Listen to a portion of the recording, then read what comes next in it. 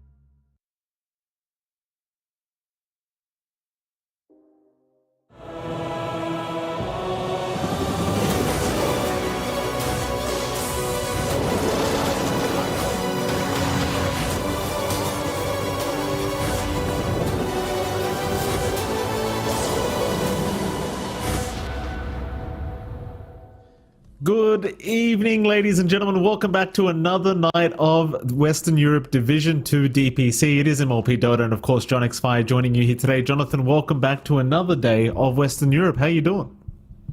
Doing great, Mike. Excited to cover these games. You know, we're, as we've said in China, we're halfway through, or almost, well, actually, we are halfway through now for the DPC for Tour 2 for Div 2. So a lot of these games are really starting to stack up importance. A lot of these teams are starting to solidify their position up above, down below, and in the middle. And if you're in the middle pack right now, you are fighting for your life to have that shot in the top 2 finish. And Western Europe Div 2, it tends to be, across every region, feels the most stacked. It has the most recognizable players. You could have argued that Southeast Asia could have been in that position if Fnatic was still around as well, because, well, Boom and Fnatic just kind of crashed. So it's an interesting tour for Div 2 here for Western Europe, and I'm keen to see some games here, Mike. Well, before the game, John, let's have a look at the recap, because we did have a few games the other night, and I want to kind of see exactly what happened here in these games, because we had some interesting results. So some highlights from the recap. Of course, OG. This is something I was very surprised about, Jonathan. Thompson, mid-Earth Spirit, 2 games in a row, gets a 2-0 victory, by the way. Now, mind you, I feel like Thompson's one of the only guys that can actually make mid-Earth Spirit look good, and that he did. Yeah, it looked really good. But it is one of those niche picks, right? Like, we see a few other teams kind of play it, we see a few other players bringing out, sometimes we see it on offlane, but overall the hero is, it has a real key timing, and OG, or Old G, recognize that timing and play around it well. They just play hyper aggressive, they run around, they keep looking for these kills, and it's Thompson's Earth Spirit. I mean, what more do you expect from the guy, right? Like, he knows how to play its in and outs, he knows how to work the lane. It was a rough one for the side of Ivy. They really need to find some more wins. They're in a bottom position right now, but up against an opponent like Old G, it's not the worst opponent to drop this way. I'm hoping they found things to learn from that game, but I don't know if you can really learn anything about laning against a mid-Earth Spirit. Well, that's very nice of you to say, Jonathan. I mean, I think what Thompson needs to stop doing is stop picking Earth Spirit mid, because, you know, us actual Earth Spirit spammers would like a buff, Mr. Thompson. So if you don't mind just cutting that crap out ASAP, that'd be amazing. So we're seeing the misfortune of Ivy here, just getting kind of demolished by Old G. Yeah, it's one of those games, right? Like, they just take off. You have a mid-Earth Spirit. Once this hero takes off, it does tend to pop off, right, in the right hands. You know, I'm going to go ahead and say it, Jonathan. It still needs a buff. It still needs a buff, but so, it does have its games. Very rarely, but it has its games. Yeah, it has its room when your team kind of plays around at momentum. Still, we also had a series of Into the Breach versus Ancient Tribe, and this one was a little bit of a surprising result. You know, Ancient Tribe were doing pretty good. They were 3-0 coming into the series, and somehow ITB managed to find that win. After going on a 3-series loss streak, they make it work out for themselves. And it was a lot of back and forth in this one, and I think the drafts were really interesting. By game 2, they were just kind of dipping into the DK. So game 1, Ancient Tribe had the DK on their side, and in game 2, ITB took that away. It didn't quite work out for Ancient Tribe in game 1. Guess what? It didn't work out for ITB in game 2 either. But I was watching a little bit of that cast, actually, and I heard Danog say that he didn't want to see the DK. It's been taking way too many ults, but it did go back and forth in those first 2 games there for Ancient Tribe and ITB. Yeah, I honestly couldn't believe the results when I saw them. Like, Ancient Tribe dropping a series, which is something I just wasn't expecting, because they hadn't even dropped a single game before this series. But, well, there you go. ITB kind of just showing up here, and like you mentioned, like 2 games in a row, DK just falls flat. 3rd game, they choose DK, it actually works out. So it's one of those heroes where, to me, it's a walking stun, you know? Offers some great push. I know other people would say, no, that's complete rubbish, it lanes really well, it offers much more than that, right? And, you know, they did put off a performance. Good for them, I suppose. I mean, ITB, they beat Ancient Tribe, John. This is an undefeated team, and of all teams to take them out, it's ITB. Like, this team has been struggling throughout Tour 2, and all of a sudden they beat the best team in the whole damn region. At least, like, based on standings, it's kind of ridiculous. Yeah, it's a big rally for ITB, and it does leave them in a position where they can theoretically stay in the middle of the pack. I don't know if it's still possible to climb up to the top with 3 losses. It's a little bit of a stretch, maybe tiebreakers in some very specific circumstances. So they just have to play their hearts out in their last few series. In this one, Secret up against PuckChamp. This one went fairly fast, like 33 minutes, 29 minutes, 2-0 for Secret. They have an outstanding game. They play spectacularly well with their draft. They get some, pretty key heroes for RML, just back on his Ember, and I believe I think that was a Game 2 Primal Beast coming out from him, if not the Tusk. I can't remember too well, but they just run around. And it's the same story for PuckChamp, but they didn't realize that win, right? Like, they've been struggling this entire tour. They found a couple of game wins, no series wins. They're in the bottom of the pack. Again, Secret, probably not the opponent you're looking to really be able to gun down, theoretically, but hey, if ITB can beat someone like Ancient Tribe, surely at some point PuckChamp might be able to get that underdog victory elsewhere, but man, they will have to find it elsewhere, though. That was a very important win for Secret, though, right? Because this region's quite tight when it comes to Div 2, so like really every single win does matter. And Secret's in a weird position now where they can't really afford to lose a series. Otherwise, you're in dire risk of just remaining in Div 2, if not, getting relegated out of it, which I highly doubt Secret would get that far. But obviously, this is a team that wants to be in Division 1, wants to have their shot at the Major and TI after 2 or 3. And, well, again, if they lose another series, they are kind of in danger of that not happening. So, very important win for them. PuckChamp, obviously, you already kind of said it, John. I mean, they're kind of outmatched here against Secret. Whether Secret keeps this up in their next games or not, don't know yet. Obviously, I think their next matchup is actually against Ancient Tribe tonight, which is going to be a pretty banger kind of matchup. But that's going to be an interesting one as well, because Ancient Tribe just came off a loss against a team like ITB. So now you're kind of sitting there wondering, like, who actually takes out that game between those two later? Yeah, I mean, whoever kind of wins out has a better time at staying in the top 2. The one who loses will have to face for tiebreakers. We see our standings here after results we've just seen. Hustler is still number 1. Ancient Tribe up there at 3-0-1, along with Secret and Alliance. Alliance just kind of lacking that 1 win, playing a few less games. Old G in the middle of the pack, along with ITB, Ivy, and PuckChamp kind of in the bottom 3. A bit of a tie between ITB and Ivy. Again, midway through the tour, Mike, a lot of these series start to weigh a lot heavier, right? Like, for Old G to have that dream to climb up into Div 1, they're going to have to pretty much win every single series. Hope that the number 2 slot will be someone with 2 losses as well, and kind of rally from there. So it's a long road for a lot of these teams. Yeah, and you get to see the schedule here today. Like, we do have ATB, or rather ATT against Secret. Of course, Alliance and Hustlers is going to be the first matchup, which you and I are going to be casting. And then last up is going to be PuckChamp against Old G. Obviously, a lot of fan favorites there in the side of Old G, so I'm sure people are going to be tuning in for that one.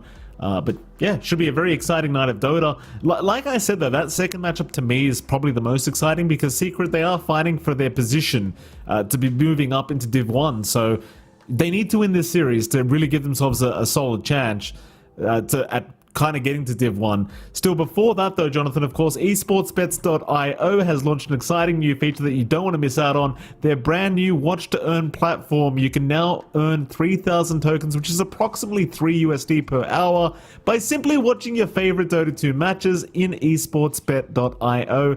You did hear that right, of course. You can just earn tokens by watching the matches you love without even placing a bet. It really is that simple, and it is, of course, free. Esports.io is committed to providing their users with the best possible experience, and we're excited to offer this new way of earning tokens and engage with the Dota 2 community. So what are you waiting for? Head over to esportsbet.io and start watching and earn tokens and exclusive bonuses. Jonathan, I can't wait to get into this game number 1 here between these two teams. Like, obviously, we're going to be having the draft coming up rather soon. Alliance, we didn't really talk about their standing right now too much, but they are kind of in the middle of the pack.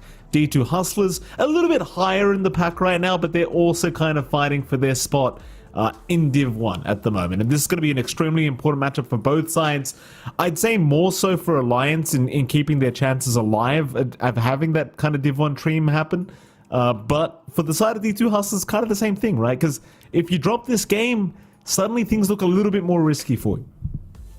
Yeah, you want that security going up to Div 1. You want that security to just not have to worry about potential tiebreakers, because if Hustlers drops here, you're probably going to end up being tied with Team Secret or Ancient Tribe, depending on who finds that win. Chances are another team will try to get that 3-1 run. Alliance will end up tying as well if they find that win. So for Hustlers, they need that 2-0 just to be secure. And for Alliance, a win here gives him a pretty good shot at actually getting promoted into Div 1. We've seen this lineup of Alliance, you know, struggle now for a couple of tours and trying to get that spot. It's just so competitive in Western Europe.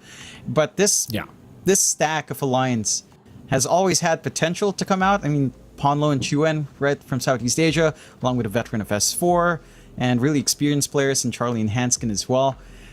So there's a lot to push out from this team. You could argue the same with Hustlers, though. Like, this is a team that looked good in standings. This is a team that looks good on paper, and they are delivering, and even going beyond expectations. I feel like this is the best we've seen Davai Lama in a team in a long time. So a good sign for the Hustlers, and they just need to maintain that.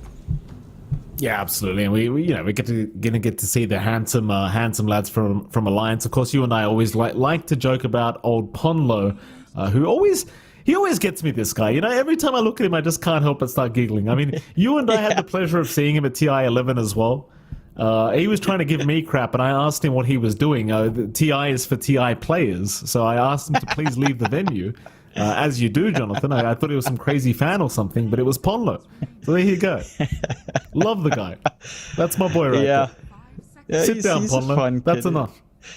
I still always forget that he's like 25. I keep thinking he's like 18, 19. He looks way too young. There's something about him. You know, like, Chuen looks like maybe someone around 25, maybe 24. Ponlo looks like he's 18. I mean, he looks like me when I went to uni or something. He looks too young to play Dota. You know, it's like, this is a mature game, Ponlo. You know, you got to chill out a bit. Yeah, the worst part is he looks innocent, which he isn't, by the way. For anyone that doesn't know, he's a real devious little kid, that man is. And I say kid, like I said, he's 25 years old. He's not really a kid anymore, but you sure as hell can treat him like one, I'll tell you. Anyway, moving into the draft. First pick here for Alliance, Jonathan. Mirana naturally is going to be picked up.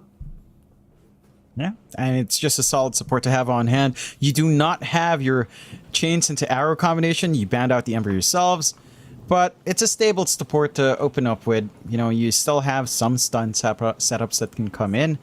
Again, DK also taken out of the pool, but it's stable enough. It's comfort for Hanskin, so should be feeling good. As a 5, you can just keep clearing out large camp, keep clearing out the range creep as well.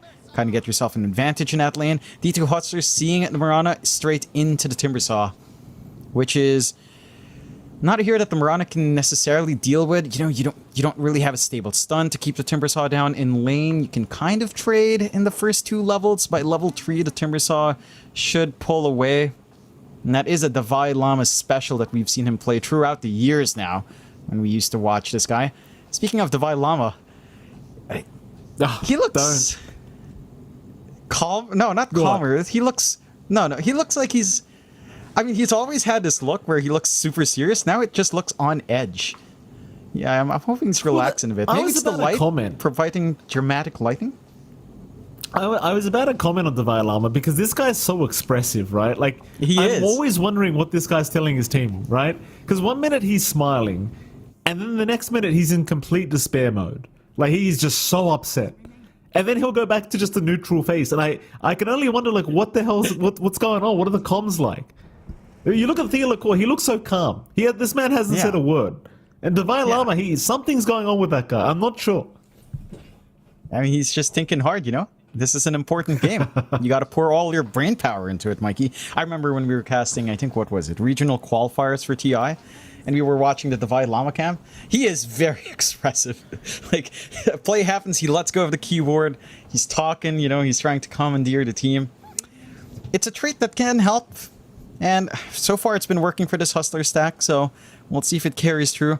They do pick up the Disruptor right after the Timbersaw, which is a sort of good way to cover your Timb. Like, Disruptor for Alliance would have been nice as well. So you take it away, it's a stable support. It's probably one of the best heroes on the 5 right now. It just gives you everything you want. Team fight, control, good laning. Glimpse is a good spell to go. 131 is a very viable build. It's probably the most meta build right now. So you can kind of punish people that want to harass a little bit more. And it just prevents certain heroes from collapsing onto your safe lane. So I like that answer from the Hustlers. It does have a 58% win rate with 15 picks. That is, you know, pretty high. But the win rate's maybe a little bit lower than you'd expect. It is high priority, but I expected a higher win rate, to be honest.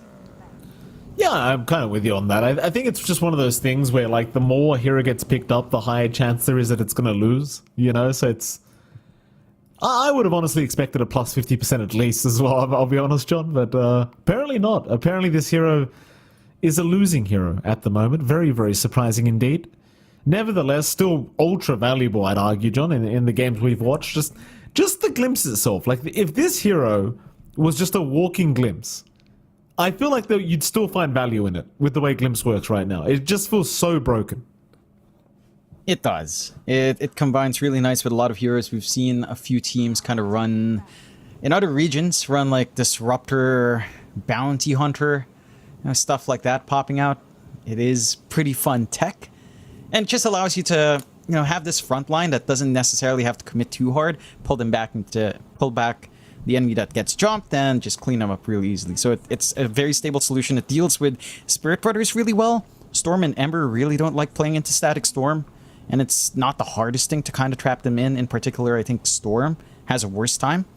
So it kind of simplifies the process for Hustlers as well, in that they don't need to kind of prioritize too many mid bans coming up in this phase. For Alliance into the Pango, again, it's one of those heroes that's just a stable laner. Like, you don't really lack anything for that. That is also something that Chuen has played far more often for Alliance on the mid, so maybe just locking in the mid Pango early on. Again, not a hero with the highest win rate, pretty up there in the picks, but I think it's mainly because it feels like the Pango is a very tempo-based hero, right? Like, you tend to really want to snowball hard on this. You want to have that early lead.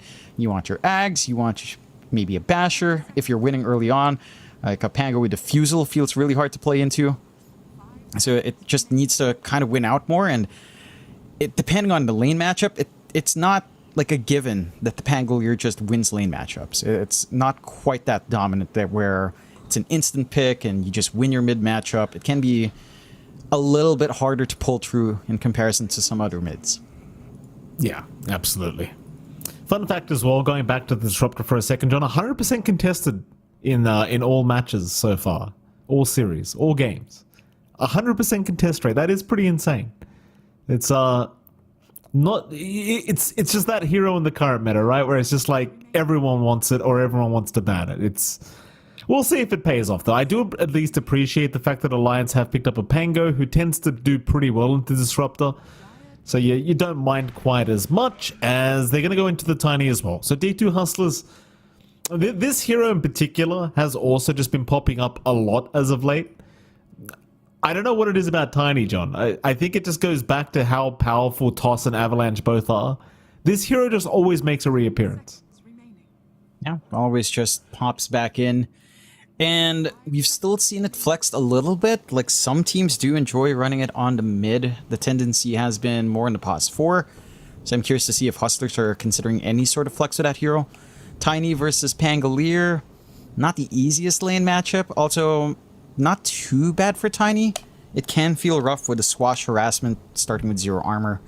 So you might cop a little bit more from the Pangolier in that matchup. If Hustlers will want to flex again, more than likely leaning into it as a support. But yeah, it's stable. The one thing about it as support as well, once you get the blink timing, we've seen some Tinies actually try to rush their Ags if the game's good for it. You know, you are a support that can scale into the late game outside of just tossbacks, which are still strong, but you can dish out some damage as well if the game's right.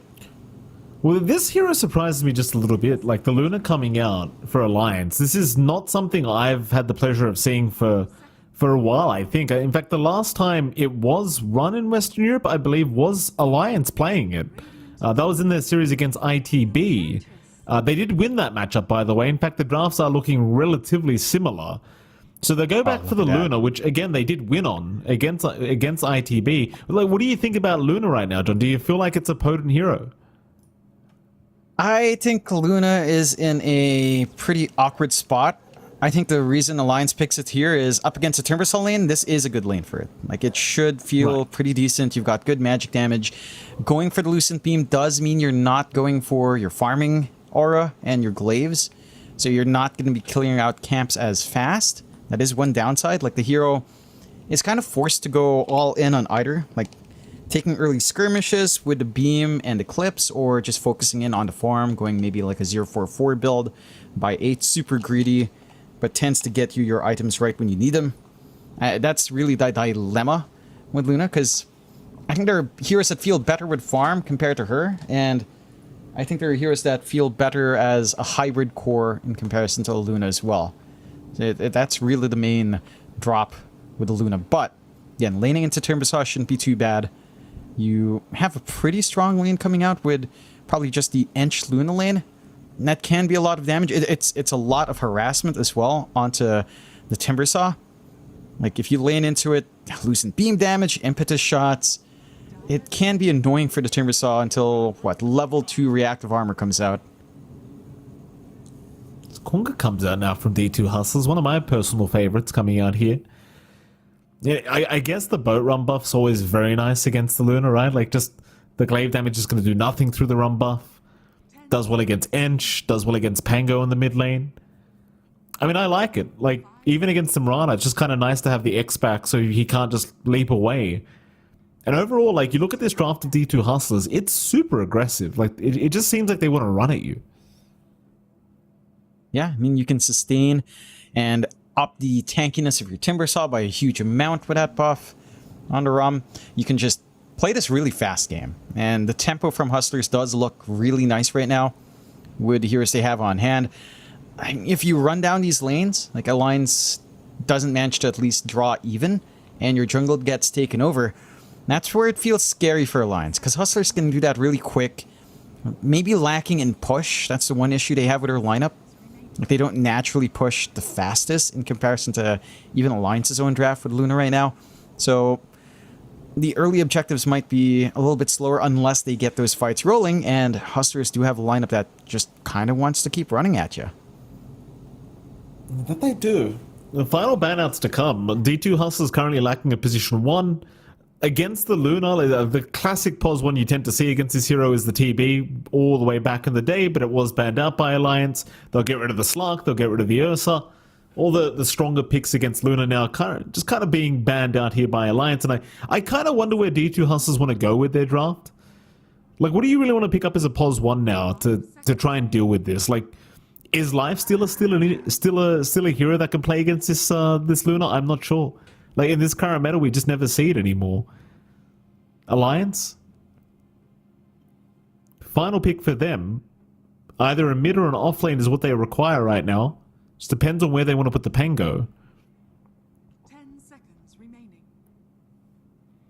remaining. It's fairly open.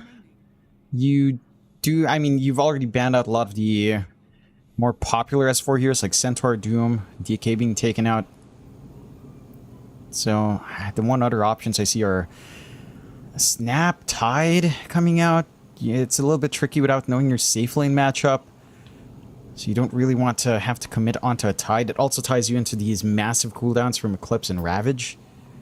Like, your only real active playmaker will end up being the Pangolier in that case. So it's a little hard to see that swing.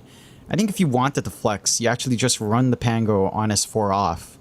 Give Chuan a different mid to kind of deal with that Kunkka.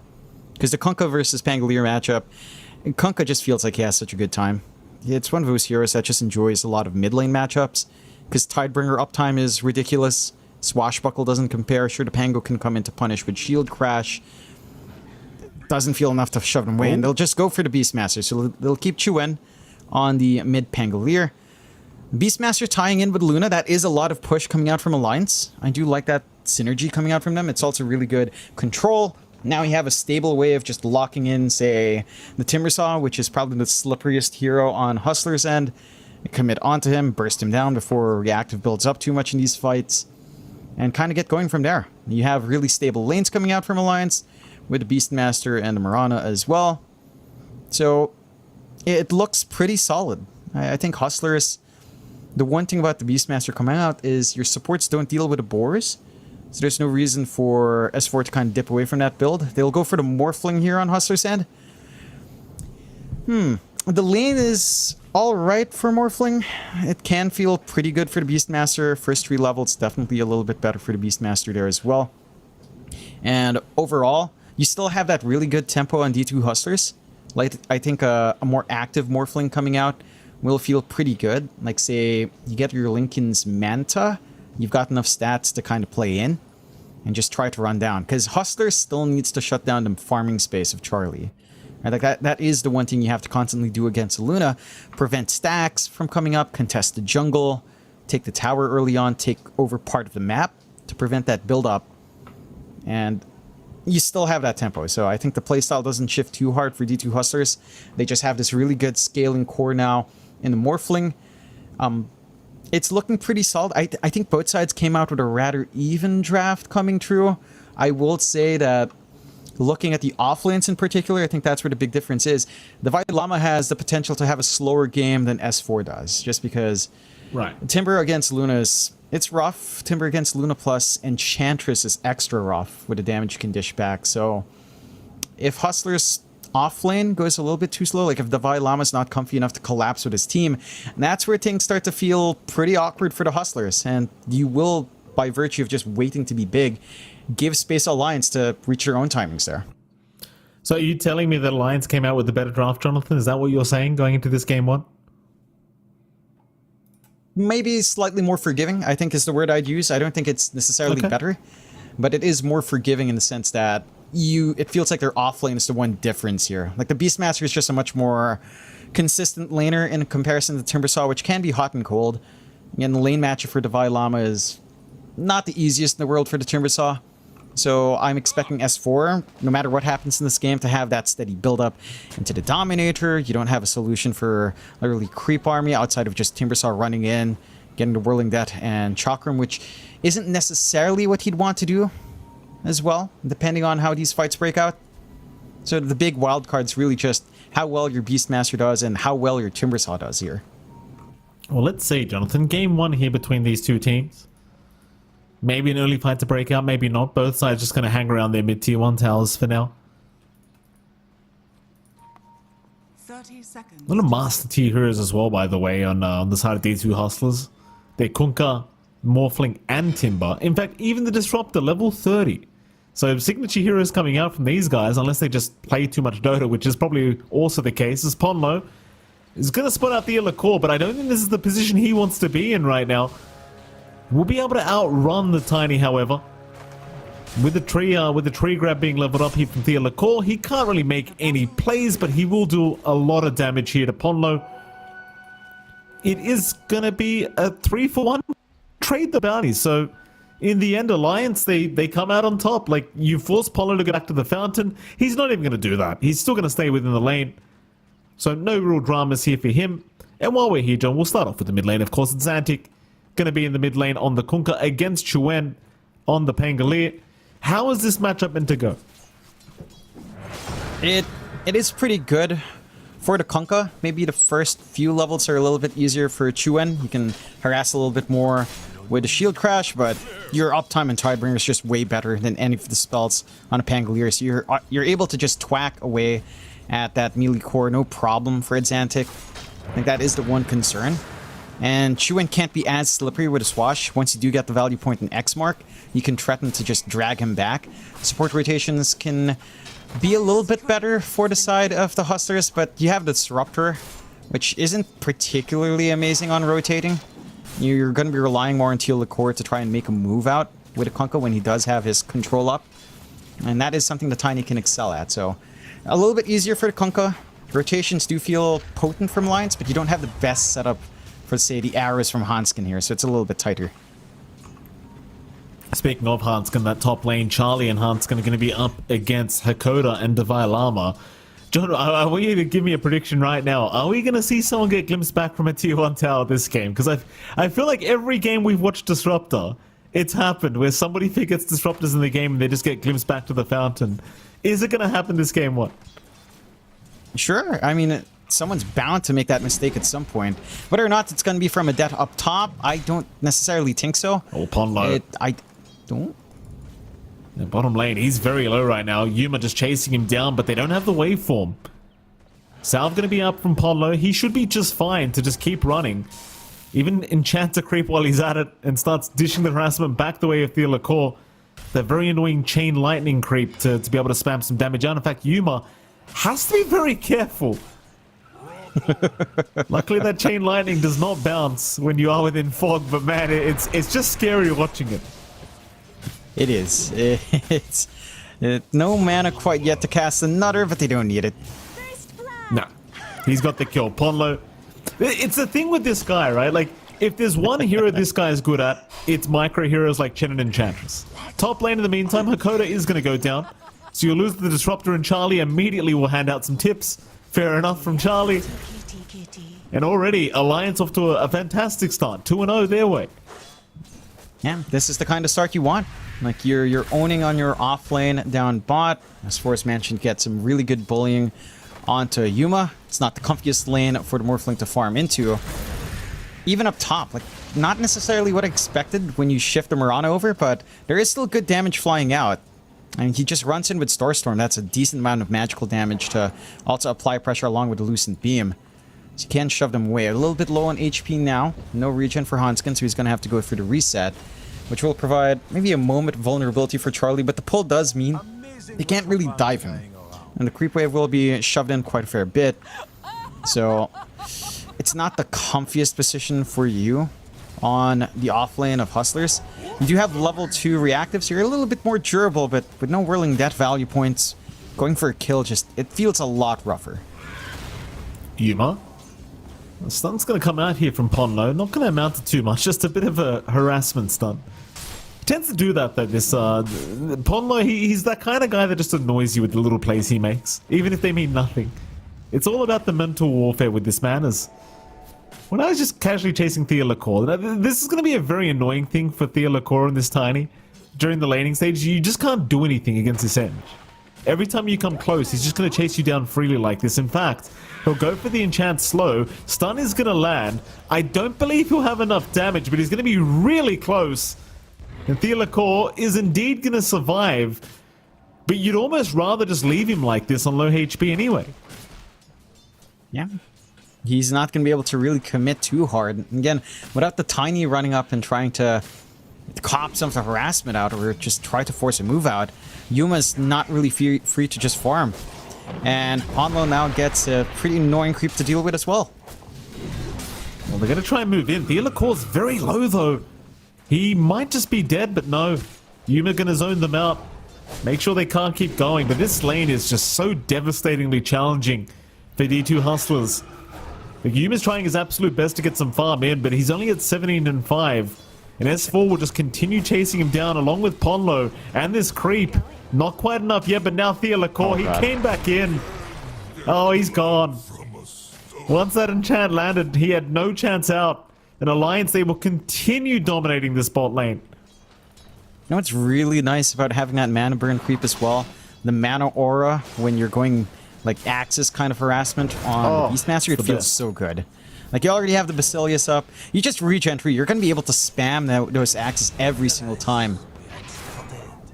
Chuen does go down mid lane. Pretty massive pick off here for D2 Hustlers now. Hakoda with the rotation, ensuring that does happen. And well, that's something good going for D2 Hustlers, as Xantic is going to get the tip here from Hakoda. And that's your mid Pango dying here to the Kunkka, which generally means the mid lane is going to be infinitely harder now for Chuen because he's going to be one full level behind. In fact, make that 2 now. Just a little bit more until Chuen hits at 6. And this is to be expected from the matchup. Again, Kunkka just has a lot better of a time, constantly harassing up the Tidebringer. You can't really poke back on Pangolier all too well with his wash in comparison. Mana cost, cooldown just feels a little bit worse to play with. So that is a shining point for Hustlers. If Xantic can get his good start, maybe work towards his early items, he can have his presence be felt. And that's when you can start to tie in with how tanky your Timbersaw is going to feel, just with high levels in reactive and a Ring of Health up. It is pretty hard to shove them away. The next thing you're going to have to look out for on Hustlers is probably the level 6 timings on their supports, particularly the 6 of Hakoda. If you can get that Disruptor Static Storm at a good time, and then you connect all your team fight, that's where it can be a bit of a challenge for Alliance fighting into this. Dire's middle tower is under attack. Mid lane, bit of harassment here from Xantic. He's getting quite a bit of damage off into this mid-tier 1 tower. Highest CS on the board is the Kunkka, and highest net worth on the board is Xantic, so kind of a bit of weight on Xantic's shoulders to be able to make some space for his side lanes, because it has been a pretty rough affair. Again, especially for that bottom lane, as they are going to try and move in onto S4, but Theolacore, it looks like he's out of position once again, is going to go down. And now Yuma in trouble. Sponlo does have Enchant up in 1. Could use it, but Yuma, well, he has the stick charges, which should mean enough mana to use Waveform, though Ponlo is still chasing him down. And Xantic has rotated. X is there, boat will fly out, S4 will cop it, and Yuma, he'll get right to work with the follow-up stun, though S4 is still trying to fight, but it's not going to be enough. A very necessary rotation from Xantic, and it does pay off. Relieve some pressure on your Morphling, allows a little bit more farm for Yuma. He can just kind of recover in lane with a Ring of Health, so he doesn't mind too much. It does leave room for Chuen here, though. Oh, very nice little swashbuckle there from Chuen. Hakoda to go down, just on the edge. Doesn't end up denying the double damage rune at the very least, so neither side's going to get the rune. Very, very sad for both Alliance and D2 Hustlers, but nevertheless, Chuen gets himself a little bit of a consolation prize here with the Disruptor kill. 2-5 though. Very slight net worth lead.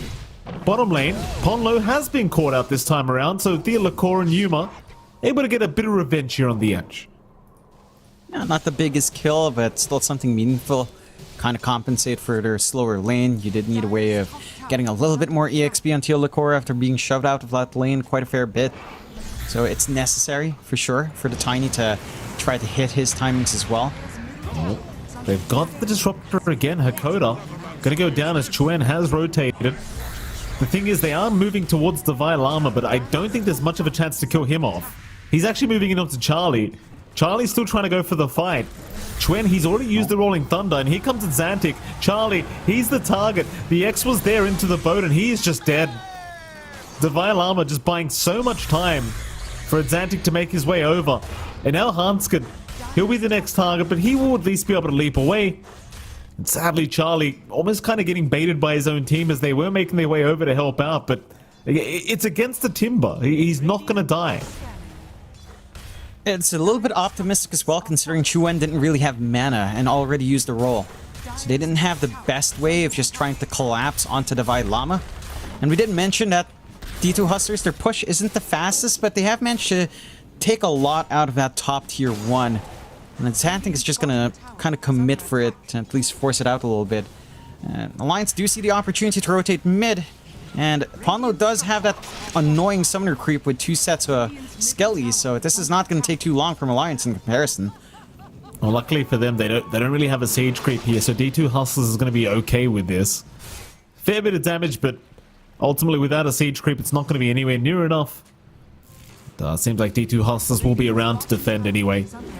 It's kind of the thing. Let's hold on a minute. S4 bottom lane. Going to find himself in a little bit of danger. Forced to pop the Roar to be able to run his way out safely. Well, they even popped the Moonlight Shadow just in case he needed it. So he's going to be alright. But Divine Llama kind of gets what he wants. He just wants to defend this bottom lane. And he'll just sit there casually doing so.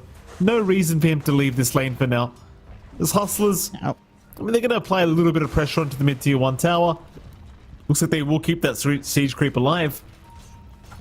And Alliance, I mean, they won't be forced to rotate too many people over. They'll be alright with this.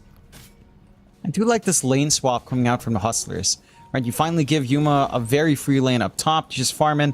Hanskin can't really threaten the Morphling solo. And Divine Llama, it's at the point where he can just cop any spell. Nice little stun there from Ponlo. Theolacore, though, is still going to move in and does secure the kill onto the edge. So Ponlo will go down once again. And Xantic now on a killing spree on the Kunkka. And that mid-tier 1 tower looking a lot more open as Chuan. Oh, that's a perfect glimpse up from Hakoda. Right on the edge of the Rolling Thunder. He is gone. It does reveal the vision they have on that high ground with the glimpse back, but it's a perfect kill. And now the mid-tier 1 tower's down. No. They take the mid. They open up the map. Alliance, that early lead they had has bled out. It's mainly Adzantic kind of soaking up all this farm. Otherwise, farm distribution is actually fairly equal across the board. But for the side of Alliance, you're not really geared up to fight just yet. Your output on Chuen isn't the highest. Still building into the defusal. He's rushing it just after brown boots. And this is a point where Hustlers does feel stronger. Again, the Timbersaw feels impossible to push out here. Oh, Chuen, nice rotation. The Illicore is going to go down immediately as they are still trying to get Hanskin. But he will drop on the Disruptor. Hakoda gone to boot. They just took such a long time trying to hunt down this Mirana that does cost them two kills on themselves. Both supports going down, and that's not too good of a feeling here for D2 Hustlers. Yeah, I feel like they might have been able to take those kills if they had a core, but again, both were still down, and the Vailam is just playing bot. So you can't really connect with him, and you don't want to have to drag Yuma in. And that does cost him. Not the biggest kills to give away at the same time, you know, considering Alliance's position. And that boosts them massively. And they're going to go for a smoke play out now. They've got the roar ready. They've got the arrow from a mile away. If it connects, the kills... And the kills shouldn't be too hard to find. The Vailam is still a tough target to go for, but they're in this area.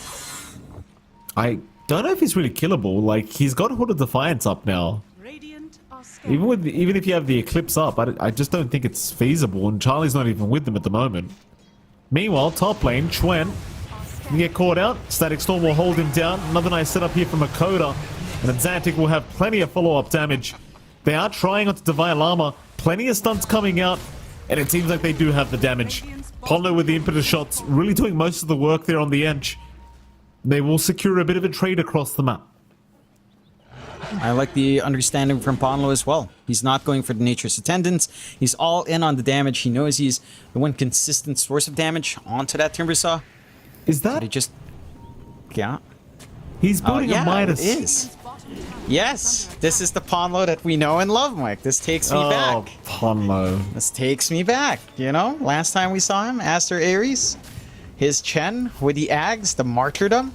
Who builds that item? Yeah, Ponlo does.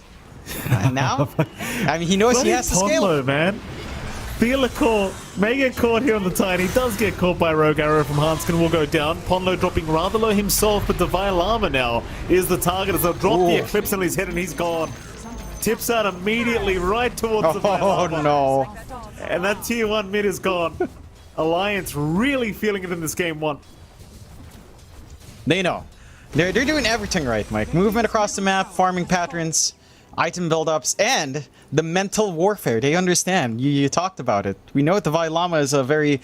He's a very expressive guy. So you get into his head. You try to do that. You get every advantage you can, Mike. It's a game of Dota. Every single advantage counts. You know what? If Alliance wins, I need to have a chat with Ponlo in an interview. I need to ask him about this damn Midas build-up. I might need to scold him live on air, Jonathan. I'll be honest. Scold him? He'll scold you for scolding him. Now we're gonna get roasted by Ponlo if he's on. I'd love that. I need to talk to that guy. Oh. I mean, it's still a best of 3 series away. T2 Hustlers. 7-11 now. It's only a 1k advantage the way of Alliance. Adzantic's still the biggest guy on the map on the Kunkka. Yuma on the Morphling not too far behind either. He's going for that classic Lincoln Sphere build-up. So D2 Hustlers, like, while that last team fight was a little bit of a mistake for them, it's not the end of the world yet. As Team Alliance... They know where Yuma is. Gonna head towards the north. The courier has the Lincoln Sphere recipe, but they want the actual hero. They'll ignore the courier altogether. Smoke's not popping, man. It's a full recipe. They'll give it away. Yuma's still running. He'll realize they're there now, and he'll go for the TV play up at the arrow. Hanskin's right on target. Perfect arrow from Hanskin. And the hands up here from Yuma. A little bit early there, so... Yeah. I mean, they let the Lincolns go through, you know? They try to play that smoke as long as they can. Sure, it pops under just a little bit of vision coming out there from Hustlers, but they get the chain control. And you know that they have a Lincolns to deal with, so no surprise factor for Yuma now in the middle of these fights. So, you're doing everything right, Alliance. They're just swinging around. It's still a very even game, mind you, 7-12. The farm distribution of Hustlers is still, again, very even across the board. Only Xantic and Charlie kind of leading the pack here. And they've got the full Kaya and Divine Llama. So he feels a lot better trying to go for these burst plays up front now. If he can just sustain and stay alive. The last time we saw him play, or at least, you know, get caught out down bot, he didn't manage to pop that Hood of Defiance active. Just because the chain stuns came in from the fog. As long as he manages to pop that on, he is... It feels like he's going to be next to impossible to kill unless you kind of get the Eclipse onto him. So you've got a lot of room here for Devi to play really Devi. Yeah. I mean, I guess this Ench is still a threat with the pure damage from Impetus, but as the game goes on, it's going to be a little bit more challenging to actually get that damage off. Until he builds a Hurricane Pike Dragonlance, which he's doing right now, by the way. He's queued up a Dragonlance. He's going to do it. Ponlo is the carry this game. And Xantic. Divine Llama rushing forward. Oh, his career. Oh, Ponlo, he's alright. He's going to go for the TP play and he'll be just fine. Yuma, in the meantime, apparently ends up dying. You just get the chain stunts, you get the Eclipse off, you clean up. Like, this Morphling is just not that durable. Lincolns can only give you so many stats. He needs way more right now. Full strength, full agi is just not durable. They will find Hanskin as compensation, but you're in a much better spot for Alliance. Again, you're constantly hunting down that big scaling hero on the Morphling. You're hitting your timings. They're playing pretty damn well with cooldown of Eclipse, actually. It feels like they've gotten pretty good back-to-back use. Oh, nice juke on the boat. Twen barely avoiding it. Glimpse back is there into the kinetic field. He's still going to drop anyway. That was a very close call, though. Had Hakoda not been around, that was a free kind of escape for the Pango.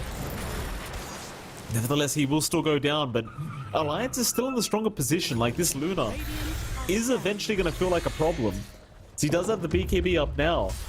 Once you get to that Eye of Skadi timing later on, Yuma is probably going to find himself struggling a little bit against this Luna. Yeah, it's not going to feel amazing for Yuma. He's just rushing to BKB now. He knows he needs the full defensive items just to keep trying to stall out, maybe join his team, and just feel a little bit more durable with a boat, run around. He has a Timber Saw to front line for him. There's not too many issues for him in kind of getting some space out in these fights first and coming in to get these kill shots in. For Alliance, though, I mean, it's not just the scaling of Charlie. Like, legitimately, Ponlo scaling is going to be an issue. The fact that he's going so greedy and isn't really being punished for it is a major cause of concern here. Feeler caught out. He is probably just dead, and he will be. The Tiny is gone.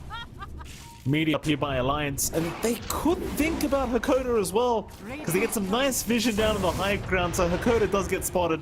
Kinetic field, trying to keep himself safe. Ponlo still chasing him down. Hakoda's going to try and TP out. The arrow, it's not going to make it. He'll barely escape, but he will lose his full courier with a bunch of items on it. The tier 1 top tower is still going to drop, and if you are Alliance, you may be thinking about starting Roshan.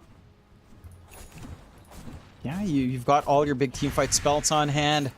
You've still got Roar, Eclipse, Roll, even a Moonlight Shadow to kind of dip outside Rosh and try to force something out as well.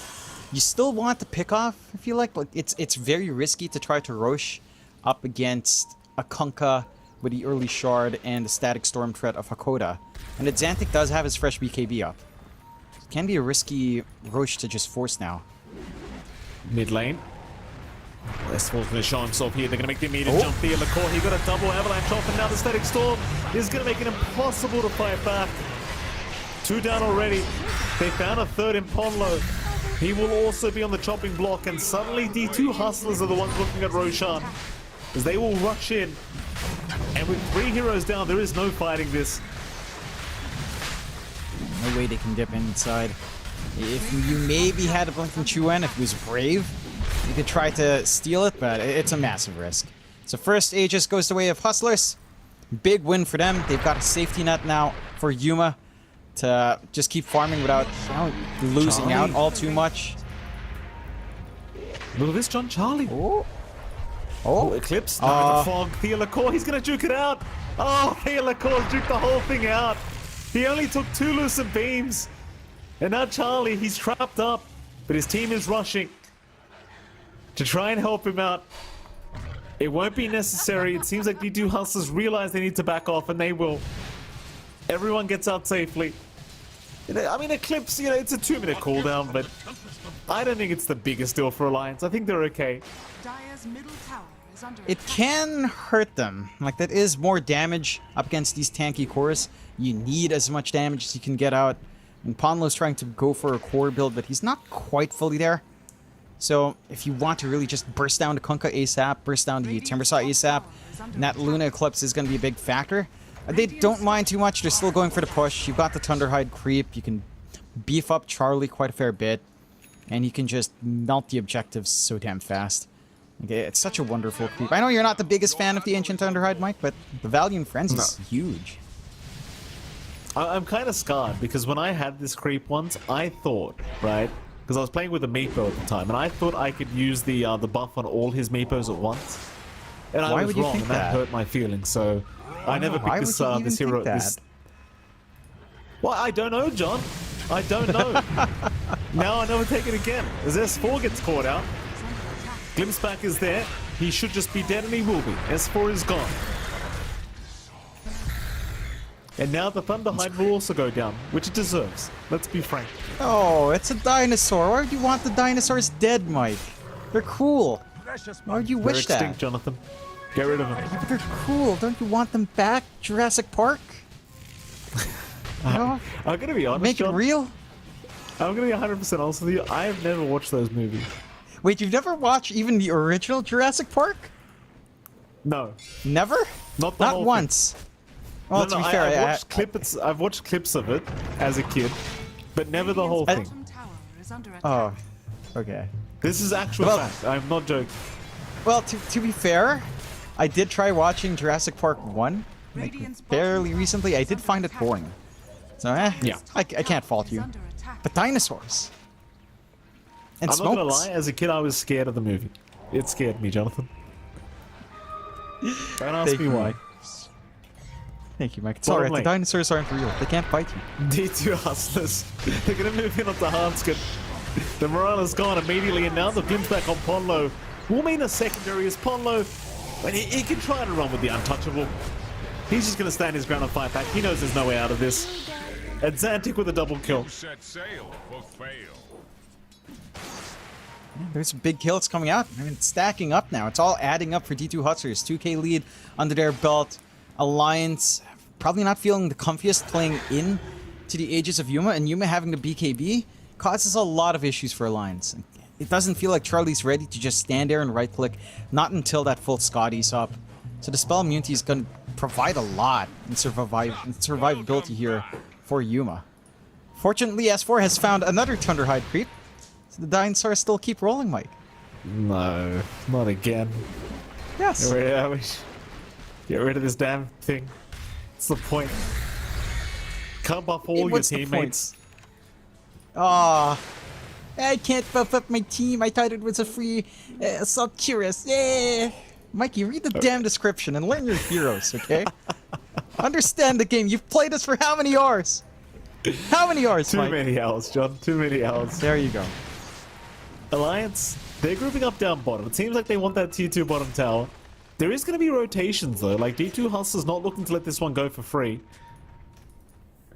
Maybe. The thing is, Alliance are there as a full stack basically. 5 heroes are down bot right now. So there is going to be TPs down towards the bot lane here from Divine Llama, who does now have an Aghanim Scepter up, so he's got some really crazy damage with those Chakrams. Oh. Chuen, he's already in. Eclipse was thrown out onto Theolacore, so he's going to die into Tiny immediately, as they're going to try and find a trade here on the side of Alliance, and they will catch the Marana. That's at least a 1-for-1. But D2 Hustlers, they want a bit more than that. Hakoda, he is gone, but Ponlo will have to probably trade his life away for this. Though his team is there to back him up, and he's taking a Oh. long time to die. How's Have they he? taken the edge bait? It seems like they have. Ponlo is out of there for now. He'll make a run for it. In the meantime, S4, he'll pop the run to Violama. Static Storm even being dropped from Hakoda here onto the Enchantress, but he's not dying. Ponlo is still alive. He is still making his way out of this. There's Charlie. Charlie's in danger. Wait, Ponlo, no. he will finally die trying to back him up. And Charlie will also get caught out. Eventually, he will drop. And S4, he's not out of the woods yet either. He is dead. Theolacour is there with the stun in time. A very prolonged team fight, but in the end, D2 Hustlers, they come out on top. And this is where the Hustlers really shine with their lineup. These prolonged fights. I mean, the Timbersaw just keeps healing up. You get full value from the run buff on the Ghost Ship. You forced out the Eclipse onto your Pause 4. I mean, Tiny doesn't mind getting torn apart there as long as none of the team is going down with him. And no one did. Only the supports had to go. So Alliance, there's just a severe lack of damage once Eclipse is down. And even in the middle of these fights, when you have Eclipse running, it's going to spread to multiple heroes. Your Luna is just not ready to right-click for the team. You know, and Ponlo, I mean, he's not ready to right-click either. He does do good damage, but until he's, like, truly a core, or at least has something like the Hurricane Pike up, he's not safe in front of all those heroes. So a big win for the Hustlers. Aegis has expired, but they find the big teamfight win anyway, and now Yuma's going to have an earlier timing on that Scotty. And that's just scary. Like, this Morphling has so much stats on hand, it's going to be so hard to burst him, even if you get the jump. The double protective item build for Yuma paying off massively. Having the Lincolns and BKB forcing choices out from Alliance and trying to pin him down or pin Divide Llama down as well. And Alliance they just don't have enough damage. Like, this is Morphling, Timbersaw, Kunkka. And you have a Pangolier, Beastmaster, and Luna. Like, they don't have output until the Luna can really right-click. Yeah, I mean, he's going for the Scotty now. Even then, you might still be lacking damage on this Luna. Like, we'll see, because once you get to the point where you can farm up that silver, the silver edge, I think things change very drastically for the Luna. But for now, it is a bit of a rough time. Spawn low. Immediately bursted down by Divine Llama, who does not tip him back. Been very, very quiet on the side of D2 Hustlers, just not even bothering to try and press that tip button. Meanwhile, Chuen, being chased down top lane, is probably going to be okay. Does have a TP available if he needs it. Should be just fine to get his way out of this one. And Alliance, they are just pushing down the bot lane. Like, this is all you can do right now, I suppose, is just try to force them back, force the defense of the bottom lane. Yuma will be there on the Morphling. He'll take care of it himself. And Alliance, they're just basically buying time for their Luna to get to the point where she can actually fight this Morphling.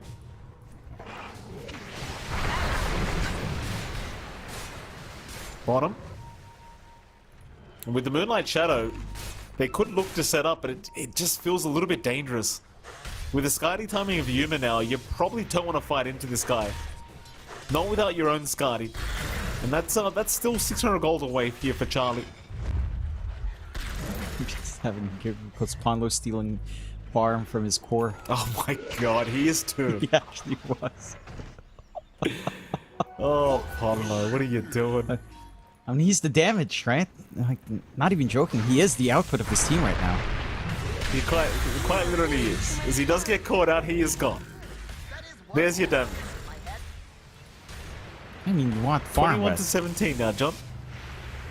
yeah, it's looking good for Hustlers and Alliance. They had a timing. They still do. The Scotty's gonna come out in Charlie. He needs that full silver edge to really start dishing the hurt.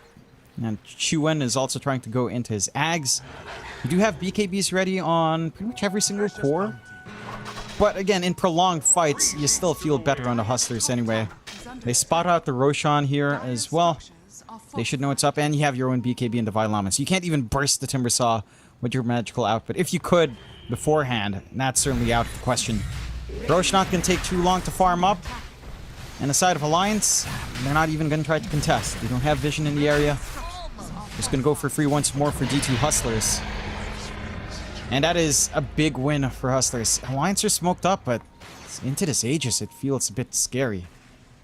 I mean, it does. They're going to meet in the mid lane here, it seems. Yuma, he will waveform forward. Sitting duck, but again, BKB, Lincoln's, Aegis, all these defensive items on Yuma makes it kind of hard to even think about making the jump on him. So they're just going to leave him be. At least for now, but Yuma's going to them now. Hanskin, immediate leap away, but Yuma will leap right back towards the Mirana. And Hanskin now being slowed up by the Skadi. Does go into the Moonlight Shadow, but is not going to make it out. Thea Lacour able to secure the kill there in the Tiny. And it well and truly seems like D2 Hustlers want to fight. They don't want to sit back and farm anymore. They're ready to go. They have no reason to wait. They've got everything they need. They know Alliance can't take... Oh my god, Ponlo. That's a lot of damage. That is a lot of damage. One hit from Xantic just removed 3/4 of his HP. And that's the thing with Divine Llama as well. Like, he throws out those 2 chakrams. You are at least losing half your HP pool.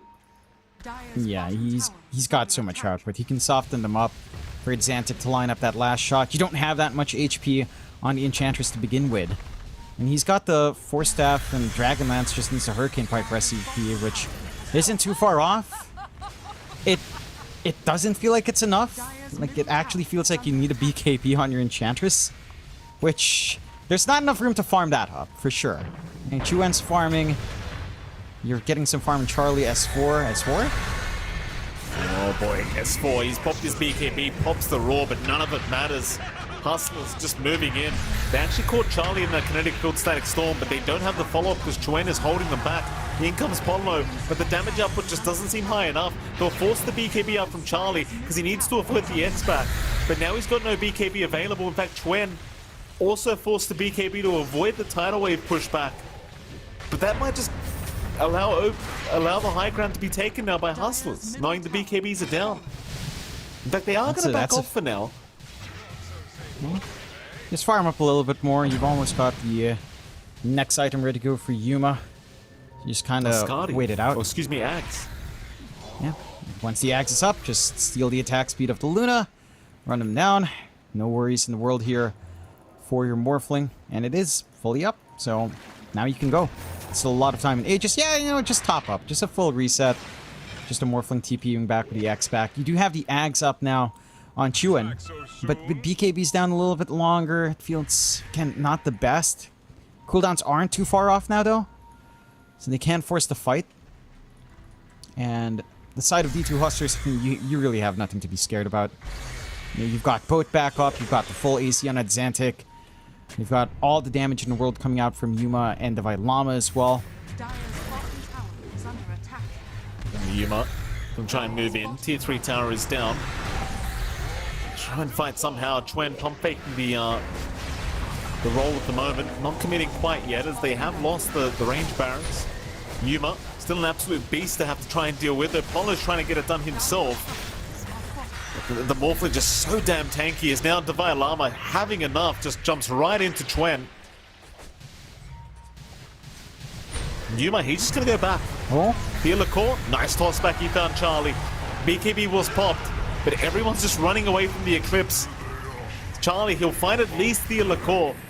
But now with the Rolling Thunder and Eclipse down, you might want to just keep going. Divine Llama, removing most of Ponlo's HP. Xantic not able to get a good Tidebringer off, and Divine Llama's gone. Xantic at least able to TP out. But they get a little bit greedy in the end, and they do get punished by Alliance. Yeah, and they've still got the output. They get, yeah, not the most ideal Eclipse, but you manage to clip out Thea Lacour. You run down Divine Llama. You've got, again, decent output on Ponlo, and he is going for the BKB. He will actually be a core, like he already is at this point. His output is a pretty significant part of the fights. Like, he's doing as much damage as Charlie is right now in that last fight, so you want to be enabled in that hero. Chuen, no, he can't survive the damage output of Yuma at the moment. Very unfortunate here for the Pango. Down for about 70 seconds. Two Hustlers, 14k advantage now. I mean, this Luna pick, I don't want to blame it on the draft choice of choosing this Luna, but it hasn't felt that great this game. It's kind of the reason why the hero's just not in meta, right? Like, you just require so much farm for this hero to feel actually kind of scary. Yeah, the build-up is quite a fair bit. I remember when it used to be more popular, we likened it almost like to the Alchemist, where you kind of want a huge gold advantage on this hero to really feel good.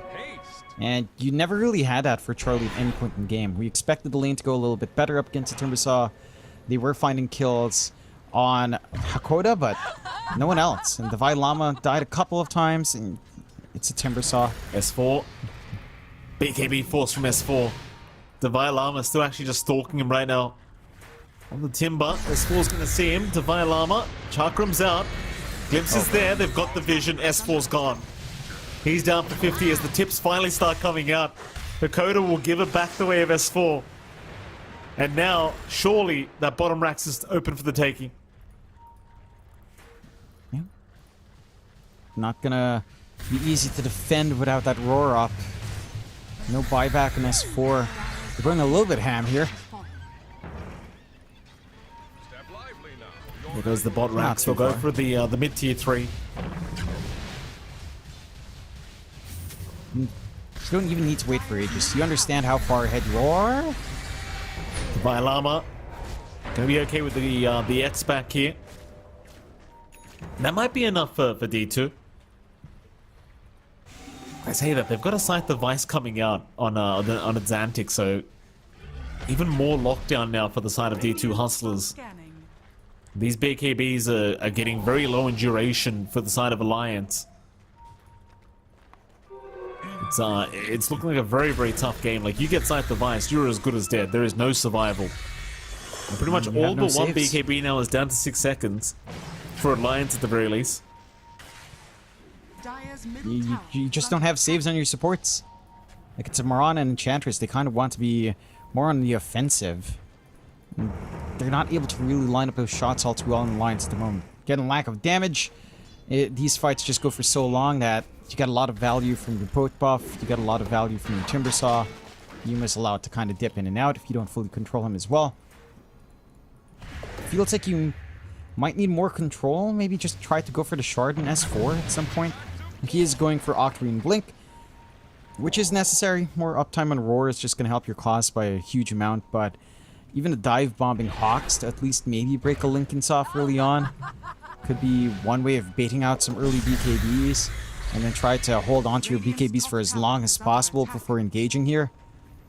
You have to take some really awkward angles to win out these fights in the lines. Like, the high ground fight was them kind of forcing Hustlers to just constantly go in and out of the high ground, dive behind those tier trees, behind the racks. They kind of need to just pull weird stuff like that. Force Hustlers into a really weird position, but they're just playing safe now. They play X and push, and there's no counterplay to that unless you have Yules, and you don't really have any Yules carriers. Yeah, it's actually one of those sickening strats where there's just like literally nothing you can do about it. Apart from the Yules, like you kind of mentioned, as Alliance. Now realizing that that game is in play, they're going to go for a big smoke up as 5. A big team fight to go their way. Silver Edge Neil is now up on Charlie, so he's got a lot more damage available on this Luna. Hustlers, they'll just take the time to farm up these tier 4 items. They're not concerned, they'll just hold their position in this dire jungle, around their own vision. They will realize exactly where Alliance are, because they do send the Lunar Mantra illusions out. Mind you, of course, Alliance always has vision with the Hawks out from S4. Oh. Divine Llama just being such a nuisance. Like, he knows he can't die with the X back. There is literally no Yule Scepters available to try and cancel that off. There is nothing.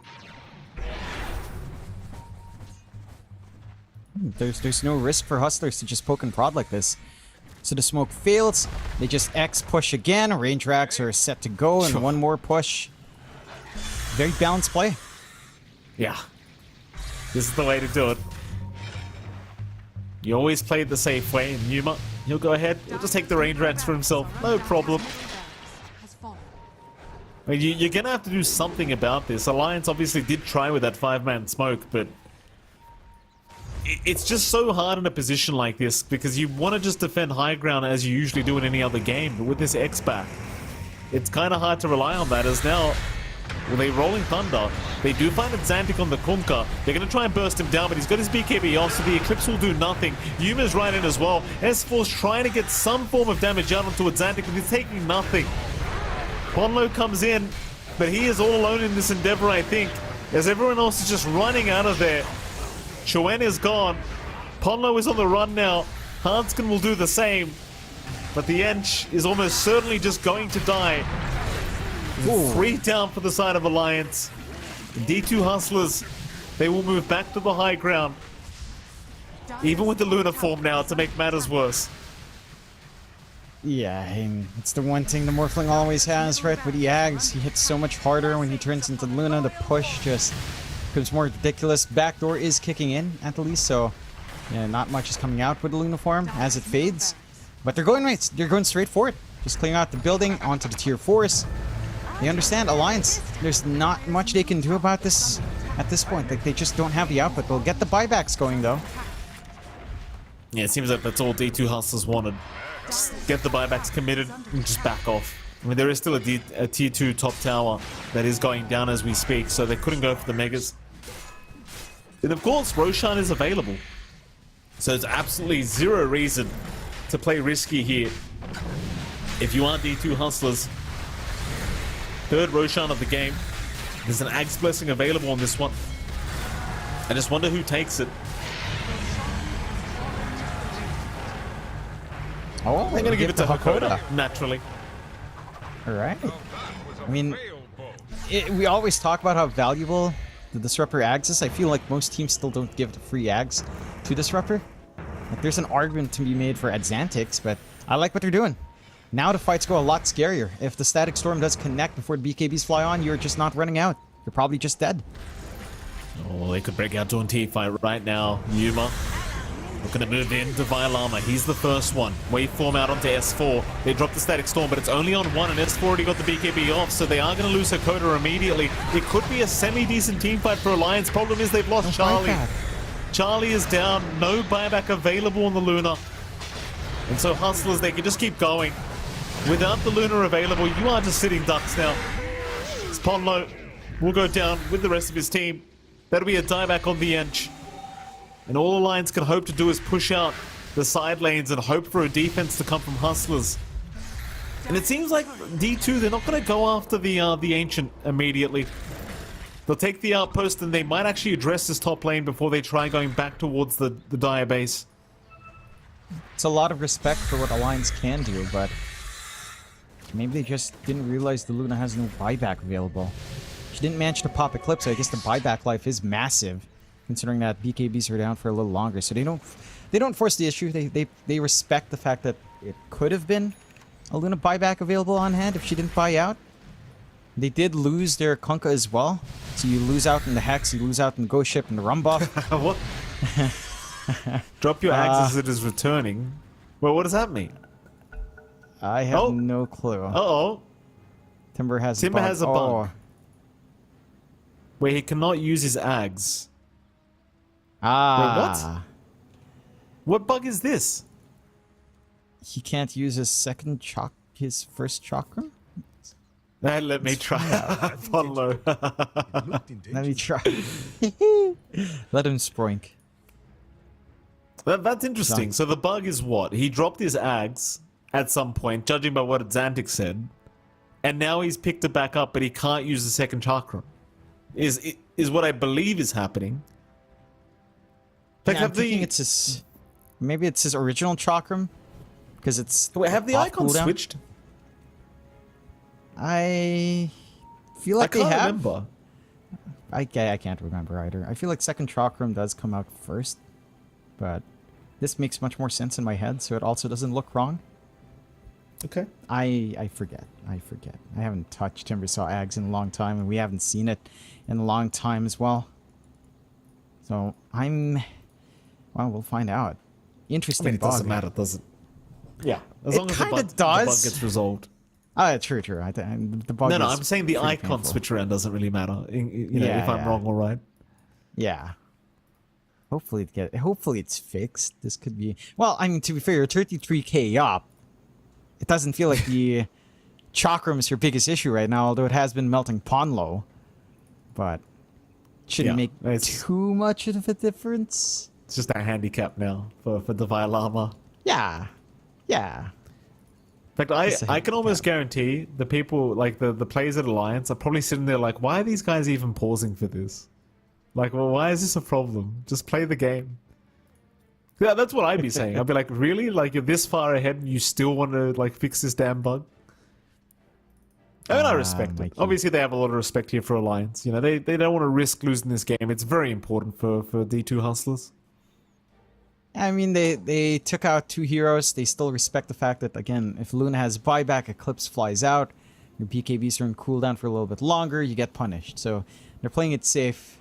And Alliance is still 2-1. You know, they're a team that, if they find a way to win the series, they're still in contention. This is not the game for me to say that. It's, 33k lead. You know what's Dota Plus saying? 99% chance for Hustlers.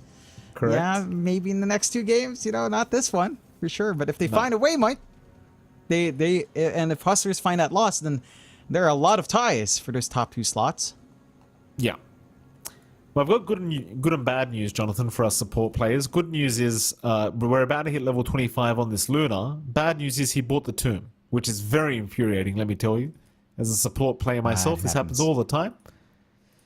Yeah, but you have to understand your timings, Mike. You have to understand the timing of when core should be buying tomes. Right? No, I'm the main someone character, argue Jonathan. about this? I'm the main well, character. you and Ponlo should stay in a room together and talk about how your lives are amazing. How important you 2 are. Ponlo is going to one-up you every single time, man. Yeah, I mean, this guy literally rushed Midas on pos 5 inch. I can't compete against that. Anyway, moving on. They fixed the bug.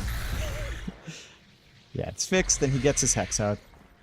And so more control coming through. I'm still seeing him drop the eggs, unless I'm bugging out now as well. I'm drop it for a moment. Something happened to my icons. Dire's top tower has Yeah, he's dropping You are it. right. He is Maybe dropping it's it. not fixed. He's still only using the second chakram as well. Yeah, I kind of want to know now, is it fixed or not? Like, is he just going to play with the handicap?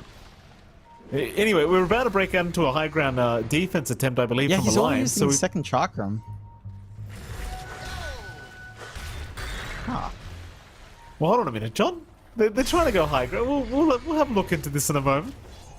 D2 You're Hustlers. going high ground, but the Vi is just running around, testing out his I can't chakram, go so up I without have to my look at second it. chakram, guys.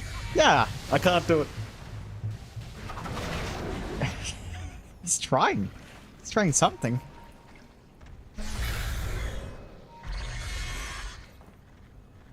No, you are right. He's literally only using the second chakram. And every time he comes back, he gets an item icon on top of his head for some reason. Charlie? Are we bugged? No, I don't think so, but we could be. Alliance, they're holding high ground. Ready to initiate. Chuen looking to move in. Does get a nice Rolling Thunder initiation.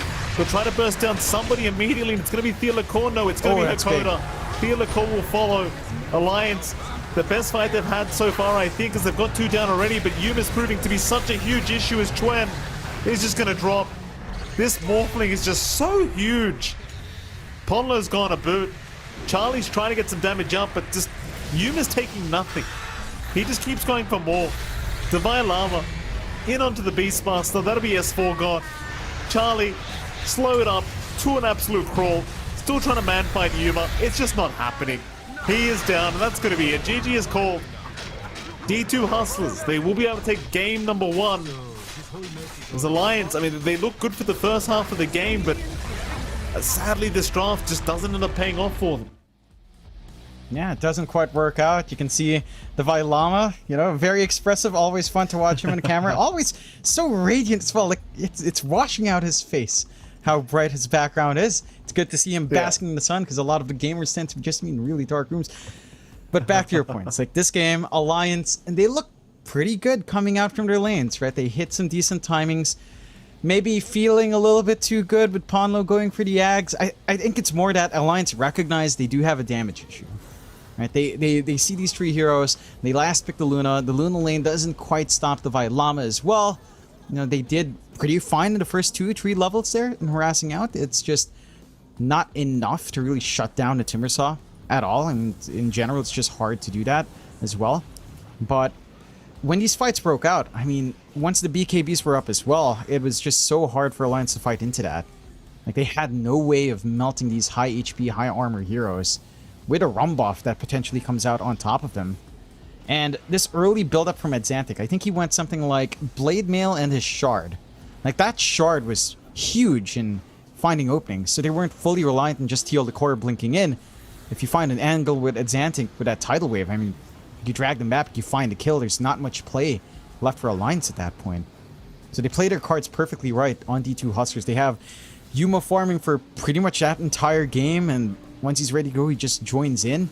There's no one to really hunt and punish Yuma. By the time they did, like down bot, they killed him a couple of times. He just goes top. They already cleared out the objectives anywhere. It's super secure for the Morphling to just get his item timings going. And for Alliance, I can't say it was fully the draft, but they did allow a lot of tanky heroes to come in without too many solutions. Right? Your best solution really was Ponlo. And he was itemizing right to be a damage dealer. Like, the Midas is the play if you're trying to go for that. Hustlers, they play a spectacular game. Like, Exantic has that really great lane against Chuen. He gets that solo kill, right? By himself with a late rotation from his Disruptor to just top up his bottle. And they just get things going. The Vailama as well and his Specialist Timbersaw just felt spectacular. That was a first phase, first pick Timbersaw. And that did amazingly well. It takes me back to almost like a South American game where Whisper would kind of get priority for that hero.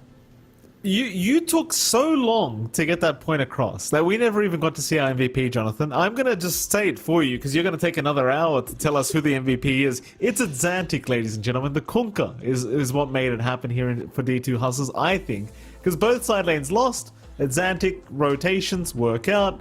I mean, the Kunkka just played a fantastic game. So I think we give the MVP over to Exantic on the Kunkka. I'm not asking you for game number 1, Jonathan, because again, we don't have all day for the decision to be made. So thankfully, I'll step in and make it. Look at that kill participation, John. 77.8% here for the Kunkka. I really think he just made the game for D2 Hustlers. Like, had he lost mid lane to Chuen, this game may have just completely fallen apart. Yeah, it's his early rotations, his build up. Again, the early Shard gave a lot of those early kills out towards D2 Hustlers, and his solo kills on Chuen. Like, he just kind of crushed that lane pretty hard. Maybe not in CS, it wasn't as lopsided, but just the harassment and the control they had over that mid caused a lot of issues for the side of Alliance. So we'll have to see what kind of adjustments they make. I don't think you should allow stuff like the Timbersaw.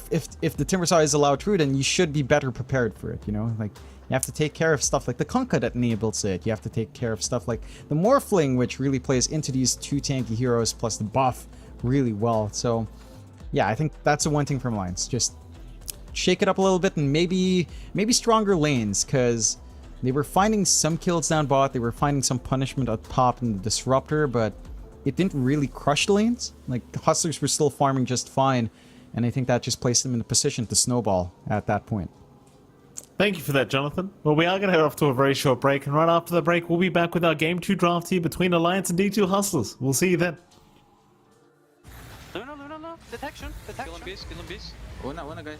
I'll just hit her. She's gonna die. Best BKB? Torrent after BKB? Sell Vegas, guys. Doesn't matter.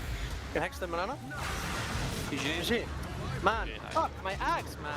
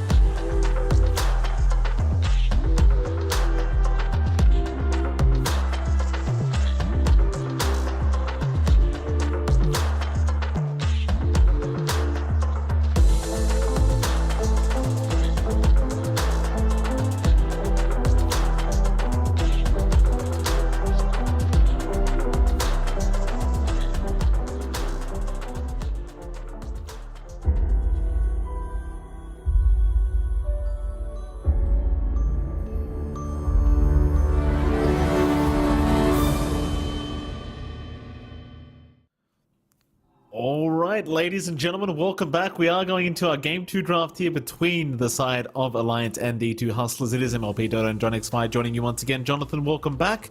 Game 1 goes the way of D2 Hustlers. I don't want to say in convincing fashion because the game did feel rather close for quite a while. Game 2, is there anything in particular you'd like to see Alliance change up here, at least in the draft phase, to try and force us to a Game 3?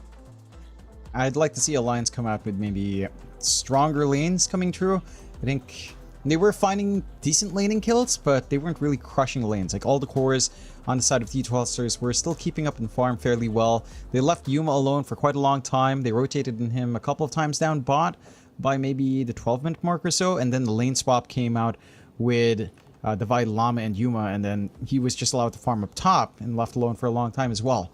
So I think Alliance had the right idea. They understood that Ponlo would actually be their scaling damage alongside the Luna that game, because the Beastmaster doesn't provide you damage, the Pangolier doesn't really provide you damage, so they had the right concept, but it just didn't come out fast enough. I think Ponlo was still playing like a support, right? He was still copying ganks, and at the latest timing on something like the BKB, which would have been massive along with a Hurricane Pike. So we'll see if Alliance does opt for more aggressive lanes. That's one thing I think they need to fix out. Well, I appreciate the fact that they already respect ban the Ench, which I think, like, considering how badly the safe lane of D2 Hustlers went, thanks to Ponlo's Enchantress, they just kind of respect ban it out. They don't want to have to deal with it. They're also getting rid of the Silencer. Alliance, they actually get rid of the Broodmother here, not wanting D2 Hustlers to go down that route for Divine Llama, which is absolutely fair enough. And they'll get rid of the Rubik as well. Why the hell not? As we are going to get this draft underway. By the way, John, this is something I think Danog pointed out to me. I want you to look at Yuma's camera. Look where his leg is. Yeah. So Danog said to me, apparently this is how Yuma plays the game. He literally plays Dota with his leg up like that. The whole time. Which I can confirm because the whole game we casted, he had his leg up like that. Yeah, that makes sense to me. Because some players are really specific about these. Some players have a really weird way of being comfy while playing, right? Like legs up in the chair. So I'm not too surprised. It does look really awkward. Like it feels like his legs are going over his keyboard. His hand is crossing through. He's like, I know. If that's what works for him, you know, why not? You have CS players pushing their keyboards almost 90 degrees or whatever, playing with their hands crossed. It's like, yeah, you know, if it works for you, good for you. You can't really see much. That's comfort for them, Mike. I mean, look at Ponlo. Leg up in his classic pose. Both legs up. Ready to play Dota. That's his pose. Yeah, that means he's getting serious now, old Ponlo. So we get the draft is underway. Doom and Shadow Demon is going to be the initial pickups. Now, SD is one of those heroes. I always get a little bit confused when I see this hero in the in this kind of meta, right? Like you hardly ever see it. In fact, I think we saw Fly play SD yesterday, but it's not a very popular pick to say the least. I'm very curious to see what Alliance's plans are with this coming out. Yeah, it's not a popular hero. At the same time, I feel like it's actually very effective. 100% win rate over 3 games, so you know it's working. Your laning presence is pretty good with a Shadow Poison. You've got a save, you've got the Demonic Purge and the Cleanse. Like, this hero feels really good in certain games, I think, as long as you have something that can play along with it, and that can maybe play with a setup from Disruption offensively. Like, Doom can kind of do that if he gets the Centaur Creep. You've got the Hoof Stomp to play with. You've got a save, you've got a way of slowing down the Termsaw a little bit, pinning him down, setting him up for a stun. And so it's a good shakeup from Alliance. I actually really enjoy that pickup for them. Hustlers, though, are allowed to go back to the Disruptor and the Timbersaw, right? So you get the Divine Llama hero back. Hakoda had a really good game on the Disruptor last time as well. He was prioritized. His team understood how important the Ags was. And he was getting out a lot of big static storms, especially pre-BKBs. There were a lot of fights for Alliance where they were just running in grouped up. And a static storm kicked onto 2-3 heroes where it just felt near impossible to try to counterfight. Like, they were just dead the moment they were trapped. I do wonder if it pays off. Like, we did see the 100% win rate on SD. What do you pair with it though, right? Because like last game around felt like the kind of game where SD would feel kind of nice with the Luna, right? Like it's that classic SD Luna combo that we used to see years back all the time. Now Luna's just immediately banned out by D2 Hustlers, so they're not going to allow that kind of combo to happen. I wonder if there's some other hero that they've got in mind for this SD to work with. Like, I know there's still heroes like TB, for example, that you could go down the SD route with, but I mean, TB's not exactly a position one that feels incredibly good right now, to be fair. I wonder. I think TB into the Timbersaw lane can be pretty awkward. It's kind of the same issues. Level 1 to maybe level 3 feels good. Past the point, the Timbersaw can actually just pressure you down with magic damage. You don't have the highest HP pool. And level 6 kicks in, you're at risk of just dying. I don't think it's the best lane for Alliance to use that. Combinations with Shadow Demon from your core, I don't feel is as important nowadays in comparison to just using Disruption offensively, right? Like as setup, as follow-through for your stuns, or if you get value from the defensive Disruption. So in terms of using the illusions, not as big of a deal. And there's a hero that does play with the Disruption as setup. You've got the Jakiro coming out, good push coming out now from Alliance. Good magic damage as well to deal with the Timbersaw. So you're not stuck in a position where you're trying to farm up your Enchantress with a Midas anymore. No need for such shenanigans here on Alliance, as Macropyre alone is probably more than enough, along with the Dual Breath. The Living Fire, the Liquid Fire might have some value as well. Hey, it's not a bad pick at all. Like, we've seen Jakiro being picked up quite a bit in China in particular, and it does seem to be very potent at the moment. Like you said, against the Timber obviously offers a lot of that magic damage that you do tend to lack against a hero like Timbersaw. It's D2 Hustlers. Their turn to respond. Probably just a position 4 or 5 to come out. What do you really feel like here? Team pick. They'll go for the Slark pickup very early on. Not something I would have quite expected, but I suppose against the Doom, you don't mind going up against the Doom as a Slark. Nice kind of way to purge off all the Jakiro spells as well, if that's going to be the Jakiro pos 4. 10 seconds remaining. Yeah, it works in the lane. And Seconds remaining. it doesn't feel like you have too many unfavorable core-to-core matchups anyway. I think the Slark is just a very solid hero to have. It's kind of vulnerable until it hits its Ags timing, then it's pretty safe to play aggressively. So you really just need to farm that up, and you're in a good position to go here. I don't mind it too much. I think it can really punish these supports on Alliance. Like, you jump the Jakiro, he's not going to be able to do as much. Shadow Demon can stall with Disruption, but then he's just going to go as well. So you do have hold and backline to rip through, along with, again, just having a good time against Doom. Of course, that does mean the Doom more than likely is just going to prioritize targeting the Slark rather than the Timbersaw in these fights. Like, if you can just Doom up Slark, he is going to be easy bait, easy to pick off, easy to clean up. And you can still work on core-to-core matchups that feel a little bit better into the Slark. Like something that can just stand, take a couple of hits, burst him down faster. The Ursa would have been best, but that was banned out. Hustler's just back into the tiny. Teolacor had a really good game in that hero. Lots of good tossbacks, lots of good setup. Even the lane might have been a little bit slower. Like, he couldn't do as much to help out, but it was like a morphling tiny lane, so it wasn't really the ideal for that hero anyway. I'm wondering if Hustlers will still keep that setup. I feel like they will, because Timbersaw plus tiny doesn't particularly feel amazing.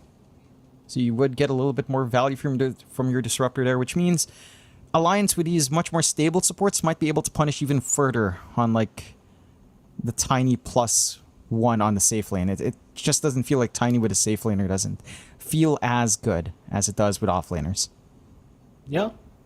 That's the thing as well for Teolacor. Like, he did have a good game, right? But that laning stage was just horrific for the poor guy, and it just doesn't seem to mind. Like, they're just more than happy to go back for this hero, which is fair enough because it still has so much impact later on. As Alliance now going for a Void. Very, very interesting pick to make here for Alliance. I don't mind seeing it, though. I kind of miss seeing this position 1 Void coming out. Nice little combo as well with the Jakiro, right? Because you have plenty of damage with Chrono and Macropyre. So if you feel like your Void's lacking damage, it's no problem really, because you do have so much over time damage you can just kind of just dish out with the Jakiro. And then you also have a follow-up stun with the Ice Path right after the Chrono, so I don't mind the pick whatsoever. You don't mind Void and Slark either, though. I mean, Depth Shroud can be a little bit annoying, I suppose, but that's about it. Yeah, it's that good core-to-core matchup. You can hold down the Slark. If you don't hold down the Slark, we always talk about the potential of Depth Shroud to save from Chrono. I feel like we don't see it as often. And even if you do have that, there's enough AoE on a Lion stat.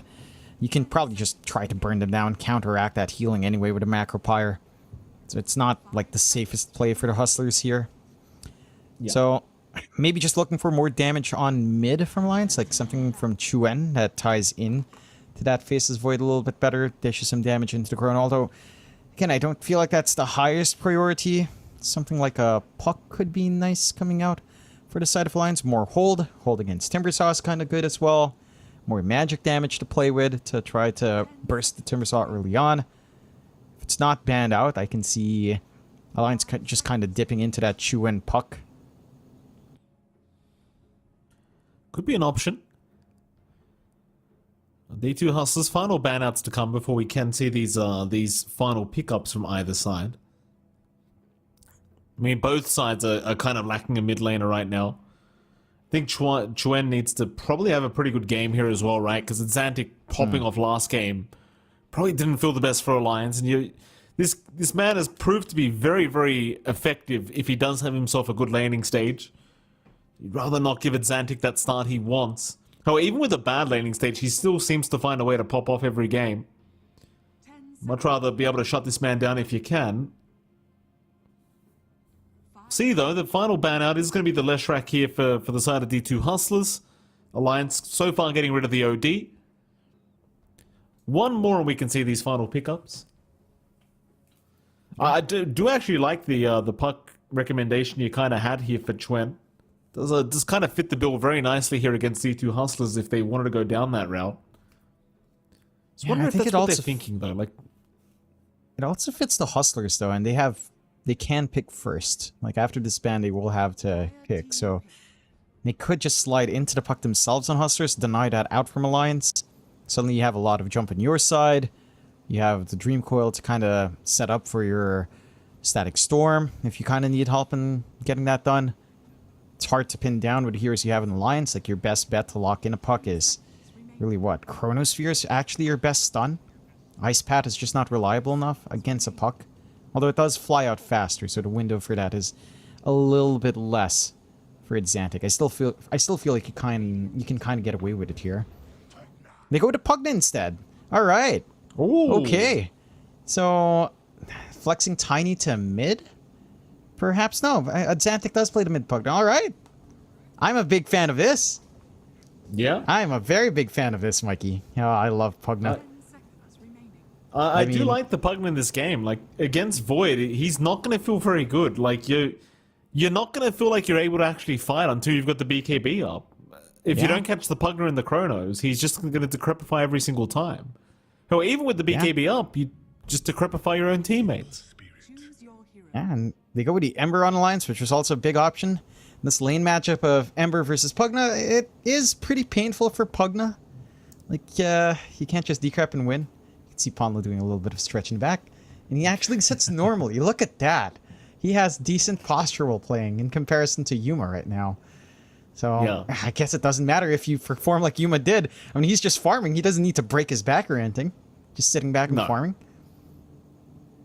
That's right, Jonathan.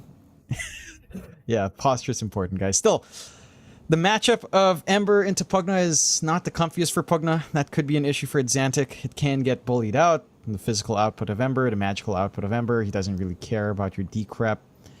So if decrep is annoying, you maybe just go Flame Guard. Counteract it. You can block off the Nether Blast damage. You can still clear out the creep wave without right-clicking. I'm trying to remember if you can actually still right-click with Sleight of Fist with decrep on. I can't quite remember. I feel like that shouldn't work, but it could just work, and that's a bit silly. Still, the mid lane is the matchup that's the most important here. If you do get a strong start on Adzentic, he runs down, he pushes the mid tower, you lose map control, you're trying to farm up in the Void, you're trying to farm up in the Doom. It's kind of greedy in your two cores here for the side of Alliance. So that faster pace has to be met by Hustlers. And that pacing is going to have to come up from Adzentic and to an extent Divine Llama as well. And even Divine Llama, again, there's more magic damage to deal with him here, so it's not the safest. I'm looking forward to this game number 2. See if Alliance can force us to a game 3 as the good luck have funds do come out between both these teams.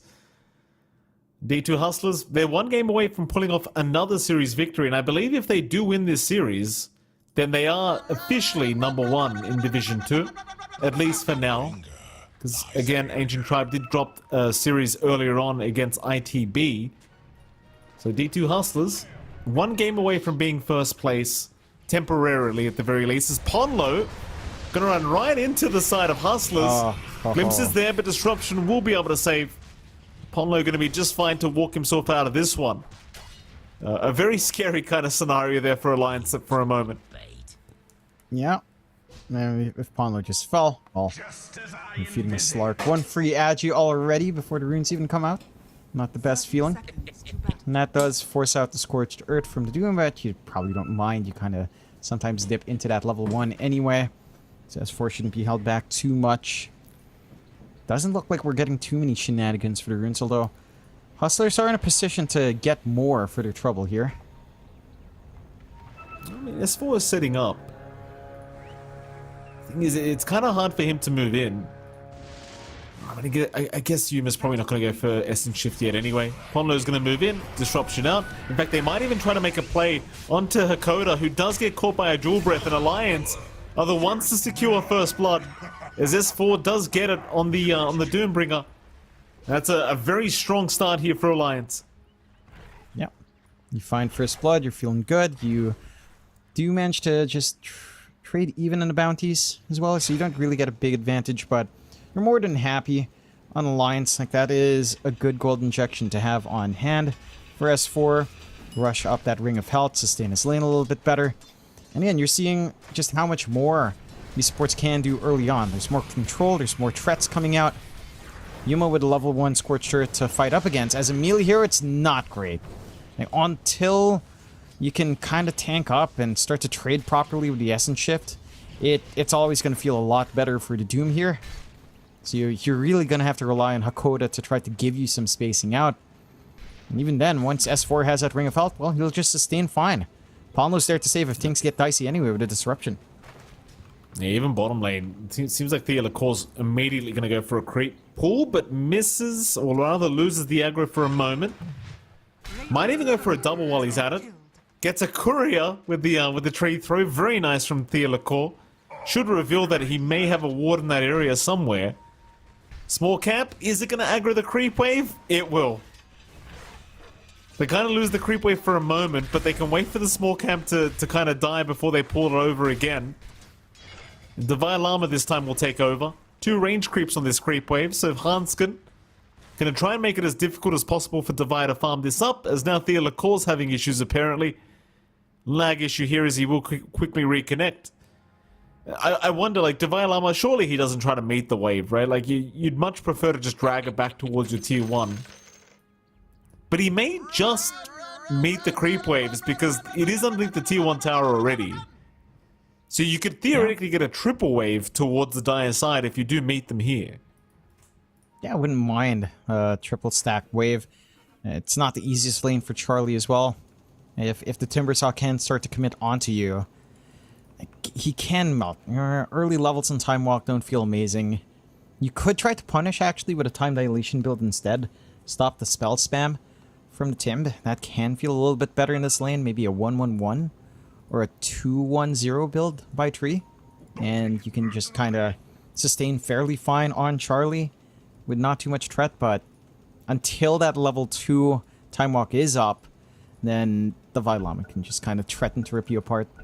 There is enough burst on D2 Hustlers down here, and a triple wave will just kind of rush their level 3s, which will feel even better. But the Vilama will just drag it back to zone tier 1. And just get that steady farm going. Meanwhile, mid, like, this is the one lane we haven't really mentioned too much. Chuen against Xantic here. Very, very even affair between these two players, as they are 9 and 9 in terms of CS. Xantic finding a bit more denies, but still pretty even affair between these two. Water runes, either side's going to get one each. I'll tell you though, Xantic, like, at the very least on this Pugna, doesn't seem to be struggling whatsoever. Like, Chuen's the one that maybe is falling slightly behind. And Xantic, even if he can't really harass the Ember out because of that Flame Guard, he still can be just infuriating with his Decrepify. Yeah, it's still annoying, and Chuen is holding back and using the Sleight of Fist whenever Decrep is up. More than likely just does no damage, but it animates true. Which does stall the Ember out a little bit. S4 in trouble. Thunderstrike is there. Hakoda, though, being turned on now. Yuma had left the building because he's got so many creeps, but he's going to go back in after Ponlo. Problem is he does not have Pounce available. So he can't really secure a kill. Does lose a few creeps there while chasing them down, but now goes for the Pounce. Sadly, he does not connect onto S4. Meanwhile, Hakoda back on a Ponlo. Looks like they will finally get something for their trouble. But the kill will go the way of the Disruptor. So Yuma probably not going to be very happy with the fact that he's just missed a lot of CS because they were chasing those kills instead of just going for the farm. Nevertheless, at least they get Ponlo as a kill. Yeah, he missed out on quite a fair bit, but you find some punishment. You don't mind on S4 though. Like, he's just healing up in this lane. He gets ferried his little infused raindrops as well. So he's going to be able to sustain through some of this damage a little bit better coming out here. And he has the level 2 Scorched Earth, so this is not a good feeling for Yuma. Oh, nice Pounce. Threads the needle. So, some great body blocks were coming out from Alliance. I thought there was no way out for Yuma, but he found the angle. Very, very nice indeed. Just so important he doesn't die after having a bit of a slower start. And now Hakoda really giving it to Ponlo, but they are going to try again onto Yuma. Yuma this time immediately will just back his way out, but Alliance really trying to assert their dominance here in the top lane and doing a pretty decent job of it as mid lane. Chuen is going to go down at Xantic, barely able to get the final right click in time. And sadly for the Jakiro, Hanskin, not only is he going to get tipped, but he's now in danger because Xantic is rushing for the water rune. He's going to pick it up, so Hanskin needs to run. Very nice body blocks from Theolacore. Yeah, really lucky uphill hit as well from Xantic to get that kill onto Chuen. And he's really dominating that lane. Not the result I expected, but it is hard to play for Chuen. If he is disarmed and can't use his Sleight of Fist as well, then it's just dominance coming out from Xantic. Sure, there is still this timing for the Ember where he gets some minus armor in hand, you just melt, but he doesn't even have that value up yet. Theolacore is dropping a bit low, but not going to be enough to kill him off. And with that kill for Xantic, he's going to hit 6 fast. The level 2 Decrep plus Life Drain on an Ember, even with that Flame Guard, it's just going to disappear so damn quick. The damage is quite overwhelming. That it is. 1-2 already here for D2 Hustlers.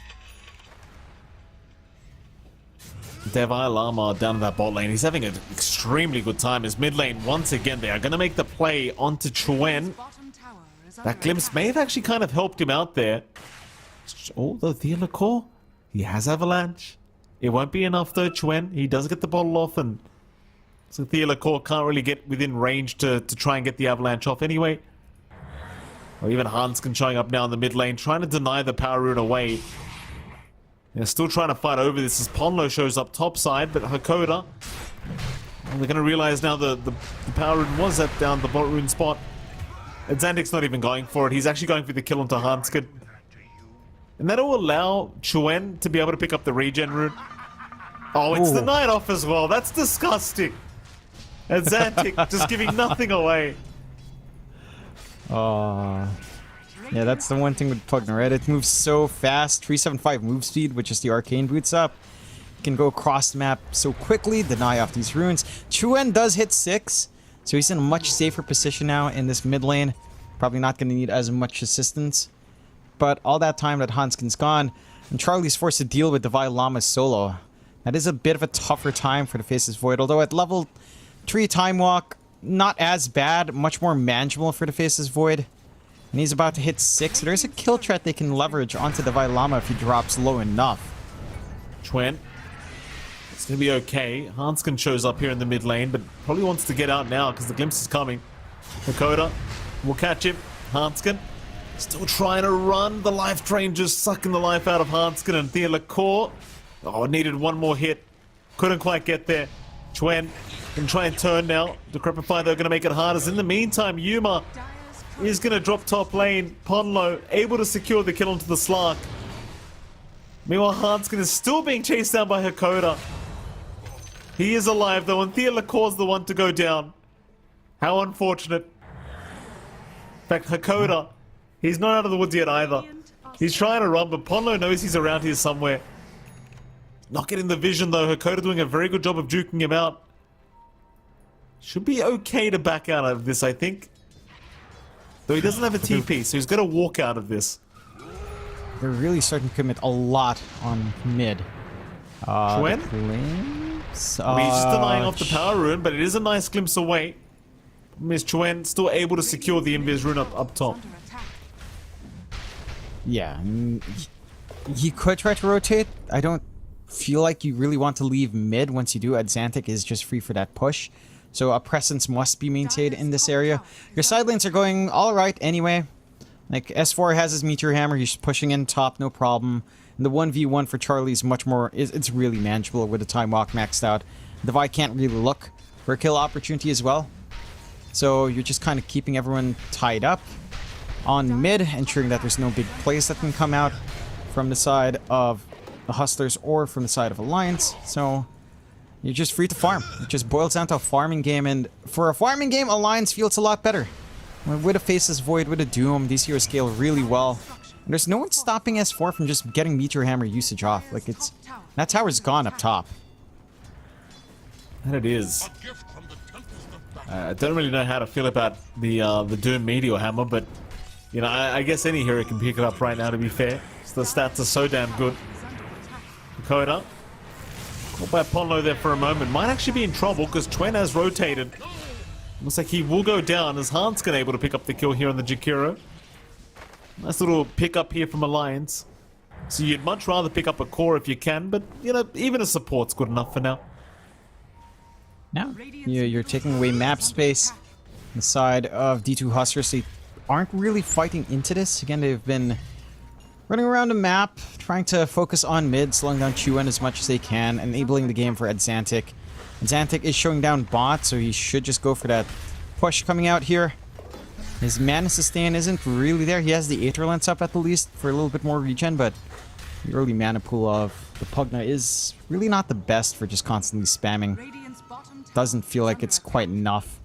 And with this early map control for Alliance, again, this game feels pretty controllable. They don't have the net worth lead, but it's also a very marginal lead right now for D2 Hustlers. They're not really running around just yet, although certain items are coming out. The Vi Llama with the early Hood of Defiance is going to be once more really hard to burst down, even though you've got magic damage on hand on your support, so he should start to be able to do typical Timbersaw things that we saw from Game 1. And despite all of these things happening, Yuma is also just farming decently well. He is behind Chuen, but he's still ahead of Charlie. And Charlie is trying to go for the top cover lane. Midas as well. Ponlo will drop Adzantic. Able to pick up the kill here on the Pugna. No problems there as Ponlo just very, very deep pushing out that top wave. S4 is around the corner as well, but they aren't going to spot him out. Maybe looking towards seeing if he can pick up that Pugna, but Adzantic does have help around him, so it's not very advised. As S4 going to pop the Scorched Earth and just run. It's going to be okay. We'll make it out. They won't be able to get within range to give vision for Hakoda to get the glimpse back. But yeah, I mean, my fear for Alliance comes from Divine Llama again, because this guy is just getting complete free farm. Like, he's currently high-fiving Charlie in the Radiant jungle. It's just concerning how much farm this guy's getting, right? Like, he just gets left alone, and we've seen how much impact this guy can have. Like, it's very scary to play against level 30 Timber, especially after what he did in Game 1 to you. Just giving him this much farm once again. Yeah, I mean, a free ride to your Sanj and Kaya. just way harder to pin down. They'll try for a smoke play now. They've got Chrono. They don't quite have macro power, but they should have enough damage for a softer target here. Static Storm is dropped. Chrono is there though. Charlie, he's gonna find a Xantic. That's the big one. The Pugna gets caught out. Hakoda will also get caught out in Alliance. Off to a great fight. Luckily for Theolacore, he does at least pick up a haste rune. So he's gonna be okay to back his way out. That's a perfect Chrono here from Charlie.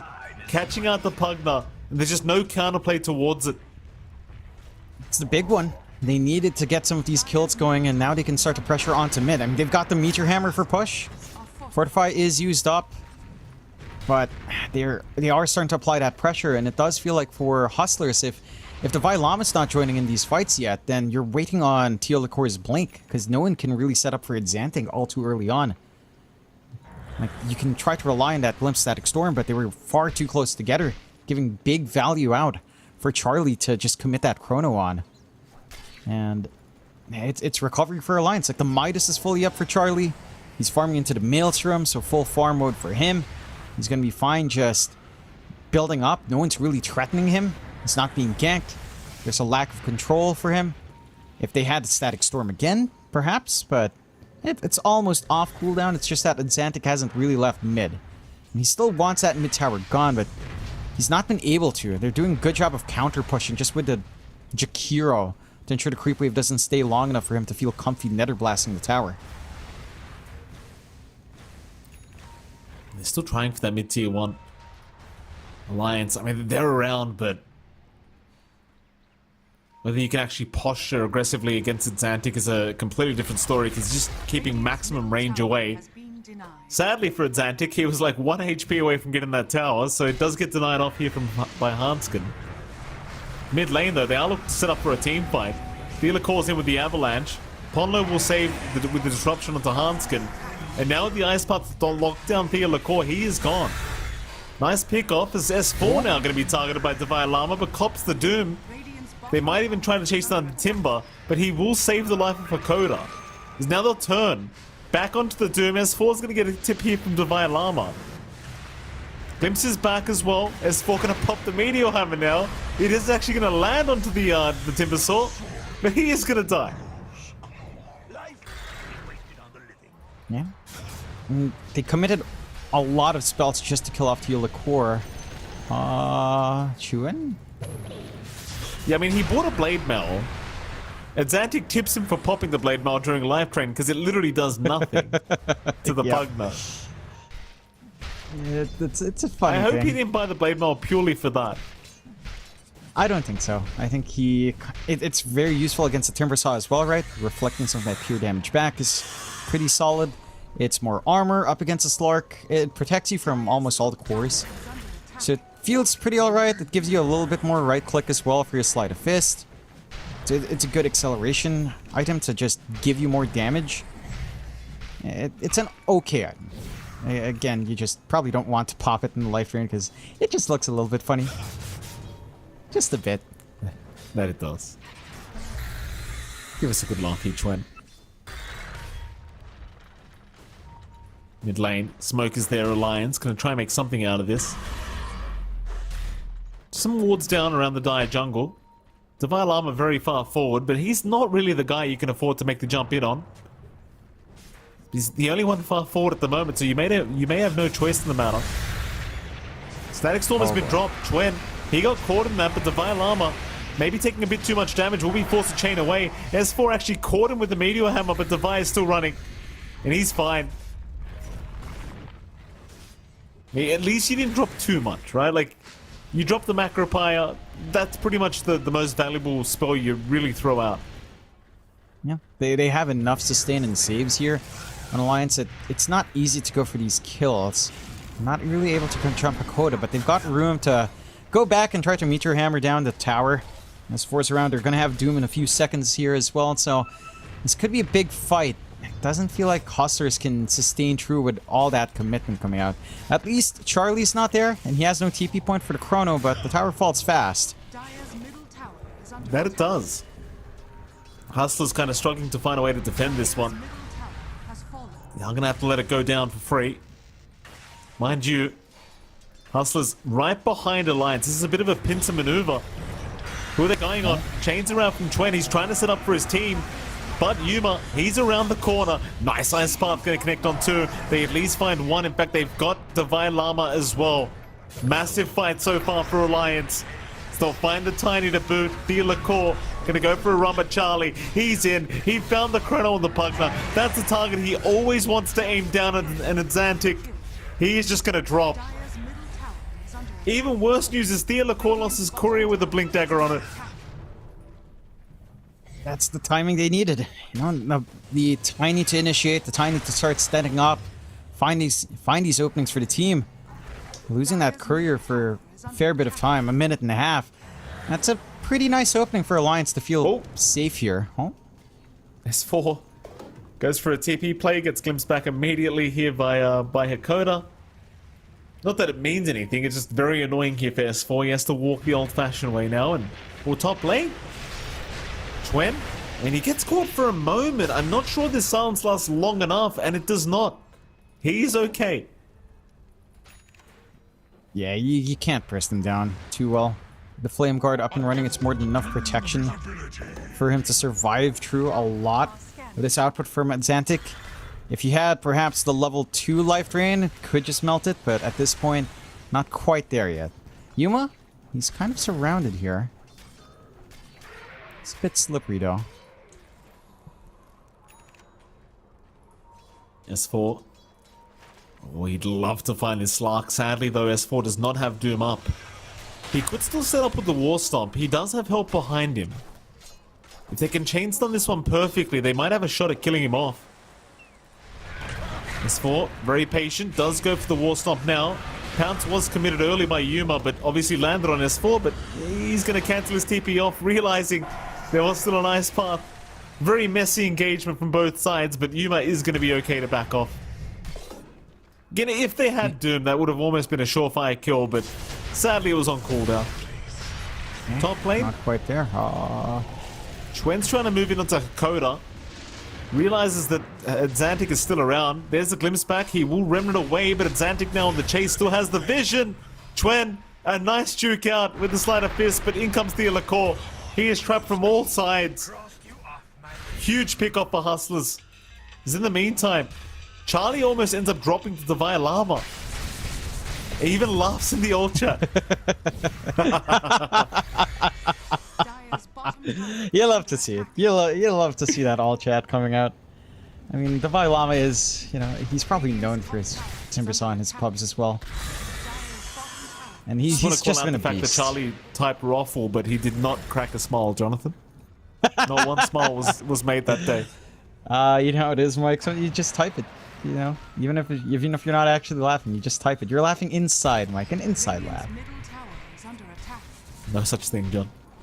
No such thing. Now, for someone's joyless as you're sure, can imagine that, Mike. No. Radiant's top tower is under Yuma's got the Ags up now on the Slark. That's a nice power spike. I'm not even going to address your stupid comment, Jonathan. Go on. You're so joyless, Mikey. It's okay. We understand. And the Ags is going to be great. I mean, this allows him to actually play with his team now. I like that he's going for the Mage Slayer. Just more security against his magic damage as well. top tower. Alliance are trying for another cheeky smoke. They do have the Doom ready this time around, but they don't really have the forward vision to catch anyone out. They might catch the Llama. Yeah, they may. He's going to Lotus Orb up. So he's going to make life a little bit more challenging, but not really that challenging, as Charlie will hand the tip over as the Void. Poor old Divine Llama's confident here on the Timber. Yeah, they didn't even have to pop the Doom there as well. So you hold on to that big spell usage for the next fight. You do have to blink up until the core, and they're still gunning for a fight. They were under vision. S4 is still under vision.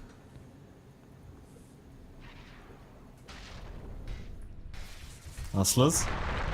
Lane, jump in, avalanche toss combination from Theolacore, but the Ice Path gonna put a stop to the life drain, and now the Doom being committed. No, it wasn't.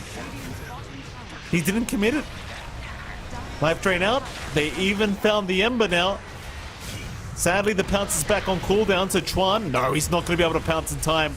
Or rather, Remnant in time. Charlie, a nice chrono, but the Decryptifiers are on Xantic. He's not going to be targetable. Instead, they'll try to go after the Slug. They will get him. Xantic trying to run. Charlie trying to chase him down, but no. He goes onto the high ground. That's his BKB gone. I think Charlie's feeling a little bit afraid now, as he is going to drop. Oh, God. And Hanskin, he's not making it out either. That is massive. D2 Hustlers, again, it's that timing. You've got the Mage Layer, you jump in with the Yags, you've got the Pounces, you've got the range. You punish Chuen early on. And the Chrono looked big, but there was a targeting issue. Like, he kept trying to run out onto Xantic. Couldn't really get it. I mean, you get the Slark in the end, but the Pugna strives in these long-term fights. And as for not being able to use the Doom, he hesitated on the first cast. When he tried to recast it, Static Storm flies out on top of him. So he's not able to lock in that Pugna. Their targeting has been so on point from Alliance. Like, as long as you kill off Xantic, you have a nice shot at these fights. You take away the decrep, you take away the constant life draining on you. But at the one time Xantic shows off that BKB, it falls apart and they smoke. They know without Chrono, this could be a tricky fight for Alliance. Like, yes, they have the Doom, but the Chrono's the big AoE control that they've been struggling against here. Dire are scanning. Hollow could be the target here. Not quite the hero they'd like to go after, but they'll make the jump in, even dropping the Static Storm. Disruption, gonna make it hard to glimpse him back though, but eventually Ponlo will drop. It takes them a bit of time to get it done, but they'll get it done eventually. Meanwhile, Theala Core ends up going down, so bit of a trade going on here, more so in the favor of Alliance as they do get the Tiny down. Still, another trade happening as S4 is gonna drop the Doom, but it will lead to nothing. That insult to injury, he dooms himself as well. Just simplifies that kill even further for the side of D2 Hustlers. And they force out Doom, so both Chrono and Doom are down. Chrono up a little bit later on, like only a few seconds away. So that AoE control will kick back in, but this time no Doom. You can still manage Chrono as long as Xantic is outside it. So you can still play aggressively here. Theala Core, he's had a bit of a rough time. You really want to be able to come in with a Tiny and blink around. Him getting picked off probably slows down any further aggression here from the side of D2 Hustlers. But now you have your own blink up in the Vailama. And he's going straight for the Hex right after. So you've got follow-up control from another source. You've got another way to set up for these fights. I love this read in line. So Chrono ready, smoke up, go for another play. You've got the BKB on Charlie. So he's going to feel safe. Hakoda. I mean, he's in position to break the smoke. Chuen to show himself for a moment. The rest of the line still kind of holding out. S4's not with them, by the way. Not quite yet, he isn't. Mind you, he doesn't have the Doom anyway, so I guess all he really offers is a War Stomp as they make the jump in on Xantic. Still a huge kill if they can get it. Xantic going down, Decryptify in time, BKB, but no, Charlie still get through him. Meanwhile, Hakoda, also caught, is going to be okay. Had the glimpse to save himself. They got the Pugna though, which is all that matters right here. They'll be very happy with that alliance. They've still got their spells, so straight into the Roche they go. And Chrono's still off cooldown. They can kind of just take it with no worries about repercussions from the side of D2 Hustlers. For the Hustler side, Yuma's just trying to push down bot. So you should find a tier 2 in exchange for that first Roche. The 2 lives on Charlie is going to be a big deal. You can control him, but now he can pick and choose when the Chrono comes out. He can jump in, try to burst someone down first. If he dies, Chrono afterwards. The D2 Hustlers clump up a bit too hard. They managed to take down the 8-second BKB charge of Xantic as well. With that play, I think the Bond Purge is kind of holding him back, forcing him to try to just bail out. Even after popping the BKB, couldn't really go for like a life drain play on hand. And despite all these back and forths, it is still a really even game. 15 to 13, 26 minutes in, less than 1k lead coming out for the Hustlers. Well, there goes Hanskin. You've got a full pipe of insight up now on Divine Llama, so there's a nice way of kind of mitigating some of the magic as, oh, they have found Charlie. Yuma, he's got the double pounce up. Charlie forced to Chrono to try and save himself and do something in this fight. Life Drain's going to be there. Yuma, he's going to remain perfectly fine. There's just nowhere near enough damage. Charlie's going to jump in again, but this is not the team fight. They don't have Chrono to play with, so they have to leave. That's the thing, like, you kind of see what happens if you don't catch Xantic in that. Even if he can't Decrepify, he can just Life Drain his ally. Yeah, just heal them back. You can't outdamage that healing right now. Just the level 2 Life Drain, but more than enough to sit through the output on Charlie, which isn't that high. And Faceless Void just doesn't do too much just yet. When you get your 20 talent, that does change in the Chrono, but until then, it's just not enough. Looking at Xantic, he switched out from the Octarine into straight Dagon. I do actually think that's good in this game. Try to just instant burst someone down with your stun opening. You don't have that many windows for finding these kills, so just instantly burst a hero down. You clean up afterwards in the 4v5. It feels good. The issue is just farming to that point. Oh, Yuma, he got doomed immediately. Life Drain to try and save him, but it's going to be nowhere near enough. They're still trying to jump in and save this one, but Divine Llama, he's going to get out. Disruption is there. Glimpse on Charlie. We buy a little bit of time here for the Timber. So continue running, but Alliance certainly want to chase down this kill. Devi eventually should fall, but the chain's away again. Charlie's still chasing him down. In comes Thea Lacour from the back with an avalanche, and he actually buys enough space to allow the Timber out. But Yuma, he jumped right into the high ground blind, and he got punished real heavily. That's a big kill. They still hold on to the Aegis. Chrono only half a minute away, so that's still within the Aegis timer here for Charlie. Might find a freebie on Hakoda. Can he actually? No. Ooh. Almost got blocked off by the ancient cap there, Charlie was. Still gets the ice path here with Hanskin though. Happy days. Maybe not so much though, mid lane. Jump in for S4. It's going to be just fine to back his way out though, no issues here for Alliance. When I say that, Yuma is back up now looking to move in. Charlie does have Chrono up, keep in mind, so this could be very, very dangerous as he looks for the Chrono onto Xantic, but not quite. Pump fakes it. The blink away was there from the Pugna. Charlie will wait for another moment to try and go after him as Divine Llama now being chased down. Was chained for a moment, but does get the Lotus Orb off. Purges off the chains. Jumps right back in onto Hanskin now. Xantic standing behind, but needs to continue avoiding Charlie. Divine Llama, he may have gone a bit too far this time around, and he will be punished for it.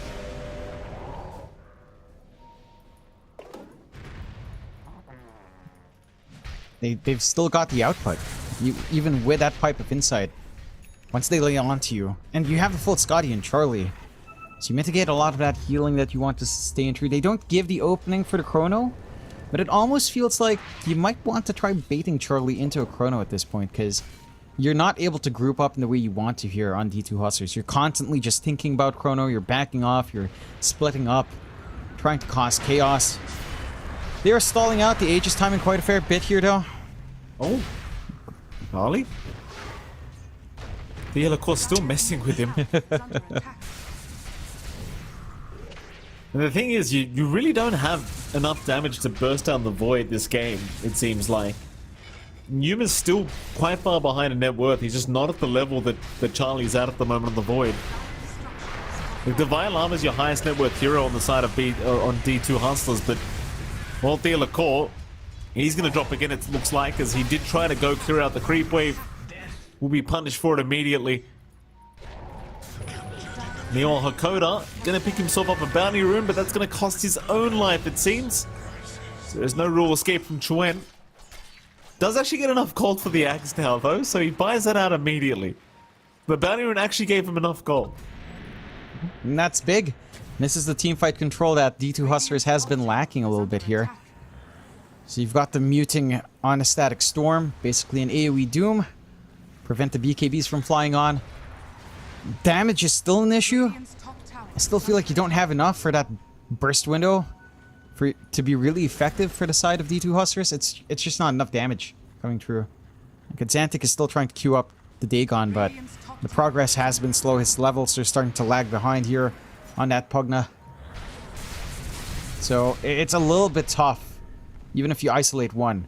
Like, if Alliance are split apart, that's when you can find those pickoffs, but they're just sticking together as a team. That they are. Dire's bottom tower has fallen. Mjolnir now up on Charlie. He's just massive on this void. Hustler's gonna try and run at them here. Divine Llama, the only one not smoked up. Scan does actually catch some of them, but it's very hard to run up that high ground.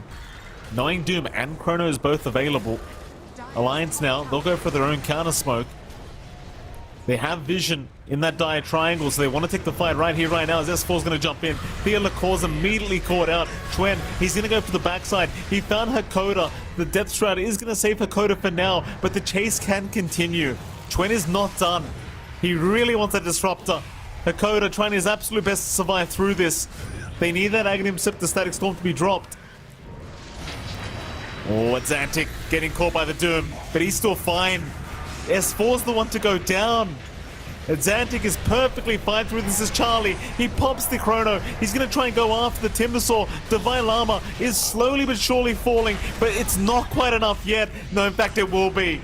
Chuan, able to secure the kill, is now at Zantic in the middle of nowhere. Going to try for the BKB TP out, and there's going to be no bash. No bash to come out for Charlie. But it's still a great team fight. Yeah, I mean, you lose S4, but he already dropped the Doom anywhere. Like, the Lotus Orb Doom doesn't feel like it matters all too much as long as you pin down the one target you want. So Xantic's not able to stand forward and try to heal anyone in this engagement. And D2 Hustlers, they're not able to get the ideal Static Storm that they were gunning for with his Ags. They're not able to get any control in that fight. They were just kited around really badly. Like, your ideal fight here for Hustlers is maybe just a good Avalanche toss on a couple of heroes together, then immediately Static Storm on top. Like, that's your actual play. Until you get this Hex up on Divine Llama, which is still a ways off considering how many times they've been dying here.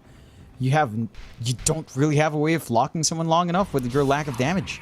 Like, no one dies, even if you fully commit. Well, they're going to try again.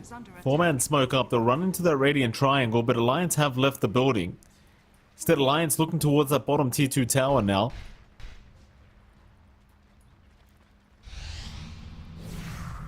They are a little bit hesitant here, Alliance, but eventually they will make their way into that T2. Not really much in the way of defending. Instead, D2 Hustlers looking to maybe push out the top lane, but no. They'll just take over the Radiant Triangle instead. Divine Llama is going to show up here on the Timber. Try to push out the wave as much as humanly possible. Alliance have been drawn out. Alliance looking to rush right towards that Radiant Triangle and take a big team fight here against Hustlers. Radiant's top tower is under attack. See if Hustlers realize this is going to happen. It's Zantic. He finds the T2 top tower. Now they look to immediately back off. Chuan has made the jump in. Static Storm off the mark. Chuan will get his BKB off. And it seems like they should find Hakoda with this. He'll try for a TP and there's still no bashes from Charlie. But it won't matter. They'll have the damage. Yeah. S4 still going for a little bit more. Would love to catch Zantic, but he does blink away. So instead now Alliance, they can look to set up for that T2 top tower instead. And Roshan should be up just around the time it does go down anyway. Yeah, big wins for Alliance. Like, with how mobile Chuan is, it's so hard to pin him down, Teal'c. Yeah, he got caught out skipping the creep wave by Chuan. No remnants left here for the Ember, but it won't matter because Teal'c's just trapped in the tree line. He will go down. D2 Hustlers trying desperate plays to pull this game back their way, but they're just not finding the farm. Like, Charlie's consistently been top of the net worth board in this void. And the Slark, like, Yuma's trying his absolute best to catch up, but even if he does catch up against the void, it just seems like such a challenging game. It is really tough. It's not a straightforward game for the Slark. It does feel like maybe the inactivity early on hurt Yuma a lot. Like, he's just not able to scale. He got a lot of early item pickups, just went back to farming. His team was giving him space. And I think if you manage to take some of these early engagements while the Face's Void wasn't comfy joining in, and, you know, just start to punish S4 a little bit more, catch out Chuan, you have a better time now. 10k deficit is quite big. To be fair, again, that's mainly on Charlie at the moment. So it's all on that one hero, but it's the one hero that does count here.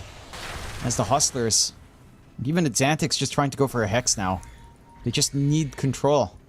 They don't have a way of pinning down. They can't rely on the static storms from Hakoda. They're kind of missing the mark. It's just hard to pin these heroes down. They're just going on to Divine Llama. He tried to chain away, but he gets caught mid-chain. He's very, very tanky. The Depth Shroud is going to go down. We'll give him an option to chain away. He will make it out. The Steel Core back in with the Avalanche. But what else are you going to do here, sir? He was looking for a toss back, but never found one. So Thea Core will go down once again on this Tiny. And that'll open up Roshan completely now for Alliance. So they should be able to practically just snag this one for free. I highly doubt D2 Hustlers can afford to try and force a fight. Yeah, it's so tough without the Tiny. Like, Avalanche is in your one consistent stun outside of an ultimate. Without that attempt, without that tool, you can't attempt to make a play onto this Roche. Second Roche for Alliance, free shard for them. And opens up the high ground. Like, you are free to just dig into these objectives now. With that second of your life, free shard coming out for Chu-En as well. So more remnants flying around these fights, and a refresh ready to go for Charlie. That's massive. Double BKBUs, double Chronosphere in these fights. You will have enough of a window to just kill off most of the heroes on D2 Hustlers. Heck, even just catch out different heroes in separate fights. It's no problem now for the faces forward. For Hustlers, their high ground fights are tough to do. They can clear out creep waves. They can try to creep skip. Xantic is trying to get that done right now, at least shoving back some waves here. So stalling for time, but I don't know where the answers will come from. Like, it doesn't feel like Yuma's just going to reach that point where he can stand and fight too comfortably unless they find a split up from Alliance, but for the most part, Alliance have been playing together as a team. A quick BKB TP away from Xantic. Chu-En proving to be a massive issue this game. Looking to go top lane now. Thea Core. He's had a pretty rough time on the Tiny. We'll see if he gets caught out here, because Chu-En is having a look around to see where he's gone. So he's going to stick around and clear that top creep wave once again. And he's not going to be caught out. Chu-En and S4 just going to focus on just skipping the creep wave. As bottom lane Yuma looking to try and force them back towards their bottom tier 3 tower. He's going to start forcing it in. Han's going around to try and slow him down, but Yuma's actually going to make the jump in. Problem is the liquid fire that he did take, just the attack slow speed. Or the attack speed slow, excuse me. A bit too much to deal with. Radiant's top tower. He might jump in again. Hanskin. This time around will Glimmer Cape. Ice Path, bottom lane. Yuma could be in danger, but will pounce away into a TP into the depth route. It is going to be just fine. Instead, now Divine Llama's been left behind. He'll try for the chain TP out, but the Ice Path connected. So Divine Llama is going to burn alive here to the damage of Hanskin. They are buying a significant portion of time, but I just question to who the time is going to. It's Charlie. He has caught the Slark. Xantic with the Decrepify is going to save Yuma. And Charlie now going to be chased down. A very nice static storm, but Yuma jumped out. They're not going to have the damage without him. He's got no pounce charges.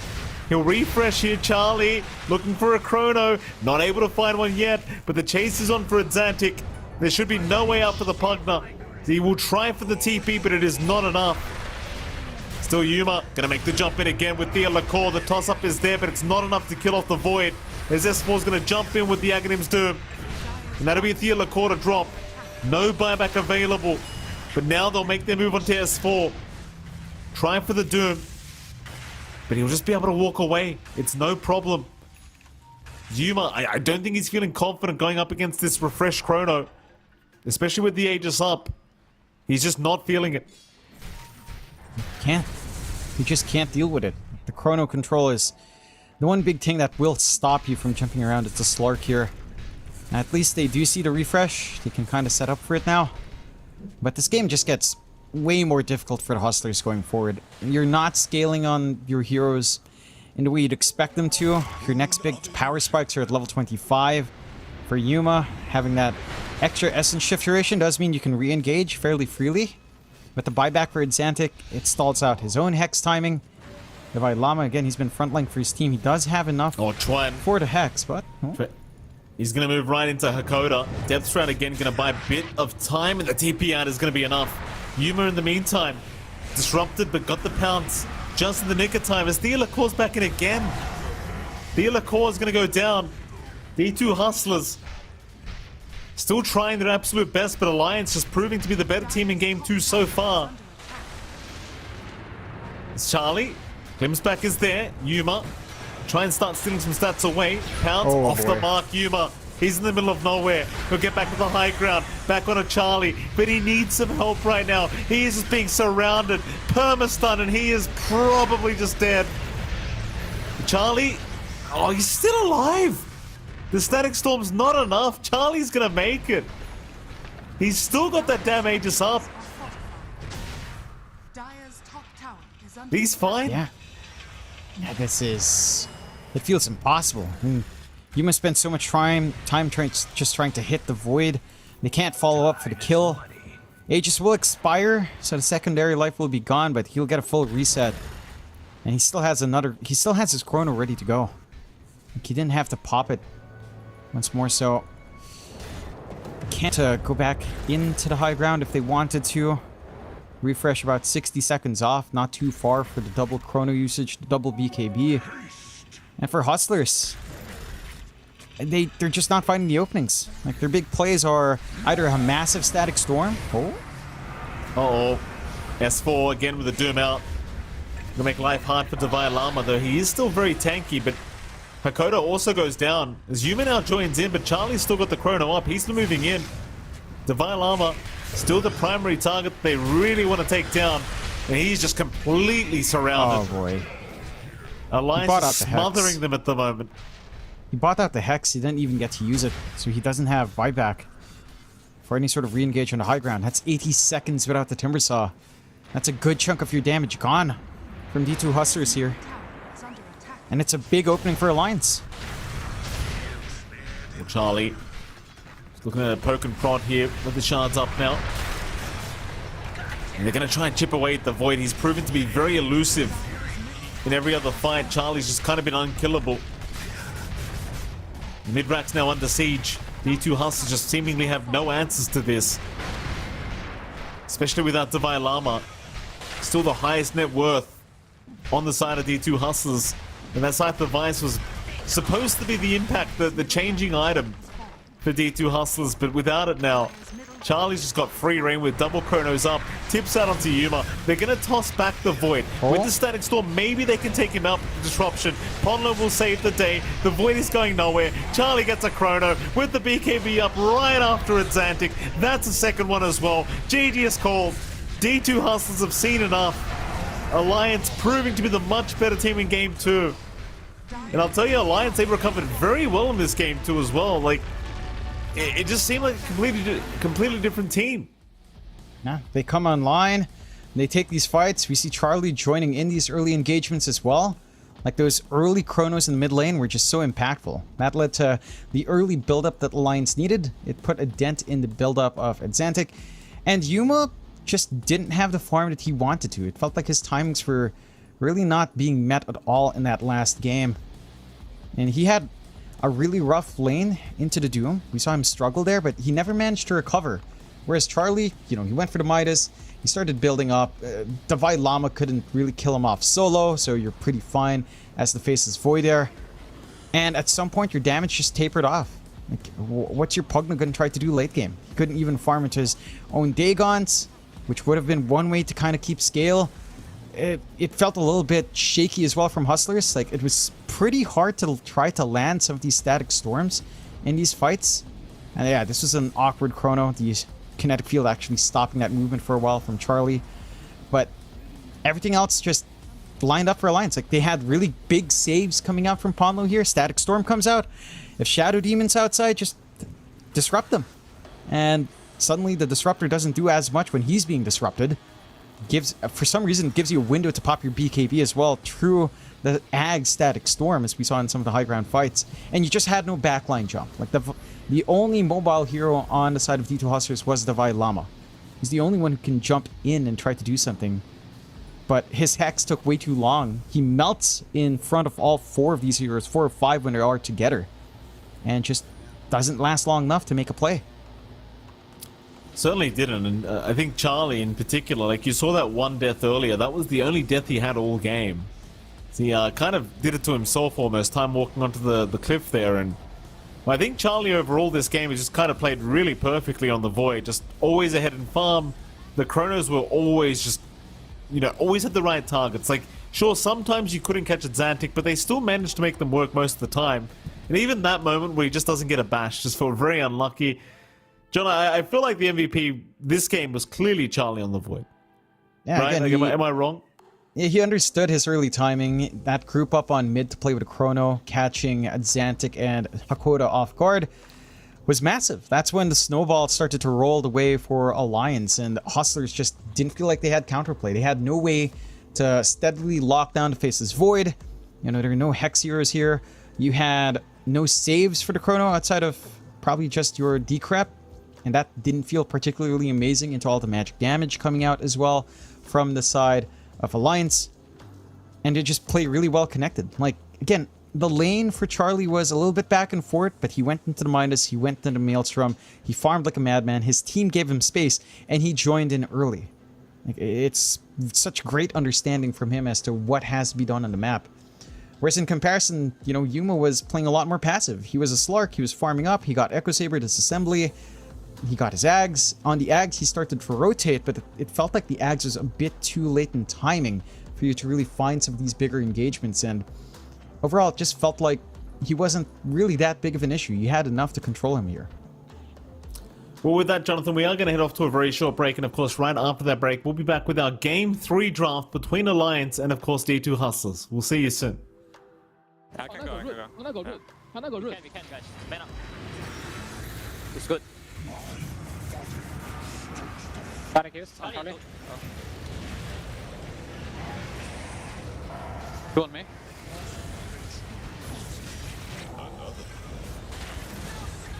Nice, nice. Pana. I kill him. Hit. Vision. Bash. Ah. Охуенно.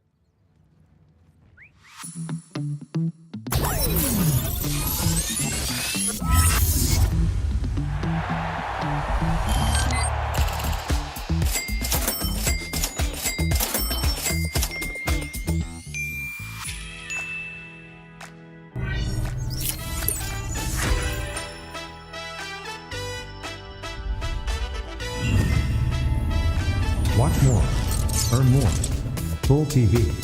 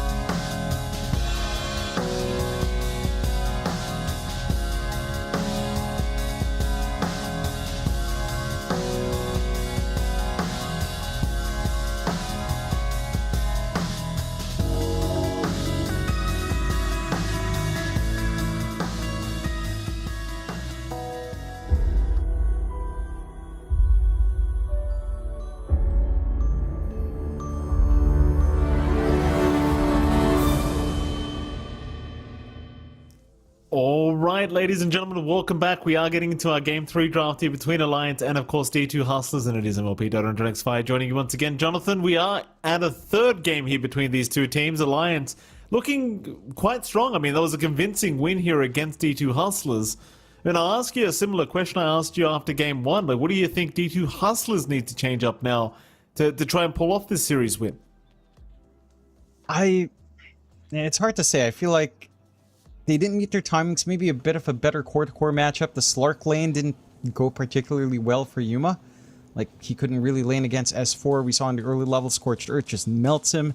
He doesn't really have the opportunity to just run up and try to harass him out with the Essence Shift there. So, maybe not the best Slark game. Yuma's impact was not really felt. I think it was a decent Timber game. The Vailama was still doing his job. It's just that there was no follow-through when your pause 1 can't really play. And you had a pretty decent time from Exantic. Like, he did shut down Chuen's lane quite a fair bit. So the value was taken there from the Pugna. It forced so many heroes onto the mid lane early on as well to try and shut him down and provide some relief for himself. But yeah, I think the biggest issue was like the core-to-core matchup. Like, your Slark just didn't lane into the Doom well. And it's a fairly early Doom pickup as well. You knew you were laning into it. So I'm a bit surprised that Yuma couldn't get more done in comparison, and maybe they just felt a little bit more confident just trying to outplay that lane, but the Doom lane is steady up against a lot of melee cores. They do well as for having a great game here in game number 2, and as you can see, the odds are still relatively even between these two. In fact, you're still favoring the side of D2 Hustlers here, just barely, but it really does feel like game 3 is going to be anyone's game. Of course, draft really mattering in this final game here between these two teams. I'm sure we're going to see different things coming out from either side now as well, because you're into a third game. So if you are D2 at the very least, maybe you don't go back for the Timber anymore. Maybe you try something a little bit different. Maybe her Coda's had enough of the Disruptor. Maybe Thea LaCour's had enough of the Tiny, because Thea LaCour did not have a very impressive game on that Tiny whatsoever. Just not able to really get anything done. And well, look at that, Jonathan. Ponlo's having a drink now after winning one game. Look, he's so proud of himself. What is that? What are they drinking? It looks delicious. It looks delicious. It looks like a chocolate drink or something, or a shake. And the glasses are so... I don't know, it looks kind of like a comfy drink, maybe a fruit shake. I don't know. Just looks sweet. Maybe it's a health drink, a health tonic. You know, it's a really fancy glass, though. Yeah, that's fair. It's fair. That's the policy. There's the shake-up in draft. You do see the Timbersaw banned out, and D2 Hustlers respect banned at Doom. So Alliance get to pick up the Disruptor themselves this time. They get to have fun with that. The Vailama, and no more Timbersaw for him. I mean, he is a menace. Like, we did see him almost kill Charlie, enough that there was some all chat just for that. You know, so yeah, he knows how to play that hero to its edge. I feel like we've seen him play so much of that hero throughout the years as well. So, you know, just don't want to deal with it. There's still a lot of options. Like, for some reason, Broodmother's been completely left alone. Alliance don't pick it up. I'm wondering if the Vailama wants it. Like, you can just... Surely you could just take Broodmother, I suppose, and just Broodmother him. Because... And there's a reason why that hero is first phase ban. There you go. You don't ban it. Let's get picked up. D2 Hustlers getting serious now with the Broodmother pickup here. And the Vailama. In fact, they're even going to take the Ench now as well. So, wanting to make sure they don't hand that over to Ponlo. As well as that, of course, Ench just seemingly very potent right now. Just such a lane-dominant support to have. They'll take it for themselves.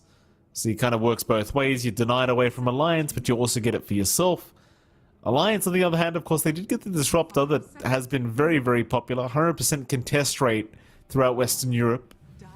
No different in this series, by the way. It was contested pretty much every game so far. And they go for the Naga Siren. I cannot believe what I'm seeing. Wow. We have a Naga Disruptor in Western Europe. Yeah. That is... Yeah, I mean... The Naga is nice here just because you don't really have ways of clearing here from D2 Hustlers. She can also kind of deal with a Broodling push with Riptide. So you just send your own illusions to deal with the spiders, and that's fine. But, I mean, you have solid setup, you have solid team fight coming out. The lane, Laning phase is a little bit more awkward for the Naga. I think laning into a Broodmother in general is just a little bit tougher. I don't think Naga fares any better than any other hero up against the Brood, outside of just trying to Riptide and use your illusions to farm up. So that's the one safety net. At least illusions can still shove the lanes out, get you some farm in that lane, maybe apply a little bit of a trade over to the Brood, but the Broodmother overall still has a better time, at least in the laning phase. You know, you don't have to worry about those illusions there. You just farm. You can harass back. The miss chances on Naga will be annoying. So it is manageable. I think D2 Hustlers will need more wave clear, though, to deal with the Naga for sure. And they're banning out to protect that in lines. They take out the Ember, one really good source of clear. I'm wondering if they want to take out the Pangolier, as that is another way of just kind of clearing out these illusions early on. Can feel pretty effective there as well. Oh, we'll see. Like, the Naga's one of those weird pos ones. It's like, we see it all the time, right? Like, if it gets that initial farm it wants, it tends to take off pretty hard and starts to feel unstoppable. But then it's like, in a game where you lose the laning phase and you're forced to just farm jungle forever, it can feel like a very underwhelming hero. Very, very different to, say, the Void, who always has impact because of Chrono. The Naga Siren, not as much.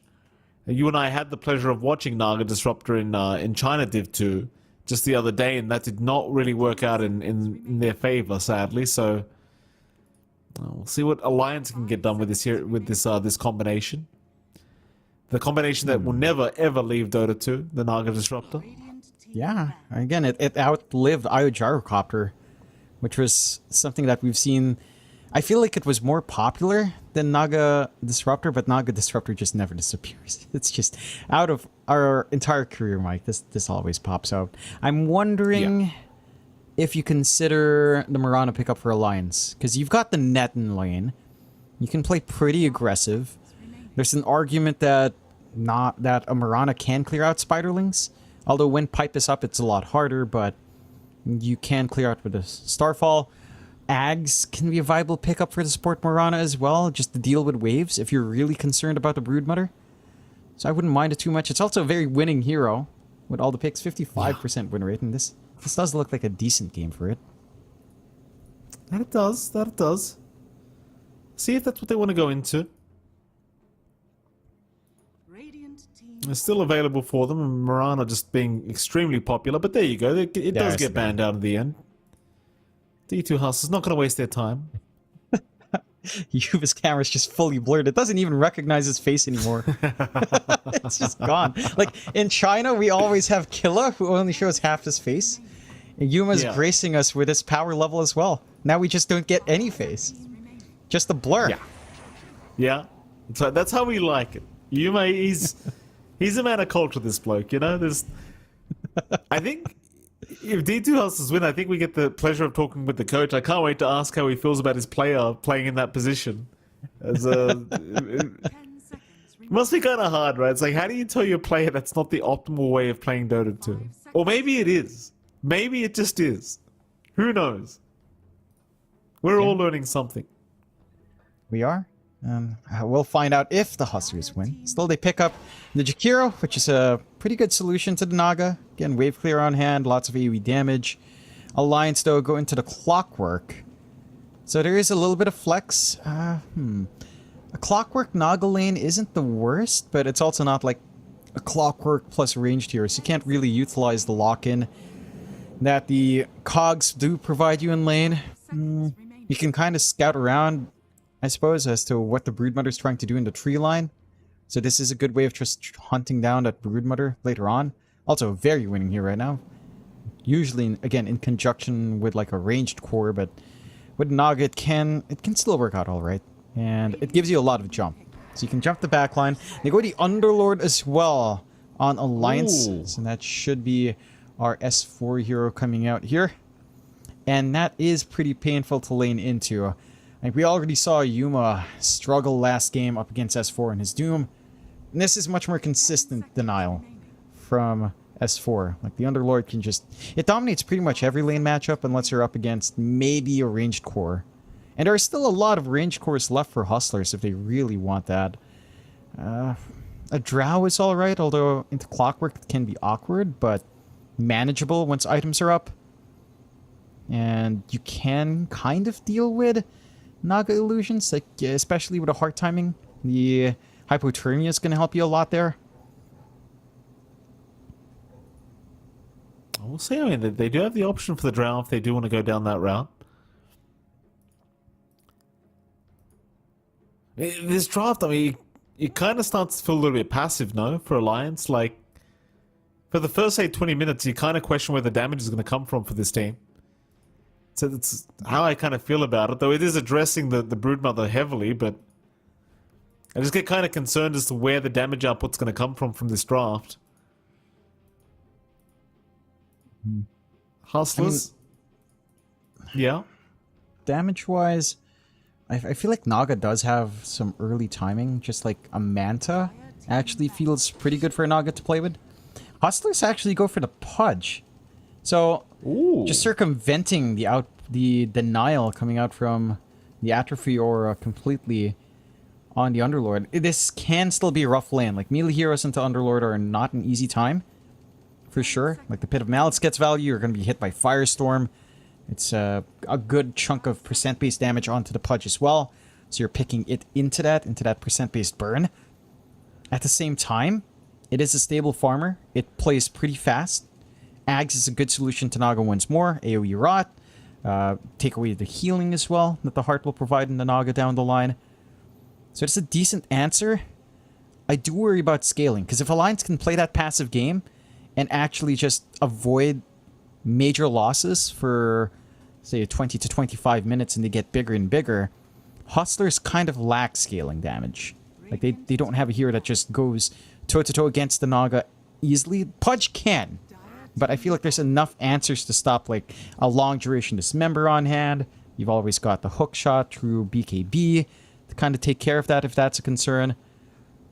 So it can be tricky to address the Naga in a very late game scenario. I'm wondering what they can get down mid. It's either D2 Hustlers goes all in on this fast pace, or they get something a little bit more scaling mid. If they want fast pace, honestly, a Pugna could still work out here. Like, it's not as easy. Clockwork kind of ruins you, but it gives you even more push with the Jakiro.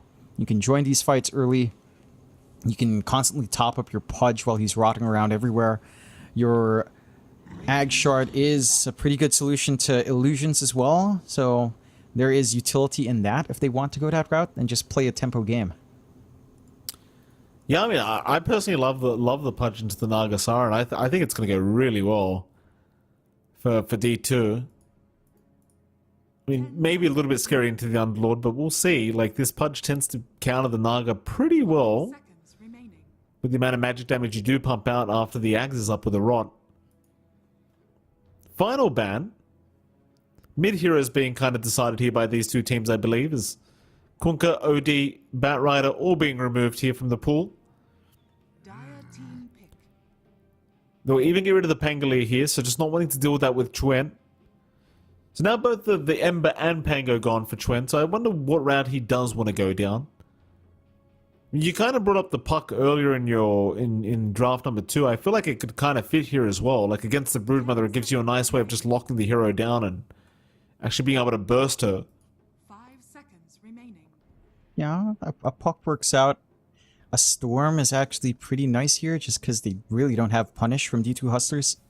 I mean, they could try an early Orchid on the Brood, but you tend to enjoy the Aura build-up. Guardian Greaves, Pipe, having a lot of presence in these fights, just sustaining these engagements and trying to run through. So, I think a Storm can go pretty unpunished. It's hard to pin down. They'll still go with a Puck, which is fair. Still slippery. More control. Plays nicely into your team fight here as well with Static Storm, with a Pit. So you can combine pretty nicely. You've got Cogs pushback on the Coil, if you're really gunning for that. So they have some break potential here as well. For Hustlers, it's not as easy for them to utilize something like a Storm. If you want a scaling mid, TA is there. They go with the Tiny instead. So it should be our mid-Tiny coming out here for Exantic. Tiny versus Puck lane, pretty stable. Puck can kind of try to harass out, but Tiny does have overwhelming damage every time you come in. And can just keep clearing out the creep wave. It is tempo on Hustlers. Like, there is some scaling on Exantic. And down the line, you can deal with Charlie. But it's back and forth. I do like the pacing from Hustlers a little bit more. I think they can take advantage of this early game in a big way. Shut down the Naga quite fast. For Alliance, like, their opening is tougher to find. Just because, as you mentioned there, Mike, there's no real output. Charlie's not going to join these fights until you have something like at least a Manta style up. And until that point, I mean, even with the Manta, Nagas tend to still enjoy just sitting back and farming into something like their Scotty and just get more stats up, maybe even the Heart. So the pacing for Alliance is a lot slower. I think this time Hustlers has a lineup that can punish that really well. And they get the Broodmother and Divide Llama. I mean, there's a reason this hero is first phase banned all the time. They were forced to ban out the Timber Saw in one of those slots, so Broodmother comes through. Time to see if Divide Llama can deliver us an Australian spider experience, Mike. Let's see if he can. It's going to be an interesting game number 3, of course. Again, D2 Hustlers fighting to remain undefeated in the whole of Division 2 and looking for that number 1 spot. Of course, Alliance still fighting as well to try and get those points up so they can go up to Division 1 and keep their dreams alive of that Div 1. So let's see how it goes. Game number 3 has officially gotten underway. Good luck, have funds are coming out as well, as is expected. I do wonder if Alliance makes this draft work this time around. Like, I still get very concerned Naga into Pudge. I just feel like we've seen it too many times before, and the Pudge just, you hit that Ags timing, you just start to take over. We're going to see very, very soon, as we should be heading into game number 2, and there we go. Or game number 3, excuse me. Is there going to be an early team fight? Is the question. Because there has been quite a few going on tonight. Yeah, there's been quite a fair few. And you've got the hook on Yuma. So they could try, but they have the low ground, and there is an early ward here from Alliance to spot them if they do decide to run up the high ground. It's a little bit risky. No, Alliance are going to wait for this, I think. 30 seconds to battle. Well, Yuma, he's making his way down.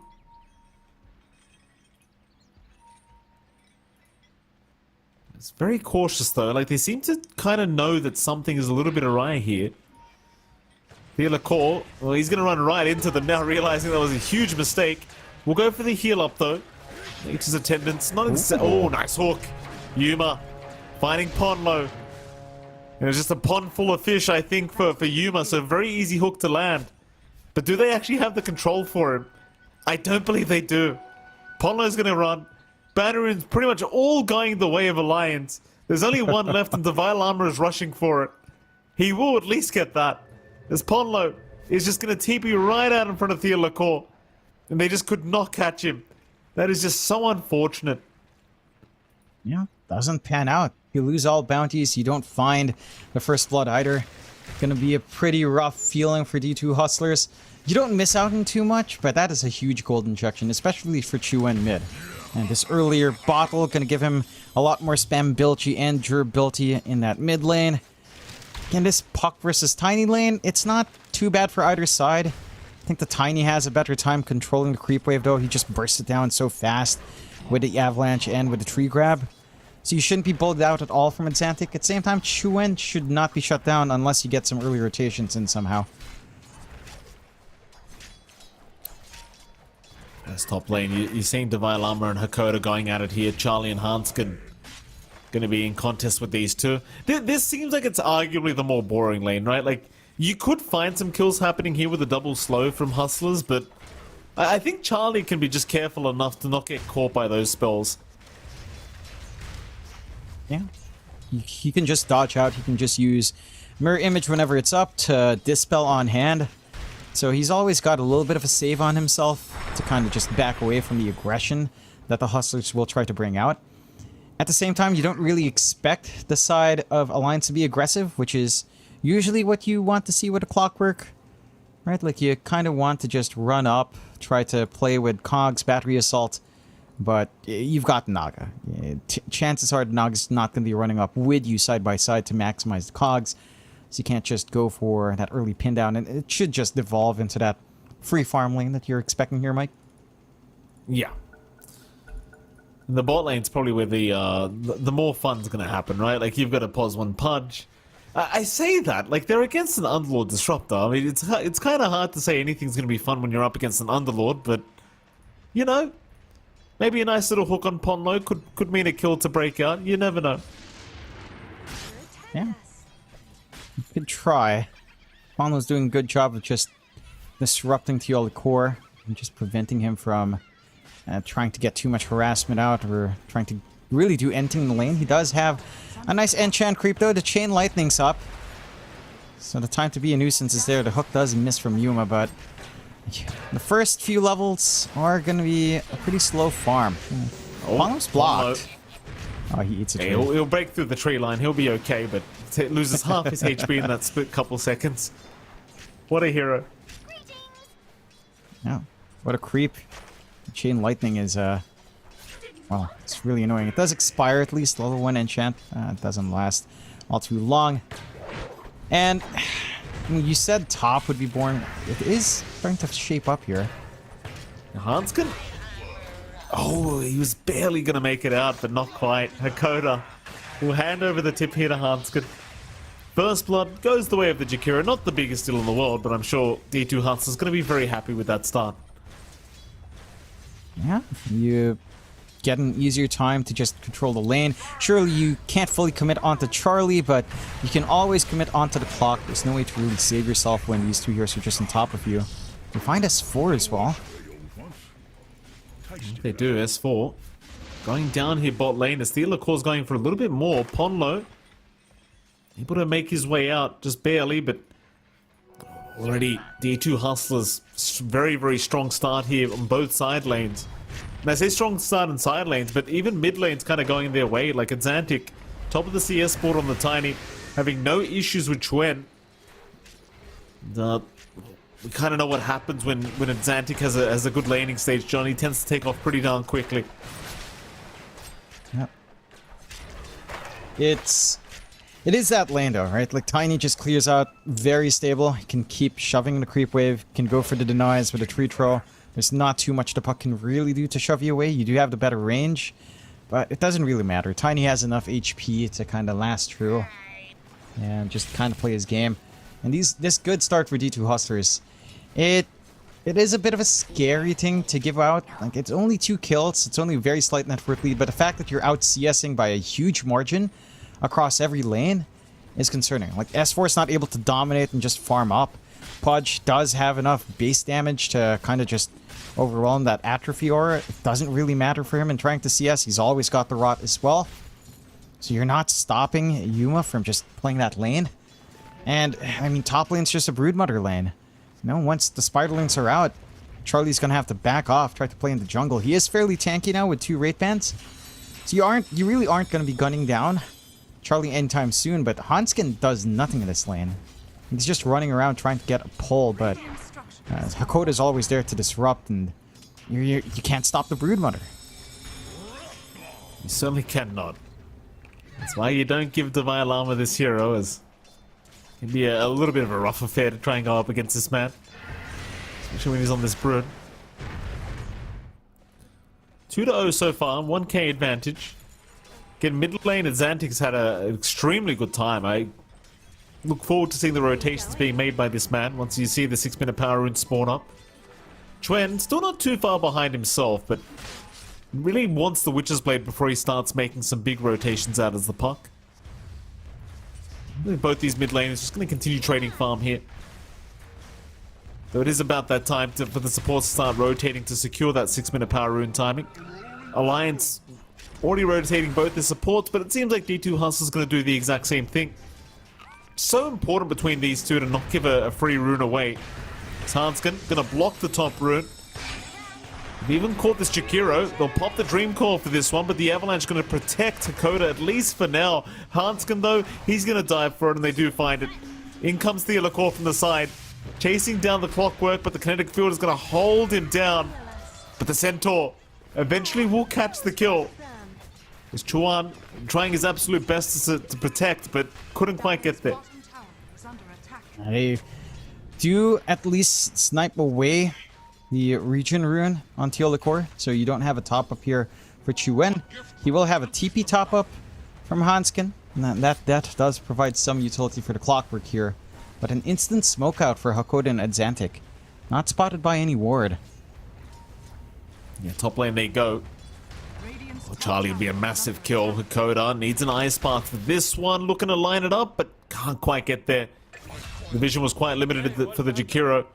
Problem is, in the meantime, Ponlo does end up going down anyway, as Thea Lacour able to pick him off on the Ench. So you still get something across the map for your trouble. And keep in mind, like, every lane's gone very well for D2 Hustlers.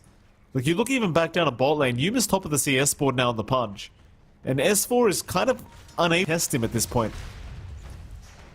Just can't do too much as the Underlord. Very passive hero, you just try to burn down in lane. The percent-based burn, and you block off a lot of that damage. Just with Yuma and his flesh heap. You can't really kick him out of the lane. Whereas up top, you've already got a rotation into the jungle here for Charlie. He knows that level 6 is approaching. He doesn't want to have to deal with the spider links coming out. They're trying bot again. Yeah, they will. S4 caught out. Yuma just gonna chase him down. There's no escape. Second death for S4 this game. Second kill for Yuma on the Pudge. And he's gonna have a really nice timing on his items if this keeps up. Like, not only free farm, but just the kill gold coming in. It's all lining up. You have a free lane for Divine Llama up top, so you can just kind of take that top tier one by himself. Adzantic is still holding his own down mid. No real rotations that can come in to try and punish him. Everything's just kind of lining up in Alliance. They just have to play the slower game. You know, you went with Underlord plus Naga. You can't expect any plays coming out from S4. And neither can you expect that from Charlie. And you don't have level 6s on your support, so they can't make anything big happen either. Here goes that top tier 1 tower. Meanwhile, bottom lane, S4 again gonna find himself in danger. Yuma able to secure the kill. Chuen might get the kill back their way, and he does find the Pudge. But Thea Lacour, well, he should drop as well. Very nice rotation from Alliance now. Really punishing Yuma and Thea Lacour, but it still concerns me the fact that they found that kill before he does end up dying. Yuma may not be too upset about that death, honestly. He's fine. He drags attention to himself. He frees up the mid. He frees up the top. They're invading that top jungle fully now with a top tier 1 gone. This is what a Broodmother does. It shifts the map. You have to find a counter trade in objectives. A nice hook. Certainly bot lane. We've got Hanskin this time around. Dismember is committed, but the battery assault will cancel. I think Yuma was hoping the Creepway would tank that battery assault, but it's a little bit unlucky there and will not be able to continue channeling. Like you said, like in the meantime, Divine Llama's just rather just splitting the map up. And everyone but Chuen is kind of suffering on Alliance right now. Like, really, the Puck is the only one having a good time. Everyone else, it's a much slower process. S4. It's okay this time around. You're getting a little bit low, but he's alright. Bit of Defiance more than enough to just protect him there. Barrier, you don't really have the Macro Pyre up and running to try and just melt through it. And so you don't find his kill opportunity for Adzantic. For Adzantic, though, I mean, his blink timing's going to be so damn fast on this Tiny. He went for the power treads as well. And he's only about 690 gold away from that full blink. So he's going to be set to go.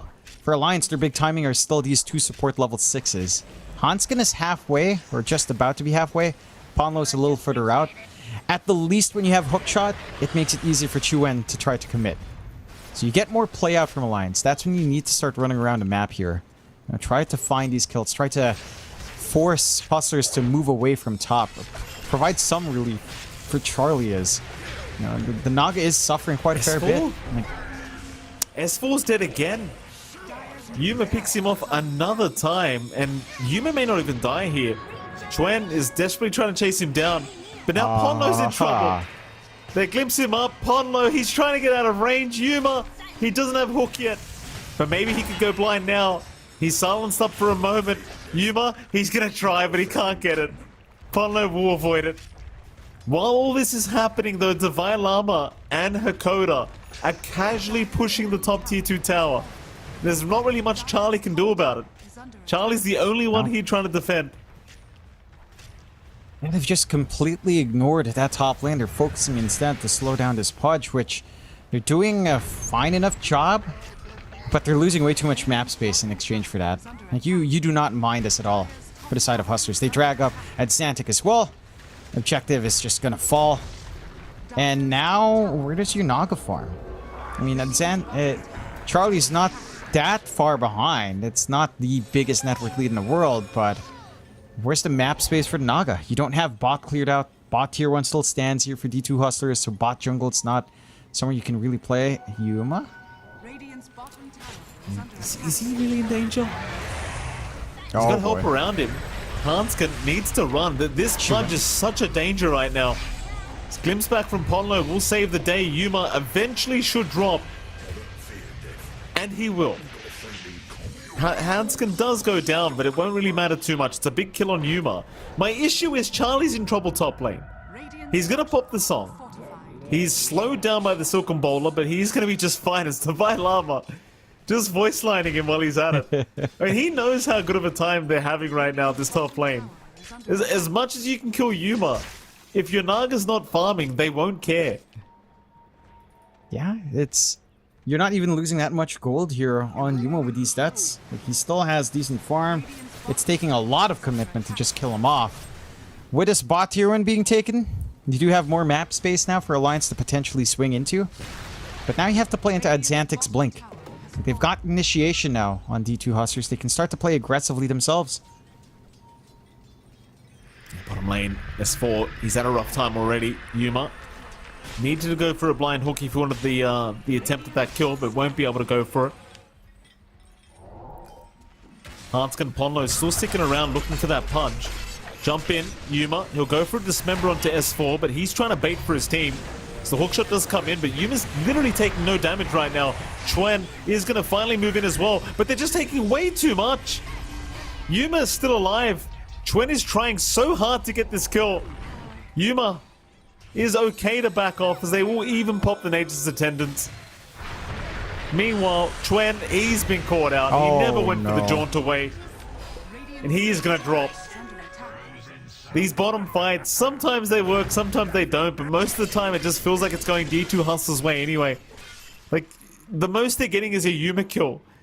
But he's still farming just fine. I mean, this Pudge, the timings are still going to be there. I'm wondering if Yuma actually does decide to just go BKB first. Save the Ags for later. Hanskin? You could try. Might give it a crack. Yuma is quite low. Hanskin, they do go for the glimpse back into the Static Storm. They are going to find this punch. You start to wonder, like, at what point does Divine Llama say, hey guys, maybe, you know, maybe get out of that bot lane? The guy has to be in going the through core. gate. He won't bother with the Fiend's Gate anymore. He'll just die. Wanted to cross the gate into unknown lands. Mike gets punished for Yeah. it. So they find some good kills. Farm distribution does even out a little bit more. Like, you are catching up off the back of slowing down this Pudge quite a fair bit. The Vailam is still just kind of AFK up top, which you should do. They're trying though. Yeah. Bot lane, toss back, Hanskin. Really no way out of this, surely.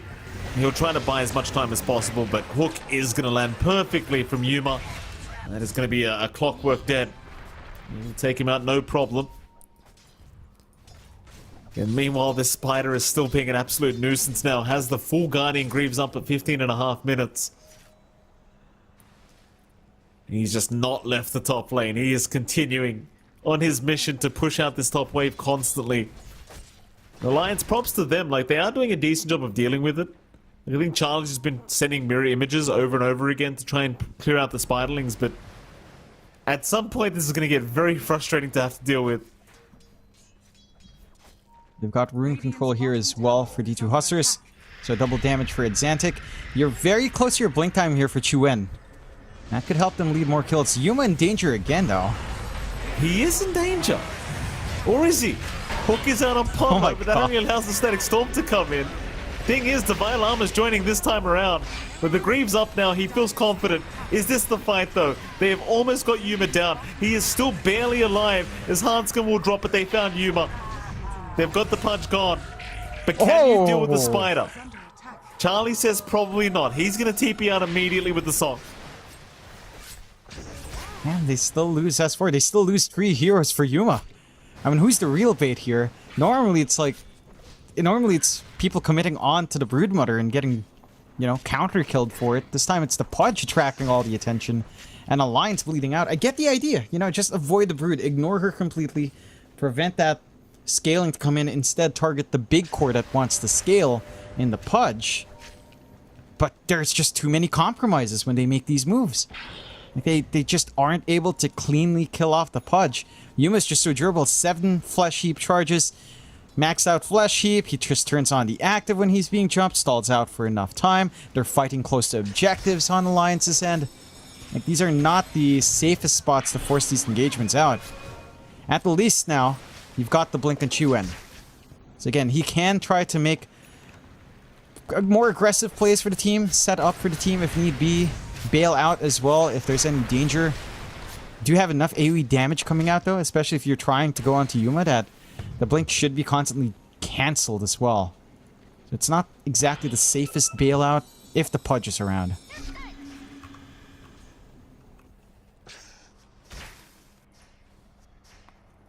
It seems like the D2, they're like slowly getting map control, though Charlie has taken over a net worth now. So he has found the farm on the Naga Siren. Maybe not quite as much as he would like, but certainly feels like he is getting there now.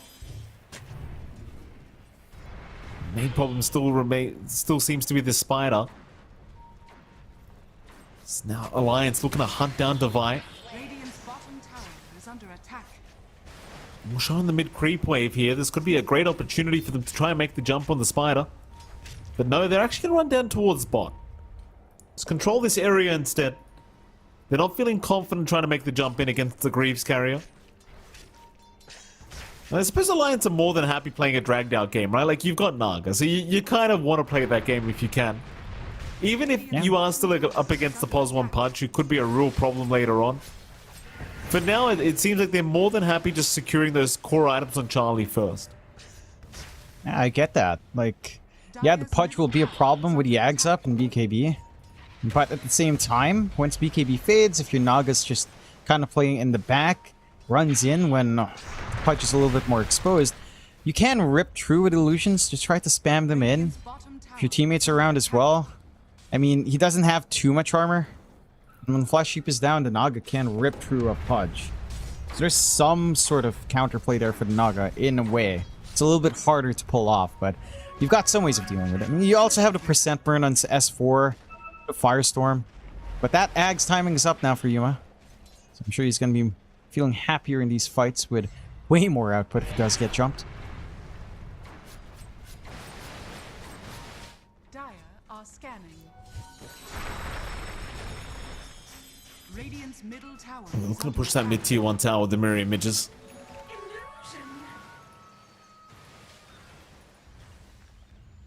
Looks like Yuma actually ends up buying the tomb after having a few too many deaths, I think. Just feels like they need to catch up. Very, very upsetting to see, by the way, John. Taking the tomb away from another support is bottom lane. Bit of a messed up engagement here onto Chuen. Had to back his way out. Mid lane, S4, very far forward. Completely alone. He is a bit of a tanky boy, but once he gets hooked in by Yuma, he is as good as dead. Yep. You take them, those freebies. That's the Ag's reveal now on Yuma. They might be able to find a Xantic. This is a big one. And they could try. Xantic. Been unkillable in the Tiny so far, but Hanscom just constantly chasing him down. Still Xantic making a run with the Glimmer Cape, and now the Ice Path to try and turn this one. He does blink out. They do not find the Tiny. It's Chuen looking for his own way out. Is going to be just fine to do so. Sadly for them, like, that could have been the first kill for the Tiny, but not quite. I mean, he's not really worth that much gold anyway, to be fair. He's got no kind of spree going, but You know, it would have been nice. Hanskin's not safe. No, he's not. Hanskin's dead. Dire's middle tower And Xantic picks him off of all people. He TP'd back in for that. I mean, why not? Why the hell not? The Mid hook lane. save. Yeah, Device fine. He is not going to drop here. Like, they're picking out Roshan. They want to try for this instead. You know, I don't know if they're that far ahead to try for Roshan, but I suppose they are quite powerful right now. Like, you know that Charlie's not ready to completely fight with his team. Radiant's Song's think it's down more that anyway, they- so they are going to try Yeah. for this. Song's down, Static Storm's down for a little longer. So it's the Dream Coil, so you don't have your team fight ready on Alliance. Sure, it's not the fastest Roche, but Alliance can't fight into it for sure. Yeah, it's a free Roshan. It's literally just going to go the way of D2 Hustlers without any kind of contest, I don't believe. Well, Hanskin is running towards Roshan, but Thielecore is there to kind of block his way. So the hookshot angle would be quite hard to find. You will get a bit of vision here on the Roshan pick, but it's too late. Just the way of Yuma. And even though Yuma has died 5 times this game, you have to admit, he's been very hard to kill. Like, he's a tanky guy. Now killing him twice in these engagements, it does feel like it's going to be somewhat impossible for Alliance to get that done. Unless he's the only one left alone, which it's kind of hard to see at this point. Yeah, it's a little bit hard to see that coming up here for Alliance. For Alliance right now, they're reaching this critical mass on Charlie with a heart. At the same time, again, like, Pudge is still a bit of a foil to that. I'm curious to see how well it actually does. The Bloodthorn does allow the Naga to do a little bit more of output, as long as Yuma doesn't have the BKB, and it's still a ways off. So they have a window here they can kind of punish Yuma if he does go too far forward. And it does feel like, despite this lead from D2 Hustlers, they have kind of slowed down in terms of map control right now. Like, there is still room that they are finding here on Alliance to keep that farm game going. Dire's bottom tower is under attack. They're going to try and push down bot lane, it seems like. D2 Hustlers just grouping up now.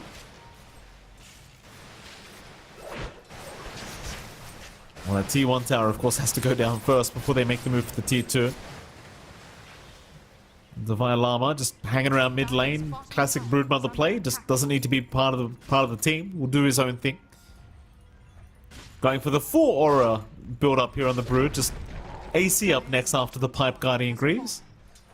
Radiant's top tower. I mean, S4's doing pretty much the exact same thing, but it's just a bit of a slower process considering how his laning stage went. Bottom tower is under attack. Not going to be anywhere near as fast as Divine Llama's speed. No, it's just the Pudge lane. You don't do much against that hero. Atrophy doesn't stop a Pudge from farming. He's tanky enough with just the value point in the flesh heap and lane that he just survives through the firestorm. And he has so much magical burst for the Underlord, so S4 just had no way of working that lane out to his advantage. Bot tier 2 goes down without too much of contest, mid faults as well. So now additional map control comes out for Hustlers. But EA just running for a little bit longer, and they can try to make something happen. They'll smoke up here. Here we go. Radiant's top tower is under attack. Alliance, I just don't think they want the fight right now. They still need more time. Like, Charlie's getting very close to the heart of Tarrasque. Maybe at that point you feel confident to try and make the fight happen. But they're not at that point yet. Still, the rotations are incoming. It's Xantic. We'll have his smoke broken in just a moment, but he's not quite within range yet. Now it will be broken. He knows they're in there somewhere. Yuma, he's going to run right into Charlie. That's a great ice path from Hakoda, catching both of them. And Charlie just gets destroyed. Oh, man. Not even close. Yeah, he just doesn't last. And that's him with at least a Reaver up. So, I don't know if the Heart's going to do enough for him to stay alive in these engagements either. Got a lot of output inside of D2 Hustlers and Alliance. I mean, they're playing on the right side, right? They're forcing this movement across the map from Hustlers. They're farming in the triangle. They're trying to get what they can. In the Aegis, it is down to 1 minute 30 seconds. So not too much time left, but the BKB is flying out for Yuma. So if he does decide to maximize that Aegis now, he's going to have the BKB in the second life, and it doesn't feel like you have enough in Alliance to deal with 2 lives on the Pudge. Here we go. Mid lane. They'll start the push. S4? Yeah, S4's very far forward here. They drop the Static Storm. He's going to be just fine to survive, but now they've caught Charlie out of the Naga. He'll go for the mirror images and just walk out of there. Zuma is dropping a little bit low on the punch, completely out of mana now as well. May not want to force the fight, so it seems like they are going to back their way out. And they will. D2 Hustlers maybe just come back for another day for that attempt at the high ground. In the meantime, Charlie again is just going to desperately try to farm up that Heart of Tarask that he almost has up. It's Hustlers. They have 30 seconds left on the Aegis, but it doesn't really seem like enough time to get the high ground done that they wanted. They just leave it at that, I think. Yeah, no opening. They're respecting the high ground hold of Alliance. Like, there are a lot of plays you can try to do with a Pit of Malice, the Dream Coil, even with Song to counterplay here on Alliance's end. So they need some pickoffs first. Let's smoke up. You know where the Naga's playing. It's a big one. We've seen them. They have plenty of damage for this Naga Siren, and well, they're going to run right into each other, I think. Hakoda, nice vision. Have they seen Charlie, though? They barely missed out. And so they'll have to take the clockwork. Hanskin will eventually die. Charlie does get the full heart up now. Even then, I still question if that's going to be anywhere near enough to survive through these onslaughts. So it just doesn't feel like it. Yeah, it doesn't feel like it yet. Maybe with a Mage Slayer and the BKB, you start to feel more secure. That is one way to kind of deal with the rot damage coming out from Yuma. Especially if you get the hits off onto Yuma. Like, the magic damage reduction does hurt the Pudge in a massive way. That could be the way back in for Charlie to kind of carry this game through for Alliance. For D2 Hustlers, they're just biding their time. This is a bit scary in the sense that, again, it's a lot of space for Alliance to farm. They're not really being stopped. Chuen is working onto his Octarine. And when he does manage to find that farm eventually, the puck just becomes much harder to handle. They're working towards a Heaven's Halberd coming out on S4, which could be really useful as well against Davai Lama, preventing that right-click damage from flying through. So there are answers starting to present themselves on Alliance as this game scales on towards the 30-minute mark. And Hustlers, if they don't find the next Rosh and try to high ground, that's where things start to feel awkward. Because again, the high ground hold of Alliance, it is pretty strong. They've got good wave clear. They've got good team fight for up high. It's tough to pierce it. And if you can't do it with the Aegis, then it just feels like you can't do it at all. Here we go, mid lane. They're going to find the Tiny. Xantic, he's a big target, but they get the BKB off, so he's going to be just fine. The Lama looking to move in as the coil is going to be committed, but he does snap the coil immediately, and there's just no follow-up to it. And now Yuma, he just jumps right in. He wants S4 on the Underlord. S4 being slowed to an absolute crawl as he gets caught in the ice path, but the Song, it's going to buy him time to TP out. They see that it's not the fight they wanted. They leave. But Yuma is hunting for more. Glimpse away from Ponlo, going to ensure he cannot continue the chase onto Hanskin. But they might be able to try for high ground. Yeah, and that Song down, that Static Storm down, and Coil down, all the big teamfight spells to hold high are gone. So you have your opening now, if you wanted to try and force that issue. They aren't really looking to go. Just the lack of pickoffs make it a little bit more uncomfortable for the side of D2 Hustlers. Again, just pulling back, playing it safe. They will eventually spot out Roche with the map control they do have. Alliance, though, dipping outside as a group.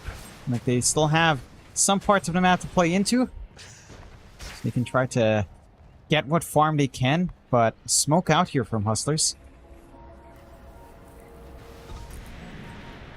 Well, they might run into Charlie. Charlie, I mean, he's got his team around him. Klim's back on Yuma. He's out of position now to try to make the jump into the Naga Siren.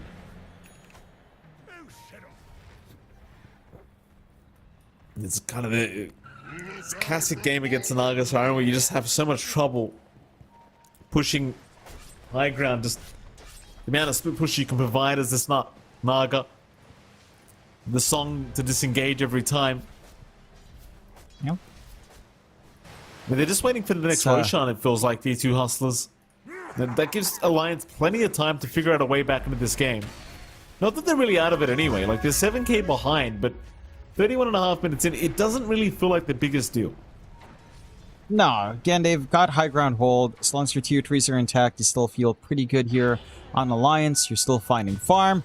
You're not really dropping too far behind on most heroes outside of S4 is kind of the outlier on the Underlord, but it is an Underlord as well. It doesn't need too much farm to be effective.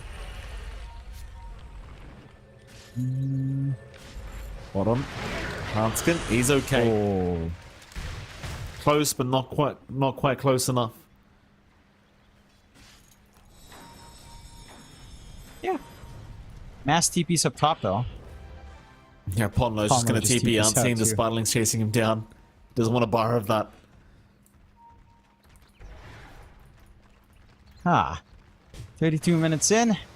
19 to 8. Alliance gonna try for their own smoke play. And you're inching towards that Octarine timing for Chuen. He finds an Arcane Rune as well. It's big for our puck here.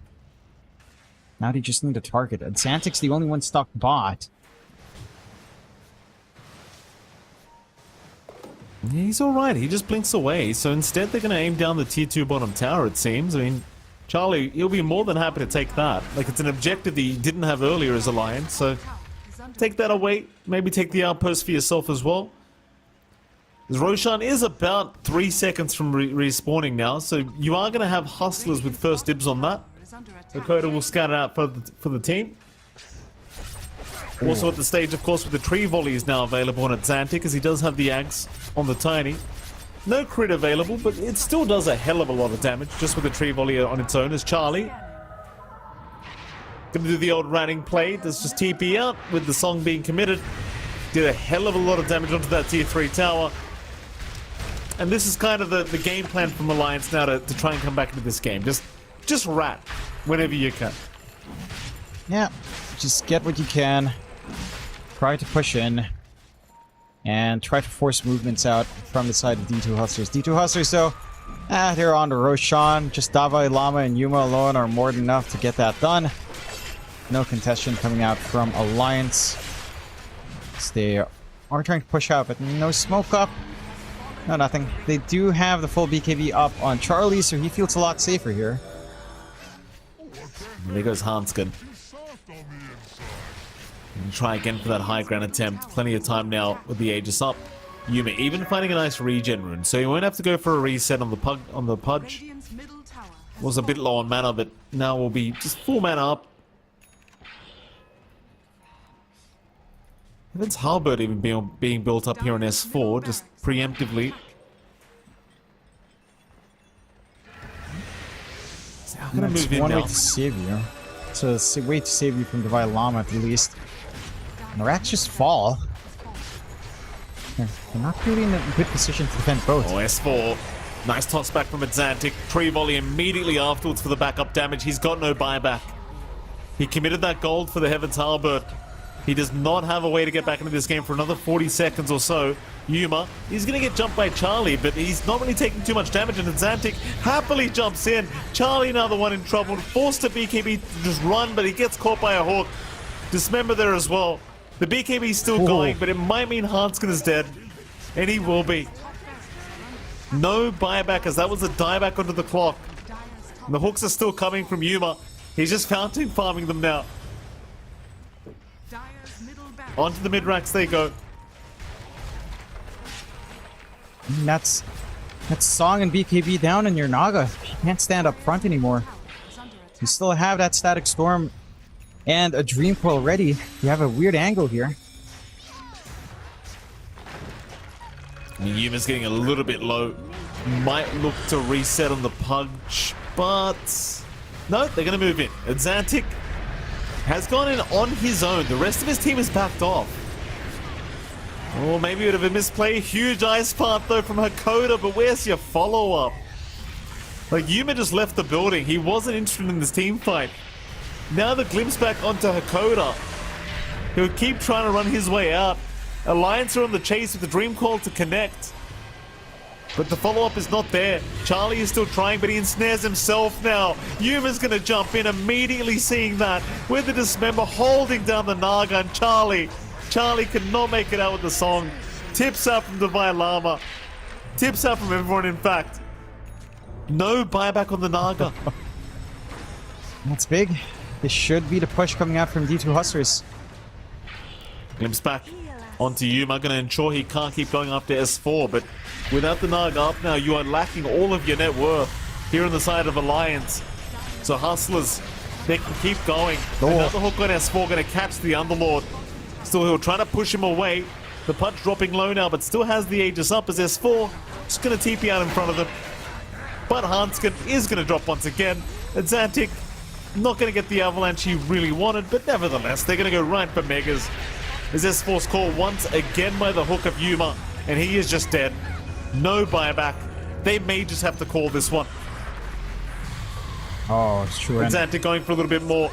Chuen, he's okay to get back to the fountain, but the tier 4 towers are under siege. They have nowhere to run. And now the Ancient under siege as well, as Yuma just running, just spinning in circles right now. He literally could not care less. Bit of PM before the game ends. Why the hell not? The GG is called. Alliance have seen enough.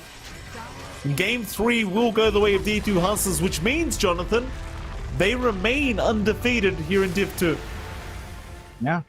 They do a fantastic job in this game. They go all out. And the side of Alliance, I mean, they were forced to ban out that Timbersaw, right? So Broodmother slides through. They go for Naga into the Pudge, and none of the lanes just went their way. Because Xantic had an amazing time mid. Yuma just held his own up against an Underlord. You really can't stop the Pudge in that lane, even though theoretically you have a percent-based burn. It's just not enough to shove that guy out. And of course, the Vailama and the Brood, it's a Broodma. There's not much the Naga does to stop that. So they play aggressively on Hustlers, and they understand their timings. Yuma acted as bait while the Vailama was free farming, and that still didn't give Alliance enough. Like, he died multiple times in that bot jungle there. He was just constantly being jumped, and even when he was being jumped, this was pre-Ags as well, he was still finding some counter kills. So he was still getting some value out in these fights. And for Alliance, I think this one, I don't know if it's fully draft. I want to say the draft definitely didn't help, though. Like, Underlord for S4 just doesn't do much. There's a reason why this hero is just not the most popular. Its lane wasn't dominant enough to make the hero feel like you hit those early Guardian Greaves timing, you hit the early pipe timing, and you're like unstoppable. Not the game where it really came out for S4, and their lineup couldn't really maximize something like offensive Fiend Gates too much either. Which again, another factor of the Underlord that feels like makes him really hard to play is that with a change to your ultimate, when you use Fiend's Gate, it has to feel way more... Oh. I love this guy. I really do love Divine Llama and his reactions, man. This guy has the best reactions and facial expressions that I've seen in a long time. I love the way he expresses himself. Yeah, when he's feeling it, he's feeling it. You know, he's had a pretty fantastic series overall. Game 1 and Game 3 Give him were the MVP, great for John. him. He's got to deserve it. He's the Dirty Brood player. To satisfy them, to prevent them from playing further Broods, just give it an MVP. 4-0-7 for Divine Llama.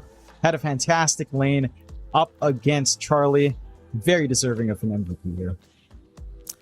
Yeah, I mean, he was playing Brute Mother, to be absolutely fair, but why? You give him the MVP. You know, he played a cheesy hero in a very dominant fashion, just not dying once, and I mean, I'm pretty sure he was smiling literally the whole game, knowing how badly things were going for Alliance, just based off his own performance, just understanding how much of the map he controlled, and it's just part of this hero, right? Like, it's all about controlling the map and just making them think, what do we address? Do we go to the Broodmother? Do we go to the other side lanes? What do we do about this guy? And sadly, they just never found the answer here against D2 Hustlers, who again remain undefeated in Div 2, at least for series. Obviously, they've dropped single games, as we saw in this series, but in terms of complete series, they have not been defeated yet. And this is such a great time for D2 Hustlers. This is the team that we've seen kind of try to push into Div 1 multiple times. This looks like this might be the tour for it. Fingers crossed, no jinxes, yada yada yada. But Yeah. they're finally looking like they've got their shot in Div 1. And out of all tours in this tour as well, where Secrets is down here as well, the fact Yeah. that they're above for now, that the fact that they take that win over Secret, it's a huge confidence boost for them. So I think these guys are in a roll, man. I think the rest of their series, it's still going to be tight. You know, this is Western Europe. It's highly competitive. All the teams are fairly close, but going forward, no one's going to be underestimating the Hustlers now. They are top seed for a reason at the moment. And if anyone wants to have a shot at Div 1, well, you got to beat these guys, because otherwise they're going to have a free ride up there. Yeah, I mean, what are their next matchups anyway? Like, I'm having a look now. They've got ITB up next, and then they've got PuckChamp. And then the last one is the Ancient Tribe, right? Which is arguably the hardest matchup out of the three. I say that, but Ancient... In fact, hold that thought, because we do have an interview with the coach of D2 Hustlers, so let's talk to him. I believe we've got Mangasu here to have a chat with us. Sir, congratulations on your victory here. 2-1 victory against the Lions. How the hell are you feeling? Hello, thank you. Pretty good, pretty good. I had to be reminded by the guys that I should be happy after the game. Kind of came in and started talking I don't know about if you can hear him. I could not movement. hear a thing. I think I had something muted. Yeah, I hear him through the VMix. So Okay, it's good to hear that, you know, your spirits are high, or you're trying to get your spirits high. I do have a couple of questions here. Could you clear up what happened with the Vi Llama in game 1? He seemed pretty incensed at the end of the game. We heard the comms a little bit. He seemed pretty annoyed about his hags. How did he get himself in that situation? I did not know. I actually have no idea what you're talking about. All right. Okay, there's so delay. I just in the- joined, so I have no idea about anything Yeah. that happens at the end. I just know we won. All right, no problem. How do you manage his team, right? Or how do you coach his team? Because it does feel like certain players, are Devi Lama in particular, I've known him for a while. We've watched his games even when he was in an A. He's a very emotional player. How do you try to level out the team when things get a little bit spicy for them? Yeah, I use the power of friendship. I actually think that coaching this team would be... I don't know. It might be hard, but I'm really good friends with, well, 3 of the people on the team for a long time. Lama, Yuma, and Tio. Obviously worked with Tio in SG and Oping before, right? We all came from South America. So I'm pretty sure that's making it much easier. But once you go through all of that, the atmosphere is really good in the team. I'm enjoying myself in this team the most I've ever done in my career. So yeah, I don't know. For me, it's easy. Right? Okay. That's great to I'd like to ask you about Game 2, because Game 1 you guys looked super smooth. Game 2 was a very rocky affair, and then Game 3 you guys looked super dominant again. From your coach's perspective, like, where do you think things went wrong with Game 2 for you guys? Yeah. Usually when we are done with a game that we lose, I just join on Discord and tell them that the problem was the draft, so it's all good. And this time it was also Right. true, so it became much easier. Yeah, I think we really like to just try to get a super solid draft, but at some point you have to start looking at the enemy team and try not to get too many bad matchups. And I think we got a few too many bad matchups that game. So yeah, just, you know, it was pretty obvious that the draft was making it super hard. We actually played really well. I think making the game be even at like minute 27 was kind of a big achievement. So we're feeling confident. We knew what we wanted to change instantly. Okay. I mean, moving forward as well, you guys have 3 more series coming up. You have ITB, you have you have PuckChamp, and you have Ancient Tribe. Any of these guys going to put up a big fight against you guys? Because you guys are still undefeated. You guys have not dropped the series. You've lost a couple games, but that doesn't matter. what team are you most afraid of out of these three? Like, what team's going to put up the biggest fight against you guys? So I'm going to have to give you the default coach answer, which is Uh-oh. which is we can lose to them. I'm pretty sure these teams cannot beat us, but we can lose to them. Oof. So I don't know if you are following. I don't know if you're following third-party tournaments, but yeah, if we don't give 100%, we can definitely lose to these teams. I wouldn't say that we're scared of anyone. At this point, we know that when we're doing our thing, we're the best team in the division. Just gotta keep the good level of respect. You know, if we do that, we'll be fine against them for sure. All right, John. Any further questions? Yeah, I'm curious. Looking at the road forward for the D2 Hustlers, it's been a little bit up and down for this team, being stuck in Div 2. What do you feel like is one thing that the team has to improve on? Without sharing too many secrets, what's one thing that you'd like to see your players listen more to you as you're coaching them? Well, the way you phrased it, I can't really answer because we're all listening to each other a lot. So I don't know. We don't need to listen more to anything I'm saying. We just need more time doing the work that we're doing. So we're improving on a lot of things. We've managed to get to the point where we can already talk about more important things like communication and I guess the mental aspect of the game. So yeah, I feel like we've already gotten to the point where our drafts and movement is pretty good. So just gotta start focusing on the mental side. All right, that's great to hear. It's good to hear that the team is in such a good spot, and I think that's the last one I have in me, man. Yeah, well, with that, we won't waste any more of your time. So thank you so much for joining us, and hopefully we get to see you again after, I'm sure, your next victory here with D2 Hustlers. Yeah, that's very nice. Thank you for having me. Bye bye. Thank you. Bye bye. Bye bye. What a modest man. He didn't give us one bad answer, did he? Like he just could not make a mistake with the way he spoke. That I like that. It's hard to dislike these guys. That's what's bothering me about D2 Hustlers, right? I like to have some imperfection about any team that I like, right? Because that makes me feel better because I'm a very imperfect person, Jonathan, right? But these guys are just really damn nice. It's kind of making me feel uncomfortable. I'm gonna be honest. Yeah, they are really nice. It's kind of funny how nice they are because you watch Davai Lama, right? Like he's just so expressive, but it's not necessarily tilt. It's not at all tilt. I don't think it's passion, Jonathan. It's a lot of passion. Like I love it. It's just the way he is, and I hope that this team full of passion continues to do well. Who knows? It's Div 2. It's a lot of competitive teams. Still 3 series. That's enough time for you to kind of lose your spot if you're not careful. So consistency is key for the Hustlers, and hopefully we see them maintain that. All right. Well, Jonathan, with that, we do have to head off to another break. We do have some more series coming up very, very soon. So don't go anywhere. We'll be right back with some more Western European Dota. We'll see you soon. Back on me. Just get Meg. Mega? Yeah.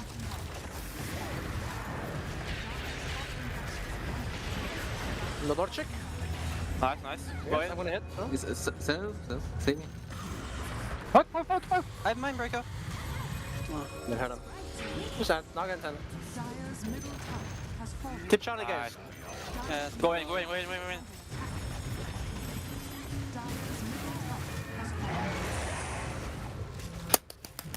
Let's go. Nice. No. Yo. What do you mean? They already called GG. Why are you saying yo? They did not. No, they didn't.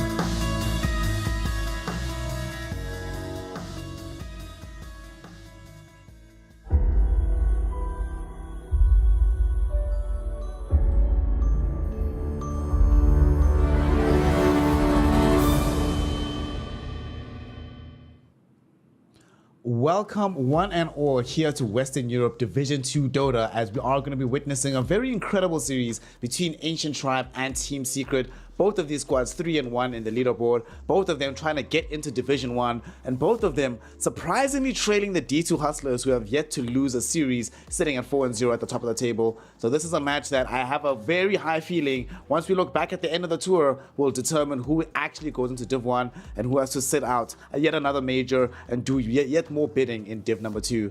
My name is Snare, and I'm joined by Mr. Worldwide, Fluke himself. What's up, OG? We've got some pretty banger series today. What do you make of the one that we're coming into right now? Especially that it seems like Team Secret are starting to find their groove properly yet again.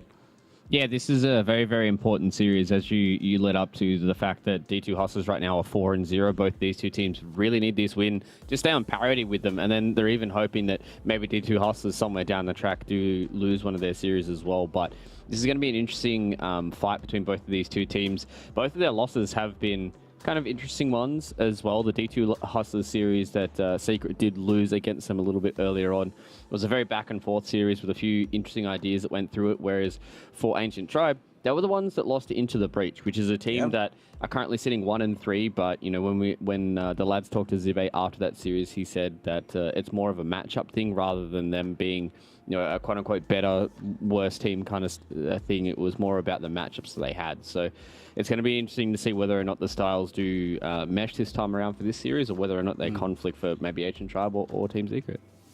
It's going to be very intriguing indeed to see exactly how it shakes up in terms of that matchup and exactly how the minds are going to be clashing between these two squads.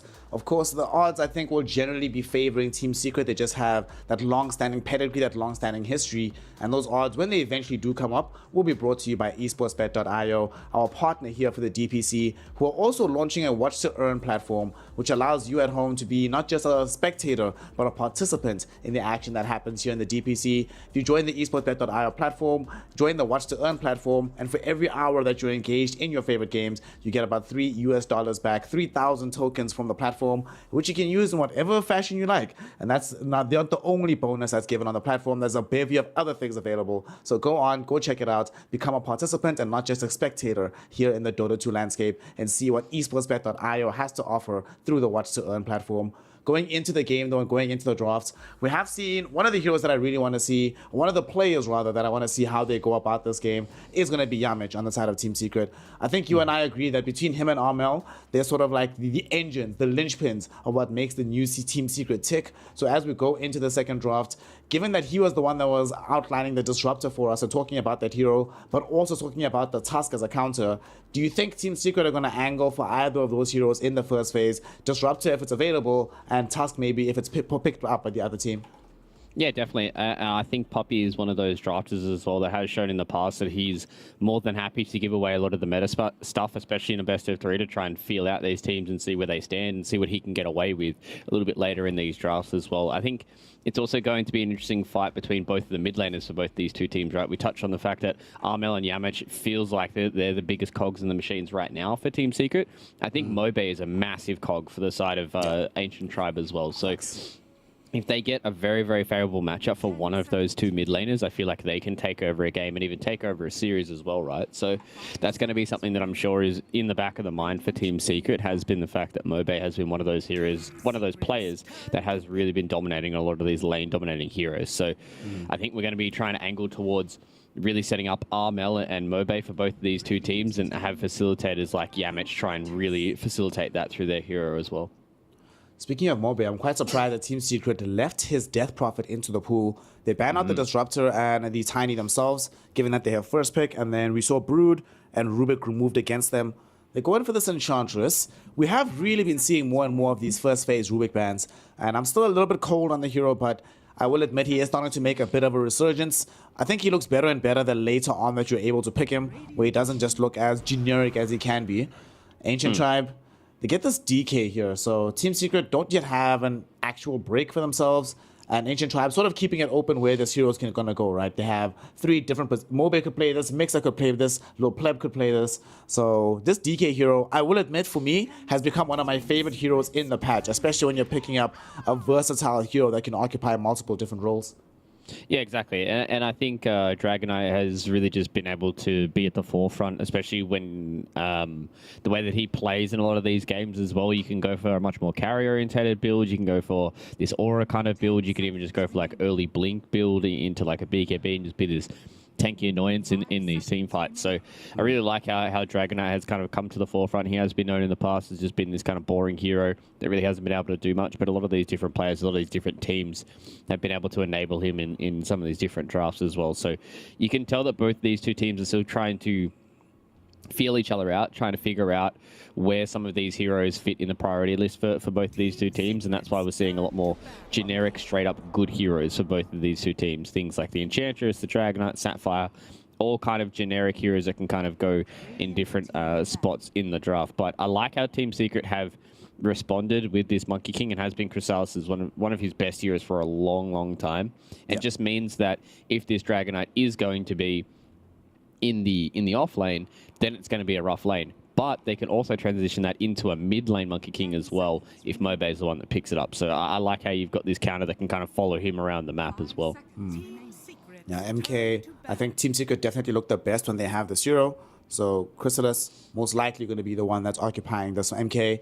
Ancient Tribe, surprisingly enough, are the ones to ban out this Death Prophet. So that presumably leads me to believe they might be playing Ember mid for Mobe. We have seen them use that hero in the past. So lots of options for them. I think we'll still have to see with the rest of the bans. And I suppose in general, just denying Team Secret easy ways to access the Roshan Pit, easy ways to access pushing onto the tier 1 and tier 2 towers especially, before you start mounting a high ground siege. Makes sense to ban this hero out. And honestly, Death Prophet is just so annoying to play against, so I like to see it from the side of Ancient Tribe. Yeah, she's a little too good, especially when you have a Dragonite and a Snapfire. She just kind of deals with those heroes really, really well. She just loves having heroes in her face, and especially when you don't have like this kind of burst lockdown and there's burst damage for her, she kind of just takes over the game. So we have been seeing a whole lot of these new and different heroes come through in Dream League recently, as well as some of the Div 2 games. So I like how when we come into these Division 2 games, especially in Western Europe, playing up against a lot of these teams, we start to see that leak into these games, and we see a whole lot of this different stuff. That's why, you know, we're seeing a few more of these like Viper bans coming through. You know, maybe we might even see like a Nyx Assassin ban coming in from Ancient Tribe, which has been something that we've seen as a response to the Snapfire recently. So I feel like coming into these drafts with these second phases, there's a whole lot of different heroes now that you kind of need to think about and kind of need to try and deal with, just so you don't get caught off by something that's a little bit off meta, but still has a very strong purpose in the game. We see the Tusk getting banned out now. I think Ancient Tribe saw that game from Yamich, and they're like, well, even if there's no Disruptor, it's still annoying enough to play into that we'd rather just remove it from play. I'm kind of wondering what other aggressive heroes he could play here. Puppey, of course, is most likely to handle this Enchantress, but we have seen them being able to swap this up if necessary. But it is Puppey Enchantress. Just give him this hero. He's so good. Sure. He transitions into a carry so easily. And this hero can do a surprising amount of damage as the game goes on and on. Even a DK won't feel 100% safe under these conditions. I would like to see them go for more burst damage on the side of Secret to help deal with some of these tanky heroes of DK Snap. And for Ancient Tribe, I think for them, if they go more into at least one more sustaining hero, but then just get out-and-out presence in the midst of these fights. A hero that can actually finish off this Monkey King, challenge him in the middle of Wukong's. Slark and Ursa, you're normally quite good at that. Both of them are banned. The only one left is like Troll that can force MK out of his own Wukongs, but I'm not so sure that they want to go for the Troll this early on for Ancient Tribe. Yeah, that is a hero that has really been able to do a lot of work against the MK. I was just looking back at some of the drafts from Ancient Tribe, and last time they went DK Statfire, they went Enchantress, Morphling, and then finished it off with a Bat Rider. So obviously they can't pick the Enchantress this time around, so they do just go for the Clockwork. But you know, I think Ancient Tribe definitely could probably run something very, very similar. I think the Morphling into MK matchup is pretty good for the Morphling. Obviously, you can't fight him in Wukongs, but you will have waveform to be able to get out of the ring. You can fight him early on. You can kind of just deal with him if you have a decent amount of lockdown. There's a lot of physical burst that he doesn't like dealing with. So, I mean, maybe that might be something that Team Secret are thinking about right now, the potential for the Morphling, but they're just going to go with the Mirana here, just saves up their Enchantress, means that these creeps are going to be A-OK. You can always get a quick response with an arrow for any of this follow-up. You know, you come in with a hook shot from the clockwork, you throw an arrow on top of your carry, and you should be relatively okay with trying to keep him alive. And also means that these supports aren't really scared of the clock. Is a big one. Enchantress as well as Mirana, 2 heroes really don't die to him. So Team Secret, once again, setting themselves up for another game where they kind of just out-macro the enemy team and just walk around the map and say, oh, okay. Oh, okay. It is going to be the Underlord. I don't think you can play Primal into Clockwork. I feel like that feels kind of horrible. It's terrible. But it sucks into the Clockwork, but Primal Beast Mirana is so good that it might be worth it anyway.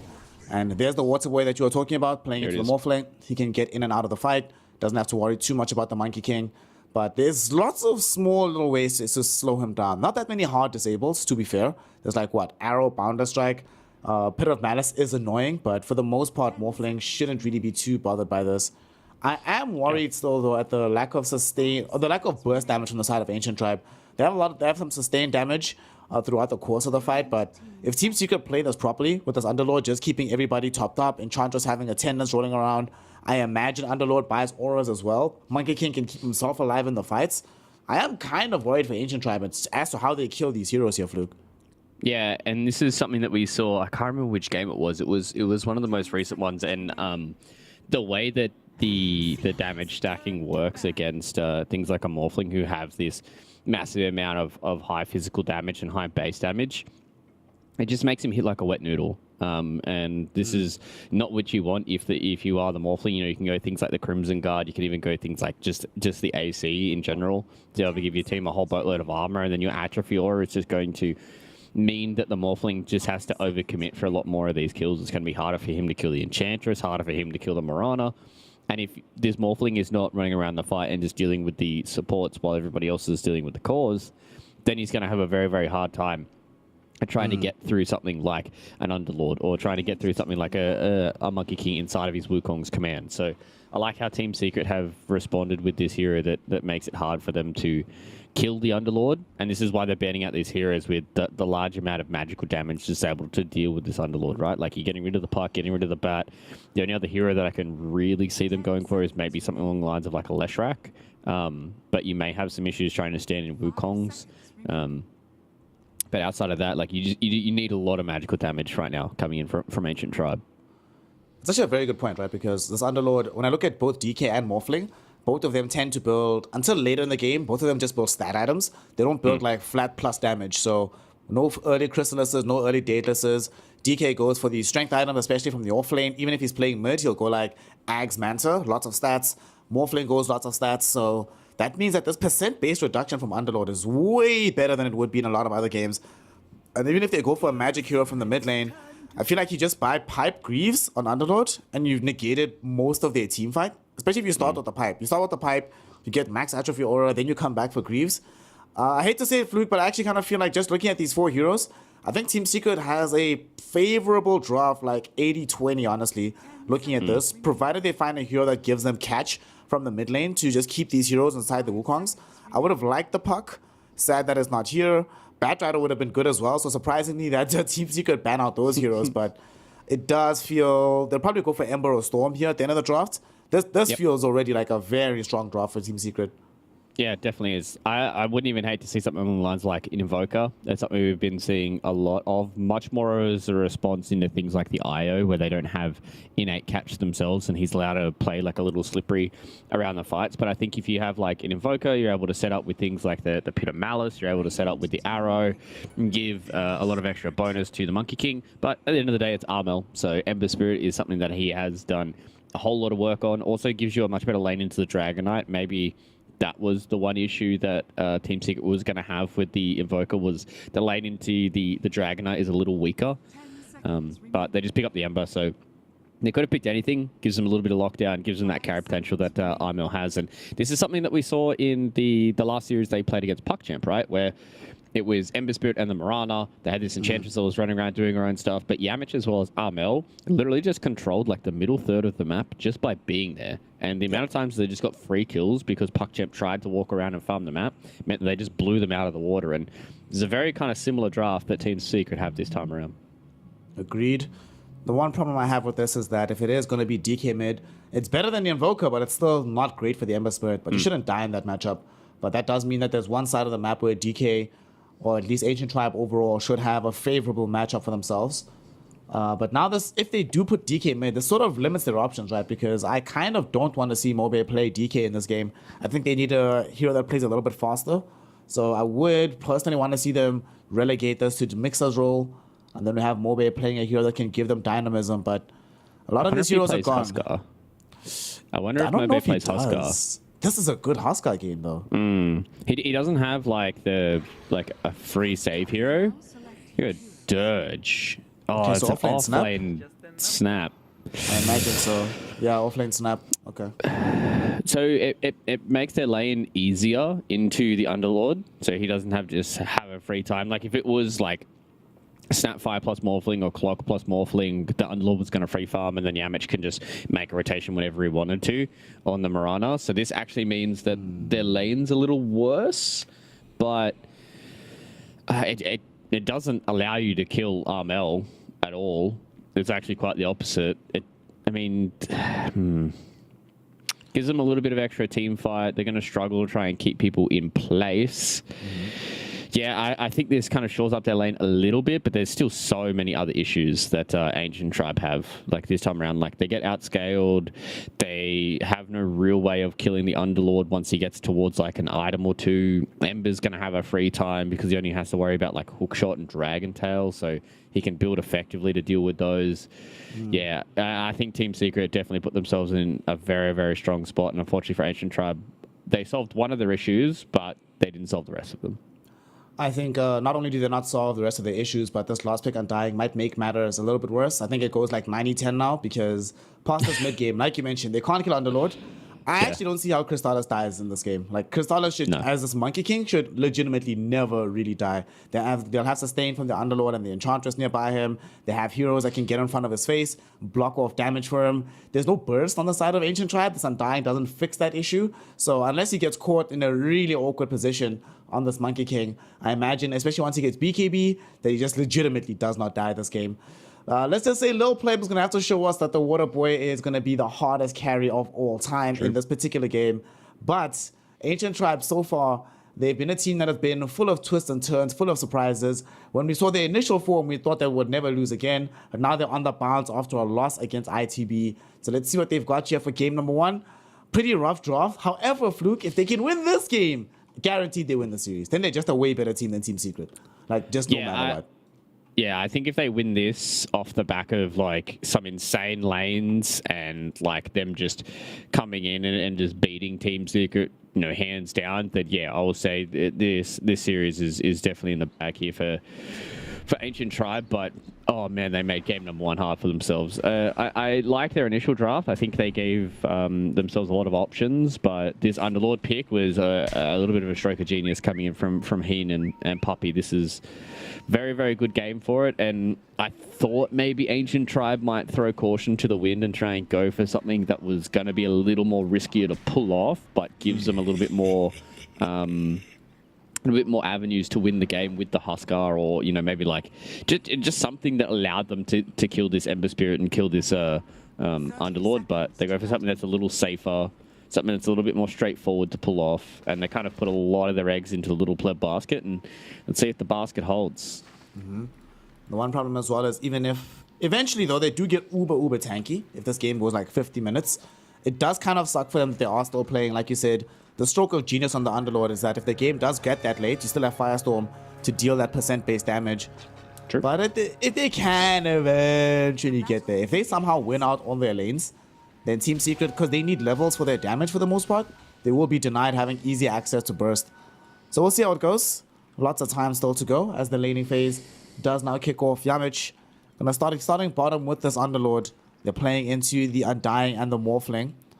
At the very least, there is not that many Tombstone hitters on the side of Team Secret. It's pretty much only Yamich on this Mirana. Everybody else is kind of terrible into the Tombstone. So LeBron could try to control these team fights using his E-spell in this game. Yeah, he could, but you also need to make sure that people stay around the tombstone in some of these fights as well. Like Armel, we've already seen what he can do on the Ember Spirit. He's going to freely be able to move around the team fight whether or not the tombstone is down. I guess Chrysalis is going to be the only one that's going to have maybe an issue because he also wants to stand still. But if he has a good enough lane, then he's just going to be able to stand still no matter what. And I don't think Underlord's going to care either, just because he's going to have a million armor and he's just going to have like insane DR, just the fact that he's being an Underlord this game. So I think they need to abuse the early couple of waves, and they need to abuse their early timing with something along the lines of like an early blink from Mobe.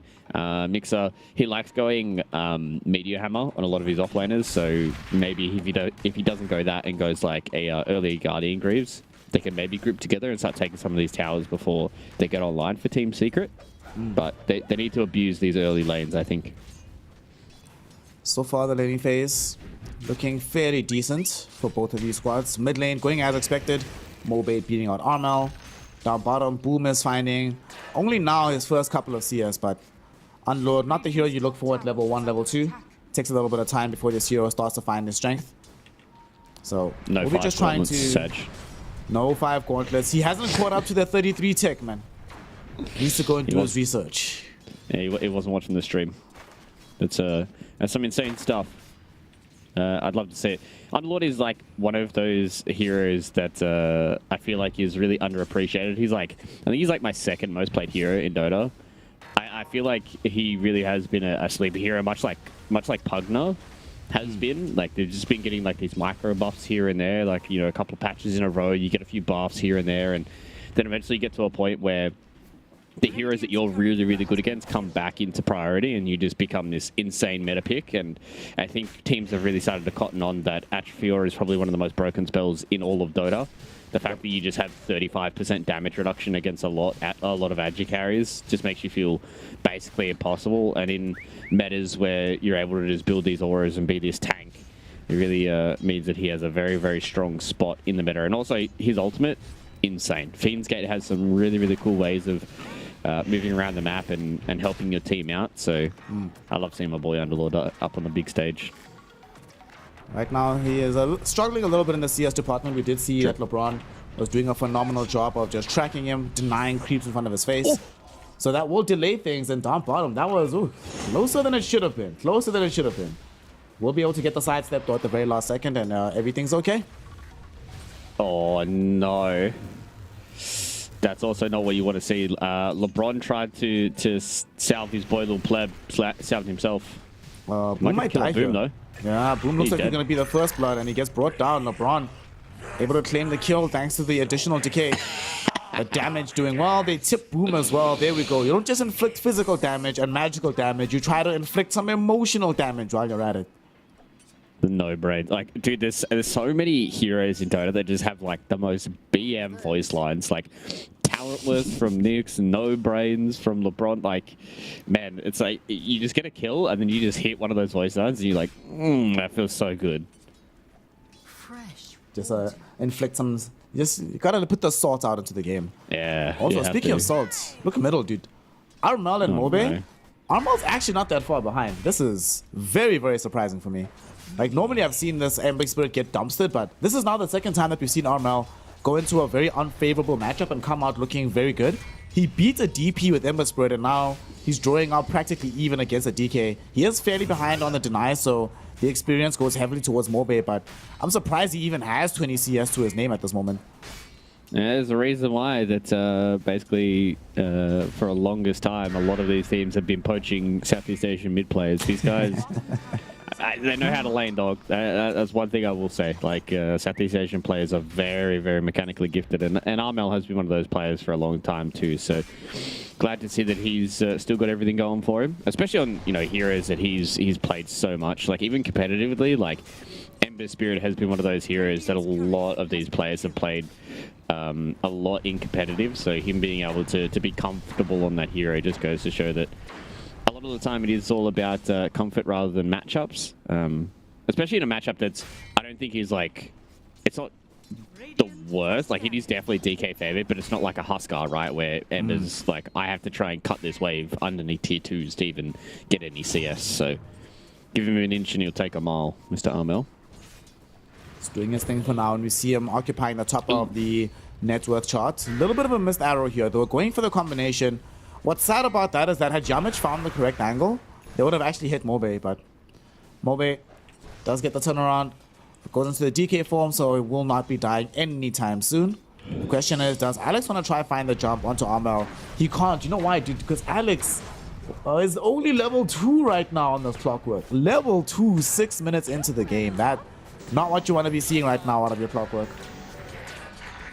Yeah, it's always a little rough. They're going to try and kill Armel, though. Nice find it. He doesn't die here. Mobe doesn't die. Although Yamich might find himself in a bit of a precarious position. Does have leap charges, so should be a-okay. And the presence of LeBron with the soul rip onto Alex also makes sure that the clockwork lives. 6 heroes in the mid lane around the 6-minute mark. You love to see it. Yeah, it's a party, dude. Dude, this is great, and this is exactly what I talked about before we got in the draft, right? Like, I think both these two teams understand that Armel and Mobe are going to be their playmakers for both of these two games, both this series, pardon me. So I think they really understand that, especially when they're on heroes that can utilize power runes, that the 6-minute mark is going to be very, very important. The 8-minute mark is going to be very, very important, because if you let one of these players get a good power rune and they make a big rotation with it, that can just tip the scales from it being an even game to being a one-sided game, you know? Yep. Right now, though, after we saw that previous utilization of the Dragon form from Mobe, wasn't able to pressure the tower, but did use it to shore up his CS advantage, starting to handedly beat out this Ember Spirit now. So Ember, if he wants to find more success in this game, might have to start making rotations across the map. Bottom might be a prime place to go, as Low Pleb slowly but surely approaching level 6, highest CS in the game right now. They need to do something to try and kill off this Morphling before he starts hitting the jungle and gets way too big. However, he does have raindrops, so moving in on him with an Ember Spirit does feel like a very difficult task at the moment. Yeah, speaking of the Ember, I like what Armel is doing. They're going to try this, but oh no, he got off the Morph. Never mind, he's fine. You were going to say about Armel, yeah? It's always hard to try and kill the Morphling, but I like what Armel is doing. He's cutting the crit waves in between the tier 1 and tier 2 tower, because he knows that he wants to try and make a rotation. So if he ever gives Mobe time to just hit his tower, he's going to lose it, and he doesn't want to lose out on that kind of matchup where they're losing their mid tower. So I like what he's doing. It means that he doesn't have to lose the fight. He gets a lot of the CS, and he still is able to keep his tower alive, because they need to make one of these rotations soon, and they're kind of just waiting for a point where they feel like they can kill Little Pleb, because all these lanes, they're going pretty well here for Ancient Tribe. They're not smashing on their lanes, but they're not getting smashed either. So these first couple of rotations are going to be very, very important, and maybe some item timings as well. Like looking at some level 6s that are going across the map, everyone's feeling pretty good with how things are going.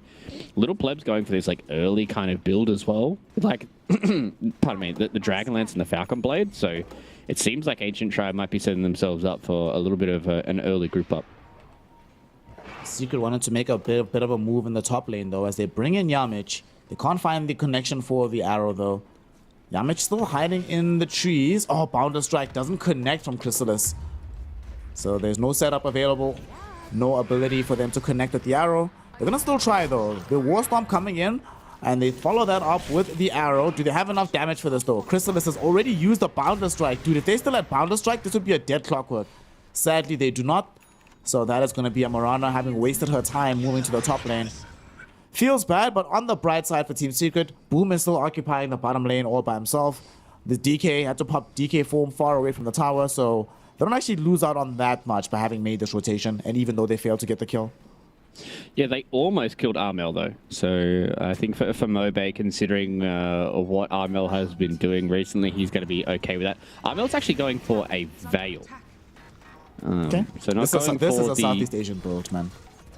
Yeah, this is something I haven't seen for a very, very long time. They don't have the craziest amount of magic damage. Like, they do have a bit of magic damage coming in from Boom, but I mean, it's kind of just him and the Mirana, right? Like, the only real ones that do the magic damage. So, I mean, maybe they're just going to try and match the pace with the pace, but I still feel like if you just had this Maelstrom, you could scale really, really well with the Ember Spirit, but we'll see how it works out. I think the idea, because it like increases spell damage in general, more broadly, I think the plan is mostly for Firestorm. because they're seeing that there's 3 heroes on the enemy team that are all cores that are fairly tanky. Morphling, Clock, Morphling, Snapfire, as well as this DK middle. So if you get higher level into a Firestorm as well as the Veil buff, it's a shocking amount of damage that'll end up getting dealt out in the fights. So I imagine that that's the plan. The only issue is that they still lack a little bit of lockdown. So he might be going into... The last time I saw this build, it was actually in Southeast Asia, and I saw they went Veil into Gleipnir for that particular game. And then you went Veil, Maelstrom, BKB, then you come back for the Gleipnir. So I wonder if Armel will do that. Speaking of Armel, middle, he has to try and Remnant back because with a little bit of danger, but playing very confidently because he knows he's perfectly safe. He's fine. Yeah, to be fair as well, now that I think about it, they are lacking on magical damage, so maybe just trying to alleviate some of that pressure from them and make sure that they don't get caught out. Ooh, nice play here in the mid lane. There's going to be a catch of the Sacred Arrow, and here comes Boom with the young Dark Rift. They're looking for the kill onto Mobe. Not able to find it just yet, and they don't find it with the Sleight of Fist either. Morty's kisses rain up top the heavens. They want to try and bring down Boom, and Boom falling lower and lower should end up dying. Alex has himself inside the power clock with this young Monkey King as well. Monkey King will dish out enough damage to help get this kill. Wukong's come on, finally does come out as Armel escaping away from Low Pleb. Mixer, one more right click will kill him. Yamich is the one that gets a double kill for that one instead, as he does have the young damage at the very tail end of the fight. They're not done just yet either. Arrow misses onto Mobe, but they're still going in.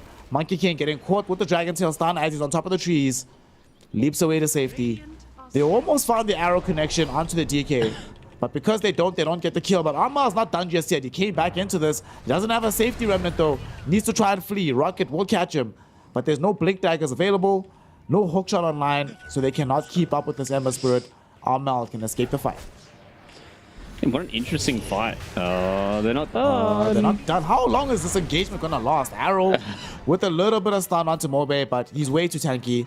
Mostly Armel is just way too low on the HP, so he can't like dive forward with the Flame Guard and hope to get that kill. Yeah.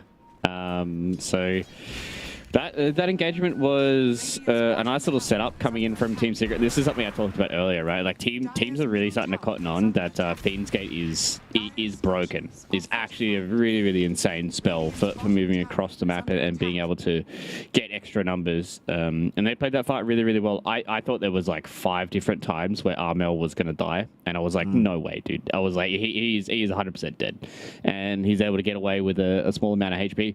Chrysalis came into that fight as well and got a few kills out of it. Got a kill out of it and got an assist. So it feels pretty good with how this game has started. He's gone for this early diffusal blade. So it seems like that Team Secret have wanted to try and pick up the pace a little bit. They've got this Veil. They're going to be going into a Radiance build on Armel.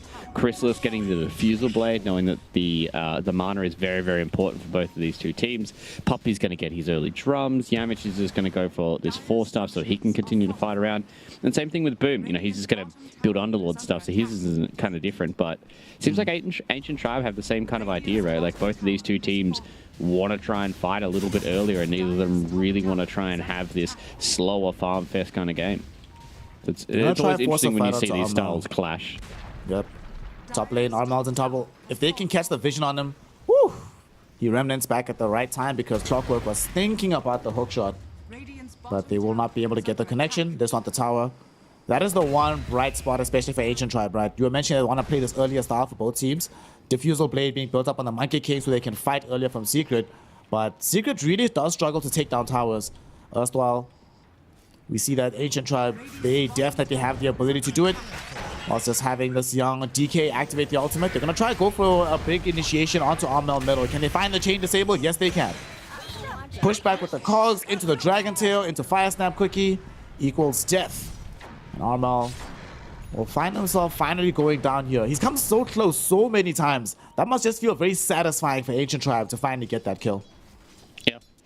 Nice little initiation from them as well. Alex being able to find the angle, getting the extra kill. They have the blink tag up on Mobe as well, and you can already tell that they want to play really, really fast. Like they have some low cooldowns for them to play around with. Mechanism is up as well for Mixer, so this is just going to be them constantly fighting. Oh no! Chrysalis! He primal springed into the creep camp. Oh no! This is not what he wanted. Dark Rift was channeled up by Boom. He's actually going through it. They're going to try and force this fight. Here comes the Underlord. Inside the Moonlight Shadow. Pit of Malice catches onto 2. They'll find LeBron very quickly. Trying to bring down this Tombstone as early as they can. Whilst the DK just TPs out in front of them. So you find a little bit of revenge, but I think the only purpose for coming to this is to make sure they can clear out this Ancient. They will not be able to find adequate revenge for killing off this Monkey King. They're definitely trying to defend their triangle, or their line, as it is now being affectionately called. So they need to make sure that they are getting that gold pumped in their pockets. But you can see how strong the Underlord is now, right? Like, he has 1700 HP. He has a mechanism. He's getting towards a pipe. Like, the issues are still there for Ancient Tribe, but I think they're doing a good job of dealing with the other two cores. Like, Armel really hasn't had this kind of snowbally game. He's going for this Veil into Radiance build where he's not going to be as tanky as if he went, like, you know, Maelstrom into BKB. So he's still going to have some issues in these fights if he ever gets caught out. And Chrysalis is kind of the same, right? He hasn't gone for this much more farmy build. He wanted to go for a little bit more fight with the Diffusal Blade into the Morphling. So the issues for now for Team Secret could start to kind of compound on them if they keep getting ran at by Ancient Tribe, who are just building purely for these next couple of fights, right? Like, they're getting Guardian Greaves, they've got Blink Dagger, they're going to get BKB up on Mobe, and they really just want to constantly fight with Team Secret.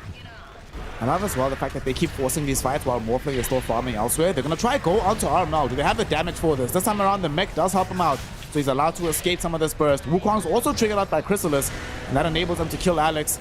The Dragon Tail stun goes back onto the Ember. Mixer gets the assassination with his Scattle Blast before he can get himself away, and now suddenly Boom's the one in danger. Fire Snap quickly sends forth the Morphling. Low player finds the kill. They're still trying to chase for more though. Yamich forced into the retreat with Morty's Kisses covering the attack potential. They can't really close down the Snapfire either, who fell so low. But two huge core pickups picked up by the Ancient Tribe here. And Low Play, as well as they're doing on some of these heroes for the side of Team Secret, they finally involve him. They get him some easy gold. And this Morphling is starting to get into some scary territory here. Like, later on, it does become a problem for the side of Ancient Tribe to keep him alive. But if he can just come in at the end of the fight when these heroes are already low, he can just keep mopping up and getting this free gold. Yeah, Armel again just got slightly caught out there. He got surprised by the side of Fish Seer and Chains combo coming in from Little Pleb. So he wasn't able to throw that final remnant out to try and get away from the Scatter Blast and got blown up. So him going down is not good for his Radiance timing, which can be quite delayed now. He's got 2100 gold, so he's still a decent ways away even from the Sacred Relic, which you need to be very, very careful of, because Ancient Tribe have already demonstrated that they have enough lockdown to be able to chain stun him and kill him. So until that comes out, that's when he has to be very, very mindful about how he is playing this map. And unfortunately for Secret, you can see the issue that they have with some of their lockdown and keeping heroes inside of Wukong, something that I talked about with the Tombstone as well. They found this is a Chrysalis. fight. They got him. They found him on top of the tree. Alex right there with the hook shot. They bring him down low and they find the kill. Darkrift will be coming in from this Underlord, but he will be coming alone. Get a 2-hero Pit of Malice. They want to try and at least find this young DK. Mixer falling very low to Puppy and will end up dying to the Impetus shots. At the same time, though, Armel looking to try and chase down this Clockwork. Alex still alive for now. Boom. Forced to pop the mech to keep this fight going. And it'll be good enough for them to bring down the Clockwork. So 2 for 1. Offlaner and support in exchange for a carry. But they need to be careful here. Beautiful chains combo. The arrow as well connecting onto this Boom. LeBron finding himself dead here as Boom set him up. Yamich kept him in place, and Puppy finishes him off. 3 heroes in exchange for just the Monkey King. Team Secret make a big fight back here in the river.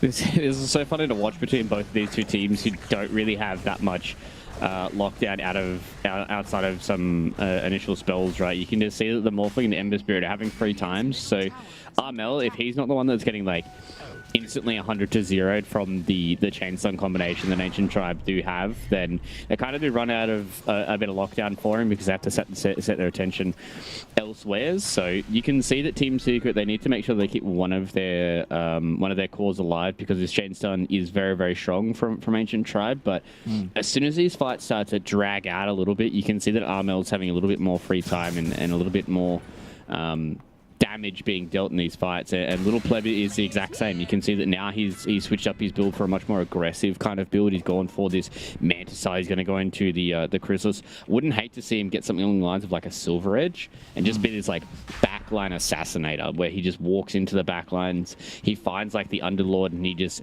breaks him, tears him to pieces, and then is able to start the fight where he doesn't have to worry about this damage mitigation. Speaking of damage mitigation, mid lane, we're gonna see it being ineffectual as there's a double damage rule on the DK, but he's losing a lot of his HP already. They throw in these Morty's Kisses from Mixer. Glimmer Cape will ensure that Puppey can escape this area. Armel thinking about, oh, the blink forward by Mobe just during the Slide of Fist. So unfortunately for him, Armel able to zip away in time. So just posturing around this mid area, but nobody finds a kill. Can we quickly talk about this Monkey King as they smoke up on Team Secret? I am not a fan of this itemization. The diffusal into the Echo Saber, like I forgot to talk about it earlier because things have just been happening, but I feel like the diffusal, we haven't seen him fight enough to justify it. Maybe it might come now though, as he goes in onto Morphling. Morphling though, Manta's away from the steering chains. Wukong's command coming out with the Boundless Strike. They really want no play. And now finally, we get to see this influence, but Mech coming in. Shout out to Mixer with the Guardian Greaves heal. This Morphling will keep staying alive right now. LeBron might not be as lucky though, eating a lot of impetus shots from Puppey. But the entirety of Ancient Tribe still somehow keeping their distance here. Jump in from Arm now potentially. 3 heroes inside of the Pit of Malice. And they haven't been able to kill any of them though. As now Monkey King underneath the tier 2 tower. He's losing too much HP. He needs to get out of here. He dies to the waveform of Little Play, who gets a double kill for his efforts. And Armel will get hit by the young, big Adapter Strike. Finished off by Mobe with the Dragon Tail stun. And they should be able to find Boom as well. Adapter Strike cancels out the TP. He tried to Dark Rift away, but the Water Boy says no. The Water Boy says your life is mine, and that's 3 heroes down for the count. Low Pleb collects them all as they win 4v3 around the tier 2 tower. Yeah, they've got some big lockdown issues now, Team Secret. You can see that they're trying their best to be able to catch this Morphling. I think they are just... I understand why they want to try and play fast, because I think they realize that if this Morphling gets, you know, even like one more defensive item or even just a tanky item like Ascardi, he's got to be next to impossible for them to kill.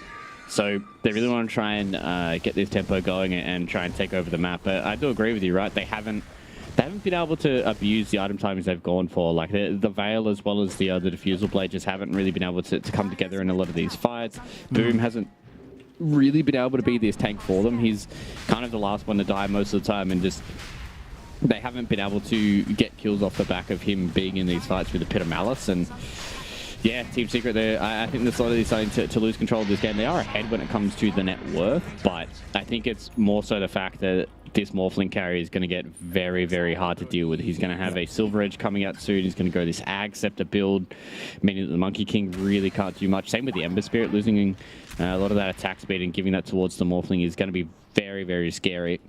So Ancient Tribe, I think they've got themselves in a good spot, and kind of echoing what you said, right? Like they just haven't been able to get the kills with the Diffuser Blade. You can see why he went for it against the Morphling, but it just hasn't been able to get any of that value just yet. Yep. It also means that as this Morphling gets further and further ahead, eventually as Monkey King, without a Maelstrom, a Battle Fury, hell, even a Radiance, you have no farming item. You're going to start to get left behind as Chrysalis. And unfortunately for them, because they also delayed getting BKB up until now, like they have BKB now on the Monkey King, but doesn't actually have damage, then I don't care about him that much. And Ember Spirit didn't go BKB either.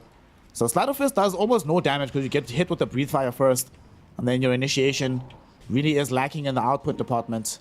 And they're going in for a smoke right now. Ancient Tribe, they found Boom. SARS, mates.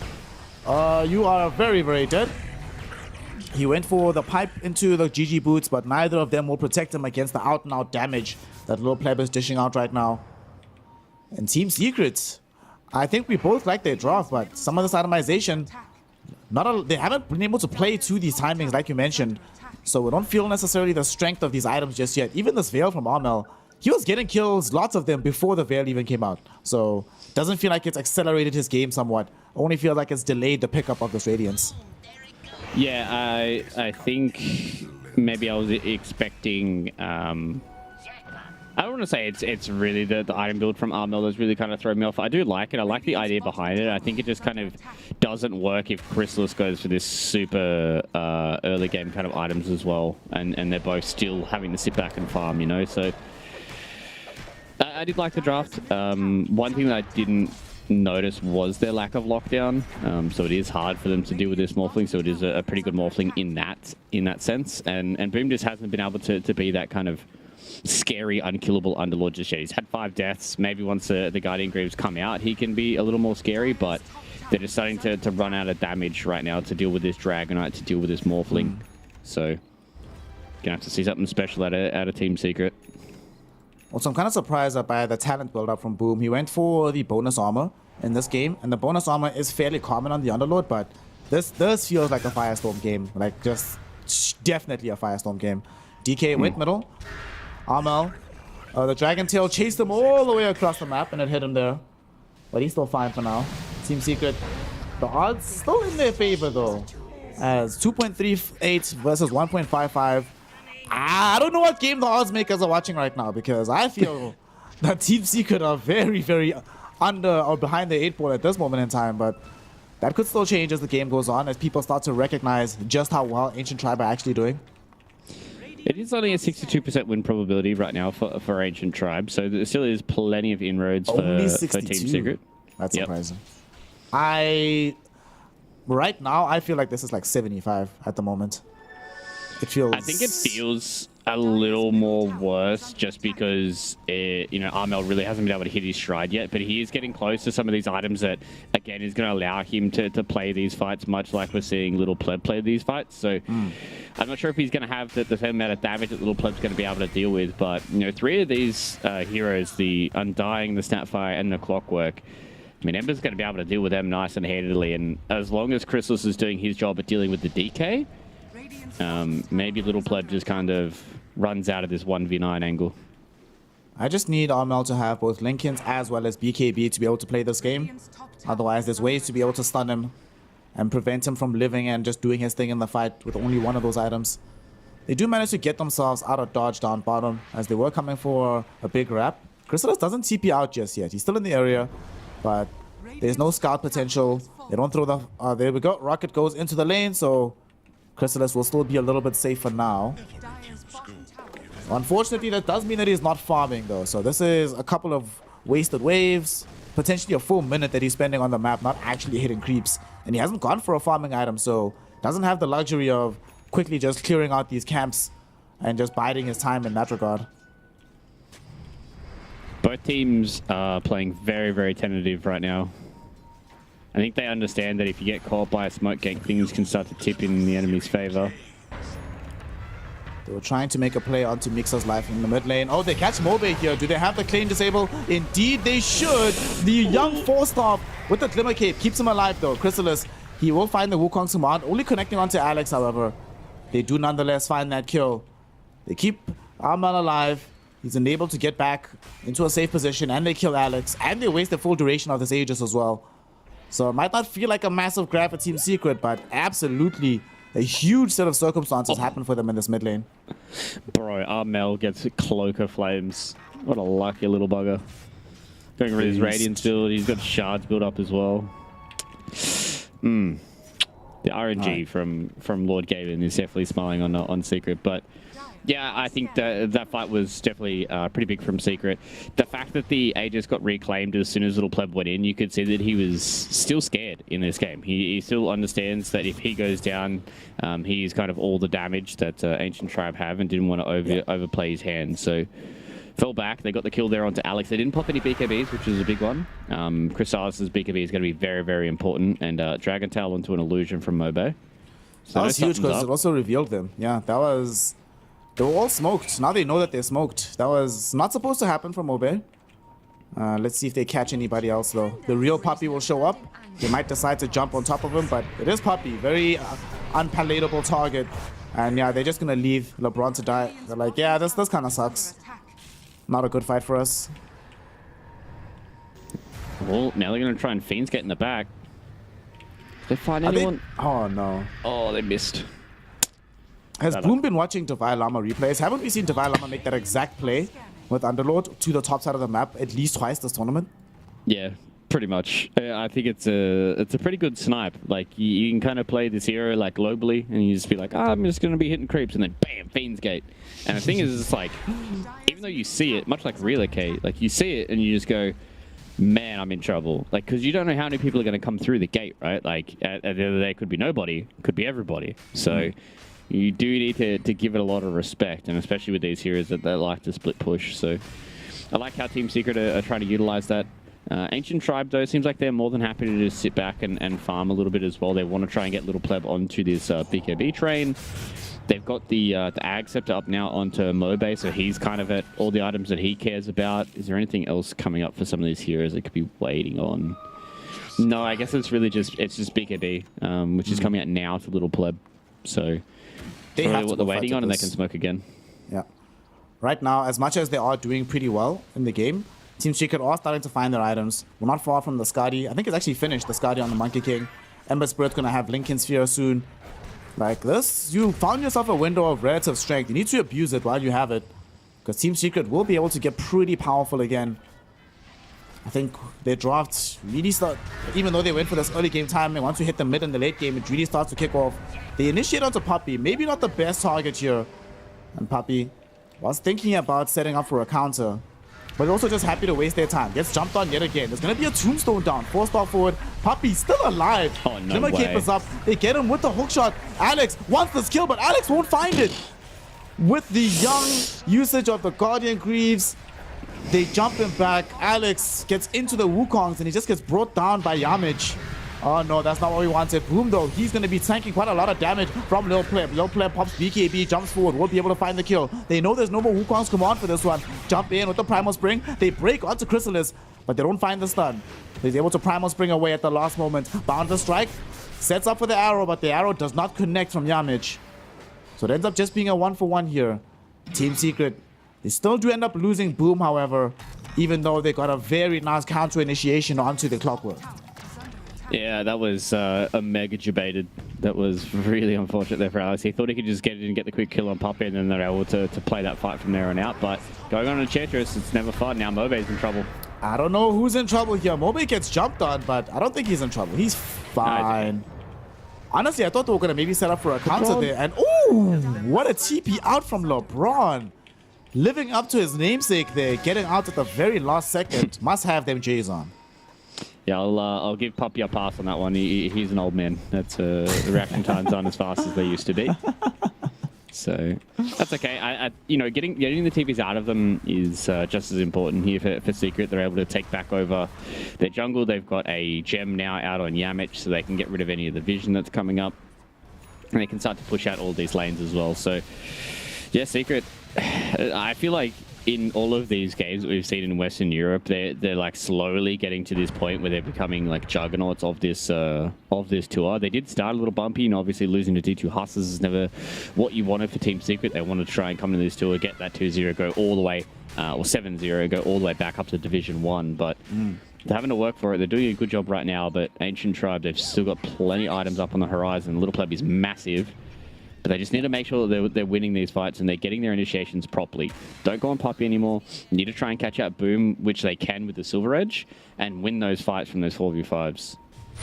Little Pleb's in the We'll see front. what they do. No Pleb going forward. Mobe found himself trying to get the break on No the Lincoln BKB. Sphere. Gets pushed out of the Firestorm. Doesn't have BKB for another 3 seconds. Lil Pleb does, however. So he goes into the fight to zone them away from the Wukong's command. And Team Secret, they had a very strong zone there. Wukong's with Firestorm going. But they have to retreat away from the area. They are chilling for now. Roshan is online though. And unfortunately for Team Secret, they did have to commit Wukong's and the BKB on Monkey King for that one. So now we'll see if Ancient Tribe, with the BKB returning for Mobe, decide to aggress into the pit itself. Yeah, that was very, very spooky for Mobe. He was 5 seconds off from having his BKB, but you know, 4-star is pretty broken. Man, I hope that when the patch comes out, this 4-star item just gets absolutely It's so sent to good. the abyss. Yeah, it's way too good. It's insane. I don't want to deal with it anymore. Please get rid of it. Yeah, people are like, oh, but you can nullify it. Yeah, no, nobody's will nullify, dog. The 4-star's too good. It is too good. Get it out of my game. But that was again, you can see how important for both these two teams are the initiation angles, right? You need to make sure that Mobe is the one that's like getting the blink forward and getting this Dragon Tail and being able to play through his Aghanim Scepter Dragon form. Same thing with Team Secret. They want to try and cap somebody with like a long range arrow, maybe something along the lines of like a Pit of Malice is able to get the kill for them. But both of these two teams understand that an initiation is so important for how these fights are going to go. Even though that Little Pleb is monstrous, he still needs to make sure that he's playing these fights on the edge and to the maximum, because he can get kited out, he can get caught and blown up as well if he doesn't play this properly. Yeah. And yeah, both these two teams playing on a knife's edge. Some interesting items coming soon, though, for the side of the Ancient Tribe. Mixer getting close towards BKB. The Clockwork very bad. He wants the Boots of Bearing. And no Pleb. If he finishes off those creep camp, we'll have enough gold to pick up the Aghanim Scepter. So their next fight, way stronger on the side of Ancient Tribe. The Monkey King doesn't know that this is available, so will not know to play as cautiously with his BKB. He has We'll see Skadi what they done now decide to too. do. He does. He's so strong. Skadi, BKB, Diffusal with the Echo Saber. Now this feels pretty strong. Once he gets... I would prefer Aghanims next instead of Refresher, but Chrysalis is the Monkey King specialist. As we see an arrow connecting now onto the Brawn. Forced off yet again, showing its value by keeping this Undying alive. Pit of Malice connects onto both Lil Pleb as well as the DK. Lil Pleb, though, still alive. Going into the Strength move. Undying does get brought down, but he buys back instantly. We still have tools from both sides to be able to pursue this fight. And Roshan gonna be dealing with those tombstones. So they know that Tombstone is down. It's Team Secret. That's one less team fight spell to worry about. Still concerned though about the Morty's Kisses. They jump onto Puppy here inside the river. Puppy should die. Does that buyback, comes back instantly. Dark Rift, they open up space for Puppy to just run back into the fight. But Low Pleb, they want to try and just bring down this Monkey King inside the Wukongs, but they do not have the damage to do it. They force a dieback onto the Undying and forward in the fight. Oh no, Amel, he went too far forward, but he's still alive somehow. He eventually gets brought down. The illusion from Morphling will also tank the arrow. Amel buys back instantly to go back into the fray. He does have a remnant down. And they succeed in bringing down both supports here. Clockwork lacking buyback, Undying having already utilized it. And that will give them what they need, the space to take down this Roshan. But that was expensive. Amel probably didn't need to die there, but they still get the Aegis for their troubles. Yeah, didn't need to die, but understands that that when he buys back, he can get an Aegis in his hands, and he's able to play that fight and maybe get themselves an extra couple of kills. So Team Secret are really just playing this game on the edge, utilizing a lot of their buybacks as well. They got a lot of buybacks out of the side of Ancient Tribe. So you could see that in these fights that Little Pleb, once he morphed into Chrysalis, he really does not have much attack speed. Like it's, I know it's a little weird thing to say, but like this morph onto Chrysalis, maybe it might be time for him to build a Linken's. It is something that a lot of people do talk about. I think it was like a Morphling versus Terrorblade game. The TB built Linken's against the morph because you lose 40% status resist and 70 attack speed. Like it is a lot of attack speed, and that means that the Morphling's able to just kind of stand a man fight inside of Wukong's for the longest time. And if Chrysalis isn't able to just stand inside of Wukong's and be a scary threat, then maybe the side of Ancient Tribe can get these fights going. But Team Secret, once again, are just showing their experience and showing how they know how to play these team fights. And it's getting hard for these supports, and it's getting hard for Mixer as well, because doesn't really do much in these fights outside of really kind of just being Guardian Greaves and maybe a cookie every so often. Well, doesn't do much right now, sir, because eventually you get level 20. He's building Daedalus. Eventually, the Snapfire actually becomes one of the highest damage dealing heroes on the map. It is not the case right now, though, so Ancient Tribe certainly will have to figure out how to reach that eventual mark before Team Secret start to take over. But I think one of the issues we're starting to see as time goes on as well is, despite this gold lead, despite the fact that Secret has won so many of these last engagements, they still really struggle with pushing down buildings. Tier 1 tower middle is still up 38 minutes into this game. They're nowhere close to being able to breach the high ground. And Ancient Tribe, yeah, sure, they don't have the best tools to hold the high ground themselves, but if they start a fight, they can still wipe down heroes in a very short span of time, unless Team Secret can set up for the initiation. Yeah, and that's the thing now for Team Secret is, who do they really go on? They can kill the supports, I think is a good start for them, because Ancient Tribe are really going to struggle trying to keep people in place once these supports are dead. But I don't think you're killing Little Pleb, and I don't think that you're killing Mobe either. Like, Mobe has a Trickster's Cloak now with a BKB Manta style. Little Pleb has 1700 HP with a BKB and an Ags. Like, these heroes are going to be very, very hard for Secret to kill. So the question is, do they just try and go for like this backline assassination where Armel's just jumping in and being a nuisance like he always has been on these Ember Spirit type heroes? And then you just kind of allow Chrysalis to just come in with now his shard picked up on the Boundless Strike, where he tries to just get on top of some of these heroes, and then you just deal with DK and the Morphling last. Could be the way to go, but I definitely foresee this game going a whole lot longer than what we've got right now, Snare. This could probably be like a 60-minute plus game. Ah, the Snare and Fluke Classic. Long games, probably into a best of 3 as they make the quick jump onto Puppey. Puppey's still alive though. The 4 stars, item too good. Chrysalis though gets off the Wukong's command. No heroes caught inside this as Armel trying to at least bring down one of these heroes. No Pleb in the midst of this lane. He's still fighting for his life. He needs to get the BKB off, and he does. Still looking for Puppey, and Puppey somehow still alive at the end of all of this. Low Pleb, his BKB will end. Armel pops his own BKB, jumps into the fray, able to bring down the Clockwork, and Low Pleb without BKB, he is vulnerable, and he is going to die. He walked too far away from the rest of his team, and now he gets brought down as a result. Mixer, he's getting chased right now by Armel and Chrysalis. Does still have the ultimate and BKB, and he's actually going to turn onto Armel, able to get out the kill, taking away the Aegis. Mobe also finds the BKB. Clockwork buys back. Can they make anything happening off the back of the spyback? There will be Morty's kisses. They're raining them down. They want Chrysalis. They want this Monkey King. And they're going to get him. Puppey in danger as well. Can he get away from this DK? No, he cannot. There will be a fire snap cookie to ensure that Mobe sticks on top of him. The stun is there. One more breathe fire and a couple more right clicks. They finally get him. In the meantime, though, they did manage to get the quick kill onto LeBron elsewhere in the fight. Armel still going for more. He's gotten himself a double kill. He wants a triple. He wants Mixer, and he's going to get him. It's a full team wipe for Team Secret. So although they lose their carry, they lose their captain, but they still win the fight. Yeah, that was a long team fight. And I love how I cast a curse like 7 different things within the span of like a minute. I said that Mobe as well as Little Pleb were never going to die. They died in a team fight. I said this game was going to go to like 60 plus minutes. Now they're getting a full lane of racks after, you know, being a tight contention between these two guys. Maybe I should just stop speaking for the rest of the night here, Snare, because I think I'm just cursing literally everybody. But that was a sick fight from Secret. They're playing their edges really well, and playing around the fact that Little Pleb really needs his BKB and his Manta style to win in these fights, because if he doesn't have them, he can get dealt with pretty handily by Boom. Little Pleb. Low Pleb? We've seen this movie before, my friend. He went too far forward last time, and that lost his team the fight. Honestly, in retrospect, when I think back on that fight, during the BKB, if Low Pleb waveforms to the south to join the rest of his team, instead of going to the west by the secondary rune spot, I actually think he lives in that fight. But the fact that they could surround him 3/4v1 while Armel is solo zoning the rest of the team, dude, this BKB timing for Armel, because he got it just before that fight started, probably perfect. The best item he could have gotten.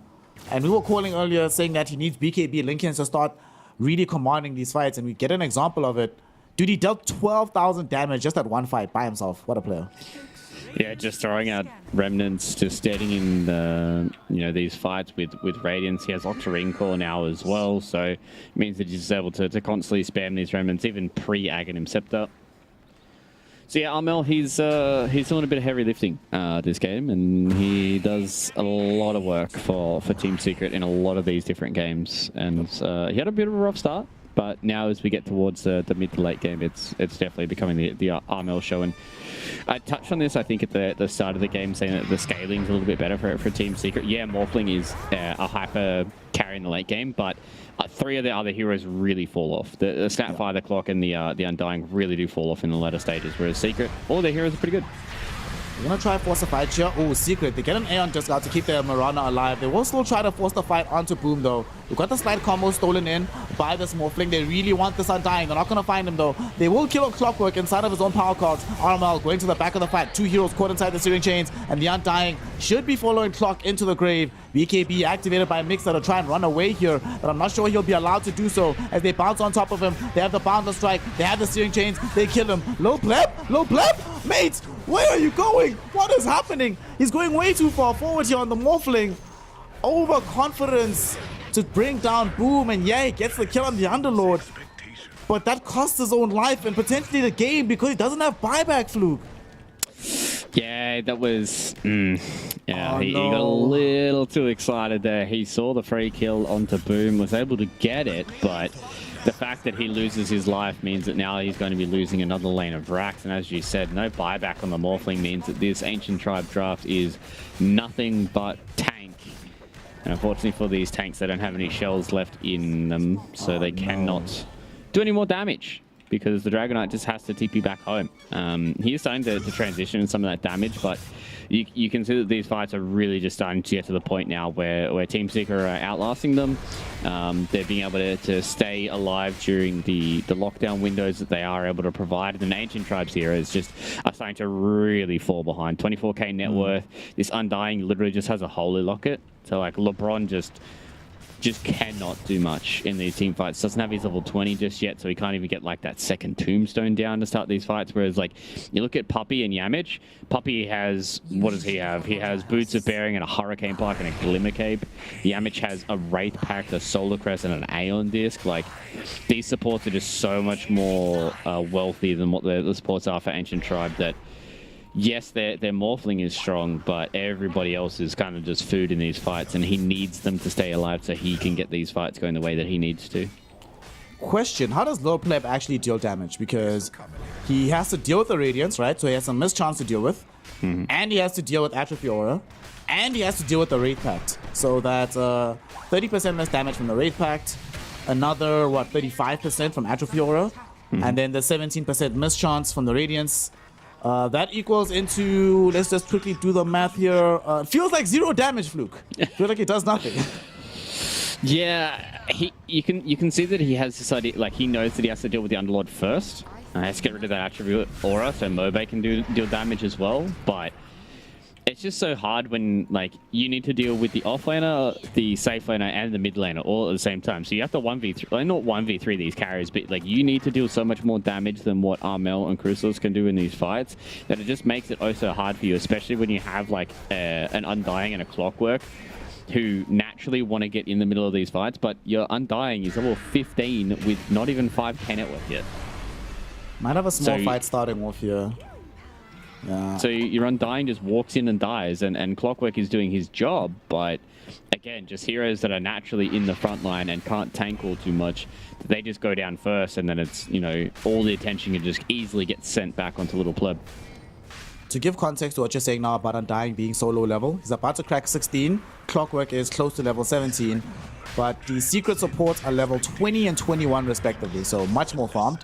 One of those supports gets jumped on right now, it is Puppey, but Puppey with the level 20 talent on the Untouchable. I don't know if any of you are killing him. There's not enough magical burst unless you commit the 4 Morty's Kisses, which he will take any day of the week with the Glimmer Cape. And they're posturing around the area right now. Team Secret, they would love to get this next Roche, but Ancient Tribe know that if they give this Roche away, they're probably giving away the game as well.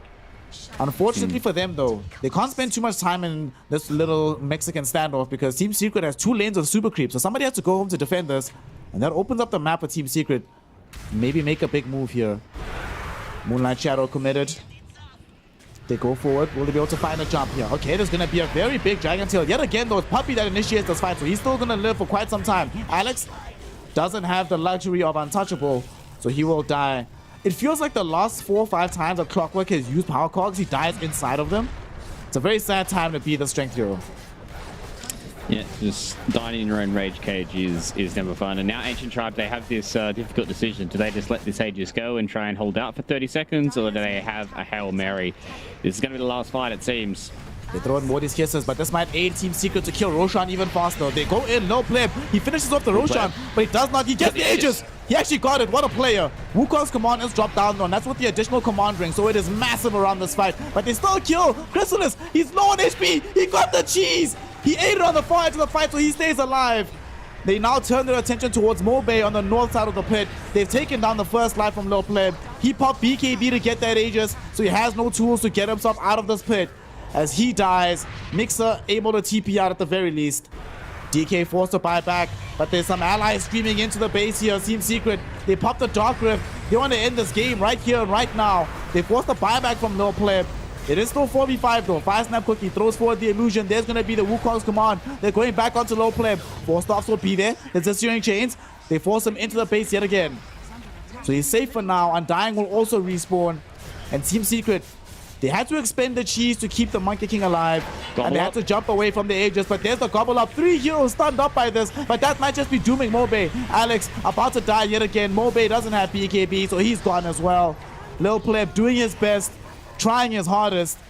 But unfortunately, there are limits to what you can do, even as the Water Boy. And looks like Team Secret might have just broken this game wide apart. They go in onto LeBron. Undying is dead. He does buy back. Lil Pleb doing his best to try and cut the waves, but he will eventually get caught out for this and killed. BKB in 1 second. He gets it off maybe. BKB doesn't even need it. He actually just kills off Armel. Okay. Armel can't buy back either, and he goes in with the BKB. Very strong hero, but no mana to get home here. Fluke, he might be dead anyway. There's going to be the follow-up. Yamich catches him with the arrow set up by the Founder Strike, and that's a dieback on Lil Pleb. The Ancient is exposed. Team Secret have 4 heroes, and they will not be denied. Game number 1 should almost certainly go the way of Team Secret. They try one more play. LeBron gets thrown in. There's actually a lot of damage with the Morty's Kisses, but it's not enough. They lose out on LeBron one more time, and that's going to be that. GG, well played is called. Ancient Tribe throw in the towel, granting the victory towards Team Secret. Yeah, that was a tight one towards the end there. I think we saw towards the end of that game the reasons why that both of us were leaning towards Team Secret for this draft. It just got to a point where, unfortunately, Little Pleb had too much damage that he had to deal. He had to try and take care of literally everybody. They couldn't deal with the Enchantress. They couldn't deal with the Mirana. And then they just couldn't deal with the cause. You know, Armel took a little bit of a slow turn this time around in game number 1, but the way that he played the mid-game was absolutely immaculate. And once again, Team Secret, they keep their heads nice and cool. They understand their win conditions and how they need to play these team fights to win the game, and they get it done perfectly. There was some moments there where I thought maybe Ancient Tribe were really going to be able to come around and get Little Pleb onto that carry pedestal, but yeah, it was Team Secret. The way that they played the mid game, the way that they played around a lot of their key item timings was really, really good to watch. And man, I don't want to harp on it, but I feel like every time that I see these off-lane Snapfires, they just don't do anything. Like, this hero needs so much to transition into, like, a damage-dealing core that you might, like, just play something else in the off-lane. Like, you could have just played something else. I mean, the itemization that he ended up going for on Mixer, he had the GG boots, he had BKB 4-star, he was trying to build into the date list for the 20 talent and beyond, but like you mentioned, just not able to get there. And this is the second time this tour that we've seen a core Snapfire starting off really, really well, but ultimately ending up falling off as the game scaled later and later. Really feel bad for Lil Pleb. Dealt an astonishing amount of damage, 52k damage, almost 53 being dealt out by this Morphling. Ultimately just not able to do it in the end. A couple of very impressive fights, but the real turning point of this game for me is, I can tell you the exact moment that this game turned for me, Fluke. The exact moment, right? Let's see here. It turned at 39 minutes 51 seconds, because that is when Armel picks up BKB. At the time, he just got the Aegis as well, but with BKB Lincolns, literally unkillable in these fights. And look at that kill participation. Involved in 34 of his team's 36 kills. Absolutely nuts performance coming in from Armel. I feel a little bit slighted though for him, because I would like to give him the MVP, but Yamich was also so on point this game. I don't know. Production, y'all choose. Between Armel and Yamich, both of them did really, really well this game. The Wraith Pack purchase, I think, was also perfect for a game like this. Just denying this Morphling from being able to do anything. Great movements in the mid game. And even though Chrysalis didn't have necessarily the pop-off Monkey King game that you want from him, didn't really matter, right? They just needed him to hold position with Wukong's. Armel will clean up the rest of the fight. Just a well-oiled machine is starting to look like on the side of Team Secret. Yeah, and I think you even saw that from the item build coming in from Armel as well. He went for much more the slower carry style of build, whereas you saw that Chrysalis was going for more this diffusal blade BKB kind of build up that he wanted to be a little bit faster. So I think Team Secret are really starting to lean in towards that Armel is their star player, and he is going to be the guy that's going to carry these guys through a lot of these games. But Yamich is really kind of getting on the come up as well. I think there's a few heroes now that you're looking at for Team Secret that they've really been able to use and abuse and be able to come into a lot of these games and get a lot of work done. Mirana, Enchantress, and Ember Spirit are the three heroes that I feel like if Team Secret get those in games where it's like, the Ember has at least a lane to play in, the Team Secret are going to be very, very happy with how they play the game. So I like that they've gotten themselves these heroes that are, I don't want to say impossible to beat, but very, very strong for them, and they're very, very confident in playing them as well, especially with the only a few remaining series to go. So Team Secret, they played Comfort once again, maybe a little lacking on the lockdown, but the way that they play the mid game and play those team fights is chef's kiss. Yeah. I think the common thread between all those heroes that you mentioned is difficult to kill, either through mobility in the form of the Ember or the Marna, or through survivability on the Enchantress. Either way, they extend the fights long enough that they can outskill you and outplay you. And so far, Team Secret have shown that they're up to that task. For the side of Ancient Tribe, though, it was a difficult draft to play, as we saw here in Game 1. So they still have an opportunity to recover, bring a new draft for Game 2, and ensure that they can execute that draft. Because as we saw in this game, they have the capability, they just need the tools to be able to take the W over Team Secret. We'll find out if they can dig deep enough to find those tools, or if it's going to be a Team Secret evening after a small break. Don't go anywhere. Western European Dota resumes in just a moment. They're getting fucked here. They're getting fucked, guys. Look. Yeah. We're going. I'm going. Go. Nice. They all died. He's here. Radiant's middle tower has fallen. Radiant's bottom tower is under I got him. Nice. Not bad. Okay, so they're right click, you have low damage. Gonna get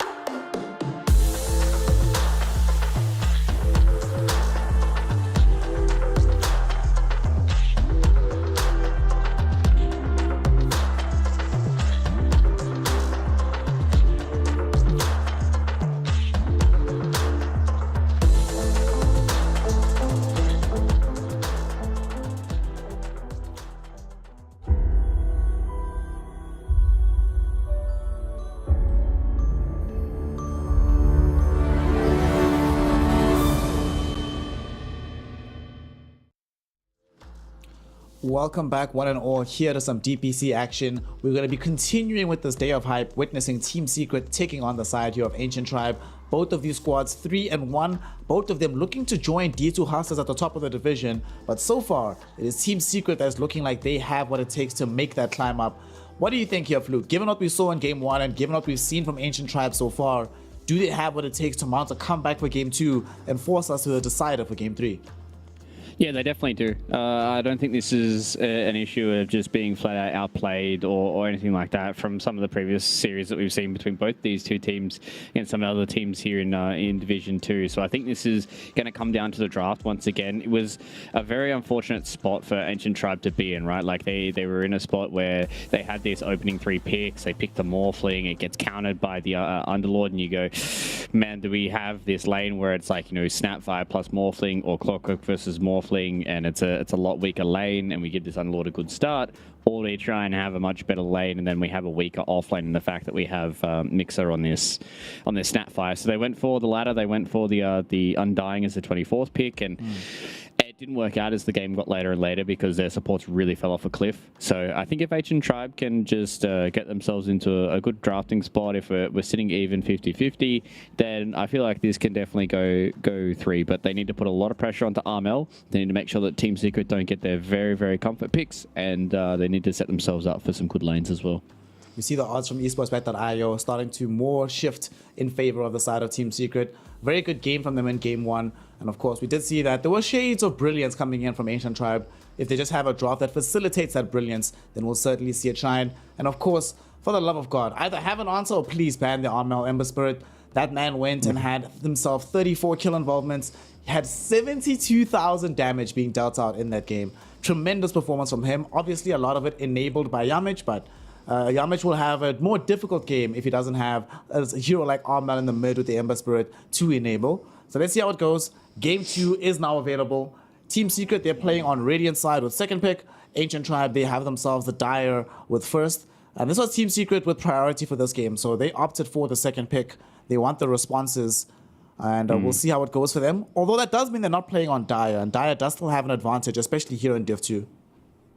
Yeah, it definitely does. But I think Puppy and Heen showed in that first draft that the way they're thinking about the game is can really put themselves in a good spot for this draft. And I said that the drafts are going to be very, very important for both these two teams because I think they are on even skill levels. So it's going to be interesting to see what the drafts are going to look like here. I thought maybe Ancient Tribe would leave the Dragon Knight in, considering they got rid of the Monkey King. That they were like, we will still want to play with this Dragon Knight, but we want to have a little bit more flexibility. We don't want to have this hero that just follows him around the map. So they're going to get rid of it themselves. There still is Disruptor, Enchantress, Mirana, are 3 heroes that I could definitely see Ancient Tribe going for. Death Prophet is another one that we're looking at in the list here. It's kind of just like, what does Team Secret want to give Ancient Tribe, and what do they want to have as their responses? Like, do you leave everything open and just say, all right, Ancient Tribe, what do you think is your best hero? And then they respond with like, Enchantress +1. Well, they have the option to go Ench +1, and the thing I'm really confused about is Disruptor is left in, and nobody's picked it up just yet. Ancient Tribe go for the Nature's Prophet first. Dude, if I'm Team Secret here, I'm going like Disruptor plus Death Prophet maybe. That feels pretty decent as an opener, but just get Disruptor. That hero is just so good. And this is Yamich, man. This is not any Disruptor. This is Yamich Disruptor. Even before the hero was good, Mans is already playing it for years and years and years. To be fair though, Nature's Prophet is a pretty decent way to open up a draft. Very versatile hero, can do so many different things, can push, can play for more initiating style with the Agnum Scepter. But Team Secret, if it ain't broke, don't fix it. We'll go back to the Ench. Is this Ench plus Core, or is it Ench plus Disruptor? Or do they just like go Ench Tusk to deny Ancient Tribe going for Disruptor themselves? Yeah, I think you could do that, or you could go like Ench plus Primal Beast. Could be another good opener. You really want to try and have something to go into this Nature's Prophet. If you go Primal, they could just... Yeah, okay, I was going to say you go Primal, then they're probably going to go Disruptor or Clockwork. Get one of those 2 heroes to be able to deal with the Primal Beast as the Clockwork as the response here from Ancient Tribe. So I think if you're Team Secret, you're pretty happy with this. Like these two heroes have been pretty good for you. Armel has been able to play the Primal Beast. Boom has also been able to play the Primal Beast for them, and I believe Yamich has also played the Primal Beast as a 4. So this is a hero that they're able to flex quite a lot, especially when they're going up against Core Nature's Prophets. I think that's the best place for you to be running a position for Primal Beast, is if you have these heroes that can just play into the Nature's Prophet 1, you force them to play it as a 1, and then this clockwork counter really doesn't feel too bad for you if you're like, I'm just a 4, I'm gonna get a BKB, and then I'm gonna kind of do my job to shut down the natures early. So Team Secret, they can really set themselves up in this next phase to have a hero still for Boom and have a hero still for Armel, and Ancient Tribe get forced to play this Nature's Prophet as a high priority call. Yeah. We have seen this Primal Beast into the Nature's Prophet if it is played in the off lane, but like you mentioned, Armel's been playing this really, really well, or they could just flex it, so much to do. I do like that Ancient Tribe still stick with having this clockwork. A lot of things went wrong in the previous game, but at the very least, they were never shy from having some degree of initiation. It started to go sour later on because they could just blow him up inside his own cogs. But having the option, I think, is very important, because there's been too many games we've seen where a team has a decent draft but no way to start fights on their own initiative. I like to see it. I like to see this ban as well on the Armel Ember Spirit. Even though he's probably playing Primal Beast, you don't want to take the chance. Just deny away for this hero. Because there's a Primal Beast in the game, though, you do start having to think about, do we ban out Yamich's Mirana? Because giving away Primal plus Mirana, it's a crazy combo. Once you hit level 6 on Primal Beast, literally every mid hero in the game does die between the pulverized long-range arrow combination. So they need an answer on the side of Ancient Tribe if they don't want to just ban it outright. Yeah. There's a lot of things I have to think about here with Ancient Tribe, and this is why I like that Team Secret went for priority in the draft instead of in the game, because they want to make sure that they have these flexible picks and these setups that enables them to just kind of play their game a whole lot easier. Interested to see what Ancient Tribe are going to get rid of now. Maybe another Nature's Core matchup that he doesn't like playing. What are you trying to think here? Anti-Mage feels okay. Maybe some more of these illusion heroes you have to worry about, as you said. The Yamich with the Mirana. Maybe even some more Boom heroes could be a little bit more annoying for you. I think there's so much for Ancient Tribes that they have to try and ban here that I think the next bans are going to be very important for them to try and figure out what they want to go for their second phase.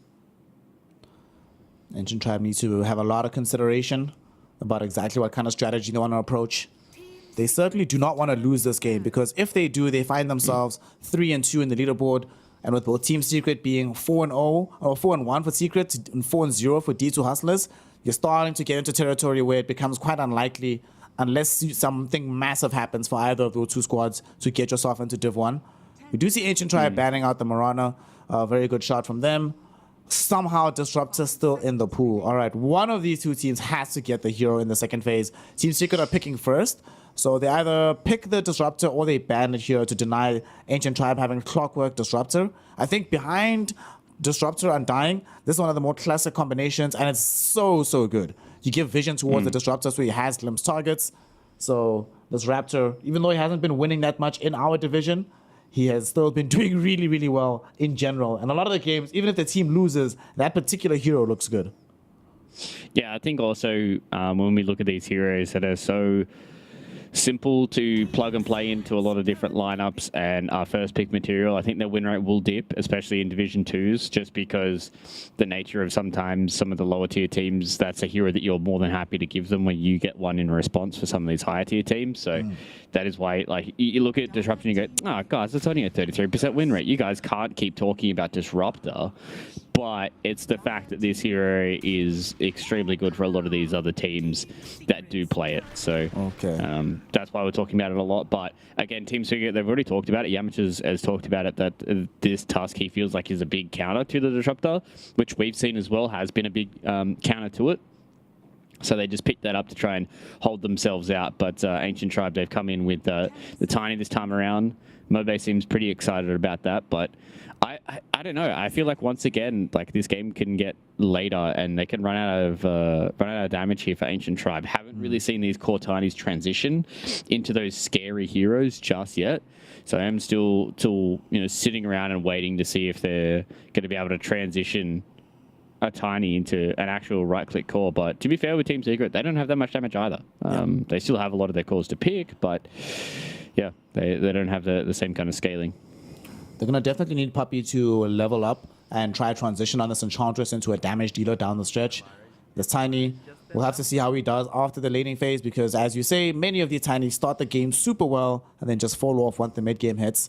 There is a ton of setup here. Snapfire is always going to land Morty's Kisses either through the Clockwork cogs and or through the Tiny Avalanche combo.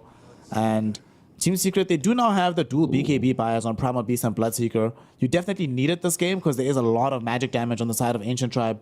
There'll be a period of the game, it feels like, pre-BKB, where Ancient Tribe, you start a fight, you throw in Wrath of Nature, you throw in Morty's Kisses, Avalanche Toss, anybody on the map does die, but Team Secret, if they hit their timings after the laning phase, it starts to feel rough. On the bright side, though, I'm looking at this draft from Team Secret, and unlike Game 1, I'm not seeing a natural sustain hero. Like, Bloodseeker can sustain himself, but nobody's buying Pipe, no one's buying Greaves. So that does mean that Ancient Tribe might have a better ability to actually kill these heroes after making a jump. Yeah. I'm not sure if I'm 100% sold on the Bloodseeker just yet. I don't see it as like a straight up counter to any of these other heroes. Tiny does kind of like to move around a little bit, but like the natures, once you beat KB, same with the Tiny, I think they're happy to just kind of sit there and right click. So maybe they've got a different idea for their final couple of picks for Team Secret. They do have damage that can scale now. They are able to get through the big health pool of the Tiny with the Bloodseeker Shard. The Blood Right on the ground is good for them to have that little bit of extra lockdown, but I don't know. I'm not extremely sold with this Bloodseeker just yet. Maybe their final pick for Team Secret is going to pull me around and allow me to have the big thumbs up. But again, not all too much lockdown. They've got the Pulverize as well as the all the Tusk kit for their lockdown, whereas Ancient Tribe, almost everybody has a form of lockdown for the Bloodseeker. So his BKB and BKB timing is going to be very, very important. Right now, I'm actually much preferring the draft on the side here of Ancient Tribe. Feels like it's a little bit easier for them to play. Yeah, they might lack a little bit of that punch, but depends on where this NP goes. I personally would prefer that they put this hero... let's see, this game. If he plays the lane against Bloodseeker, that lane doesn't feel too terrible into Bloodseeker Edge for the Nature's Prophet. You don't muscle the Bloodseeker out, but whatever, you don't really care. I don't know though, but I would also like further jump. This is a hard last pick, to be honest, for Ancient Tribe. I still overall prefer what they're doing, but they still, like you mentioned, they need damage, man. They need damage and they need it quickly. So the question is, do you think that little pleb can farm enough on the Nature's Prophet that he gives you the damage? Or are you skeptical and then you pick another hero for the safe lane? You could still go Water Boy this game. You could go for some Terrorblade or whatever to just get the out and out, we win the game damage off of this. I don't want them to see them go for like some Drow, another range hero, because I feel like it could get overrun in the laning phase, but just something that helps them punch down as the mid game starts and as these BKBs come out from Team Secret.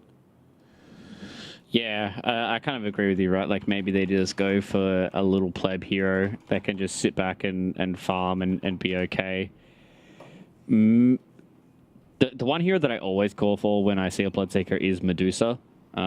She's just the best counter to the Bloodseeker, full stop. I don't know how that lane goes into a Primal Beast though, which is kind of my one concern. So they're going to go for something that's a little bit faster to play with. It is rough, the Doom matchup into Bloodseeker, because if Bloodseeker has Thirst stacks, like, he doesn't care if he's doomed. Yeah. He's just going to run around. Like, he'll just run away from you. So, instead of see if this is going to be a carry Doom, or if this is going to be like an offlane Doom for Mixer, and they just go like what they have before. What's Team Secret going to do for their Armel hero? Flashback. Okay. That's not bad. Again, a hero that has a pretty good lane into what I'd imagine is going to be the Mobe Tiny. You're able to take towers for them. They've got a mixed damage now with a lot of magic damage. They've got a lot of physical damage as well. I don't know. I don't know where I sit with this. I'm not sold on the Bloodseeker. I don't hate it. I don't love it. I think Ancient Tribe have a lot of lockdown. They are going to have a bit of an issue once BKBs do come out with their damage. Until Mobe starts getting a little bit more and maybe Little Pleb starts to build up his damage as well. So, I don't know, man. I think Ancient Tribe have given themselves a lot better chance this time around to be able to play it. They've got good lanes. They've got good team fighting in towards the mid game. They're not getting, kind of super countered from Team Secret. But the way that Team Secret have been playing these last couple of series and these last couple of games, they're really coming into these mid games and kind of picking teams apart. And when you're playing, like a Leshrac and a Primal Beast, they're very, very good at just picking you apart and then taking objectives off the back of that. So I'm going to lean a little bit towards Team Secret, basically just off of performance bias, I think. It's intriguing for me, this last pick on the Leshrac, because prior to this, they didn't have, like you mentioned, the Bloodseeker, not a great target for the Doom in the middle of the fight. Usually by the time you see Primal Beast, it's too late to try and use Doom on him. He's already gotten off all his spells. So this last pick, Leshrac, it gives the one target in the middle of this game for this Doom to go on every single time. But they also have saves behind him to try and keep him alive a little bit longer. They have the laning advantage, Primal Beast plus Tusk into the Nature's Prophet. That feels like an awful time to be the NP. So the lanes, I think, are fine for Secret. The mid game feels personally a little bit better for Ancient Tribe, but like you say, the performance so far has been in favor of Team Secret. So let's see if they can match that performance, or if we're going to be getting Ancient Tribe bringing us to a game 3. You and I have only had a single day of crossing together where it's only been 2-0s. So if it's not this series, it'll probably be the next, and the next series looks a bit more lopsided. So given that history, I'm going to be backing Ancient Tribe for this game too. Yeah, I feel like that as well, and it's kind of what I said in at the end of game number 1. I feel like both these two teams, like, it's not like massive disparity in skills or experience. Like, Ancient Tribe have shown that they are good enough to hang with the best here in Div 2, and also the ramifications of this match are actually very, very important, right? You already touched on it, the fact that they have, if their scoreline goes down to 3-2, that puts them within touching distance of almost every other team, simply by one series, which is kind of the crazy thing, right? Like when we talked about Ancient Tribe, who were 3-0, in previous days gone by. Now, if they lose this series to Team Secret, same with Team Secret, is that puts them in touching distance with everyone all the way down in 7th. So we've already said that Western Europe has been a very, very tightly contested region, but now it's really starting to show itself as we're getting close towards week number 3 and the final couple of matches in Div 2, and basically anybody can still play for maybe not promotion, but anywhere from relegation to staying in the division. It's a very hotly contested region right now, extremely volatile every single series. And Secret trying to make this particular game less volatile, starting off with grabbing themselves 3 bounty runes for their efforts. What's actually really funny is that the only 2 times I've seen in the division where a team gets 3 bounties, both teams that have done so have gone on to lose their game. So Team Secret, this is not a good look. Only get 2, my friends. 3 is too much. Yeah, 3's a little too greedy. Big thing as well is a lot of experience, a lot of these heroes across everybody. I'm surprised the amount of people that have multiple Grandmaster heroes. Like Chrysalis has 3 or 4 that I've seen already. How many games does this guy have? Lots. Come on, bro. Okay, let's actually see how many Grandmasters I know he's do we have extremely this young as well. So yeah, that's crazy. That's Chrysalis is Grandmaster Bloodseeker, Armel, Grandmaster Leshrac, and those are the only ones in this game. That's still... Mobe's Grandmaster as well, on Tiny. Is it? Oh, yes, on Mobe, yes. Mobe Tiny. How could I forget the superstar from the mid lane for the Ancient Tribe? It's it's almost like it's their job to play Dota. It's weird. Almost like, just a little bit like that. Yeah, just a little bit. It's not like they're playing for thousands of dollars right now, and potential for more thousands and millions of dollars in the future. I mean, it's like you say, this could be the game that separates being able to go to Div 1, therefore being able to go to a major, therefore having a chance to go directly to TI. This could be that series. You could look back in the future and be like, man, winning or losing this game was the difference between being a millionaire or not. But now, though, both teams playing some very stable early lanes. We do see that Ancient Tribe have decided that Mix as the offlaner this game. So the farm distribution will be a little bit better. LeBron getting zoned out top by Yamich and Boom. I must say, LeBron has been doing a phenomenal job. Him using those clockwork, he's been chasing away Yamich and making sure that Boom is playing 1v1 into the Nature's Prophet. And yeah, Nature's Prophet can't zone back the Primal Beast, but the Primal Beast alone can't threaten the life of the Natures, at least until level 6. So that means that we've had quite a bit of farm going the way of low player, pretty much uncontested in the lane. Yeah, and this is the start that you want as well. If you are a little pleb, you need to make sure that you have these early couple of levels where you're able to get, maybe a few of these stat items, so maybe you can survive a gank or two. They're gonna try go right now onto LeBron to look for the first blood. They haven't found it just yet. Yamich can't get the kill. The power cogs, dude. LeBron literally just hit level 2 before that happens. If he doesn't hit 2, he is 100% dead. Because he does, he gets off the W, forces them back, and that allows him to stay alive. Dota 2, game of margins. You love to see it.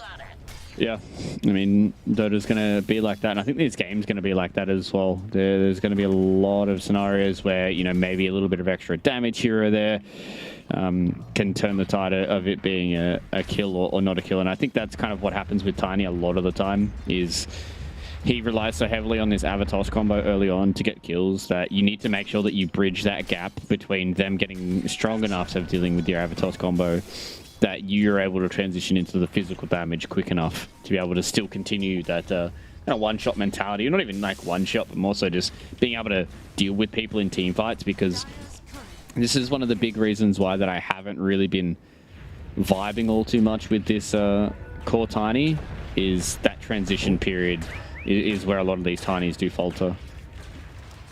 So far, he's doing fine though in the mid lane from Obe. Getting quite a bit of CS. Pretty much even with the Leshrac. Slightly behind in the CS department, but slightly ahead in the Deny department. So very even affair in this mid lane. We'll see once he starts, or when he decides he wants to move around, or if he just wants to finish off the Blink Dagger in the mid lane. Down bottom, Mixer, as well as this Bloodseeker from Chrysalis. Two of them are just vibing. There is more farm for this Bloodseeker, but more farm might be coming the way of Mixer as he gets the first blood off of Puppy's life. Alex will be sacrificed for this, but it's a trade you'll take any day of the week. Needs to be careful though, playing into this Bloodseeker, as there's a bit of damage that can come out. Nice using the shard golems from the dead Puppy to just make sure that Mixer can't keep putting damage onto Chrysalis. Nonetheless though, first blood for the Doom. Extra gold, even though it doesn't have the most CS. Yeah, see exactly what he needs, right? He did get his courier killed, which is a little annoying, meaning that he doesn't have the arcane boots because he got like one of his best creeps. The chain lightning creep is absolutely insane. It's just constantly harassing a Bloodseeker who he wants to trade in the lane with you because he's going to try and heal up off of the creeps. But if you're just sitting there spamming chain lightning on him, then he can't try and get that trade on you because he wants to trade his health with your health and then heal up off of the creeps. But if you're just spamming mana at him, then he can't do anything because he's not getting any trade out of it. Might kill Puppy again here though. He's in trouble. Chain lightning does connect onto him and the Scorched Earth is enough to find that kill. Mixer with the secondary kill. They also lose Armel in the mid lane. Is that a solo kill from Mobe? What? Dude, Yamich came to help and Mobe just straight up solo killed him. Pretty big plays. I was about to reference that down bottom. Chrysalis is actually heavily outplaying this Doom because he had more denies than the Doom had CS just before that play we saw. But I think the real outplay award has to be for Mobe getting a solo kill versus two heroes in the mid. Yeah, I think that was just a toss back under the tower. Maybe it was a counter initiation from them with because I did see that Yamich came in with it with the snowball, and they did try and split Earth, so maybe it was like a gank gone wrong. I wasn't able to catch it, so I mean it's big nonetheless, right? Getting that kill on Armel after a 2v1, like he's now level 7 and Armel just hit level 6, so Mobe's doing a really good job because he needs to have a good time in this time. He needs to hit that early Blink Dagger timing so he can constantly kill this Enchantress, which is a big thing for them, is they now have a way of initiating on Enchantress and blowing her up, whereas in the previous game Mobe was trying to do it on a Dragon Knight, which doesn't have the same kind of magical burst that a Tiny does. I mean, for additional context, them being able to make that big play happen, it forces Yamich away from the top lane. So that leaves Boom all by his lonesome. He's going to get a ton of experience, but that pretty much means it's even more free farm for Lil Pleb. So they're getting their farm that they need on the side of Ancient Tribe. For the most part, Team Secret are getting it. It's just Boom that's struggling a little bit. And down bottom, Mixer Doesn't have level 6 just yet, but he's thinking about rushing forward onto Chrysalis, given how much damage came from the Wrath of Nature. Might be Puppey that pays the price instead. Scorched Earth still going for another 2 seconds, but Mixer does not want to chase beyond the tier 1 tower. Man, oh man, what a time for Alex to be back at the base. If Alex is there with the Fire Snap cookie, that's a dead Bloodseeker, but because he's not, they cannot find the kill. And top, the kill instead is going to happen onto LeBron, as Yamich has returned to the lane. Low Pleb has abandoned the safe lane. And a lone Clockwork means a dead Clockwork at this stage of the game, as Team Secret collect his life. Yeah, level 6 is very, very important. And you said, Alex, if he goes down bottom, that's a free kill. And that's exactly what they get. They didn't even have to use the Doom for that one. He's holding the skill point here, so maybe he might want to commit it soon. But getting that kill there onto Chrysalis, moving towards the hand of Midas.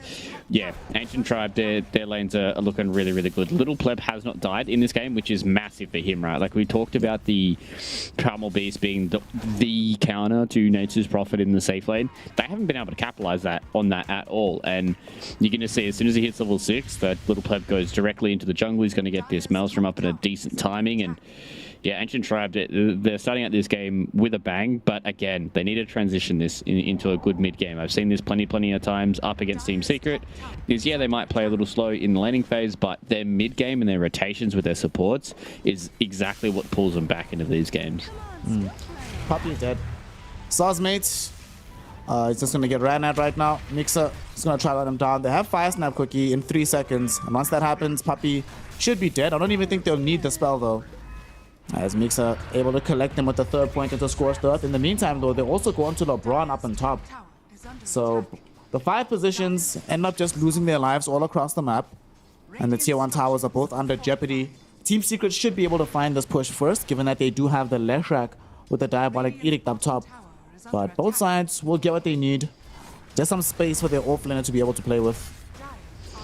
Yeah, it seems like LeBron and Puppey are having a race at the bottom, seeing who can get the most deaths in the first 20 minutes of the game. That is kind of the nature of the heroes that they are playing, though, which is fair. Is like, you know, the Enchantress is not going to do all too well up against a massive amount of magic damage, and the Clockwork, he's kind of just trying to save top tower as much as he possibly can, and just try and soak up to level 6. So the life of a POS 5 player, unfortunately. They're not going to be the superstars, but they're the big brains behind their operations as well. LeBron as well as Puppey, 2 big old heads of Dota.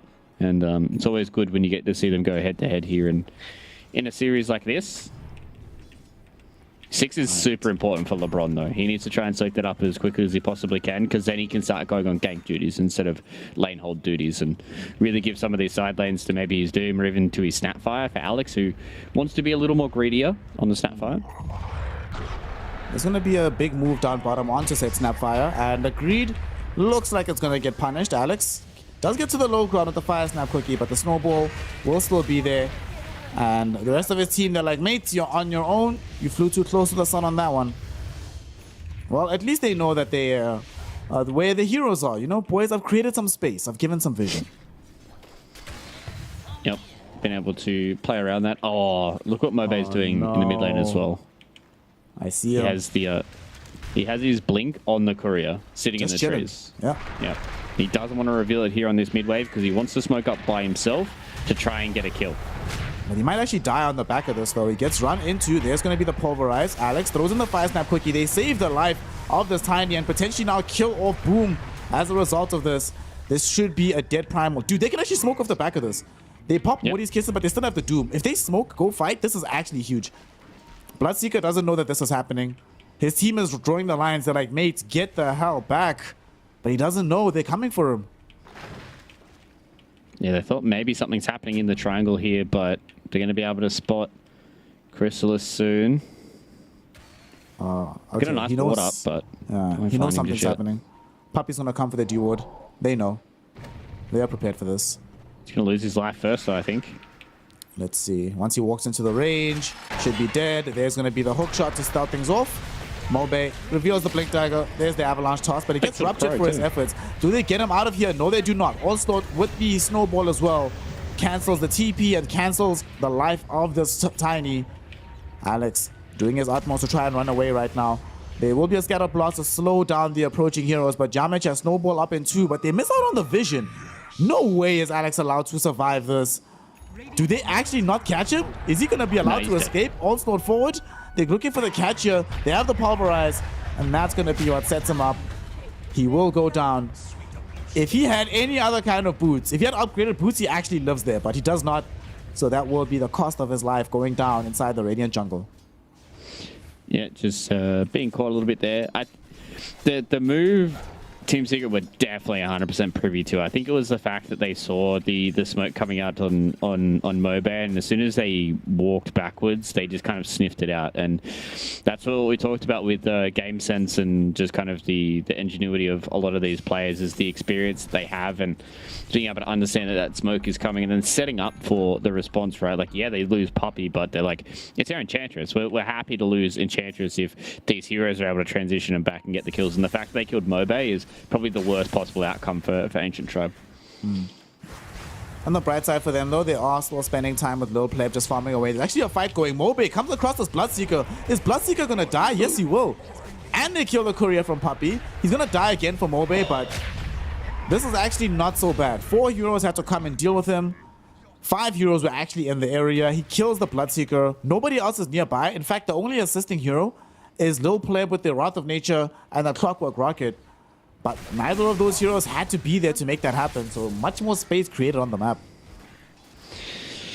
Yeah, space created for Disnatures, but it is starting to get to a point now where Mobay is falling behind. He is the lowest of the cores. So him transitioning as a tiny, his window may start to slowly close. To be fair, Little Pleb as well as Mixer are huge. Like, they're both monstrous. 7k net worth right now at 13 minutes in. They're feeling really, really good. They're going to have Guardian Greaves soon on Mixer, and Little Pleb's going to have a Glepnir. So maybe some more of these initiations are going to be blink in by Mobay, and then they'll actually be able to have the follow-up from Little Pleb. Nice little juke there from LeBron in the bottom lane as well. Young LeBron also been having a pretty good game. The reason Little Pleb is having a decent time on the map right now is because you are set up for success by LeBron. They might run down onto him though, with 3 heroes approaching, smoked up. 2 of them are. Little Pleb better be careful because he's actually been scouted out by the Observer Ward. They know where he's at. They're going to try and make the jump onto him. They're moving forward. They find him with the snowball, but there's going to be the Rod of Atos in the opposite direction. Will he be able to escape here? He's inside these trees. Leshrak coming in as well. They get the avalanche toss though onto the Lesh. Morty's Kids is raining over. They've already brought down Puppy. Armel falling very, very low, and somehow, someway, Low Pleb is still alive. The Doom comes out onto Leshrak. Armel almost certainly going to die here. They do at the very least catch the life of Low Pleb, but boom, not going to be allowed to escape as the avalanche toss prevents that from happening. And as they eventually kill him, Mixer nearly died for that one. That's going to be a double kill for the Doom. 4 heroes to fall overall. And mid lane, they wanted Chrysalis. Snapfire was there, but they weren't able to catch him in time. They are definitely annoying him though. Like, he's kind of low here, and he has to be careful because Mobay is on the hunt.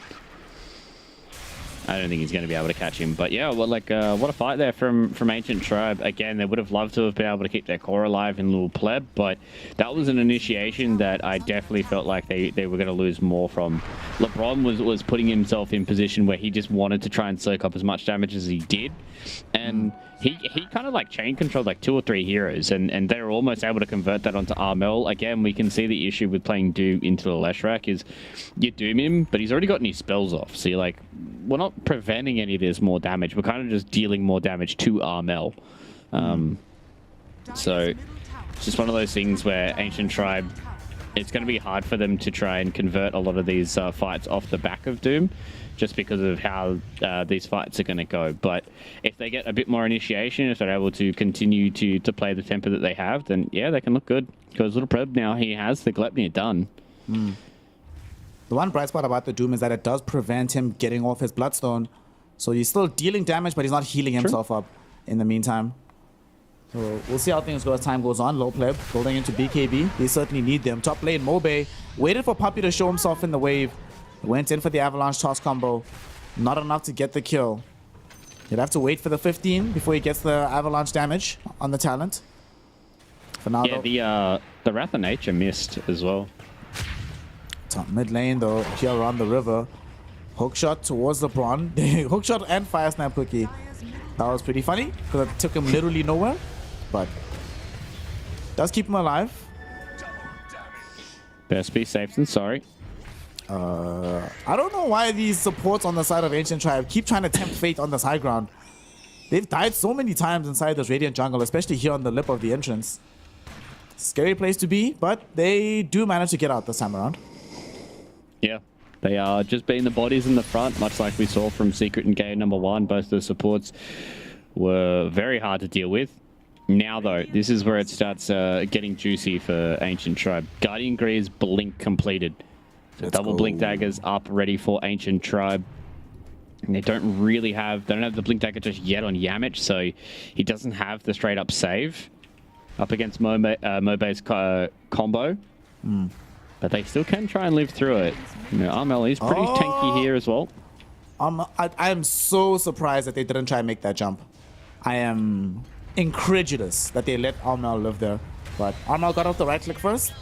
Didn't get Avalanche tossed. Had he been Avalanche and they toss him back into where Alex is, combo that with the Fire Snap cookie, I think he dies, but looks like Mobe doesn't want to take that risk for now. Their Observer Ward does scout out Boom slightly for a second towards the bottom side of the map, so they know he's in the area. But they're not going to try and hunt for him just yet. They just want the tier 1 tower middle. That gets taken down. No denies happening. Alex will be the one to soak up the gold for that kill. Yeah, both teams are just kind of playing this button very safe. Neither team really wants to push the envelope all too much. Team Secret, they are sitting back and waiting for a few items. BKB up on the Bloodseeker is exactly what they need. They want this Kai and Sanj on Armel. Blink for Yamich. Probably just a BKB now for Boom as well. So once those items do come up, Ancient Tribe, that's when they're going to start getting a little bit more of this fighting that they've been trying to find here. They are definitely ahead when it comes to the items, right? Like they're 3k ahead. They're feeling pretty good with the items that they have.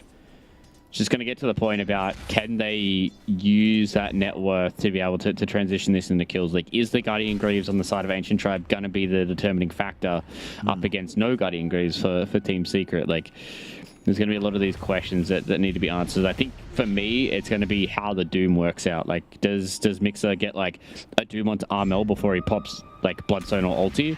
Does he get, you know, a multi-man War Stomp? What does the Rupture look like? How much damage can Armel do? Like, can Boom find somebody in the background before the BKBs come out? A lot of questions. Oh, top Not many lane. answers just yet. Oh, Chrysalis was... I think the question he was probably asking himself is, how on earth do I survive this fight?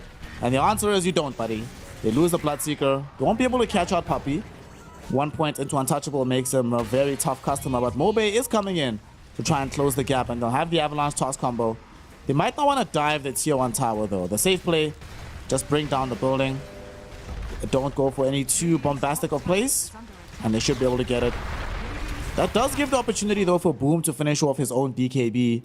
However, there's some big items coming in for Ancient Tribe as well. BKB for Lil Pleb, Echo Saber for the Tiny, so he can scale a little bit more, and they smoke instantly. They want to try and make sure they get as much gold into his hands as possible. And their Observer Ward here, Fluke, they've scouted Armel. They know where he's at, and they have an idea that he's farming here in the jungle.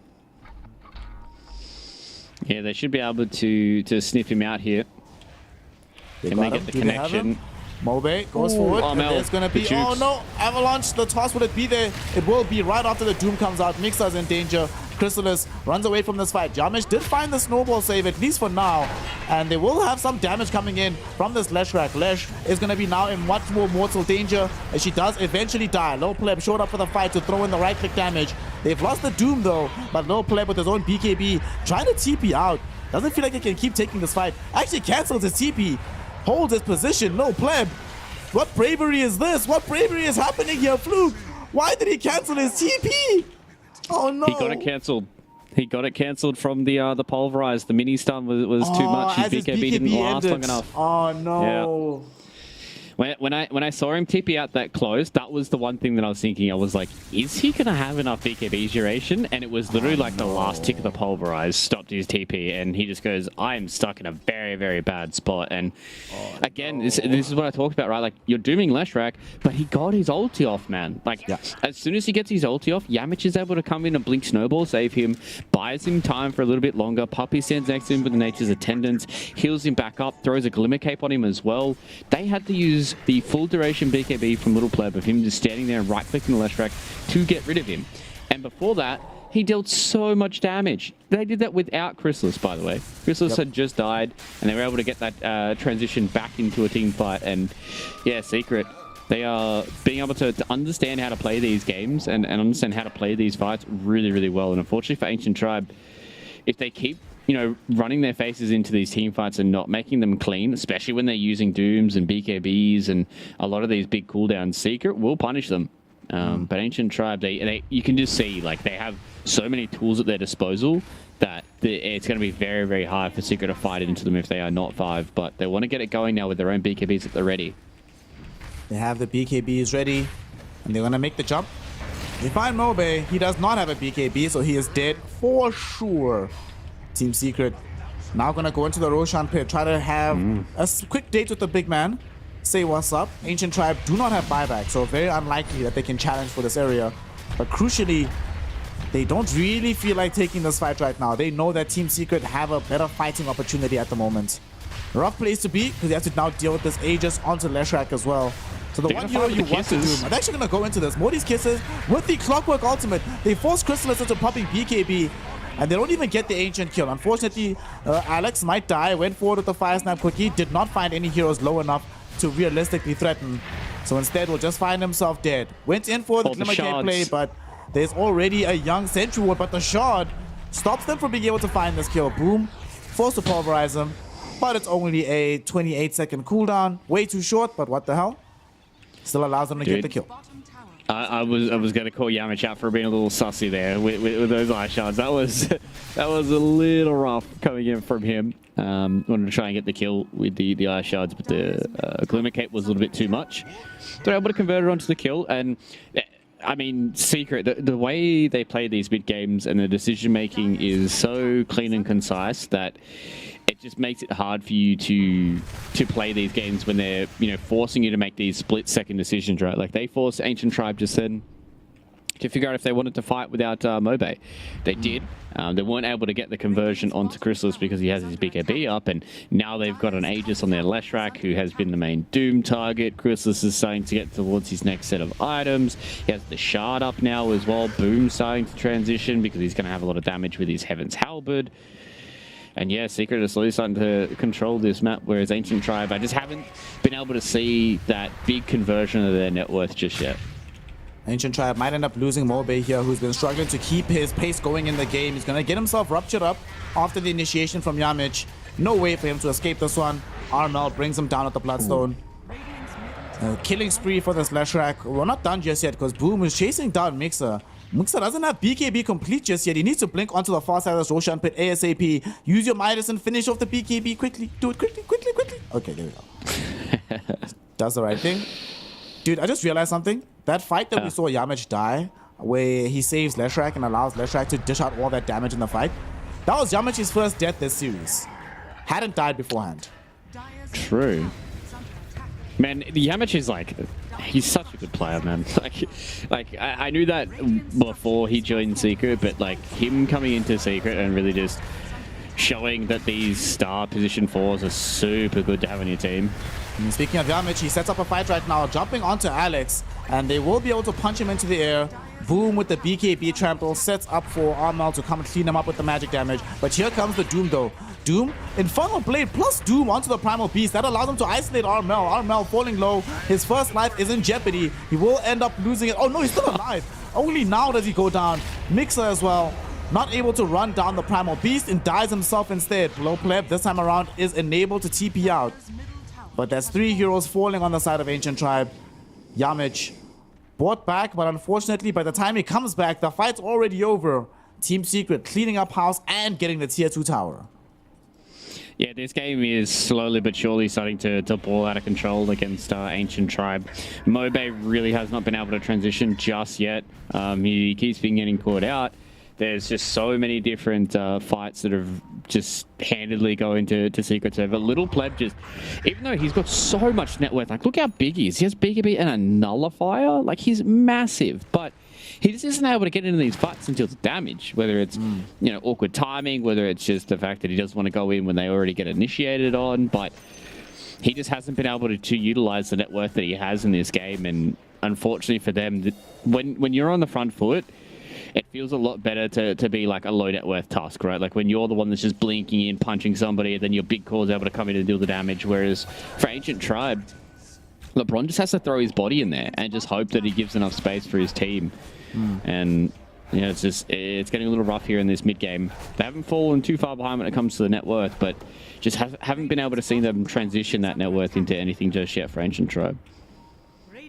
Tiny keeps changing his mind as to what item he wants. He had queued up the BKB prior to this, but now opting to go for the Aghanim Scepter. Would like BKB from him, but I think he's recognizing, like you say, the overall lack of damage, the lack of final product from Ancient Tribe. Team Secret have plenty of that final product as they smoke up to try and demonstrate it to us even more. They go in, Yamich. Oh no, they catch Mobe. The Blood Drive will silence him because he doesn't have a BKB. Pulverize comes in. LeBron buys a lot of time though. Unfortunately though, the Power Cogs keeps the Leshrac right next to this Primal Beast. Clockwork will die in the river as well. At the same time, Mixer got caught out by Chrysalis. And that was the Sprout used by Lil Pleb. He was trying to save his opponent, was trying to save his ally, but it eventually ends up catching both the Doom and the Bloodseeker right next to each other. Chrysalis happy to just beat him down. So 3 heroes gone, 2 of them being cores. And this is feeling even more difficult than it already was here, Fluke. Because they can just take this tier 3 tower down. Either you force buybacks or you just get a tier 3 tower and potentially a set of racks.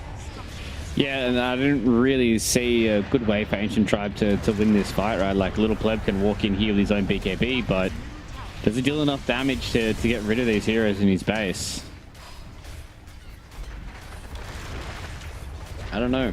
It's very, very hard for them because they need Mobe to be able to blink in and avatar somebody, but he just can't transition outside of that. Like, he feels like he's just going to be blink avatarsing, and they just hope that they can win the fight from there. Little Pleb is doing a good job with these sprouts to at least slow it down. So they didn't lose the whole lane of racks, but if they can get something on these retreats, and it's going to feel good for Ancient Tribe. Oh. For the hook shot play. They didn't get anything out of that, unfortunately for them. They will be just chilling, trying to farm up, create some space. It's only a tier 3 tower that they ended up losing there, but it's a 3k gold lead for the side of Team Secret. Oh, they found Armel. Oh, they got him. They actually got him. Do they have enough to kill him is the question. The Sprout will be there to block off his path of progress. His BKB is about to expire in a couple seconds. Yamich coming in to create the space, give up his own body. Hashtag worth. It's fine. Take my life. And Mixer really trying to close the gap here. Oh no, he doesn't. Oh, he didn't do this nighttime. He didn't have the right vision. If it was daytime, he would have seen him. But because it is not, he misses out on being able to catch out Armel. And this Leshrac is allowed to live just by the bare skin of his teeth. Yeah, Yamich dives in and says, "I'll save you, Armel, my little Filipino prince. I will get you out of danger. Please carry me in this game. Carry me in this series." And we will go in towards Division 1 together. So, I mean, that was probably the best case scenario for Ancient Tribe. Finding Armel isolated by himself. Did have the BKB though, so it's hard for them to deal the damage going into this. So, I mean, it is just... You can see how many issues they're having at dealing with a Leshrac when he's by himself, let alone in a team fight, and having to deal with like a Primal Beast as well as a Bloodseeker. So yeah, especially once Roche starts coming up in what, May spawn in 40 seconds. Ancient Tribe, they need to contest this next Roche. If they're able to get a few kills around it, maybe even try and steal the Aegis themselves, then they could start to turn this game around. Let's see what's going to end up happening next. This game, there is still a lot of opportunity for Ancient Tribe to win this one out. Low Pleb is still getting really up there in net worth. It looks like he's building a Lincoln Sphere for himself, so he can't get pulverized. That'll help him out. He almost actually found his courier getting killed off by Boom Illusion. Not going to happen. Mixa, in the meantime, for his team, might be a target of this smoke gang from the side of Team Secret as he does blink into the trees. Can he get out of here? TP out right now, right now, right now, right now. Onslaught goes right next to him. Just menaces him. Armel Split Earth would have actually caught him, but it came just a second too late. Okay, buying space and time. Good dodge, good dodge. Space and time till they can hit this Aghanim Scepter for Mobe. He's going to actually have has it it. now. So this is going to be a big fight for them. Lincoln Sphere did just come up on a Chrysalis too, so Mixer has to be very, very careful about who he blink dooms. Looking towards Armel. They actually found Armel. They catch him. The Doom is there, but he got off the BKB. Are you kidding me? We will lose Yamich early on in the fight. Boom, pop this BKB. Going right now onto the tiny. Low play. TP onto the far side of the fight to try and get off the right click damage. It's not going to be enough. Fire Snap Cookie catching onto 2. Mobe not going to be able to keep the full tree volley going. Needs to just blink away from this fight. His heroes died way too quickly. And they found Armel, but unfortunately he got off the beak to the fingers on this man. I need to see a replay of that, please, production. Bro, he's so good, man. Like, the instant BKB. I think it was because he doesn't have the War Stomp on Mixer, so he didn't like blink War Stomp Doom. He like blink Infernal Bladed, and then the animation was long enough for him to get the BKB off. Yeah, see. So because he didn't have the War Stomp, that meant that he was able to get the PKB off. And ladies and gentlemen, that is why you have the War Stomp on the Doom 95% of the time. Because you just need to have that instant Doom to come out. And I think now Mixer is going, I need to find a Centaur Conqueror ASAP. Please, friends. It needs to happen immediately. This is even more sad because he bought the Aether Lens as well to make sure he has that added range to always get these spells off. But the spell that he has doesn't enable him to find the instant jump. If that's a Doom out before BKB, they win that fight. Then there's a dead Leshrac. They can move from target to target to target, but with Leshrac able to sit pretty, he got the Bloodstone off, I believe, as well, just before that happened, with his ultimate still going, so things just got much too difficult for Ancient Tribe. 5k gold deficit now. They just try to find a different angle into this game. As Roche number 2 has been scouted by both of these squads. They know what's happening. They know what's there to play for. On the bright side for Ancient Tribe is that I was a little bit skeptical about this low player build. It felt really like reactive, going Nullifier off the BKB and then into Lincoln Sphere, but we're getting back on track once he gets Silver Edge. Because they just need damage at this point. A lot of times they're finding the initiations, they're finding ways to like micro stun these heroes, but just can't kill them. Once he has the full Silver Edge, and then you build into like an AC or something, then eventually low pleb can put in the right click damage necessary to bring these heroes down. Yeah, and you can see that they understand that they're lacking damage. The reason why they have like the alpha aura with the wolf leader's aura, the fact that it's 30% extra damage. So they're going to do a lot of damage, but they need to be careful about their lockdown if they can't catch this Leshrac pre-BKB. Yep. Did Rune out now as well for Armel. Of course. Armel chilling with this bottle. They did use the Stolen Tree to scout out the Roche. Low play was thinking about stealing it, but couldn't. They jump onto the high ground. They go in for the Pulverize onto this Clockwork. Mobe also in danger. Silenced up by the Blood Rat. Doesn't have BKB. Trying to TP out. Will be able to do so. Mixer pop the BKB and the Doom directly out onto this Bloodseeker. Low pleb just needs to TP out. Mixer going to attempt the same. Unfortunately, Alex will not be so lucky. So that is 2 BKB to just TP out. And a Doom wasted as well. So you, of course, just run into the Roshan Pit as Team Secret and claim yourself a free Aegis and an Aghanim shot.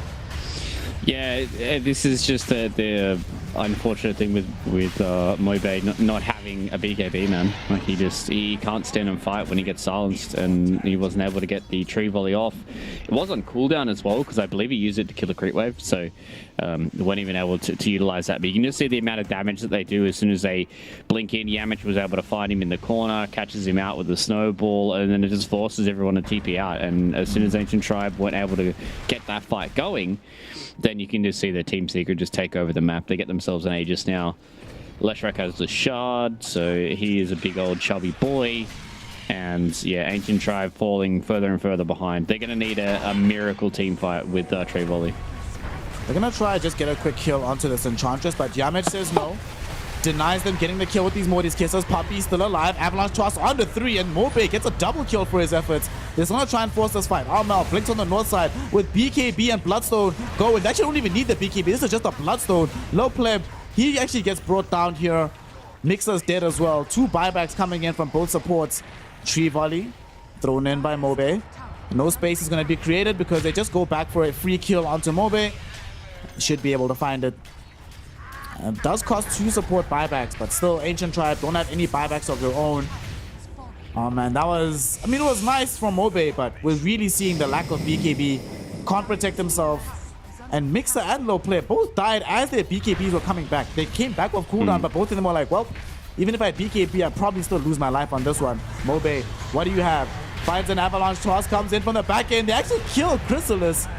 Boom will go in with the full trample combination. Mobe should die, but does have buyback. Low Pleb in the meantime. Can he stand his ground? Jazz Lincoln has BKB. He needs help. Buyback? Mobe?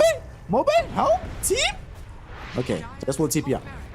Okay, he gets out, but this is the issue that I talked about with the Tiny as a core, right? Like he has so many items that he has to build to transition that it's going to be hard to get that game going for you. You're going to try and fight here though.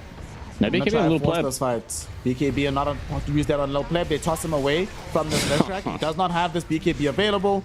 Mixer just going to be chasing down Boom outside of the base while he got the Doom out onto him as well. He might get denied, in fact. No, Boom just stays alive. He's going to turn around with the Onslaught and the Pulverize back onto Mixer.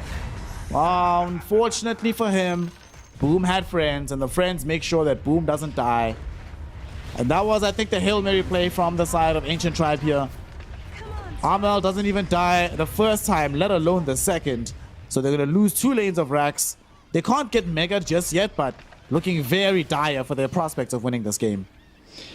Yeah, I do commend Ancient Tribe for trying to stay in this game. There is a small chance that maybe they can kill Secret as they get a little over-aggressive. Like, with Mobe having what he has, there is potential for him to just kind of crit some of these heroes, but they're not killing Armel twice. He has like 3,700 HP, same as Boom. Like, these heroes are just going to be so hard for you to kill that I think he has 3,800 HP actually. So it's just going to be so hard for you to actually have enough damage to kill them, especially because a lot of your damage now is tree volley plus little pleb. Like, it's kind of the point of the game where it's gotten to now, where you need to utilize tree volley and a combination of one of your stuns to try and have this kind of surprise kill where maybe you kill some of the secret members. But the way they're doing it right now, as long as they kind of just play their front lines properly for the next minute and 20, they're going to have their way with Ancient Tribe's base and probably have their way with the series as well. Yep. Looks like they're about to finish off this tier 3 tower in this mid lane, or this bottom lane rather. They've gotten the full lane of racks, both mid and top. 15 seconds without Low Pleb. Mobe still doesn't have BKB, so not a very reliable jumper. But he can just get very quickly chain disabled. They do have access to the Blink Doom yet again in 26 seconds, but that's a long time from now. We'll see if Team Secret want to stay here as Low Pleb respawns, but they still have 50 seconds of an Aegis. We'll see what they decide. Leshrak for Armel standing his ground has the overwhelming blink in case any big damage comes up. This nullifier, I must say, does not feel like it's had the impact they wanted it to as Armel rushes forward. There's going to be a hookshot flying forward from Alex, trying to break the team fight here, but they've already been zoning back Alex. LeBron will die next to Chrysalis. There was a tree volley thrown in by Mobe, but it doesn't catch anybody out because Yamich just blinks on the far side of it. Armel gets out for free. They take the full lane of racks for free. And that is a full set. That is Mega Creeps. And that is Team Secret really in the pole position. 99% on the Dota Plus win probability for them right now. Yeah, I'm surprised that Ancient Tribe haven't called it just yet. Maybe they want to try and have like one more Hail Mary fight. But yeah, you can just see the issues they have is they need a perfect fight to get this game going. And Alex is just going to die as well. And maybe they can catch out somebody. Like, a little pleb is literally in the Radiant jungle. Like, oh man, he's looking for neutrals and he can't find them anywhere else. He's only gotten now the Trickster Cloak. At least that's something, but would ideally have wanted something with a bit more oomph for his lineup to be able to drag into right now. There is a DD that he could try and find, so maybe they try and get Secret as they're walking out of their base, but they would need something. They would just kind of just need to go in, see if they can catch out some here. Like, who do they really kill? Like, they can't kill Poppy because he four-staffs away from the tree volley. You can't kill Leshrak. You can't kill Chrysalis. You can't kill Boom. And you can't, like, I don't think they could kill anyone on Secret with the items and the spells they have. So they're gonna try and hold on. Yeah. Yeah, they're gonna, like, they're at least gonna try and hold on to this game, but I mean, it is a very, very important series, so I do commend them for trying to stay in this series, but... Yeah, they're kind of just having a bit of fun now, it seems, with some of the voice lines. Just enjoying life. Puppey is closing in on the same amount of net worth as the Tiny. He's been doing an outlandish amount of damage himself. Impossible to kill with those 20 talents. We've seen time and time again. Ancient Tribe can't really bring him down. Yamich is uber tanky. And they're going to try force a fight down bottom. Armel just jumps in. He's already got BKB out, so he's not a great Doom target. Mixer, his own BKB about to finish. He dooms Yamich. That's what he has to resort to right now. Tree Volley will have to finish him off. They also bring Chrysalis low. Chrysalis almost died here, but Mobe, without a BKB of his own, has no protection versus Doom or Armel. Will end up dead here. And the uproar helps to bring him down. There's no buyback on any of the cores that have been killed. Boom. Going forward with the onslaught. They want to find low pleb, and they do get him. They don't have the reveal for him just yet, but they will not really need it. Eventually, the Glimmer Cape will end. Eventually, they have the damage to kill him. And eventually, Ancient Tribe call GG and give Team Secret the 2-0 victory here in the second game and put them 4-1 on the leaderboard and straight on track to get into Division 1. Yeah, I think Team Secret are really starting to hit their stride here. I think they've really figured out how they wanted to play as this 5-man group. They're getting a lot of their drafts that are working out, and they're playing really, really well around each other. I think the way that they are just setting up Armel to be this kind of star player for them has done a really, really good job, especially with the Yamich playing the way that he has been. He's just a hero that sets up the mid lane up, being able to keep him alive constantly, and just is in a really, really good spot for these guys to go in towards Division 1. They still have a few important games to go in Division 2. They still have to play up against Old G and Ivy to finish out their division. So we've got some tough series to go, but the fact that they're 4-1 already puts them away from teams like PuckChamp. Already puts them away from teams like Into the Breach and Ivy. So, I mean, Into the Breach and Ivy, they can still catch up to them, but they need to play perfect from here on out. They can't lose a series, either one of those two teams, to be able to catch up to Secret. So, the way that they're looking right now, 4-1, it doesn't mathematically lock you in, but it definitely puts you up in a very, very good spot to be able to stay at least in the division, and then obviously being one of the front runners right now at 4-1 as well. Given the kind of matchups that still have to happen, in particular because ITB and Ivy still have to play, even though it doesn't guarantee you Division 1, it does mathematically mean you can't be eliminated anymore. You are definitely staying in the division with 4, so they can breathe a sigh of relief and just stay in the game. But for Ancient Tribe, the work must still continue if they want to find that degree of safety, and it is starting to look like their opportunity to go into Div 1 has been taken away from them here by Team Secret. In retrospect, looking at this game here, Fluke, the itemization that we saw from the Tiny, he went for Blink, right?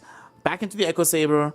Then he went for the Chrysalis Ags into Mage Slayer. Was there not space maybe to stop over for a BKB first before he started leading into the damage in a game like this, just to allow him to do something? Because let's compare and contrast his opposition from the mid lane. Armel, who I think is definitely the MVP of this game, once he gets BKB, doesn't die. Actually doesn't die, like the entire game. Allowed to just stick in the middle of the fight, showing up with tons of damage output, just doing regular old Leshrac things, 56k damage dealt out. Would a BKB not have assisted Mobe to at least not just be a tree volley bot waiting on the edge of the fight? I think he could have done that if he wanted to go away from this tree volley build, but tree volley is like your kind of biggest damage build for the Tiny, and they knew that they ran out of damage, which is the hard part here for Ancient Tribe. Is they were kind of damned if they do, damned if they don't. Like if they don't go, this damage build, then they run out of damage. If they do go for this damage build, then they just get kind of locked down. So I think a lot of teams are really starting to fall away from this core Tiny just because he does have that kind of awkward transition in towards a carry. So maybe if we start to look towards these teams, just play something else in that mid lane might be able to work out, because Mobe, the way that he played, man, like he played really, really well for like the first 20 minutes. And then he ran into this issue where he wasn't able to one-shot people anymore. And Leshrac became an issue where he still needed the damage to deal with the Leshrac, but he also needed a BKB to deal with the Leshrac. And you're just getting this one-item syndrome for Tiny where he just never ever feels safe and never ever feels happy. Are you looking at the item build that came in from the Leshrac at the end of the game? Yeah, Triple Sanjay I watched him do it. He does this quite a lot, and depends on what he's feeling. Sometimes E-Blades, sometimes it's Kaya Sanjas, but yeah, it's the big flex. Really big flex coming in from Armel here. Certainly proving to be a very worthwhile pickup for the side of Team Secret, as off the back of his performance here in Game 1 and Game 2. Game 1, he very narrowly wasn't MVP, but still had a stellar game. And off the back of this, they go up 2-0, 4-1 in the division. They'll really be looking back at that one loss against D2 Hustlers and hating life. But that's how the cookie crumbles. That's how Dota works. It's a very volatile environment. I must say, though, that in this particular game and in this series, it wasn't just that Team Secret outdrafted. Game 1 definitely outdraft. Game 2 a lot more close. But something that you've mentioned time and time again when we watch Secret, that no matter what happens in the laning phase, especially here in Div 2, they seem to have a better understanding of how the mid game is conducted, and their mental and their fortitude in that area of the game just way too good to deal with. We can find out a little bit more, though, about that portion of the game as we have one of their players to join us for an interview. It is Chrysalis, the carry player, man who found himself being top 2 at TI. Fam, what's up? How you doing? This game, it seemed like a cruise, a walk in the park for you guys. Was the environment as chilled and relaxed as it seemed like you were playing back there in the Secret camp? I mean, I would say it was kind of the same as like most games, right? It's not like they were like super easy 20-minute wins. It was a 50 and a 40-minute game, so they were pretty long. But we were still like fairly chill, I would say. Okay. And something that I'm actually very curious about with you in particular, from your perspective, since you've joined Team Secret, has been volatile to say the least, right? Some major highs, obviously getting to top 2 at TI, but the team has changed around a lot since you've joined from the first iteration up until now. Can you talk to us about what the change in the team atmosphere has been like in the various iterations of Team Secret that you've been part of now? I feel like most of the time the atmosphere doesn't really change all that much, right? Every time you have a different roster, it kind of depends, but I feel like usually with some people the atmosphere stays very stagnant in a way. Not in a bad way, but just where everything is always like kind of the same. People are chill, they don't like go off on each other or anything like that. And I feel like most iterations so far that I've been in Team Secret, it's always been similar, you know, the baseline is always the same, I would say. Okay, definitely makes sense. Brother Fluke, what you got for the mans? Yeah, I got a few questions for you, Chrysalis. I've really been enjoying the way that you guys have been playing the mid game. To be fair, some of these games, maybe the lanes haven't been going as extremely well for you, but it feels like every single time, and it's like the 15-20 minute mark, you guys are really picking teams apart. Is that just off the back of like, you know, puppies calling, or is it maybe, you know, one of you two core players, either you or Armel, that's really been able to get those calls going that just puts you guys in such a dominant position after the laning phase? I think it's more every single player's understanding of what to do, not just one person's calls. And at this moment, I think we just, I think we're a bit more experienced in most of these situations, and it generally just results in us playing the map slightly better than enemies, and that gives us a good mid game, I would say. Yeah, I think just watching the way that you guys have been playing, I'm super excited to see if/when you guys get back to Division 1, what you guys can do with a little bit more time under your belt. Speaking of some of the new players that have come into your roster as well, how has the transition changed for you playing, obviously, with Nisha at TI and now with Armel playing in? Is it much of a muchness for you between both of those two players, or do you think it's been a little bit different transition for you?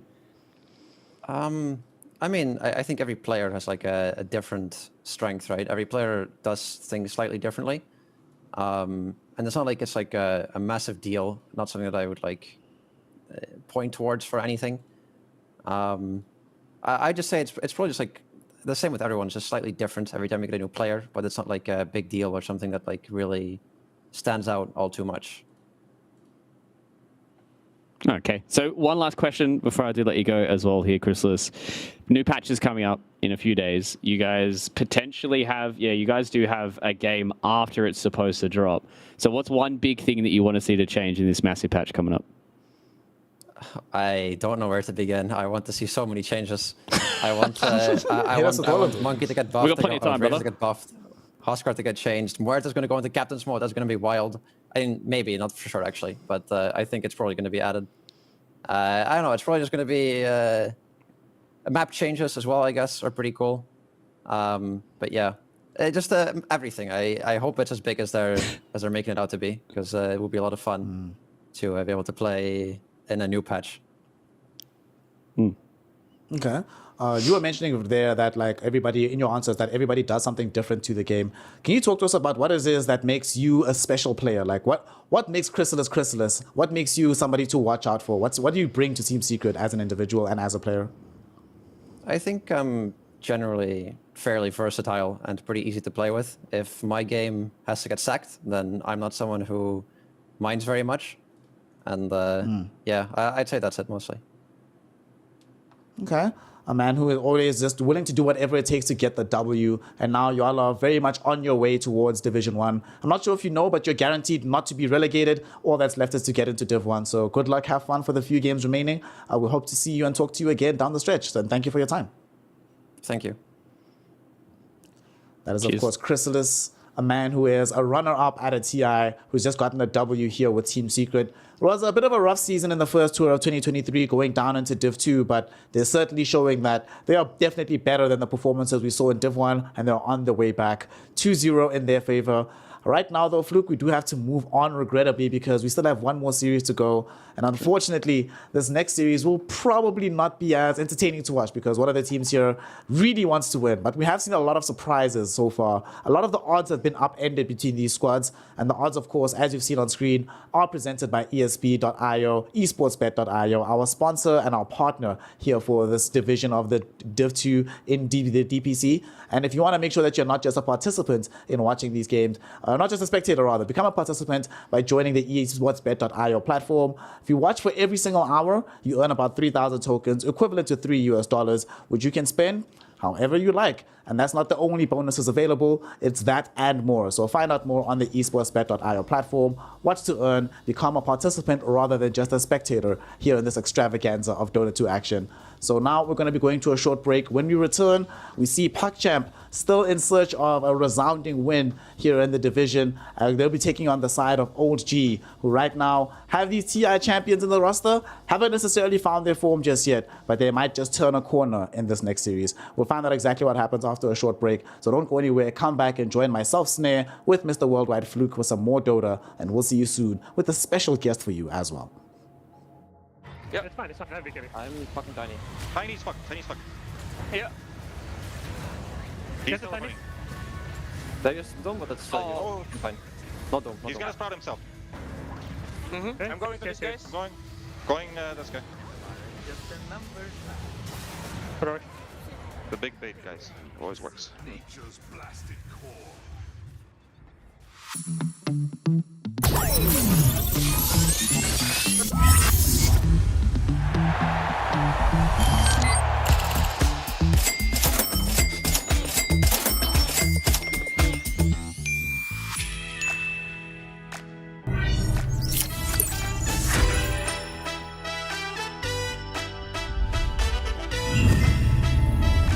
Watch more.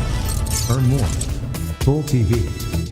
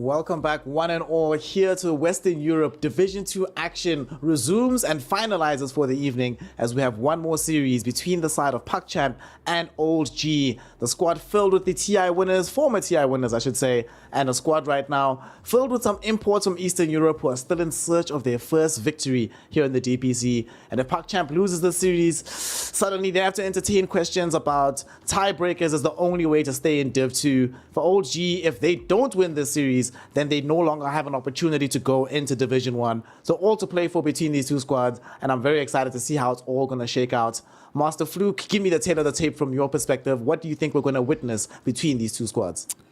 Old G have been one of those teams that have very high highs and also very low lows. Sometimes they can get abused by some of these other teams being able to get around some of their gimmicks. But again, TI winners, they've got major champions, they've got players that have played throughout the years all across different teams. So I think when Old G are playing their best, they're a very, very hard team to beat. But sometimes some of their wacky ideas just don't work out. So, you know, if today everything lines up for Old G, should be a pretty good series for them. I think what I really want to hear, right, is not just how they've been doing so far on the side of OG. I would like to have a conversation with somebody who's played up against both OG and PUCCHAMP to hear how he thinks the series is going to pan out. And of course, we have JM Vincento, man, right here. What's going on, OG? Mr. Man, looking good. No juggling today. I'm very sad about this. But how are you doing, fam? Man, I'm doing well. I'm still recovering from that 0-2 against OG. But aside from that, it's been going good. We're having some good success. We learned a lot from that series, and we're looking forward for this game at all. Having played against both OG and PUCCHAMP, right? How do you think this game is actually going to go, and how do you think they match up against one another?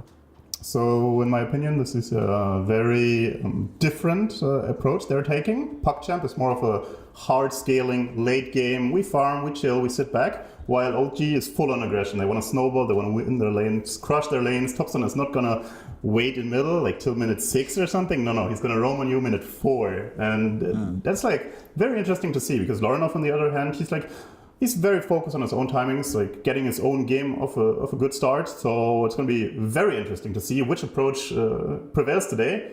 But I mean, everyone probably thinks Old G is going to crush, but honestly, the players from PUCCHAMP, they have potential. They're very good players. They can take this, even though they haven't been having the most success so far.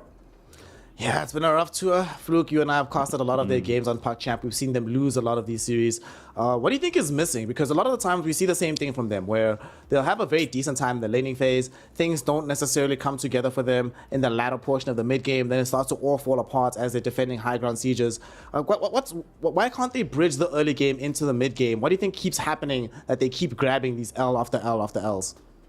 I think it can kind of come back to maybe they're just not hitting their timings together. And obviously, a lot of the competition in this Western Europe Division 2 is extremely tight. Like every single series that we go into, I don't feel like there ever is going to be like a clear favorite and a team that has no hope in getting this done. And even what JM said just before, right? It still feels like PuckChamp can even get some wins on the board, but it just feels like they haven't been able to hit those timings together. When Lorenov's having a really good game, maybe Lays just isn't hitting his timings, or same thing with like Low Skill. They just haven't been able to get all their cores kind of getting all their ducks in a row and really having a good game together to be able to get those mid games over the line. So maybe if we can just see one or two of those cores firing on the same time, then maybe we might be able to see PuckChamp get one over Old G today. As the games have been going on, the odds have been going very heavily up against PuckChamp as the losses start to stack up. Of course, those odds are brought to you by our partner, esportsbet.io, who are launching a watch-to-earn platform. So if you haven't heard of it, you haven't gotten involved, head on over to esportsbet.io. And when you watch-to-earn, it means that for every hour you spend engaged in these games of Dota, you earn 3,000 tokens, equivalent to about $3. It's 100% free. You get involved. You don't need to bet any money to find yourself getting the reward for being a participant and not just a spectator in the Dota landscape. So make sure you head on over to esportsbet.io, watch to earn, and get something in your back pocket for the attention that you've given us so kindly from your own free time. Going into the series as well, one thing I'm very curious about is whether or not OG are going to pick any of the tops and heroes. Y'all know what I mean. Not any of this normal primal beast, the Ember Spirits, but are we going to be getting Rickies in the mid lane? Are we going to be getting Oracles in the mid lane? Some of this random stuff. Gianvincenzo, what do you think about it? How often should they be going for that on the side of OG? And do you think they plan for those kind of heroes, or does it just happen given how the draft is unfolding? I think saying this is like a random or it happens by chance is a bit, a bit wild. I think these players, they are 2 times TI champions for a reason, and Topson is just this player that wants to play these wonky heroes. He doesn't want to farm in mid lane. He just want to make pressure. He makes tempo. Like he rotates. He doesn't want to farm. So these types of heroes are perfect for him, and I think they deliberately pick those. I mean, it's worked out for them so far. There was that one game where they went Snapfire mid, and that one didn't really work out. It sort of fell off. But I think that was mostly because of the nature of the hero. There's a massive bridge in between when you're strong from the laning phase till you hit 20. So makes sense that is going to be the case. From your perspective here, Fluke, are there any surprises that PuckChamp would try and pull out to try and put OG into an uncomfortable situation to make game 1 a little bit easier for themselves? I'm just trying to look back at some of their drafts and see if they've had anything that's been really kind of out of left field. And I haven't seen anything that's like too crazy. I think, they opened up with an early Anti-Mage in their series up against Ivy, which was a loss for them. So maybe that might be something they're going to look towards. They also picked up a Kunkka in that draft as well. So maybe some of these heroes that they're going to try and pick early on could be something they can try and throw a spanner in the works up against Old G, who a team that can sometimes, I don't want to say outdraft themselves, but specifically, to your point about that Snapfire game, that was kind of a game where they ran out of scaling and they just weren't able to get Topson into that game. So maybe that might be something that PuckChamp can abuse and just have this massive tri-core where Old G, they're just trying to go for these early game kind of heroes, and if they're able to weather the storm and outscale them, then that's a good way of taking down Old G. OG is certainly one of these teams which can be volatile at the best of days. I'm very much looking forward to see them play here. One thing I'm actually curious about, if they do end up winning, is how they'll do if they find themselves in Division 1. We've seen it happen a lot where these teams, they go into Div 1, get bounced immediately back into Div 2. Not entirely sure if OG is going to particularly fit that, given the caliber of players that they have in the team. Major winners, TI winners, very long-standing players in the Dota scene. What's your feeling on this here, Gianvincenzo? Of the teams that are left, so let's say OG, do you think that they have a better odds of going into Div 1 over and above teams like D2 Hustlers, Secret, or even an Alliance being thrown into the mix? I mean, Alliance, I think they have a better chance than Alliance. But D2 Hustlers, Secret, they've been looking a lot better, not gonna lie. So I think they have chances to go to Div 1, but they got to crush PogChamp to give me the feeling that they can do it.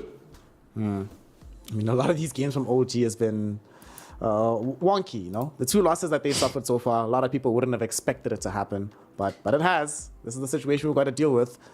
Speaking of selections, they're going to be having first pick in this game, and PogChamp have Dire. Fluke, they chose first pick over and above going for second pick. So which hero do you think there is that they're trying to angle for, that they feel this must be picked up to the exclusion of everything else, even to the exclusion of having second pick?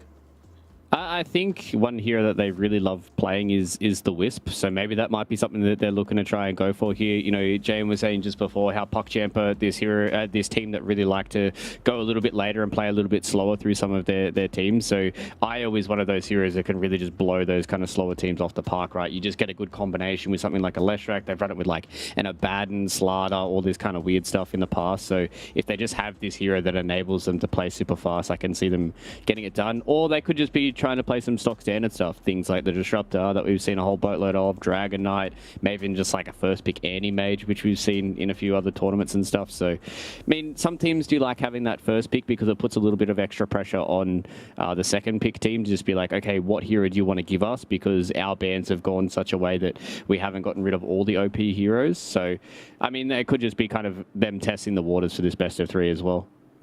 Well, they're going to have an opportunity to test their drafting waters as we do have the Game 1 draft underway between PogChamp and the OG lineup. OG, as mentioned, they have first pick, so that of course means they'll be playing on Radiant side because nobody would ever give up the chance to have second pick and Dire.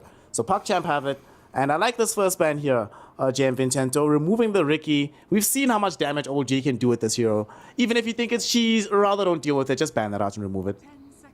Yeah, this hero is very annoying to play against, and no one really plays it except Topson, so you don't have any practice playing against it, and it can also be flexed to support, so it's just a hero you don't want to mess with.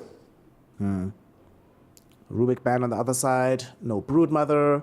So here's where PogChamp has to decide, pick your poison. Are we playing into Enchantress? Are we playing into Disruptor? Are we playing into Wisp? Personally, I would rather ban... Disruptor just feels so good. You choose Wisp over Disruptor? Yeah, I think if you're playing into OG, I don't think you can allow... Unless, yeah, I was going to say, unless you give them the Wisp and then you have this like 1-2 counter pick on your second phase about what you want. But that's the issue with them having the bans the way they were, right? Is OG are like, you either give us Wisp or Disruptor. And, you know, you obviously have to choose one of them. And now they get Disruptor, which is a much more stable, very straightforward first pick. Whereas the Wisp is like, okay, if you give us this, then we're just going to run over you with this second pick and go ham. Monkey King response in the first phase paired with a Snapfire. So this precludes Doom, makes it harder to pick Centaur, makes it a little bit more difficult to pick DK. I don't know. We saw this earlier on today, JM, and one of the things that we saw from the MK Snapfire, or just MK in general, in the earlier phases, is that unless your team does a lot of work to ensure that there's lockdown, heroes can run away from this guy. So is this enough so far from you? Do you like this opener from PogChamp? I'm actually a fan of these two heroes. They're both very flexible. Monkey mostly played on support by Sweden Strong in this team, but Loska can also play it on +1. So there's the flex in the Monkey, and the Snapfire is also a super flex hero right now. I feel like you can play this hero on any role except maybe carry. So these two heroes just have everything. They have team fight, they have magic damage, they have some decent stuns. I mean, they don't have like the best lockdown in the game, but they kind of have everything and flex. So I like this opener, 6-7. Wait a second, didn't y'all lose to this opener? Hey, you can't be doing my meds like that. Come on, bro. I'm just remembering. I'm just like, wait a second. It was Monkey Edge. It was Monkey Edge. Monkey Edge. Was Yeah, the Snap came from, later. from Snap came PogChamp. later. Okay. My bad, bro. It's okay. Then they went back and they clapped it in game number 3. So gotta give our boy JM a little bit of props here. There we go. I'm interested to hear your thoughts about this, Jay and Vincenzo. I've been seeing a decent amount in Dream League, the response to some of these heroes like Disruptor is kind of like, especially when you see heroes like Io as well, like these heroes that really need to be on the front foot, that you play these like uber aggressive heroes. Do you feel like this is kind of a good enough opener to be able to play super on the front foot from PogChamp, that they don't just get destroyed by this like glimpse combo that a lot of teams have really been abusing? I think what you need to have against Disruptor is a lineup that can fight. Because what can you not do against Disruptor? Run away. So what do you have to do? You have to fight. And how do you fight? You pick some good, strong teamfight heroes. Monkey Snap, they both have strong ults you don't want to fight into, so PogChamp can have a good formation, can have good position, where OG can't just run you down, but they have to be afraid of fighting you. So I like this opener. Yeah. Something interesting as well, boys, is we are going to be having a stand-in today. Kidaro will not be joining us for the game, so we have a stand-in in the form of Eki, tagged up right now as Dazza Smurf. So he's joining the team. Not sure how much of a difference this makes. I'm not really familiar with Eki. Any of you familiar with this guy? Have you seen him play? What do you think of him? 10 seconds remaining. I haven't seen him before. Maybe JM has something. I have actually played some games with him. There was Cube having a vacation, and we needed him as a +4 player, and we actually played, I think, one series, like 2 or 3 months ago, and this guy's been very high rated. He has been top 50, I think. He has been playing different roles, and he's Polish. He is a friend of Nisha, so he's got that going for him already, right? You get the Nisha buff. Yeah. Just having Nisha in your chat makes you gain 2,000 MMR automatically. Yeah. Looking at the second phase, OG, they've of course seen the tape, the same tape that we've seen. They ban out the Enchantress against the side of PogChamp, having already removed the Doom away. They take out the Oracle and the Beastmaster. There's not many teams in the world you have to ban Oracle and not thinking it's a support. Where you're convinced it's going to go mid. So this makes it so much easier to draft if you're the side of OG. The fact that your opponent has to take out heroes like this. Yeah, and this is kind of something that OG are going to use and abuse throughout the entirety of Div 2, and if they, are able to make it towards Div 1, that's something that these other teams are going to have to think of as well. I was tossing up for the final ban from OG about whether or not it was going to be the Ember or the Pango. Something that Lorinov has been playing a lot of has been the Pangolier, but maybe they're thinking that they can deal with that in the mid lane. I think Pango can do a lot for them. Jayan was saying just before, playing into the Disruptor, you need to have these heroes that can fight, and Pangolier is one of those heroes, but it is kind of a double-edged sword, right, James Vincenzo, where like you're playing Pango in a Disruptor and he can catch you before you can get the Rolling Thunder off, and then your hero feels kind of bad. Pango vs Disruptor is kind of an interesting matchup, but what the tech is for Pango, you buy the shard. The shard has been nerfed, so not many people have been picking it up recently, but now, with the Disruptor meta, people have been picking up the shard, and what you do is, if you see the glimpse on you, you press the shard, you ult. That's how you do it, and how you can counter-initiate, even against Disruptor. So Pango is actually not too bad against Disruptor. Still an option for PogChamp to go back for that hero, but also a potential option for OG to snag it up for themselves. Going into this phase, they open up with this Primal Beast. So presumably this strikes me as the top-end hero for this game.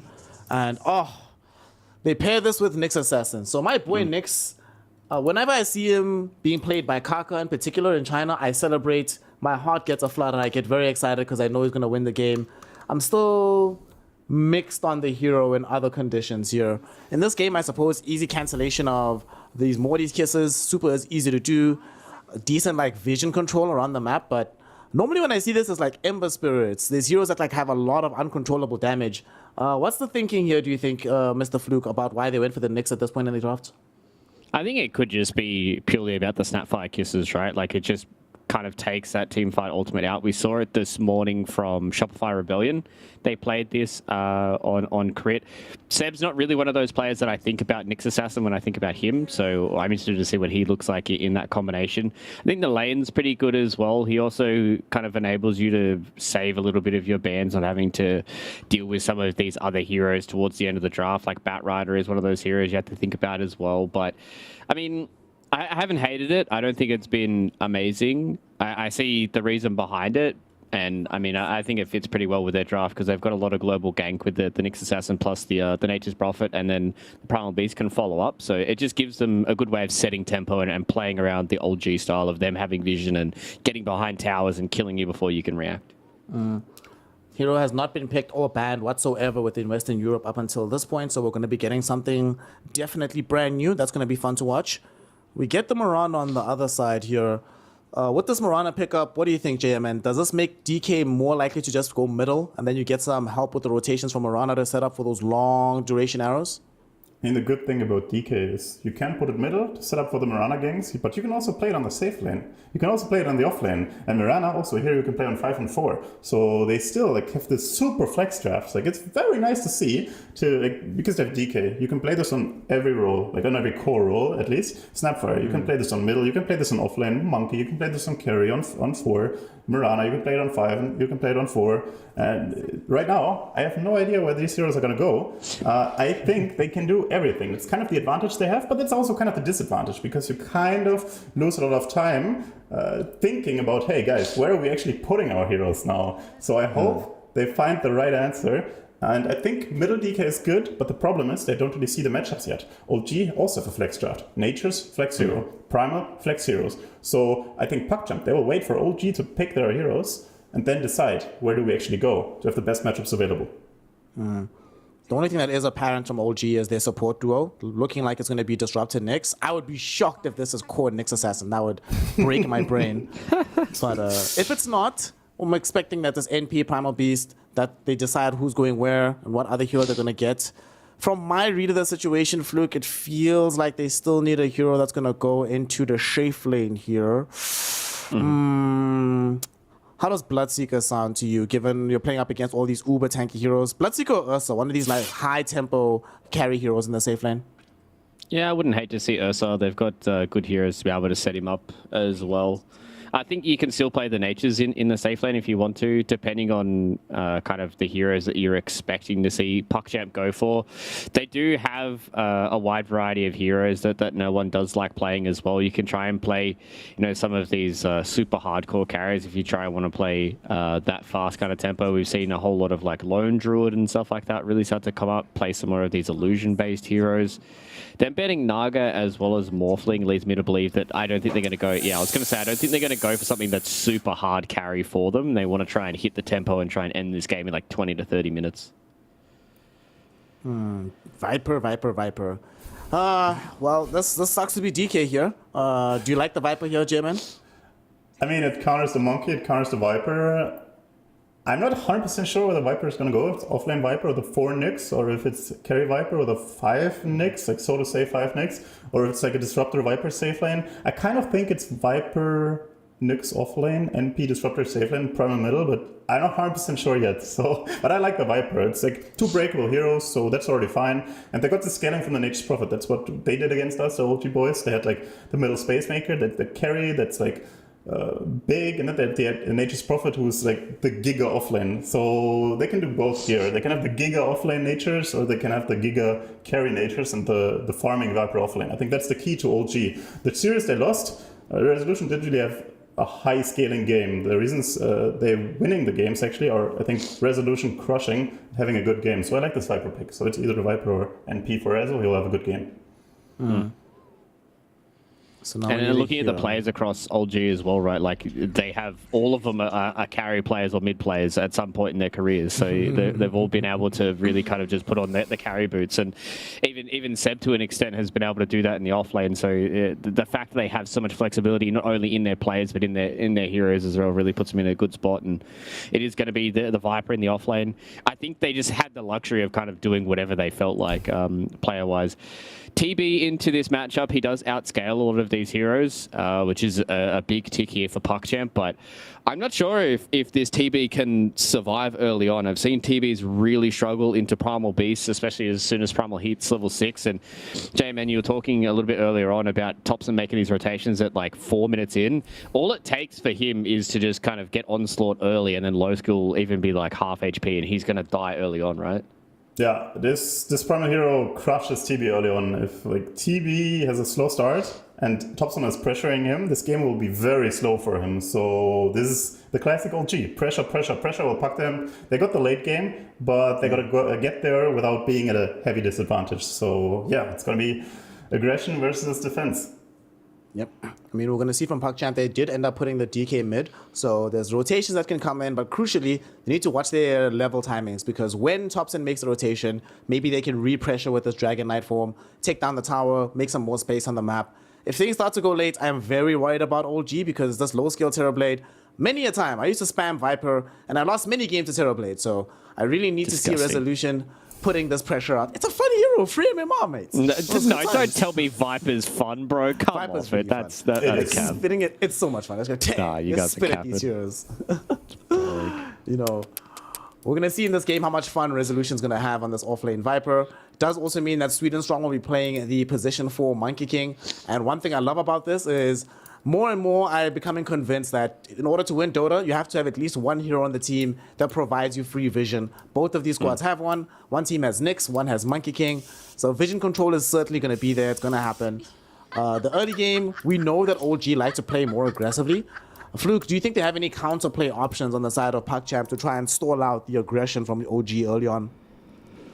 Yeah, I feel like they've got some heroes that can, like, you know, they can kill catapults with the Mirana. Sweden Strong can cut creep waves and stuff like that. But they've also got good heroes that can link up together. Like, I think they're 4 heroes outside of low school. They can link up and try and get some of these ganks on the side lanes. So I think that could be a big positive for PuckChamp. If they ever do make some TP rotations, they can always get these counter ganks. But it's going to be hard for them to try and figure out the numbers coming in from OG. Like, Thompson can always gank from Fog. No one can always TP in. Nyx Assassin's going to be invisible, so it's going to be hard for them to actually get a good gauge about the numbers and where they're playing on the map. So if PuckChamp overextend and put, you know, not enough heroes into a certain area and they get overwhelmed by OG, then this game can really start to snowball for them.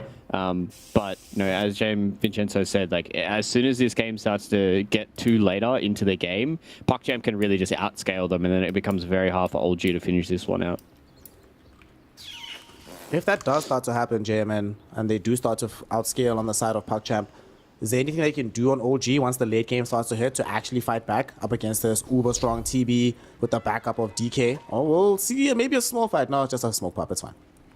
I mean, that's the good thing about the Disruptor. There's a reason it's first pick. The ult is completely crazy with the Aghanims, so you always have this late game out where Disruptor gets an Aghanims, gets a blink on top maybe, and just destroys the enemy, like, most farmed hero. And they don't really have a counterplay against it. They don't have a Rubik on PuckChamp who can lift outside of the Static Storm, so the Disruptor can win the late game. And they can also split push with the NP. NP is a very annoying hero to close out the games against. And when the game goes ultra late, I think OG can still do it. So there's going to be like a timing when TB hits his like 4, 5, 6 slots where it's going to be really hard for OG. But if it gets later, if the Disruptor gets his Ags, they can also turn it around, even like ultra late. Yeah. The horn does sound. Don't think any of these squads are going to be picking up more than their normal share of bounties. But I say that, but they're actually abandoning the one on bottom. So OG, they're going to get 3 out of this. Snapfire did not want to contest. Oh no, OG off to a decent slot now with bonus gold in the back pocket. You were talking about, you know, the 3 bounties is like kind of like the kiss of death for some of these teams. So, I mean, we broke that curse last game, so yeah, it might not carry on this time around. Snare, you told me that you're the Viper aficionado. Is Nosedive still good? I feel like it's pretty good this game, but is it actually an ability?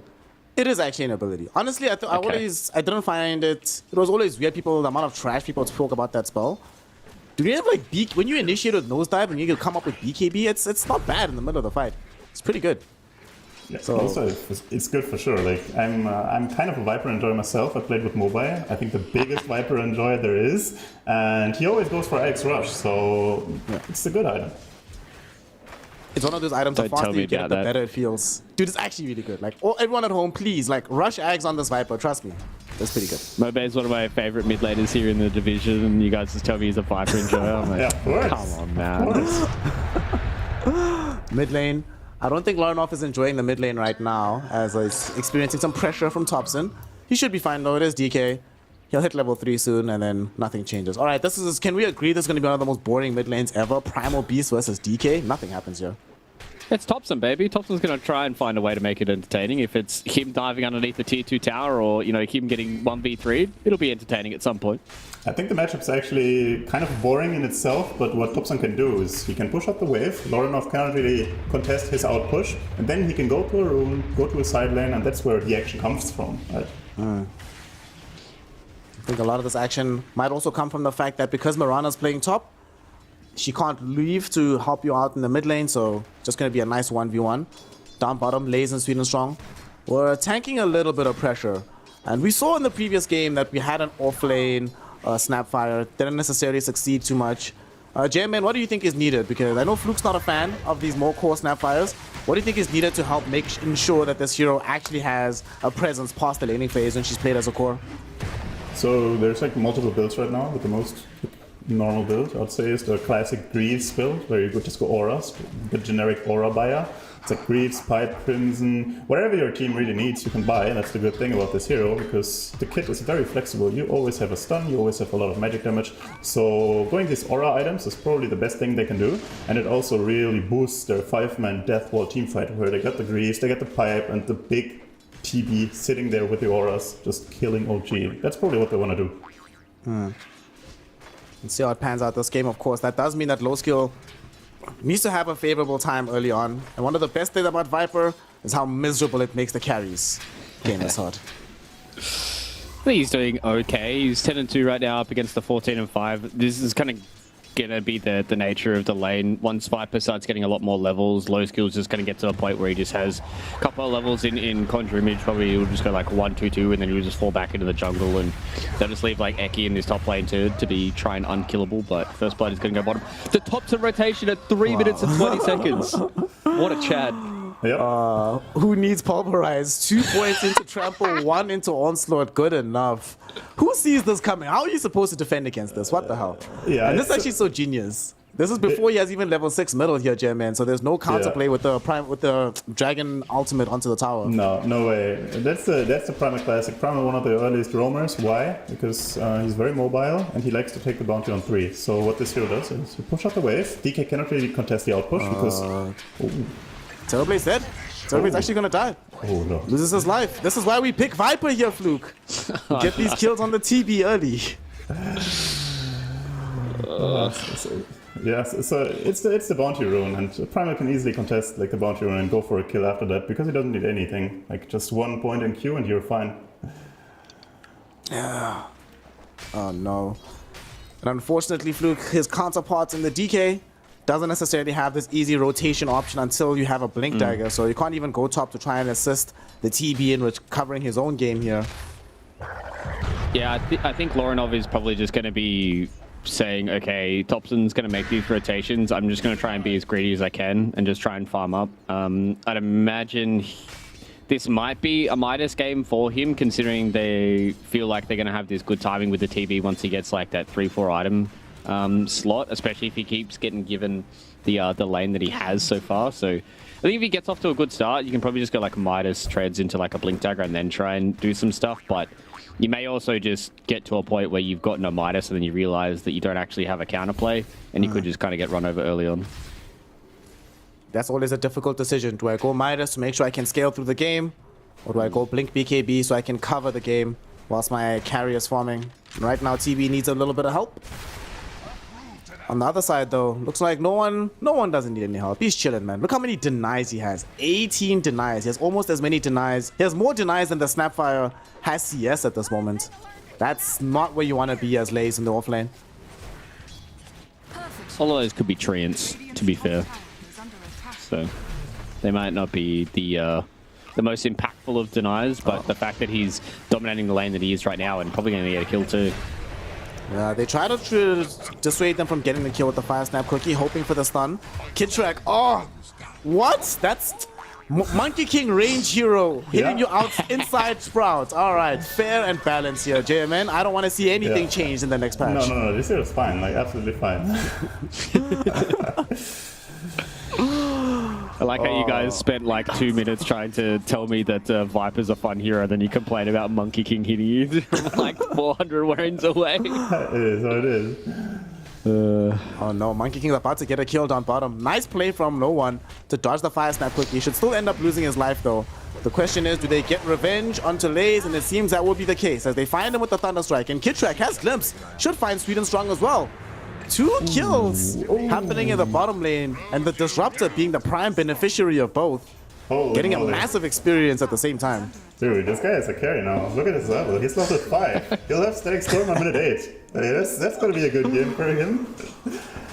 I was going to ask because obviously, Jay Vincenzo, you're the 5 player for Ivy Yeah. as well. So if you have a good start like this and you get this level 6 early on, do you just like say, all right, no one, I'm going to leave you to a bit and I'm going to go rotate somewhere else with this like super early big ultimate? Yeah, I mean, Disruptor is like one of the prime heroes. You can really abuse the fact that you have early level 6 because your static storm is so good, and your glimpse also like is able to make plays. So you're able to like make plays on your own. So you just buy a smoke with your 6 and gang enemy carry or enemy mid laner. This hero can just do it. That's why it's first pick.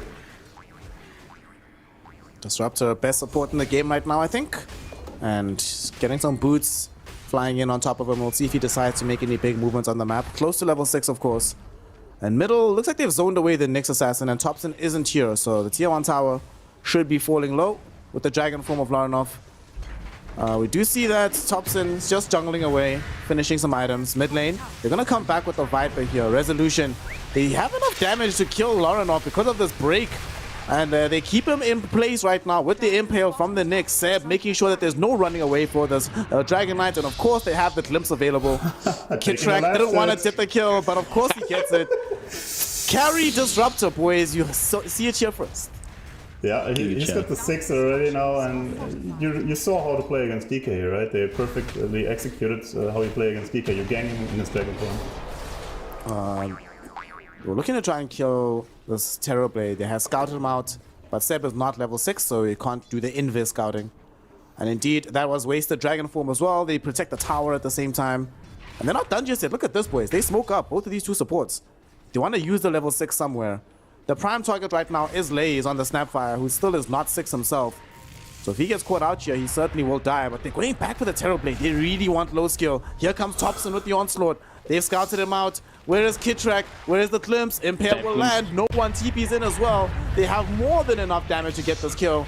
They even drop Static Storm for good measure. Sweden Strong shows up. 2 heroes get caught with the Boundless Strike, and they cancel out the Morty's Kisses thanks to this young Spike Carapace. Although it will cost both of these supporters' lives as they get brought down. However, objective complete. We killed low skill. We forced 5 heroes to be inside the dire triangle, and we just get to keep on farming. It's beautiful. I love watching old G games. Like, it's 9 minutes in, they're like deep into a triangle. There's like been 35 kills already. Like, I just love the way these guys play, and no one's going to go down as well, it seems. Yep, Fire Snap quickly on top of him. So, PuckChamp recognizing that, wait a second, if we still have 4 heroes around the triangle, why don't we just commit all of them to kill no one? They do it wonderfully. They bring him down. This was a dragon form pop though, so they definitely have to take the tier 1 tower on top of this. Yeah, this is a good move, and I feel like every OG game is so clowny. Like, they always bring 4 or 5 heroes somewhere, they kill someone, and then it's like all hell breaks loose. You don't know what the hell is going on. I feel like this shouldn't work, but they want 2TIs doing this, so I guess it has to work. They're gonna try going to Thompson now as well though. Onslaught will come out, the trample will be good. They're actually gonna be able to kill the Monkey King. Boundless Strike will be there to just stall him out. Oh, the Pulverize can't come out because the Dragon Tail stun interrupted. Monkey King still alive somehow for Sweden Strong. So they kill this Primal Beast. And Larinov in danger though. Resolution and Seb. Oh no, they've kept him underneath the Nether Toxin. They dodge the arrow. Do they have the damage to kill him? Of course they do. It's a Viper. This hero's basically a carry. Kitrak utilizing his advanced levels to glimpse back Lays into an awkward position. They grant Resolution the double. And this is 10 and 6. Somehow throughout all of this, towers have not been falling bottom. But this is young, no one, Nature's Prophet had just gone top to start pushing onto the tier 2. Bro, Kitrak is the same level as Lays in the offlane. Like, he is so big, man. Like, this is crazy. And it's good to see that PuckChamp are not shying away from some of these fights. They are punishing OG for their rotations, but yeah, like, these guys have been doing this stuff for years now, and they are all about pedal to the metal. Like, they will go balls to the wall, and if it works out, yeah, they look sick. If it doesn't, hey, they don't care. They'll do it again for game number 2. So I like that PuckChamp are trying to get these fights going. They still just need to hold on until low skill can start getting these fights. And I think maybe once he gets like an item or 2, maybe he can try and come to these fights that are really close to his towers and maybe try and get a kill or 2. But he needs to make sure that he doesn't come to a fight too early and really start to throw the game away.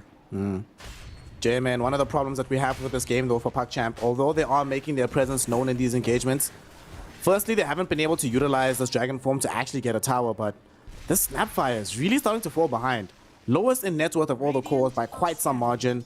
not really progressing in the experience department either. What should they do? Like, do they have to just keep constantly trying these smoke moves because he can't really play safely anywhere on the map?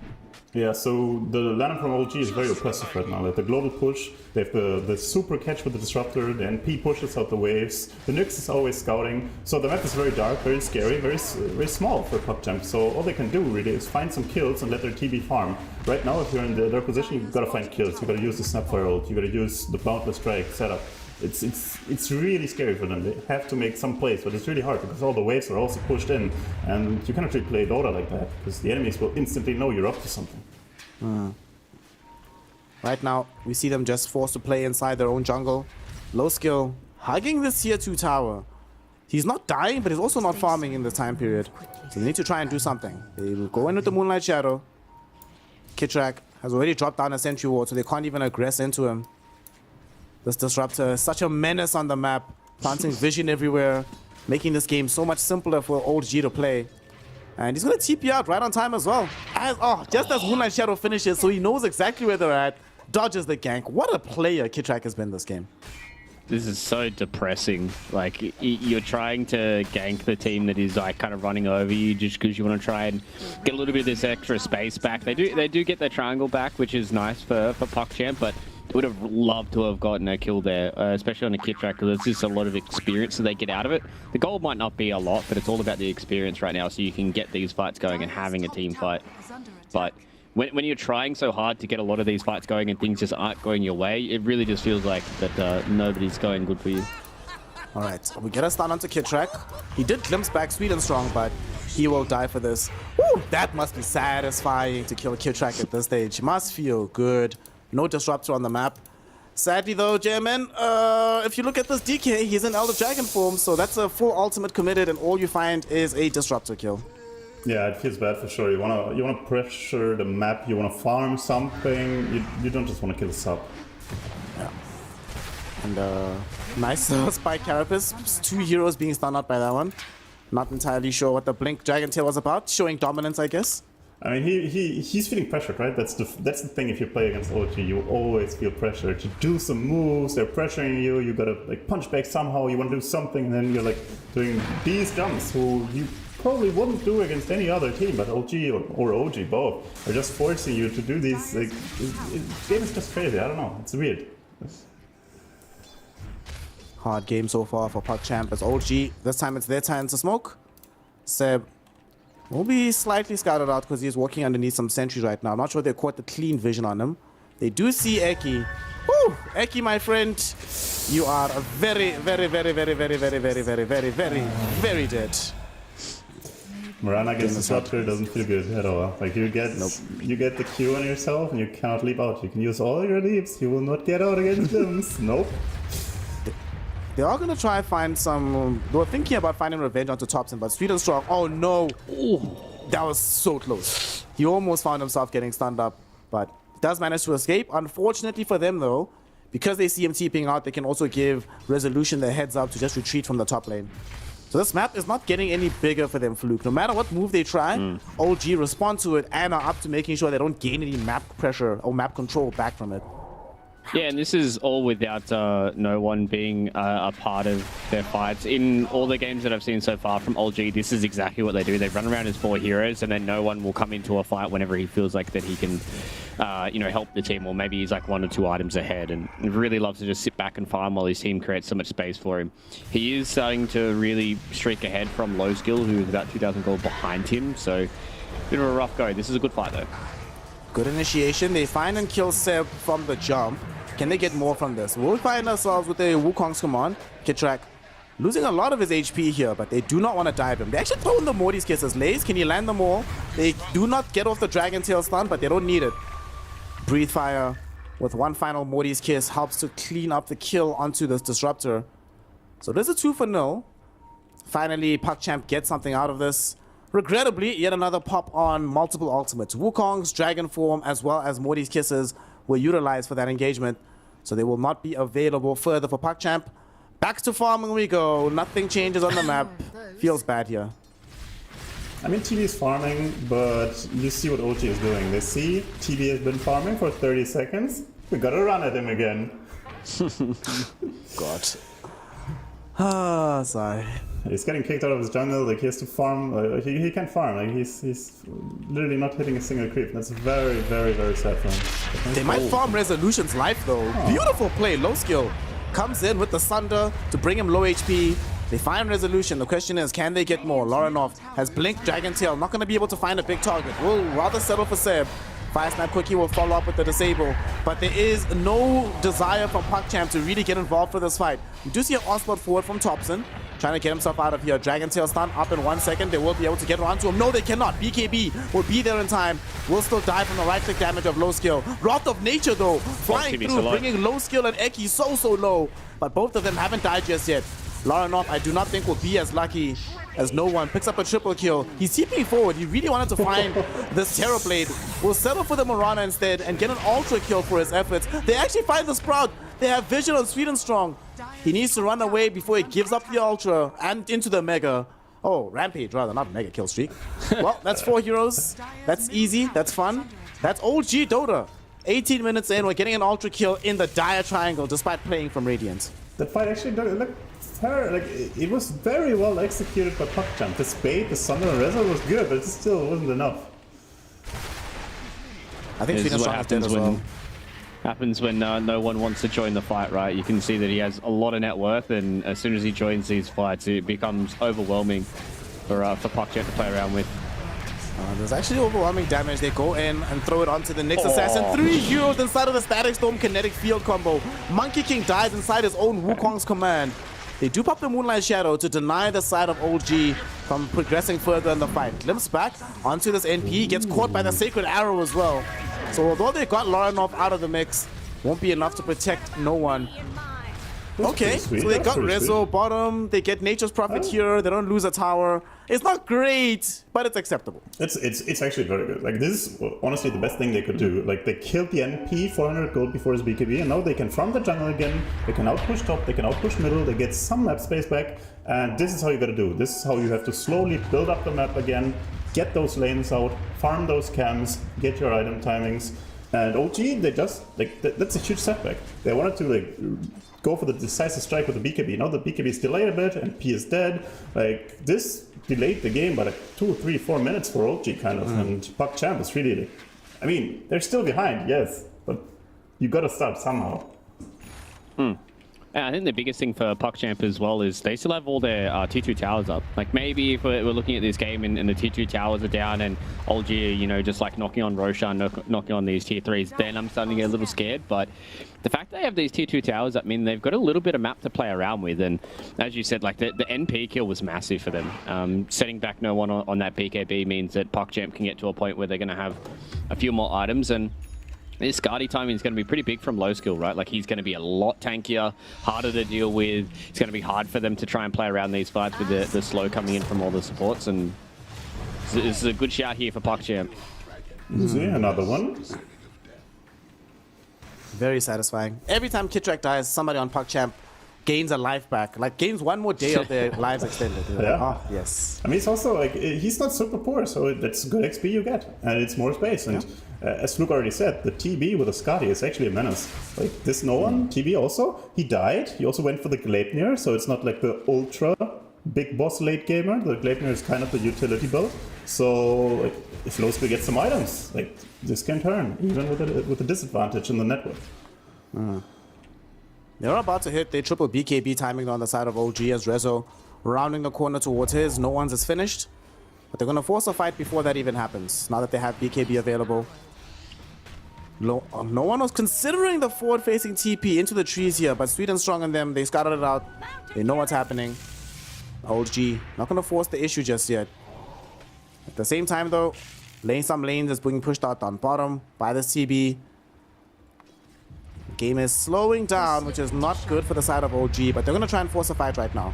Every time it feels like I click on this DK, he has access, or he's just in Elder Dragon form. It's like he has Axe or something. I don't know, man. I mean, what you do on this hero, you don't really have the best farming tools. You have the pre-fire, but it's not great. So what most DK players do is they kind of pop it on cooldown to just get the farm speed, because the uptime is pretty good as anyways, so you're not missing out too much. Radiant's bottom tower Eki is missing out on some life. They'd smoked up. Got in with the Moonlight Shadow. Considered that maybe they can find a grab here. They don't find anything. Mirana just dies. Fluke, this is 20... What was the long... We had a game the other day that a team still had all their tier 1s at like 28 minutes. Do you remember which game that was? I forget. I'm trying to remember. I do remember what you were saying. Was it a secret PogChamp game? It might have been. Maybe like game 2 or something. Maybe. We've cast a lot of these series in Div 2 that sometimes we're able to start to blur together, but I do remember what you're saying. That is one thing, but at the end of the day, like PogChamp, like they have heroes that are going to take towers, like Terrorblade as well as the Dragon Knight. If they get 1 to 2 of these team fight wins, even if it's just by 1 or 2 extra cores, like they're going to melt towers. So they're not all too worried about it. I think the biggest issue is they just don't have that much of the map to play around with, and that's why every single time that they lose a hero for PogChamp, things start to, they start to wince a little bit because they're like, okay, we're losing a bit more of this map control and it's hard for us to get it back. They're gonna get a kill onto Seb here. Should just be some free gold for them. Let's see if they want to fight this. No one actually TPs in. I don't know about this here, no one. Falling very, very low, losing a boatload of HP. He's about to die, and Lorinov ends up bringing him down with the splash attack. They went back in with the Thompson Primal Beast, but it's not going to be enough to ensure that they actually stop this no one NP from dying. Laranov actually picks up a triple kill. This is the mid tower probably as well. This is the mid tower. Look at the bottom. Bottom also being out pushed top. Like they're getting so much gold now. And what happened? No one. He pressed his BKB slightly too late. Got stunned. Lost like 80% of his HP, and then he got finished through his magic immunity. And TB wasn't even really there. So I mean, honestly, I'd be sweating if I were OG right now. They don't decide to go and try force Roche, given that they don't have the full tools just yet. But with a fight like that, they were hoping to maybe take the tier 1 top as well. It's not going to happen, but there's a massive wave coming in top. Yeah, you just farm. You just farm. Like these towers are a bonus. You want to farm. That's like the thing you get out of this. You get pleasure out of farming. That's why you farm after these team fights. And towers, you do that when you're giga strong. But farming is what you want to do right now as PogChamp. Because they don't need the towers. The towers will fall, as you said. They will fall anyways against DKTB. They're just dead if they have their items. So right now, they want to maximize their farm, minimize their deaths, and just get the most out of the map. Speaking of maximizing farm, they've got everything. Yeah, especially now that they're, like, you can feel that they're starting to outscale, right? Like, Lorinov has gotten to the point where he's feeling pretty strong. He almost has his BKB after getting that hand of Midas. Low skill with the Skadi. He's like 1,400 gold away from his BKB, and I think at that point he can kind of walk in and freely not have to worry about anything. Like, yeah, he's probably going to get Viper struck, but as long as he's not the one that gets caught out straight away, he should be okay to be able to pop that BKB, get a Sunder off, and feel good about these fights. So, yeah, all G.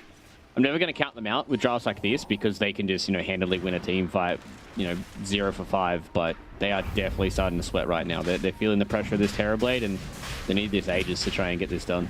Yeah, this is kind of like right now they're still strong. They're so strong. Don't get me wrong. If they get the sieges, they got another timing. But if they don't get the sieges, or if they cannot lose it, this game will be hairy for them. PogChamp, they've smoked up. Even though the Aegis has fallen, Donna still try to force the fight. Zeb, the first one caught out. Zeb is gone. Sweet and Strong is the only one caught inside the Static Storm, so they don't have that spell for the team fight either. Thompson inside BKB, but the Terrorblade tearing him apart with this newly bought Eye of Skadi, and they're gonna again find the kill. 2 heroes gone in exchange for the Monkey King, and they are still chasing. They're not gonna be able to find the stun onto Resolution. Kitrak, they're in time for the glimpse and TP's out before the Fire Snap Cookie connects. But still, that's 2 heroes that you lost, a BKB charge, and that's right after you're the ones that... Yeah, they got the Roche, but still, like you saw, PogChamp, no fear at all. They're just fighting in, and look at Seb. Like he died at like 1 crit or what? 1 hit was it or what? Like Seb is just food right now. Like it's like I'm gonna make a bold call, but if we see the big black dragon coming out for PogChamp, this game is over.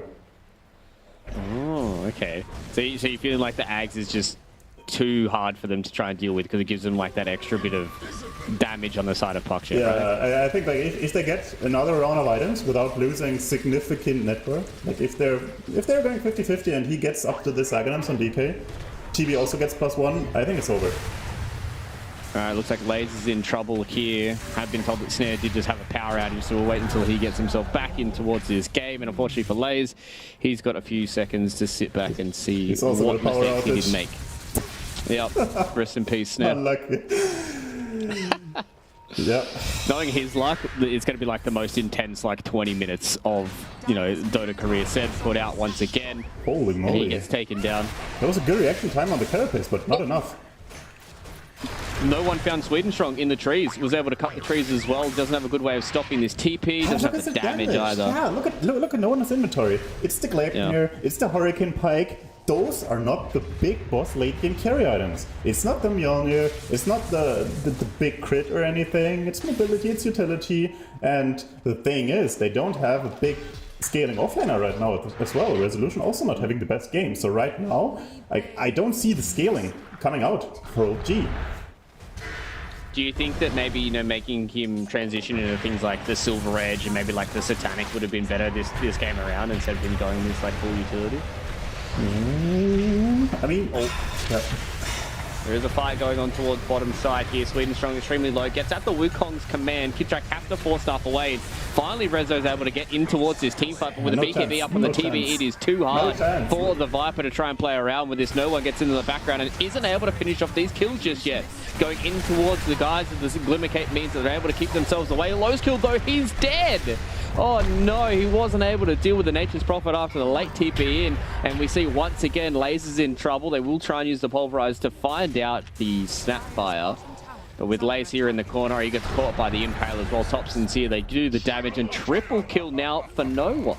This was beautifully executed, not gonna lie. OG teamfight is just so beautiful to watch. Topson went in, got off all his spells, and he actually made it out alive. And then he came in again, used his low cooldowns, and like, beautiful teamfight by OG. Like, they outplayed PUBG so much, and that's the weakness of Terrorblade, right? He's a big boss, but he can be kited. He's not too mobile. So what they did is, they went in, used their spells, went out, and then when the TB had no BKB anymore, was out of position, they just re-entered the fight and crushed them. Beautiful, beautiful, beautiful.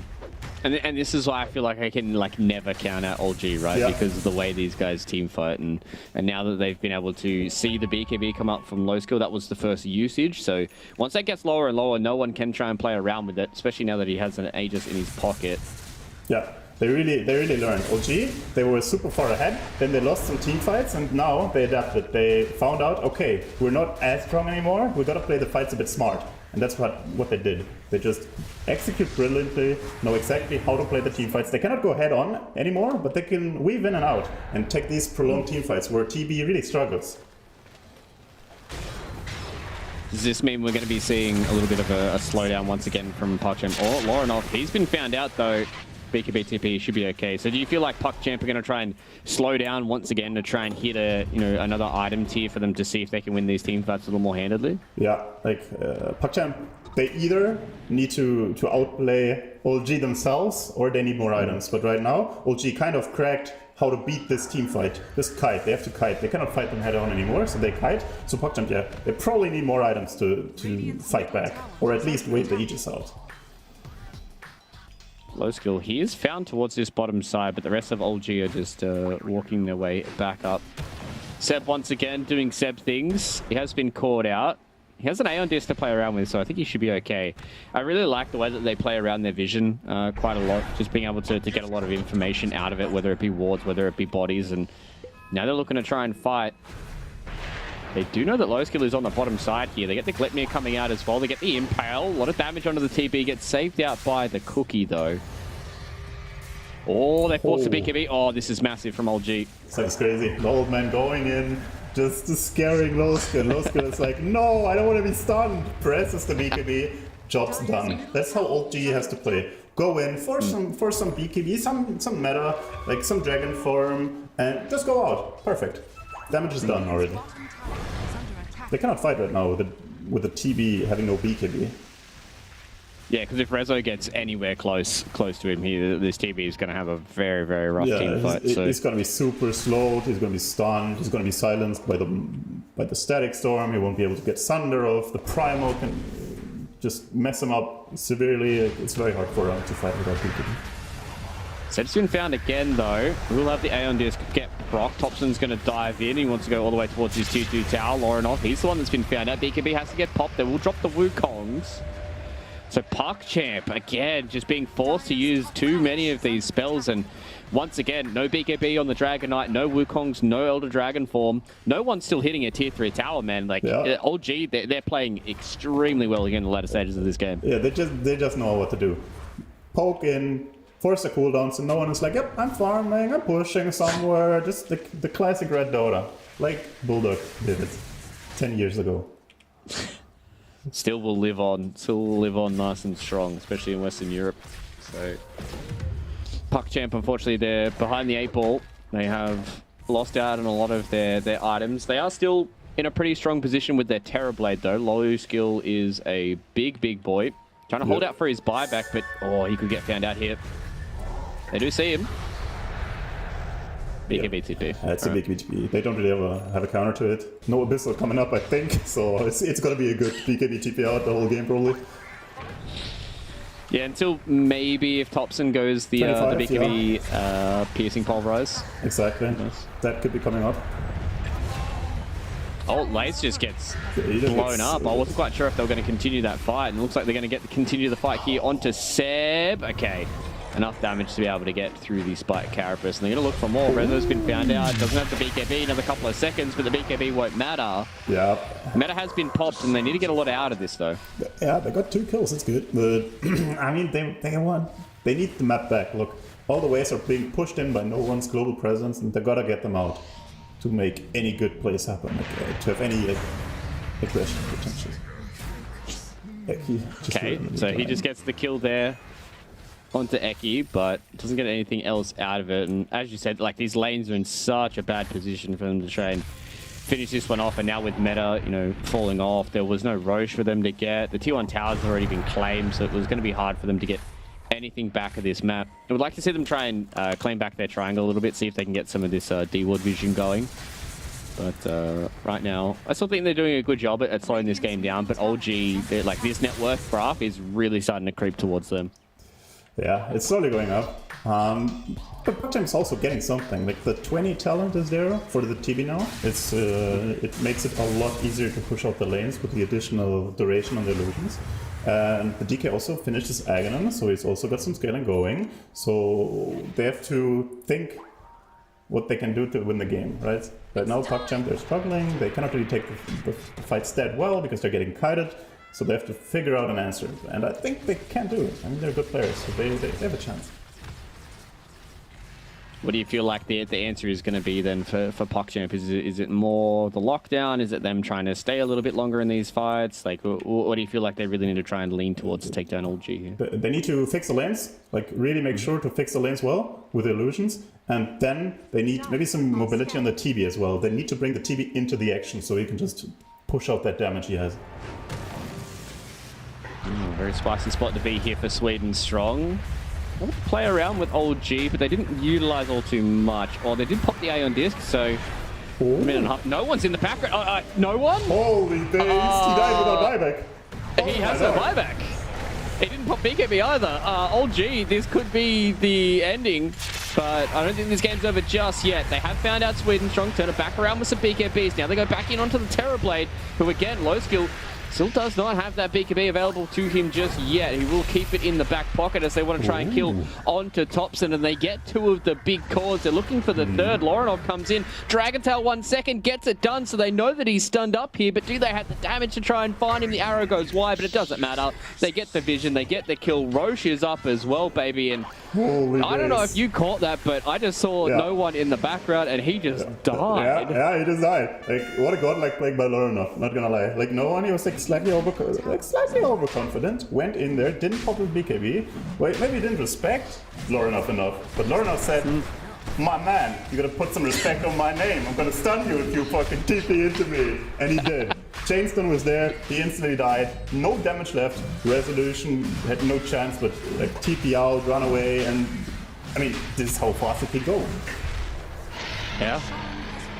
And now, oh man, this game is really starting to swing back in the favor of PuckChamp. They have gotten over the hill, and I mean, that last team fight was a gift from Gaben, it seems, definitely to PuckChamp. They've got an Aegis now for 5 minutes. The TB is going to get to a point where he's going for the Swift Blink, so exactly what you wanted. You wanted a bit of mobility from the TB. Exactly. Like, Low skill is going to be so scary in these fights, man. Yeah. No, like what he can do is just he goes in there and murders people. Like, what can OG do? If the big golden black dragon, if the big golden terror blade is in there, like what are they gonna do? Run away? Yes. Can you run away against Skadi though? Kind of hard. Definitely feels a bit rough. Maybe looking towards Rezo to try and get this the Viper Strike out on the Terror Blade to at least slow a bit of his movement, but Hurricane Pike and Swift's Blink, I don't think you're getting away from TB if he's in meta. Yeah, they're hunting now. They're trying to make the map dark and dangerous, and it's happening. Thompson's been found out. Dragon Tail into the arrow combination. Let's see if we can gift it to low skill. No, it's going to be Lorinov who picks that one up. So right now, PuckChamp, they have 70 seconds to have their way with this mid-tier 2 tower. As long as they keep their creep waves alive, they should potentially be able to try and get a lane of Rax here. Yeah, I mean, lane of Rax is bonus, but what they really want to do is push out all those waves. Get the TB illusions in position, get your heroes in position to just make the map dark. Well, they found out Sweden strong here, so the BKB got committed by Rezo. He also had to pop the BKB outside of the Hex, and now there's going to be a fight that's going to pop off. Again, Age is still available for low skill. And OG, they're doing a good job at starting to pull them apart. They do miss out the impel, but he's BKB'd and stuck in the tree, so low skill has to try and TP away. They have no way of stopping it, so PuckChamp, they stay a little bit longer here in the base of OG, and they've been punished by losing their Aegis, losing their Pods 4. Lays, does he get away? Yes, he does. Slightly that's the slight overconfidence again. You win one team fight, you get the Roche, and you're like, let's go. But they didn't really have their cooldowns, they didn't have the meta available, they're losing their formation, they're showing themselves, and it's not like OG is weak, they're still strong. If like you're fighting on your terms, you can almost always win. That's why going high ground is so hard, and this is why PuckChamp just got like punished a lot. Like they got the map back, but couldn't really pressure, and now their lanes are not really pushed out well, and now PuckChamp, like, they have to build up the map again. They have to get out there again, and it's kind of like a 50-50 game again. So definitely feeling like team with the initiation is the team that's going to come out on top in the next couple of fights. Yeah, like Dota, it's a sick game. Like, you can never feel safe. Like, the enemies can always come back. It's always about having the right position. If you're not in a right position, a good team will always punish you, even if they're 20, 30k behind. If you're not in position to fight, they will punish you. And OG, they're one of the best teams at doing this, like seeing you out of position and punishing you for your insolence. And that's why this game feels like it is on a knife's edge, and even with the net worth being on a knife's edge as well. The game has rocked back to 54% in favor of PuckChamp as well for the win probability. So yeah, this is going to be a tight one. A lot of people were expecting this series to be a little bit one-sided towards OG, but I think PuckChamp standing strong and showing that if you do have these latter stage kind of drafts, then if you're able to hold off on the Storm, show them a bit of respect and show them that you deserve to be respected as well, you can really start to put it towards OG here. Yeah. And the one thing I'm seeing is the big boy Disruptor, who had a very good early game. Actually, he doesn't really have that many items. Like, he doesn't have like anything close to an Aghanim, so this Disruptor, like, he's not gonna have an Aghanim unless it comes from Roche. So that's also a thing going for PuckChamp. Normally, you've got to fear the Disruptor late game, but right now there's nothing really to fear for. He's a very long way away from it as well, right? So it's going to be a little while before we see Kitrak be able to pick that one up. And PuckChamp, they're doing a good job of just pushing out these lanes again. They're going to go for a smoke, see if they can find anybody. Seb's the closest one for them. Don't really have the vision just yet on this upper side of the map to be able to catch out any of these heroes from Old G. So decent ways away from Roche respawning as well. Maybe this might be a fight on the high ground here. Look at no one. Look at his items. His last item was the Lincoln Sphere. He's mentally scarred from this incident where he got stunned. He's like, guys, this will not happen again. I gotta buy the Lincolns. Have to make sure you don't get randomly dragged. To be fair, he can still get randomly arrowed if he doesn't pop the BKB. So true. There is potential. That was a nice little movement we saw there from PuckChamp. They all TP'd towards the bottom side. They want to try and catch NP underneath this ward they had in the trees, but they weren't quick enough. Oh, like look no at one's bones were shaken. She's such a cheeky player. He's like walking in the enemy base. He's like, they won't have sentry there. Come on, they won't have one. And I mean, even at the end of the day, even if they do have a sentry for him, right? Like he's got the Ion Disc, and now he has access to the Burrow, so he's gonna be a tanky boy. Yeah, if he gets that out, like, he's the man. He's the tank. Bug. And they're just getting a free line of racks out of this, and old G, they did a really good job of just pulling PuckChamp to the opposite side of the map so they can start to abuse this top lane. So yeah, they're still not getting the waves out. No one is just too good of a player. Alright. Boys, what's up? What's going on? I'm back. Welcome back. We have returned. I'm back just in time to see a fight, actually. Okay, I just saw them take racks, but now they may lose Thompson's life. Couple more right clicks, all they need. No, BKB in. I think Eki is going to finish him off with just a few more hits. Dude, is he still alive? No way. This is illegal. This is illegal. He's not allowed to live. Sweet and strong. Do the right thing. There we go. The sweet got him. Oh my god. All right, wait, so catch me up. I was gone 10 minutes. That's it. I come back. There's racks taken top. There's no net worth lead. There's a super farm Terrorblade. What's been going on these last 10 minutes? Oh, you missed the most insane game of Dota 2 ever. Unfortunately, I can't explain it to you, Snare, because this was like the most mind-blowing game of Dota you'd ever experienced, and I'm really sad that you weren't here to enjoy it. It was 10 minutes of like rapiers, rampages, like it was hectic. Like you'll see the Reddit clips, it'll be awesome, but you won't be a part of it. So No. Sweet and strong. He might also be doing the oh-no's right now. He's taking too much damage from Rezo, but no, it was just a debate. Rezo came too close. A couple more right clicks. He does get to live on 40 HP. No one allowing him to make sure that he gets the escape, and nobody else from PuckChamp wants to make the full chase. But still, that's weakness being shown. That was a lot of defensiveness from the side of OG. So even though there are racks up, it still feels like they can't just go into a team fight full-throatedly. Yeah, that's what we saw. They can't really fight them head on anymore. They gotta go in, go out, force the long cooldowns from PuckChamp, and then like try to fight after that. That's how OG has been trying to go at it, and how they've been kind of successful with, as you saw. PuckChamp, they came back. They're actually ahead for the first time, I think, right now, and the map is actually looking good. Yeah, they've been doing a really, really good job, and there was a moment where old G kind of had a little fluff. No one tipping into the back and not popping a BKB and dying without buyback. That's the reason why you see a big comeback coming in here from PuckChamp. There's actually a bigger comeback maybe from OG as they've taken down the off laner. Laser's gone, and Laranov does have BKB at the ready if need be. Seb, Aeon does get triggered out, but I think Laranov and Low Scale don't really want any of this smoke. They do get the stun out onto Laranov with this burrow in from Seb, and they're kind of losing down into him. Here comes Thompson with the Shiva's God. Pops it, pulverizes onto Laranov, and Laranov is dead. They didn't have time to pop off the BKB. Low Skill might be in a similar territory. Does still have meta though, so shouldn't be in that much danger. Low Skill trying to get on top of him, but nice blink back. Low Skill, no! He gets hit with the impale just before he can get off BKB. He's gonna die! Oh my god. Bruh. Oh my god, he was holding the BKB. He was like, oh, I'm being glimpsed, but I can hold the BKB. I don't have to BKB instantly. I'll be cool. I'll be the cool kid, BKBing at the last possible moments. There's gonna be cool Reddit clips of me, and then he gets stunned by Seb and can't press it. Unlucky. Oh, two-time TI winner, baby. Oh, goddamn. Yeah, I was thinking the same. I was like, yeah, he's gonna pop BKB. He'll be fine. And then Seb goes, nah, psych. Not happening. Oh boy, that's like PuckChamp. They must feel rattled. They were pretty good. Like they were in that game, but now it's suddenly the OG magic once again. Like they will always come back to you somehow. Dude, look at the graph. Like just open it up, Snare. Just open it up. Just have a look at it. Oh my goodness. Like, this is how this game's going. It's like up and down, up and down. Oh god, what a game. Oh, they still have a lane of racks to defend middle and bottom, so they have opportunity to try and still make their way back into this game.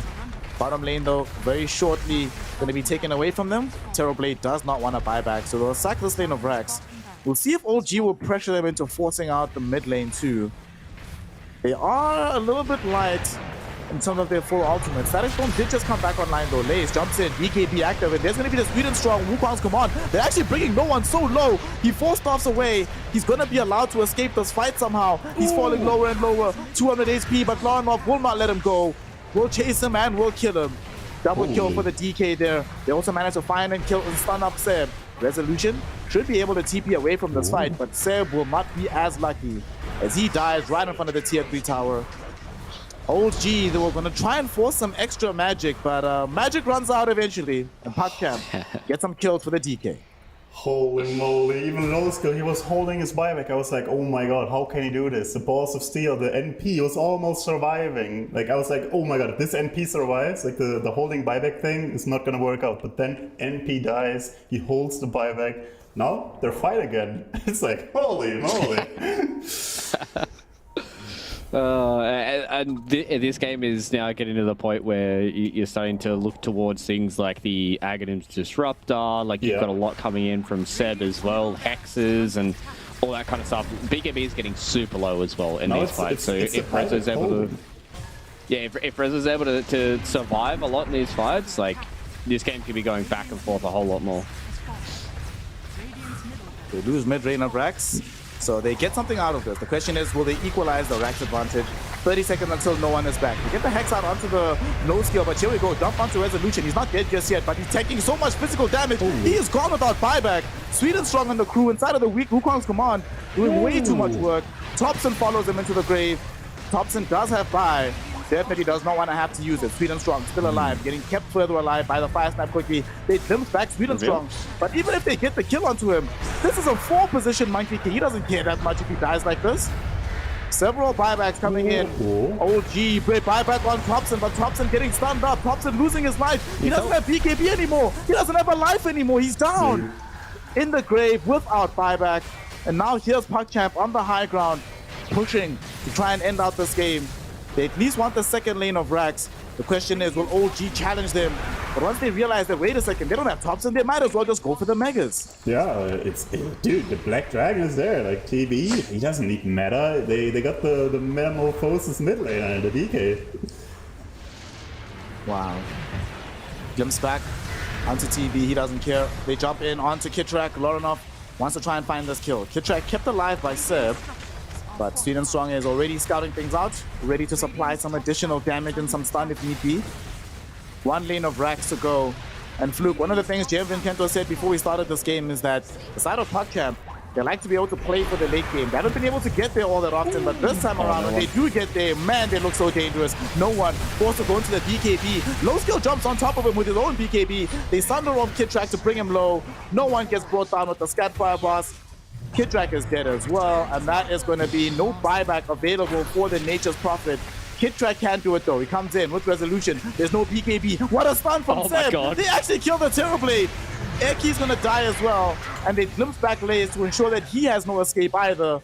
He's going to try TP out. No way. This is illegal. Seb couldn't get off the Burrow. The Impale coming in from the Burrow just shy of the range.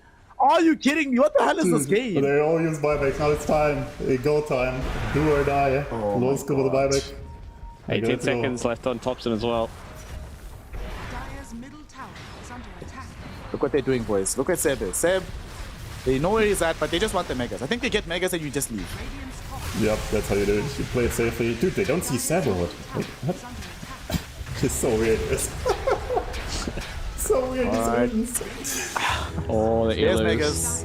Roshop though. Alrighty. Roshop, low skill wants that Aegis. He used the buyout, so he wants the Aegis. Fluke, do they defend us on the side of OG? Do you have to try and contest knowing that you're playing 4v4? You have to go to Roche right now. Like you just have to. You can't give an Aegis away to low skill.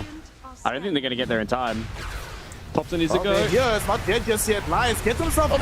Oh no, but no! They pulverize the illusion! But they still do get the kill on the Snapfire. In the meantime, Roche still alive. Thompson goes in with the Shiva's Guard. They really want the big man. They want this Aegis. Roshan gets killed by the Radiant side. Who's gonna get the Aegis? It's still on the ground. Thompson picks it up. Thompson's gonna try and turn the fight.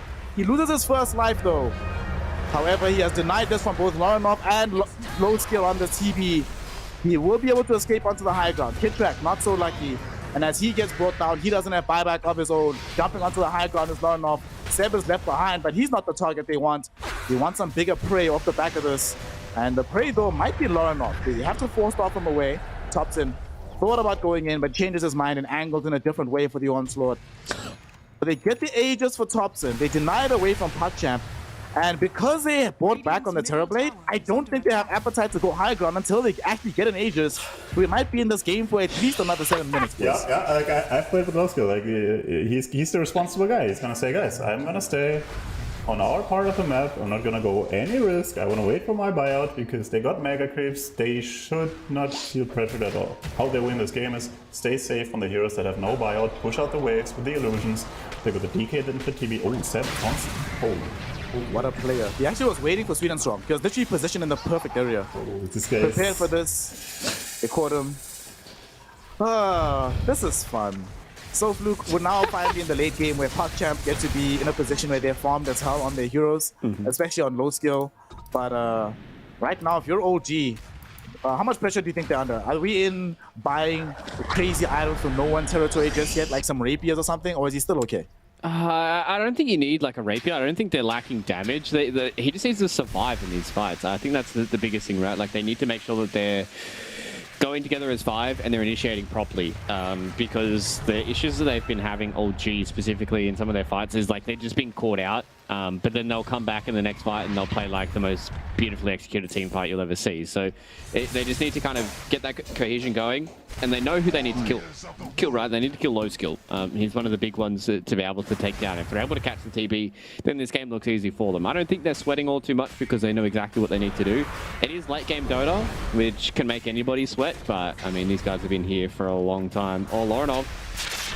No, Lorenov. Are we in a bad place here, my friend? He's dead. He is trying to TP out. He's not going to be allowed to do so. Has buyout, though. He does have buyback, to be fair. And at this stage of the game, that's all that really matters. And OG, they probably know this, so they're not going to mount or push just yet. Yes, can we take a second to appreciate how fucking good Seb is? This guy is always finding the jumps. He found the jump into the Roche pit. He found Sweet and Strong. Now he finds the DK. This guy, like, honestly, I think if they go to Div 1, and maybe he can even go to Majors or something. Maybe they even qualify for TI. I want to see this guy on TI. Jem Vincenzo, it's almost like he's won TI before. Nah. You know? No way.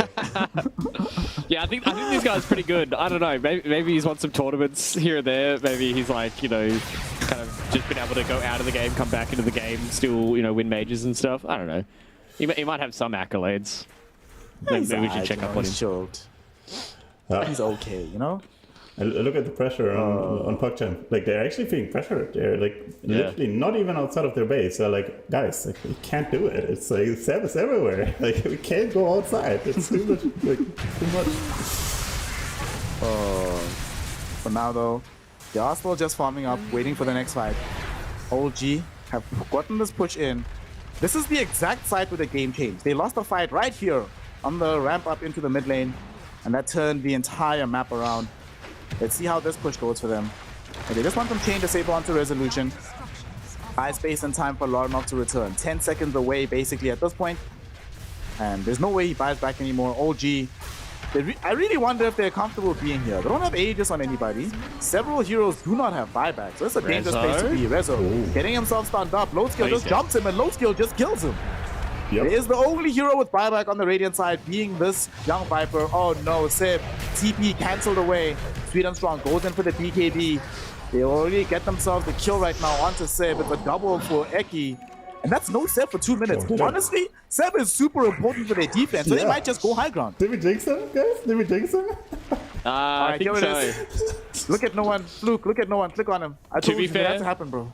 To be fair, I will say that OG, they can do this without Seb, but they're going to have to play out of their brains. And as you said, Rapier at the ready now for no one. It's all about who catches who. Like, this Hex is super important. These BKBs are ultra important. Oh, Thompson, no. What a beautiful... No. Pump away right now. We see that they are going to be going in. Lorenov forced off away. It's going to be okay for the time being. BKB by no one. He really wants to throw in this damage, but once the BKB is down, he has to watch himself. They jump right now forward, going on to Thompson with the Dragon Tail stun. They force the buyback from Resolution. The only one available. And PuckChamp, we'll see how much of a rush they feel to try and end this game out. They know for a fact that Seb does not have buyback. They stun up Resolution. Thompson going forward. There's no more BKBs available. Lorenov wants to try and bring down Rezo. They want to force the dieback, and they should be able to do it. 2 minutes in the grave without him. Kid Track joins him as well. And now they're looking towards the jugular. Thompson finding himself stunned up by Lorenov. They get the fear out as well. That should be it. Lorenov finds the damage. The Terror Wave came out from low skill. And although they buy back on no one as well as Thompson, the Rapier is on the deck. Thompson now stunned up, right click down. He's going to lose his life. And no one without the Rapier, my friend, you are just not that scary. And GG, well played to score. PogChamp secure game number 1 here against OG. They get to the late game, and when they get there, they get themselves the W.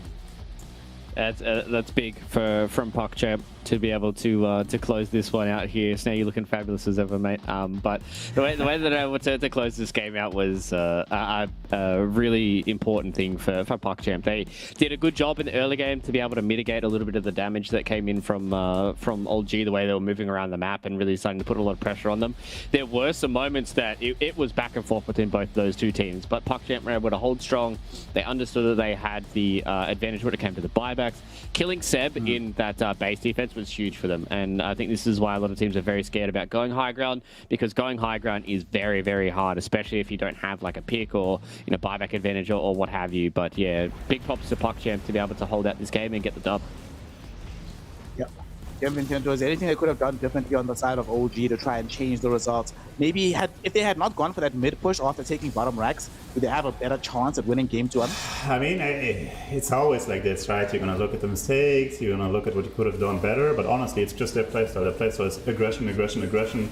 They even almost won it this late into the game, although their lineup wasn't supposed to do it. So I think they played it up to their potential. They played it well, they played it aggressively, they didn't back down. I liked how they played, but I think PogChamp was just better. In this late game, their lineup, well executed, just wins. That's it. Well, it was great execution from them, and that is enough to get them the W here in this game. I do think that in retrospect, of course, OG will be looking back and be like, man, there were some moments that we could have made this happen. But I also like the fact that here PogChamp look a lot more calm than we've seen them before here, Fluke. Like, they didn't seem like they were ever on the verge of making a massively drastic mistake that would throw the game. Even when they were behind in the earlier portions, they were playing with a very cool head on their shoulders. They weren't like overextending when they were trying to make plays on the map. Yeah, I think it really helps when it's very clear that your draft does a lot better late game than what theirs does, and all they have to do is make sure that they're not getting caught out by this blink hex and making sure they're not just getting rolled over by a primal beast and stuff. And they did a lot of good work in the mid game to be able to mitigate a lot of that damage and make sure that they were on parity with a lot of these other heroes. And yeah, I think PogChamp did a good job at really being able to bring all of their cores together and understand that Lorinov as well as Low Skill were going to be the two heroes that were going to be able to carry this game, and Lays really did take a backseat this time around and just facilitated his other cores to be able to get a lot of these kills with the cookies and the Mortimer's kisses and stuff like that. So big props to PogChamp. Still is a full best of 3 though, so OG, they've got plenty of time to come back into this one, and I mean, if this is going to be game number 1 between these two, give me 2 more of that, please. JM Vincento, as our special guest today, I'll give you the opportunity to pick a MVP from the side of PogChamp. Who impressed you the most in terms of getting them this victory up against the TI winning squad of OG?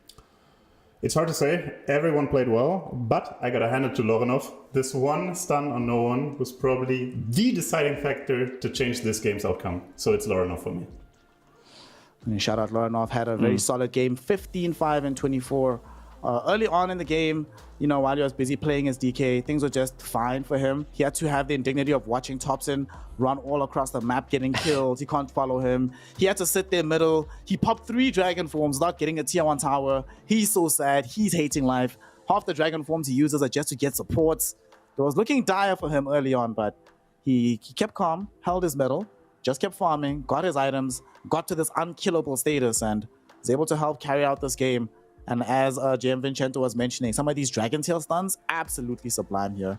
So perfect play from Lorinov. Going into game 2 here, Fluke, for Old G, obviously they want to try and make adjustments. They know they're going to be playing this caveman style of Dota. They know PogChamp want to play later on for the game. Is there anything that they can do draft-wise to try and give themselves an easier shot for game 2? Maybe try and get rid of this Dragonite here. I think it's a little annoying. Maybe even the Monkey King. I think Sweden Strong did a really good job at really transitioning. I don't think it's really the draft all too much. It could just be one of those things where Old G, you know what kind of Dota they're going to be playing against you. They draft for it, they play with it, and they will just go 4-man until no one gets really, really big, and they try and win the game off the back of that. So if PogChamp are able to draft themselves into a good position where they've got a strong 4-man themselves, and they've got a late game carry that can really outscale things like TB, Anti-Mage, all that kind of stuff, they should put themselves in a good spot. But if you're able to hold 2 games in a row up against Old G, if they put the pressure on you once again, then I mean PuckChamp definitely are going to be in a good spot for the remainder of the tour. Well, let's see what PuckChamp can do, if they will be able to snatch out their first series win here in the DPC, or if Old G will come back and yet again find a 2-1 victory here in the series. We'll see exactly what happens after Game 2 commences. So from myself, Snare, and the boys in black, Jim, Vincento, and Fluke, we'll be right back with some more Dota 2 action. We'll see you soon.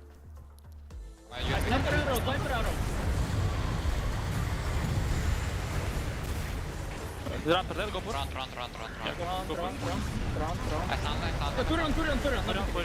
I break link. Okay, kill that, everyone dead.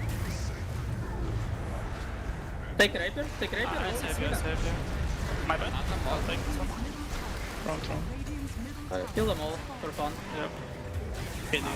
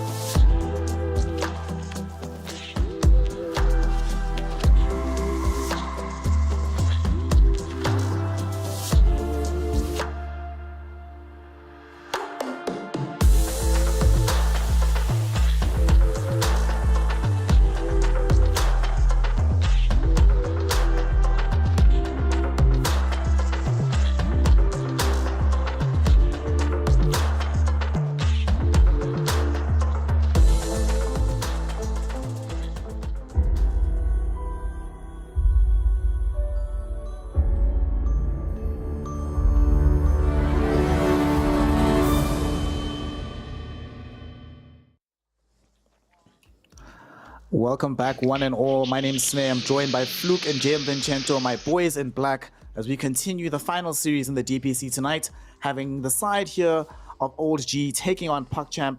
And PuckChamp have just taken game number 1 off of Old G. Vijay and Vincento, though, we've been here before. We've seen PuckChamp win a game 1 and go on to lose a series. So I asked Fluke before we went into the break, what do they need to do on Old G to recover? What do PuckChamp need to do to ensure that game 2 does not go the way of other game 2s that they've been a part of in this tour? I'll jump in and answer that one. Not 100% sure. It is interesting tale that we are seeing PuckChamp. Sometimes when they go into these best of 3s, they are able to squeak out game number 1, and they're long kind of games as well. So, you know, I mean, looking back at their series up against Ancient Tribe, it was a 60-minute game, and then all of those games from there on out were super late game games as well, up against Ancient Tribe. So maybe that could just be something that PuckChamp want to try and do, is like they are all about the late game and really don't want to try and end games in 20 minutes, and sometimes they can really get pulled apart. So if they can hold the wall up against Old G again, then I mean, I'm probably going to tip these guys to be able to do a lot of work for the rest of the tour. Obviously, you know, being 0-4 right now is not a good start for the tour, but if they take down Old G here, then they might ruin a few plans for some of those guys on Old G trying to get to Division 1. Yep. I believe once you get to 3, 2 is the magic number. After 3, I don't think it's ever happened a single time in the entirety of the DPC history that 3 losses allows you to be promoted into Div 1. However, it did happen for the first time in this tour that OG went to the major with more than 3 losses. That had never happened in the past before. So a lot of wild things could still take place. From your perspective, Jim Vincento, do we expect any wildness going into the second game here? First of all, there's still a chance for us. Yes, there is. Yes, there is. No, honestly, these odds, like, I would say, like, this is looking good for PuckChamp. I think it's gonna be crazy, like every single OG game there is, and they gotta bring out something crazy, because right now, they're on the spot. They gotta win 2-0 right now. And winning 2-0, even if you're the better team, is hard. So it's gonna be wild, boys.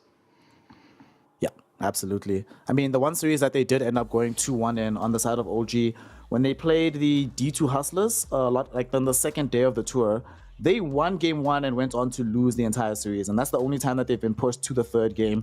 So right now, every time that they've lost game 1, it's happened only once against Ancient Tribe, and they went on to lose the series.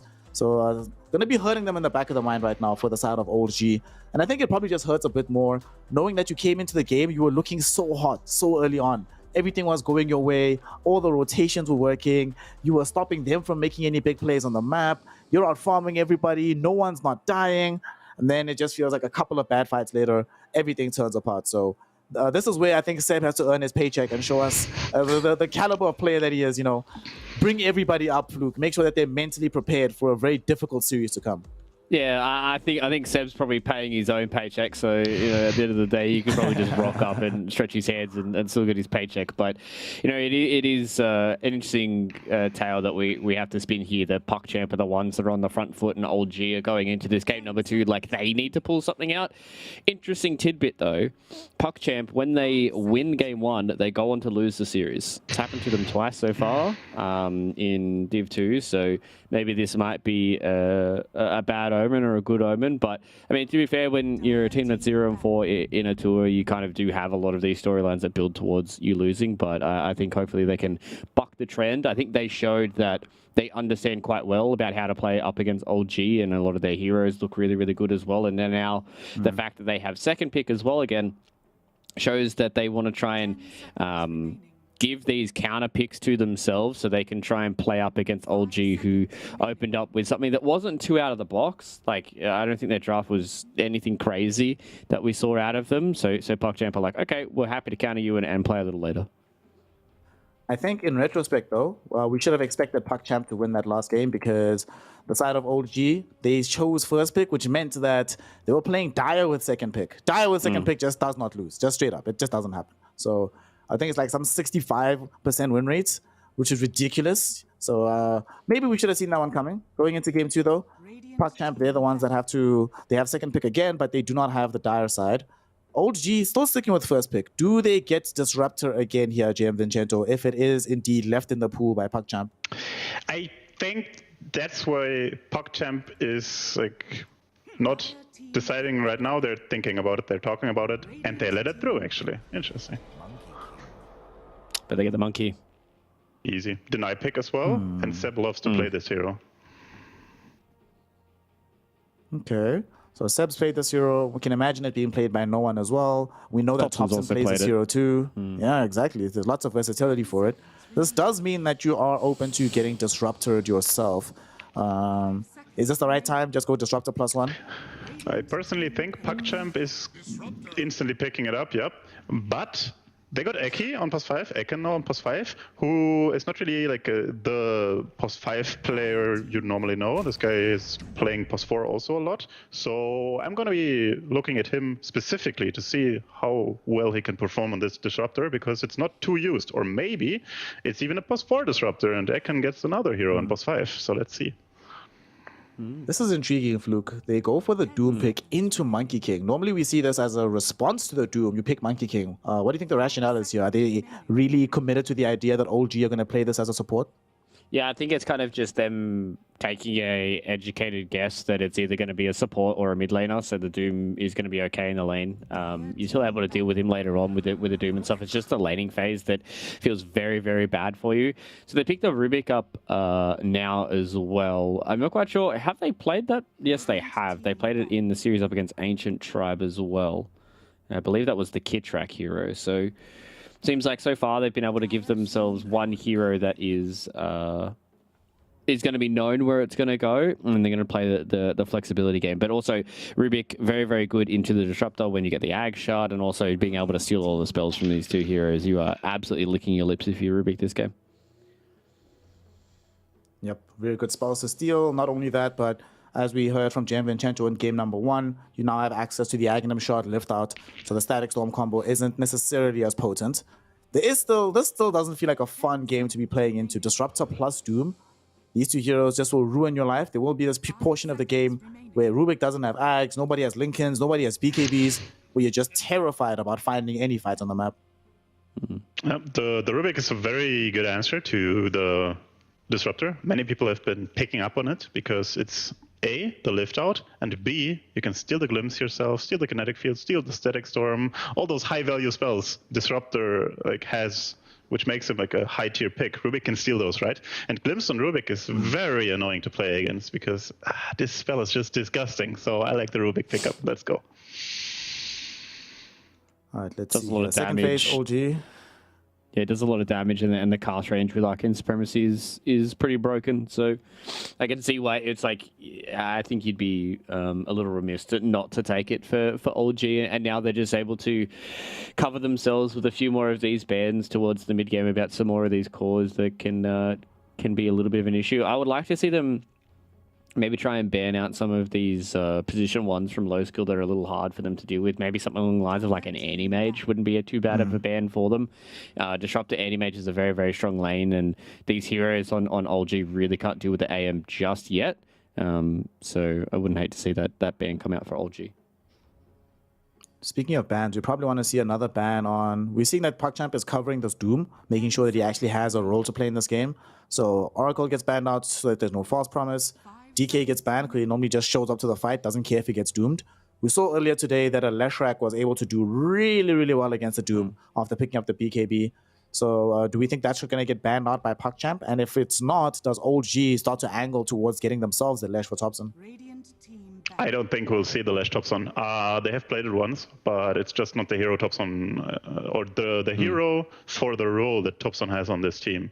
On this team, Thompson is the guy who makes space, who rotates to side lanes, who just makes crazy stuff happen. And Leshrac, he's kind of more like a laid-back hero who wants to farm his Bloodstone. He can play it, of course, but it's just not fitting their style. So I don't want to see them play it. Let's see, PuckChamp, what are we going to ban here, boys?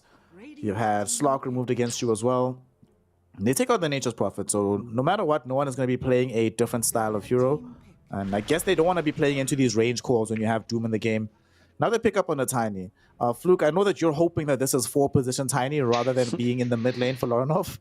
Yeah, it's just been one of those heroes that I just haven't been impressed with it playing a core. You have to play a very specific kind of style with it, and I think you have to get a role going for that hero. So they can definitely play it as a pos 4. The Tiny and the Doom lane is just going to be a lane that you're just going to pull creeps anyways, and then just hope that you can make a rotation, because now you've got a puck.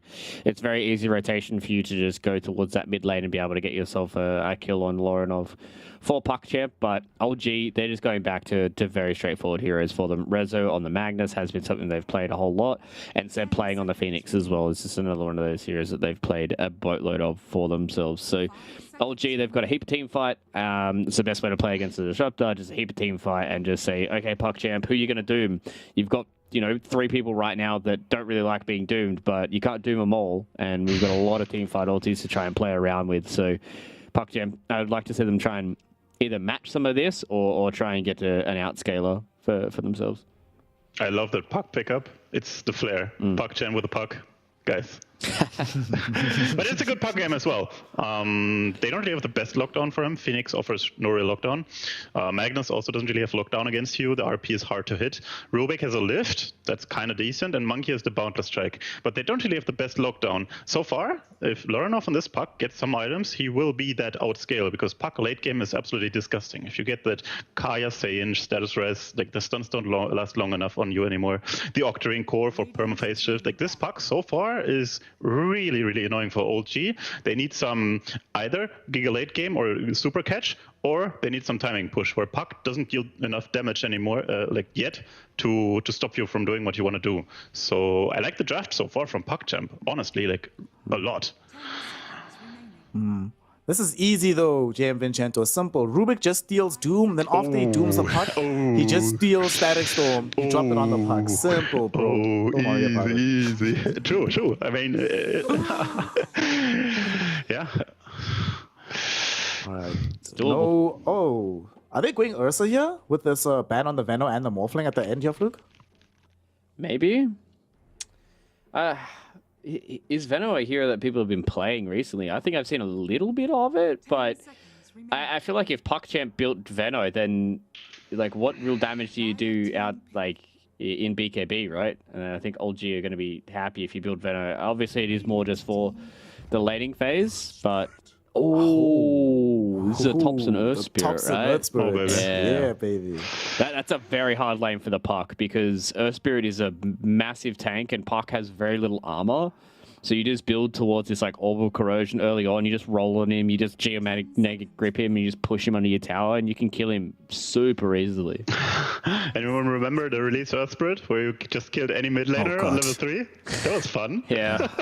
It's not SOP anymore, but it is a good matchup. You're very tanky. You don't really die to Puck. I like it, and it's also very comfortable for them. They played it 2 times against us. They crushed us with us, so they know what to do. I am concerned though, gentlemen, because for OG, if they fall behind with this draft, this is not a catch-up draft. This is a draft that has to play from ahead. And I'm also concerned about what happens when the BKB start to emerge from PuckChamp.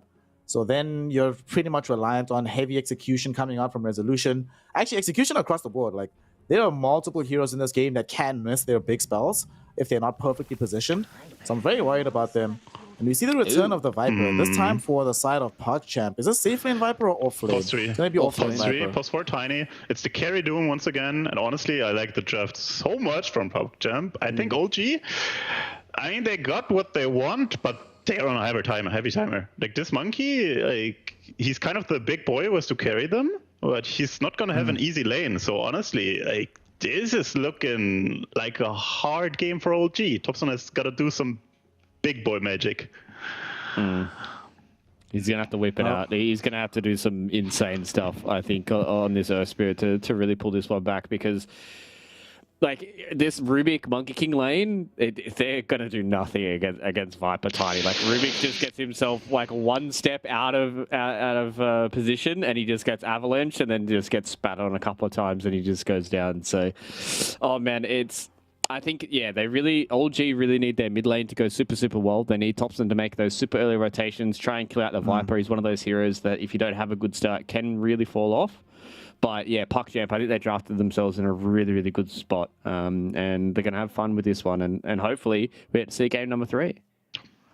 I would also like to see game number 3, but honestly, looking at these drafts, I doubt we're going to be seeing it. I think the odds right now that were delivered by esportsbet.io are a little bit too favorable for the side of OG, because this draft feels very nice to play on the side of PuckChamp. And I'm just thinking how hard it's going to be past a certain point in this game to just bring down these heroes. We're going to have the Sanj and Kaya on the Puck, the double BKB on Doom Viper, and then it's like, what, all your damage coming out just from the Monkey King? But who's going to help him hold these heroes long enough for Wukongs to bring them down? Earth Spirit's going to feel lackluster unless he just rolls this game quite literally. I don't know, boys. This is one of those situations where they have to show me, JM Vincento, that like, yeah, we actually are TI caliber players, because this, you have to be able to win TI to make this draft work, I think, from the side of OG. Yeah, like it's a high tempo draft for sure. Like it's comfort for them. I can see them winning this, but it's hard to execute. Like it's just kills, pressure. That's what you got to do as OG here. It's first smoke of the game, and they're already starting this pressure going, looking for a kill early on. I don't think that this is not a warding mission. This is about trying to find a kill somewhere, but nobody's home. Level 1 is pretty scary, right? Like you've got the boulder smash and even things like the boundless strike. If you do want to try and level that up, like a lot of their heroes are pretty good at level 1 to be able to catch out these heroes. So they are going to play a very fine line of they need to keep the aggression up, but they also need to make sure that they don't get punished like they did in game number 1, because their fallback mechanic is a Monkey King with Empower. Like it can be good, yes. Same with RP, but it is going to be hard for you to try and win these late game fights if your Earth Spirit's just being doomed and then it's all on the Monkey King and he's just being controlled by like a Viper. So yeah, OG. Yeah, this is going to be some magic if they pull this off. They got the big team fight. They got the RP, they got the Supernova, they got the Wukongs. But if those spells are kited, it's very hard. So if PuckChamp is able to kite those big spells, they will win this. So that's what OG have to do. Super aggression, force enemies to react with their big spells, get some big items on the Monkey. He can carry this one with Empower, but it's an uphill battle. I feel like maybe they're like super brains, and it's not like I think, but that's how I think it will go. I will give them that. The more and more I've been seeing this Disruptor, the more and more convinced I think that this Phoenix is a decent response to it. Not only do you force him to have to always make awkward decisions, do I glimpse this Phoenix before he uses Supernova? Do I try Static Storm him? But if he's not inside the Static Storm, you provide a little bit of sustain with the Sunray, keep heroes alive long enough so he can turn around. So I do like the Phoenix. It's weird. I like a lot of their individual heroes together, but it just feels hard, man. This is a difficult game of Dota, but if there's any team that can make it work, it'll probably be OG here in Division 2. So let's get into it, boys. Game 1. We've already spoke about this mid matchup, anticipating that Thompson should be able to come out the better for this one. Is there any particular itemization that stands out to you, Fluke, that Thompson should be going for to make this game easier for the squad? Probably, I think he just needs to get an early BKB, and they just need to fight with him as early as possible. So, like, if he just goes like BKB, maybe you can go like Spirit Vessel. I don't think it's really that great this game, but like, just these items that enable you to get a lot more kills. Blink, BKB. Maybe if he wants to go Aghanim, etc. a little bit later on. Kaya Sanj himself is a pretty big one. Shiva's Guard, like all those items that just enable him to be in these fights and be strong. I like what OG have done with their lane swap. They understood that the Monkey was going to have a miserable time top, so they're like, Reza, you're going to have the miserable time top. So they at least give Monkey a little bit of something in this early game. It's actually an okay lane for Rezo. That's the good thing, right? Because Rezo has Shockwave, pretty low cooldown. You can secure last hits with it pretty safely. So he will be fine. He, of course, will not have a crushing lane victory, but he'll be okay. And when Monkey gets a good lane out of it, that's for sure worth it. And so far, it's looking good. This lane swap really working out. Now, speaking of things that are going on in the laning phase, for you, JM, is there anything that you want to see out of low skill building into this Doom? There's been a lot of different Doom builds of late, and especially when it's being put into the safe lane. I've seen like Blink BKB, I've seen BKB Shivas, I've seen Blink Ags Rush. Anything that makes sense to you for this particular game from the safe lane?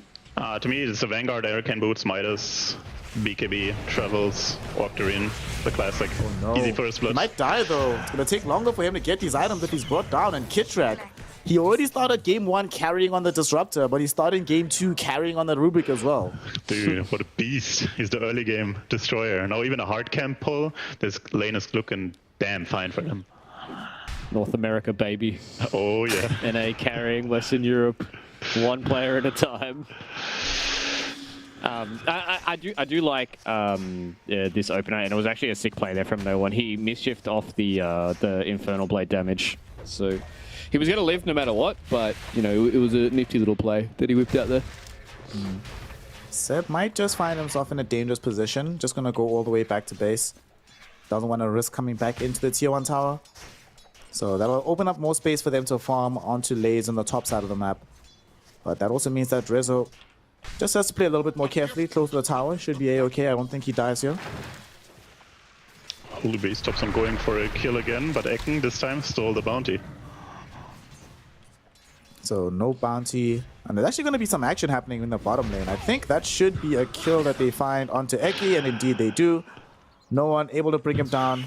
This is very good news for OG. The lane that you want to go as best as humanly possible. No one gets himself involved in 3 early kills. This is great. Yep, Eki also no TP right now, like 10 seconds he has to wait. This is the most awkward thing ever as a post 5. You back-to-back die and you sit in base, you're like, will I TP, will I run? I'm not sure. He decides to run, for now. Oh no. This is also when your mid laner's yelling at you. He's like, refill my bottle, come home. Yeah. I'm a core player, so I don't have to deal with any of that yelling. So lucky you for do me. the yelling. I do the yelling. Yeah. kind of interesting that that low skill doesn't have Devour early here. He's got 2 levels in the Scorched Earth and 1 level in the Infernal Blade. I feel like a lot of those choices were probably just like I wanted to try and turn around some of these kills, but him not having Devour just slows him down a lot. He does have it now at level 4, so it kind of evens out, but not having like, you know, you'd probably have like what 2 or 3 uses of it now if you had it at level 1. Yeah, it was a fight on level 2 going on. It was where they got the 2 kills, like where OG got the 2 kills. Low skill actually attempted on the kill with the Infernal Blade, and it can work. Actually, OG did it against us, and they got a kill in level 2 with the Scorched Earth Infernal Blade. So it's a good build, but it didn't work out here. His game is becoming even more difficult, gentlemen. They killed off his courier that was sitting with the Ring of Health. Fortunately for him, they haven't been able to uber harass him, but there's not one of those omens. You know, sometimes you've already died in lane, then they kill your courier, you start to get into your head, you're like, oh my gosh, what's gonna happen? And because he didn't go for this Devour, he's lowest on the CS of all the cores in the game, not having himself a good old time. And I think the real pain for me here, Fluke, is the fact that Lays, we're chilling on this Viper. He was supposed to be the one ending up dominating this laning phase, opening up space by forcing Monkey into the jungle. That is not happening. He's not dominating Rezo either. Monkey's having a phenomenal game. This upends the plan for PuckChamp by quite some margin, the way that OG has been able to respond. Yeah, they still have good heroes towards the mid game as well, though, right? Like, it's not like it's just all about laning prowess for them. They would have loved to have had a lane that does snowball super hard, but you know, as Jam was saying, like it's super easy with the shockwave to be able to just farm out. And Seb's doing a really good job at pulling these creeps at the right time as well, so they can just enable a lot more of that farm with the Empower. So, OG do a really good job at enabling their lanes, and it's now what this transition is going to look like for PuckChamp as they try and hold on to the storm one more time. Thompson having a good time middle, evened up with a puck right now, so decent job done by Laranov to make sure he doesn't get any advantage towards this Earth Spirit, and Earth Spirit might actually be in a bit of trouble here. Kitrak comes in to render some assistance, Magnetize gets dropped down as well, and they really are going to think about going in onto Sweet and Strong, but ends up not being the case. They're just happy to see this Magnetize dropped in for nothing. They're fine with this. Like this was very nicely executed by PuckChamp, but the Earthspirit is just too tanky. Like against 90% of mid laners, this is a sure kill, but against ES with a wand, with a iron, he's just too tanky. They didn't get him. So that's always like with these niche heroes, you never quite know how they play, right? So it's disgusting to play against this. This early game, still another, after these couple of kills we've seen down bottom, things have slowed down a little bit as those heroes get tankier. Lay's, of course, going to be going into the D-Lance. I hope he buys Ags this game. This would feel pretty good, getting that disarm versus Monkey King. It's always hilarious to see. But honestly, he should just go for D-Lance BKB. That should be the priority build.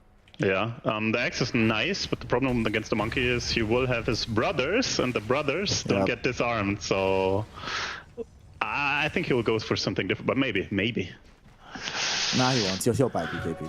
That's the right thing. Buy BKB so that both you and low skill buy BKB at the same time. I mean, we saw that in the last game, Fluke, that you were talking in the pregame about how they often don't coordinate their timings. They did a much better job of doing so in game number 1, and right now they're coordinating this gank onto Kid Track. They've already committed the glimpse. However, Lorinov has a haste rune, would love to be able to find the kill on the way home, and he gets it, rushes back to the mid lane so that there's no pressure from Topson. So this time around, the first movement on the map is going to be the Lorinov puck rather than the Topson hero. And it comes at a much more reasonable time, boys. 8 minutes when there's level 6s, not 3 minutes into the game like we saw from Topson. Well, he did try and do it. He did try, but with the boundary ring getting taken, he didn't really have the mana to try and get it. And he just came in and he walked in, he got a little boulder smash going, and that was his contribution. But now he's actually starting to make these rotations, getting close to the Spirit Vessel as well. 4 heroes that they're bringing to the top lane for Lays. Oh, Lays is Dude, he is so dead. Is they're he? bringing in the Tiny, though. Tiny's going to scout out that this movement is happening, but I don't think he can stop it. They're going in. There's the Wukong's command. Avalanche is down as well. Lays doing his best, but that's all you can do at this point. Sweden Strong might be in danger as well. Gets caught in with the rolling boulder, and the Dream Coil, though, comes back onto 2 heroes, both Resolution as well as the Monkey King of No One. Rezo falling lower and lower. He's not dead just yet, though. Will eventually pop, but Lorinov follows him into the grave as Topson and No One avenge their comrade immediately, getting a kill on the Fairy Dragon and making sure that their rotation still succeeds. Dude, it's his early game itemization as well against the puck. The power chats, the wand, the corrosion on monkey make him like a slight bit more tanky than average, and then Lorinov doesn't get the kill and gets killed himself. It's a beautiful play by LG. Yeah, good rotation from Topson as well, right? Understanding that he needs to start putting pressure onto this Viper. They need to bring numbers to that lane to be able to overwhelm the Viper. And it was a nice response from PuckChamp, but losing out on Lorinov is not what you want. You want to try and make sure that your puck is really starting to snowball a little bit, especially if you're going to be responding to a lot of rotations from Topson, who is very, very close to this Spirit Vessel. And once that comes out, it is go, all for old G here. They're actually rotating again. They want to make sure that this Viper stays depressed. And to make matters even worse for him, he went for the aggressive build, 3-1-1. If he'd gone 0-3-3, or 1-3-3, it might have been something else. But he's not going to die. Instead, going to go towards Sweden Strong. He's the one that's further out. Gets brought down. Old G, yeah, it's acceptable. You still delay the Blink Dagger eventually coming in from this Tiny. And prior having Blink Dagger, you make Lorinov the only fight starter for the side of PuckChamp. So they'll take that kill, even if it's not the highest priority on the map. It's such a weird move. Like, you see the power rune coming up, and it's not like OG is going for power runes. No, they're going for a kill. So they give up the power rune contest to kill someone. It's crazy. It's like so atypical. They give away the Arcane rune to Puck, which is kind of bad, but I guess they get the pressure on the kill. Like, they're playing so weirdly, but it's like beautiful to see. We'll see if they utilize that Arcane Rune to maybe get a kill down bottom, and they were thinking about it, but well, they need a Disruptor to set up that move, and No One makes sure that there's no Raptor. And Rezo now chasing, he wants low skill. Low skill will get the Doom back out onto this Magnus. Sweden Strong rotates in. Beautiful Avalanche, it catches onto 2. They don't have the damage to kill just yet, but Lorinov showing up will supply it. They've brought down Resolution. Looks like Topson will follow them into the grave as well. No One jumps into the 3 heroes behind the tier 1 tower. No One, you're not this strong, my friend. Sweden Strong still alive, but the Boundless Strike, it turns around, it heals No One up. He's still standing his ground in this fight. The glimpse back underneath the tier 2, the tier 1 tower rather, into the Avalanche. The toss will be there as well, and No One eventually dies. Sweden Strong on this Tiny gets a triple kill somehow. No One. That was an aggressive play, to say the least, Fluke. I think he was feeling very confident about his prospects there. Yeah, I don't mind the dive underneath the tier 1 tower, but I thought he would just go in with Topson. But it was, as soon as Topson died, he went in, and I'm like, okay, this is probably not it. Maybe if he had the Wukongs that he didn't use on Eki just before, that he could have been, you know, he just jumps in, gets a nice little Primal Spring, drops a Wukong's command, and then they can't fight him inside of it. But Going in like that, that could have definitely gone far worse. Like, they at least got 1 kill out of it. Like, if that was, what, 4 for 0, I would be like, oh, gee, you just got a mega punished. But they at least got a single kill out of it. But yeah, this is the one issue with OG is sometimes they do over-aggress. And a big thing for PuckChamp is they are starting to really punish them for it. And that's exactly what you need to do in a game like this. You live by the dive, you die by the dive. This bottom. This dive will be successful for them though as they bring down low skill. He did finish off his Midas before dying, but that does mean that the Midas is on cooldown. Game is hard. That's a rough one, boys. I think they're still fine. Midas. They're still fine because look at Lorenov and Eki. They took the dire jungle, so they're farming still. They're kind of happy doing this. This game is so crazy. Like, what's happening? Like, they're smoking a minute 10 with like 4 people. It's like, oh, how is it happening, guys? It's just some old G Dota. This is Division 2 Europe, man. That's what's going on here. It's fun. Sweden strong as well dubs. because he was the one that got the triple kill down bottom. You know, they thought they were delaying his blink dagger. No. They accelerated his timing by quite some distance. Unless he dies here, though. And he's underneath the observer ward. Rezo really wants to try and drag him back. They find him with the shockwave. Going forward, they commit the RP onto him. Now, normally I would be like aghast at the idea of an RP being committed. No way, he's not allowed to live. He's not allowed. This is illegal. Okay. But he does end up dying. The stolen toss throws resolution forward. At the same time, though, no one finding it in himself to bring down Lays underneath this Wukong's command. And he looks like he did so solo as well. So good stuff happening on the map for OG. Oh no, they found Lorenov. Oh no, Lorenov. He thought he was going to try and escape, but they had the double blind on him. We saw that Thompson rolled up onto the high ground where the puck could go, whilst Kitrak was prepared for the telekinesis where he actually was. Catch-22 there for our puck player, and he ends up dying. And things get even better here, Fluke, because OG not only get this puck kill, they also stole the glimpse as well, so future kills are even easier to find. Yeah, you sent Sweden strong back to the base as well, and that's gotta feel pretty bad. But yeah, this is the aggression we were expecting from OG. They are really starting to turn it on. No one's having a good game here on the Monkey King. Early Echo Saber, early Orb of Corrosion, now just building in towards that BKB. I feel like every single time that OG can snip out a kill, they'll use everything they can to try and get that kill. So getting the RP onto Sweden strong, yes, it does mean they had to wait a little bit until it came back. Oh, Lord. Holy base, guys. It's Seb. Like, he's a Phoenix and he's setting up a kill on Puck. Like, what? How's a Phoenix setting up a kill on Puck? How's that for? What? Seb is having a series today. Like, I think on the 2 heroes that he's played, like, this is like some of the stuff where you're just like, you're an OG fan from a while ago. You're just like, oh my god, he's back, boys. He's back. God, man, still got it. Yep, he sure does. And the farm is going well. Like, the Monkey is a big boy, and we saw he can deal with the Viper. Like, he just drops the Wukongs, and the Viper dies. He has no mobility on Viper. So, like, this guy is like slow. Viper has 280 base movement speed, and he has low armor. So right now the Viper is not looking as hot as like the 24 pick would have suggested. Well, the reason he doesn't have mobility here is because he didn't rush Aghanim Scepter, boys. True. Had he rushed Aghanim Scepter, would have given him something. Yeah, right the now 375 OG, cast range is there real we go. poggers. Big change, bro. It's like buying Heavenly Jump for a very expensive amount of money. The guys just smoke out. Blink. Sadly, though, all their targets are down bottom, and even if they find somebody, Monkey King just picked up a BKB, so he is not an easy target to go on. And they actually want to make a jump themselves. They TP up onto top lane. They have the numerical advantage. One hero will wander towards the Invis rune. Will they be able to catch him? At the same time, they're going on to Lays. They committed the full supernova for this one, and they should be able to get the grab. At the same time, this Resolution Magnus was caught trying to sneak away this Invis rune. Will die for his efforts. Doesn't cost PuckChamp as many spells to make that happen. Unfortunately, though, they also have a much harder time taking a tower, which OG did manage to do in the top lane. Yeah, one of the issues that they have for PuckChamp, right, is their tower taking ability. They really need to try and win a team fight handedly and take a tower that way instead of it actually being taken by heroes. So maybe that could be an issue for PuckChamp later on in the game. Right now, though, one of the things that really does concern me looking at the overall game state, isn't just the fact that they're losing all of these small skirmishes, but it's the fact that the heroes aren't progressing. It's only Doom that's progressing. They're about to get a quick kill onto Disruptor. And JM, when you start losing not just heroes, but you're losing all your map space. Yeah, you have this Blink Dagger on Tiny, but Doom can't farm that much of the map anymore without feeling like he's in danger. Puck has to do many dangerous plays. And speaking of said Doom, he doesn't have his BKB finish, so he's actually going to die here. Resolution coming in. You find the Shockwave. Beautiful stun, but stun insufficient at the end of the day.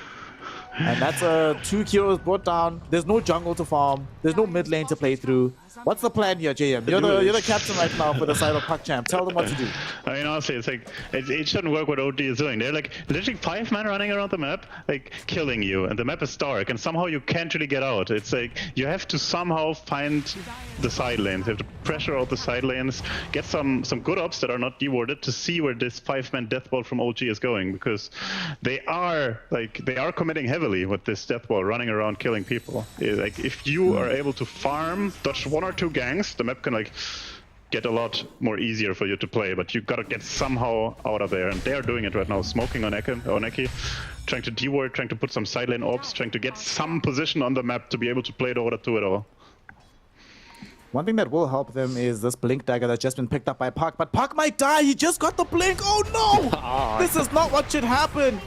This Observer Ward that they planted down the last time they moved in the area, working double duty for Old G. It secures them the kill on the Puck.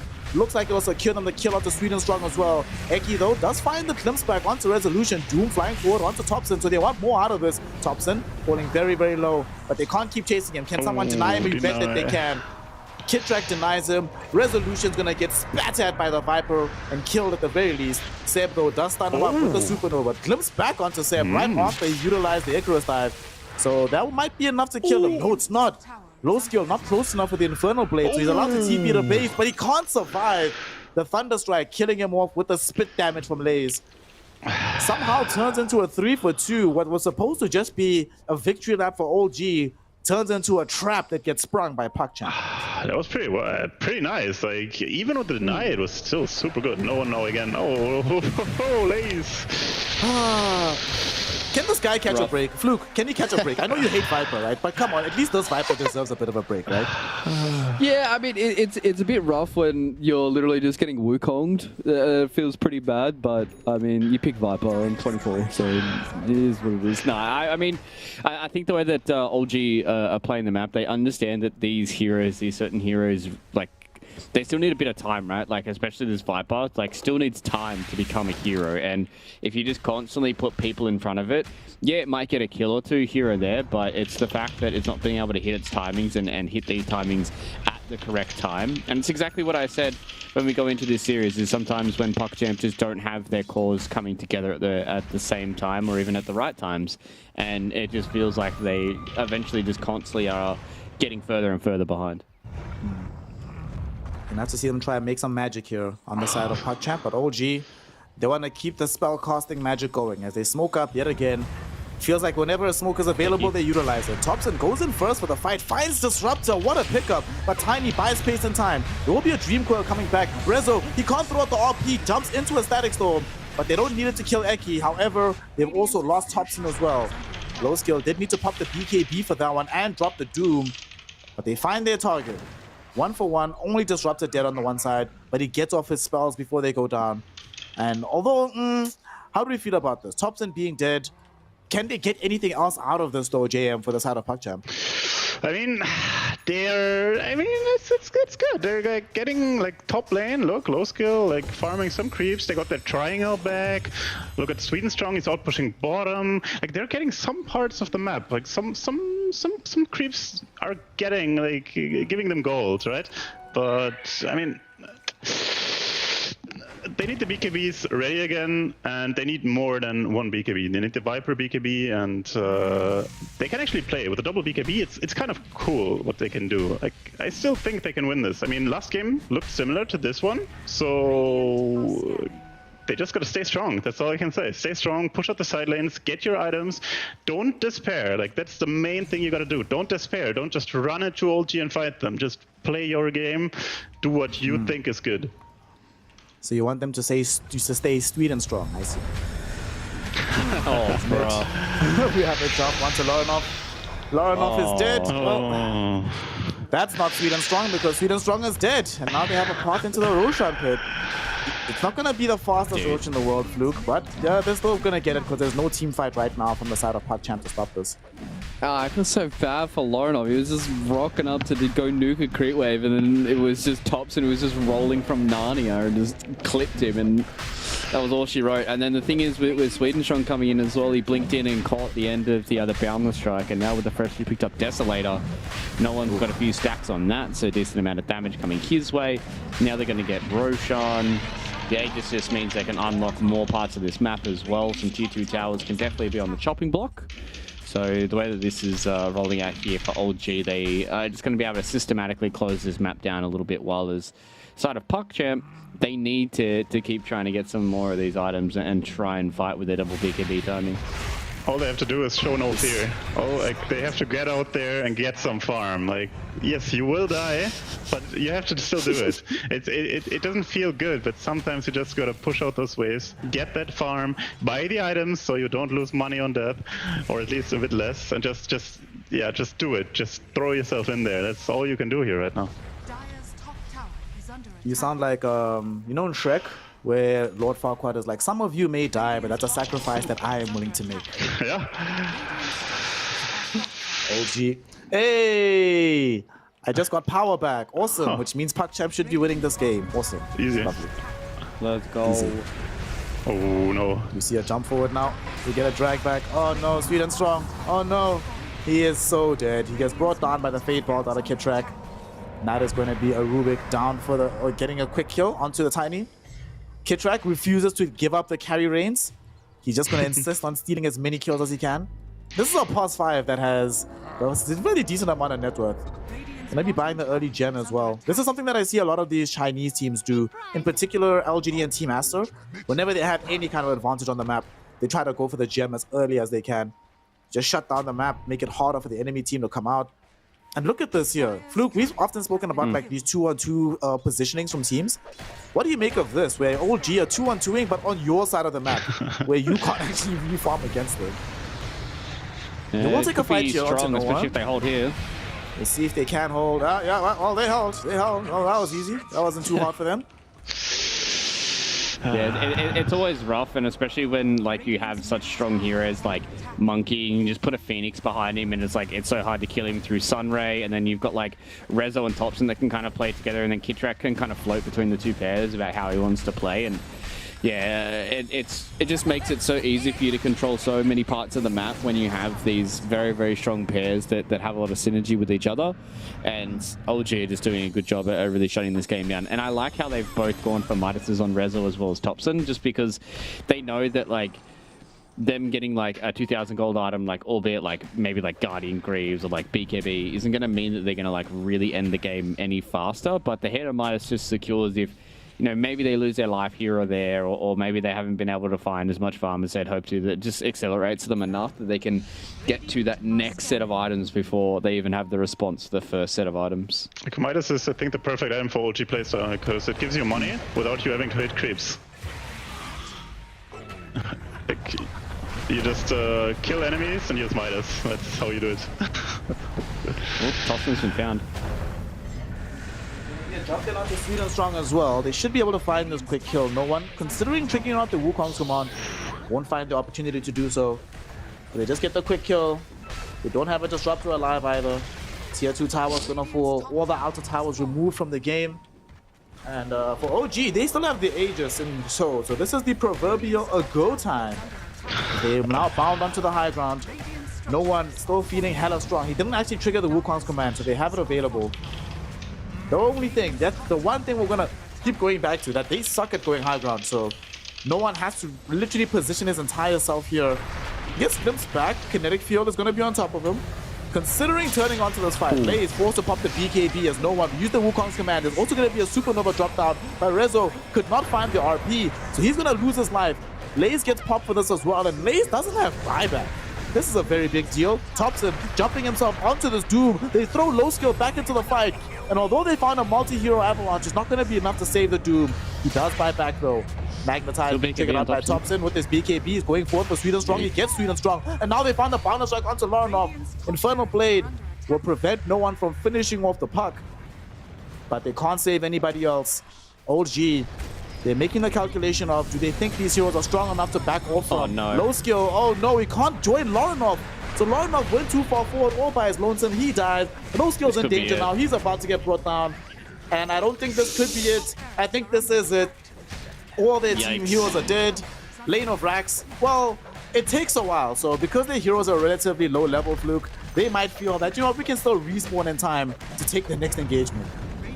I guess, but low skill's dead for 60 seconds, man. It's 27 minutes into the game, and he's spending a minute not being able to farm. So, I mean, it's rough. It's definitely rough. PuckChamp holding on to this game. You know, things have gotten weirder. Things got pretty weird in game number 1. So maybe they might be able to hold on to that small brief moment, but.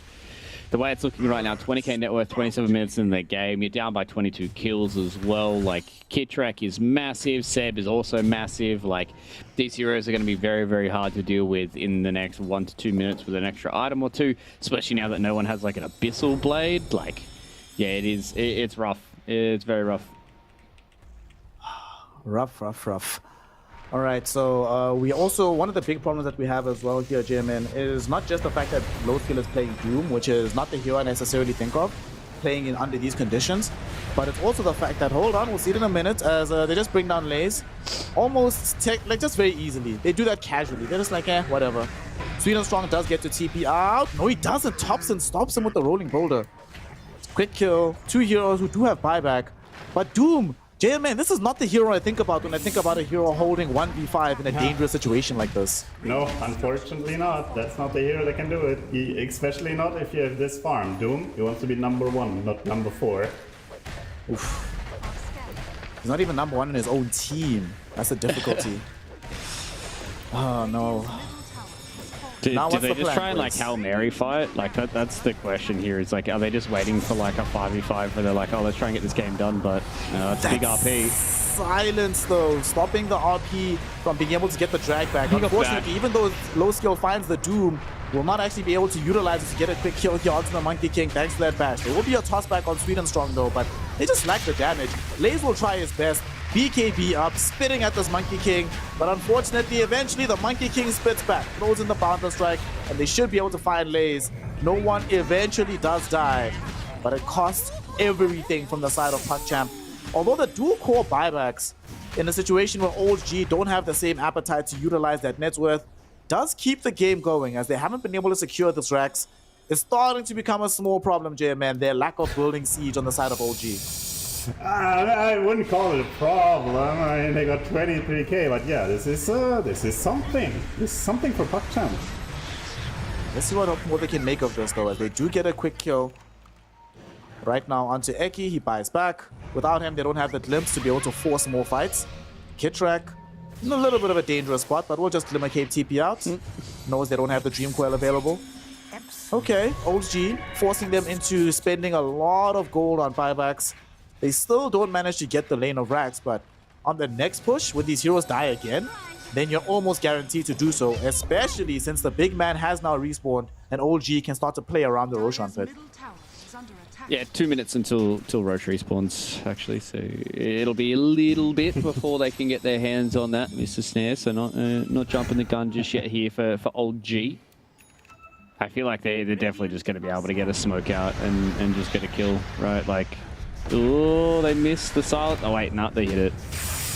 Of course they got the silence. That's... How many deaths is that for Laranov? Just a poor guy, man. Just really been struggling in this game. 9 deaths on Puck? It's a 20 challenge as well on ES. It's like the extra duration on the silence. And Laranov doesn't have any dispel right now. So, like, this ES is just messing him up for life. Radiant's middle barracks are under attack. 6.5 second silence is some stuff of nightmares of Puck players, I think. Like, that is so hard to play around with. Yeah, not even status resist. Like, we talked about the status resist in the pregame, right? But what does status resist do against a 6.5 second silence?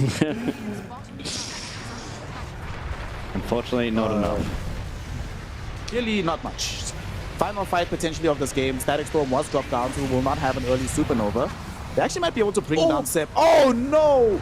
Supernova, as the last second of the Static Storm elapses, they get the Nova off. They get the RP onto this Viper as well. They have managed to bring down Lays without buyback. Lorenov still dead in the grave without buyback of his own.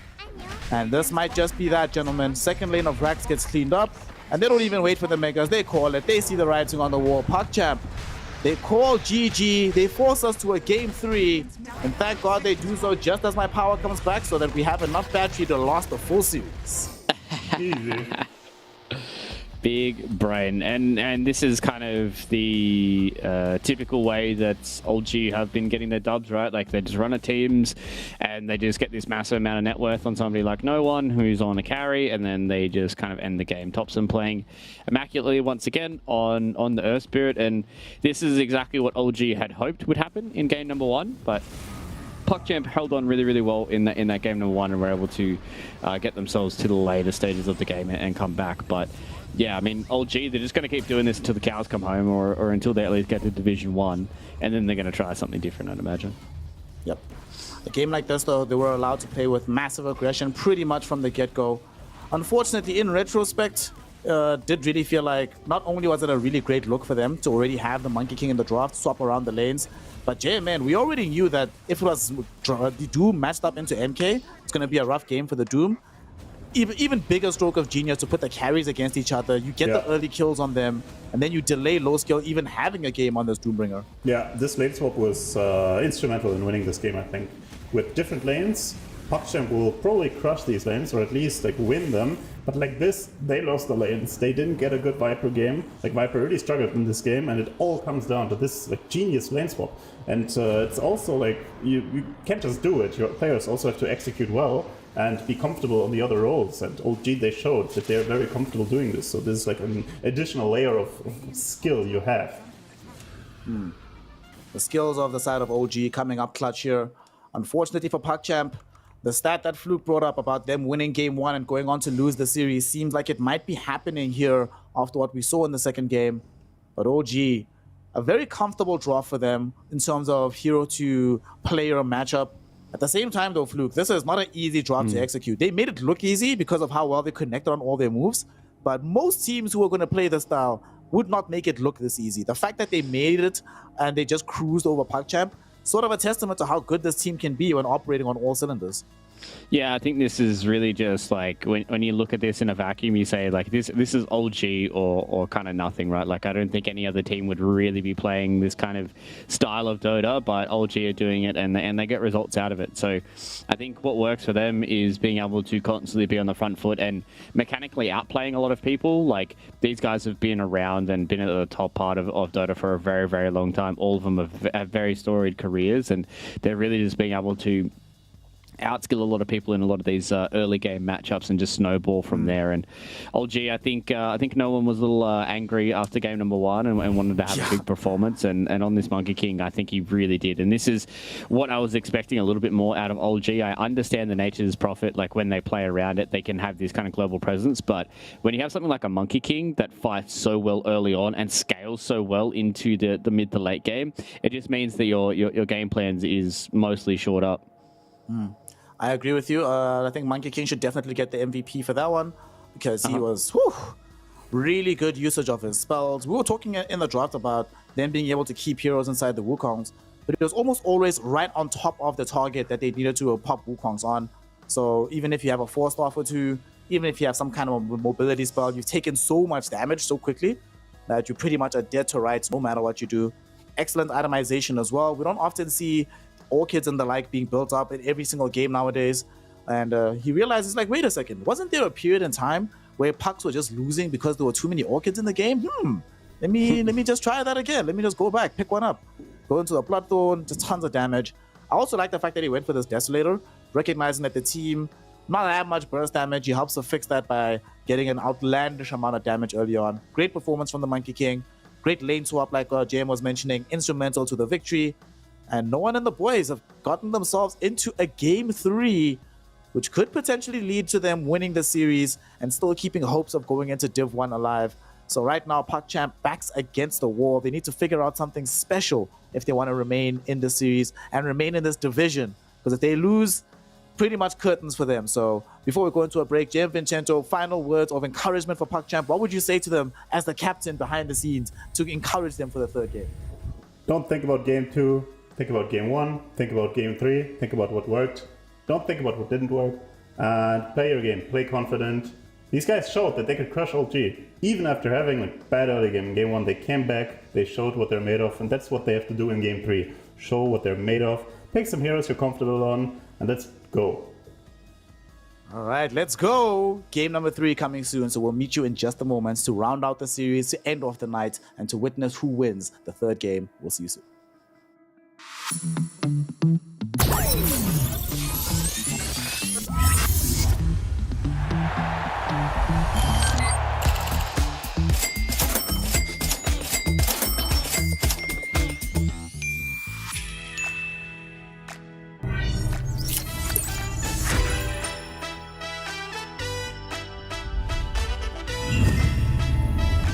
Watch more. Earn more. Full TV.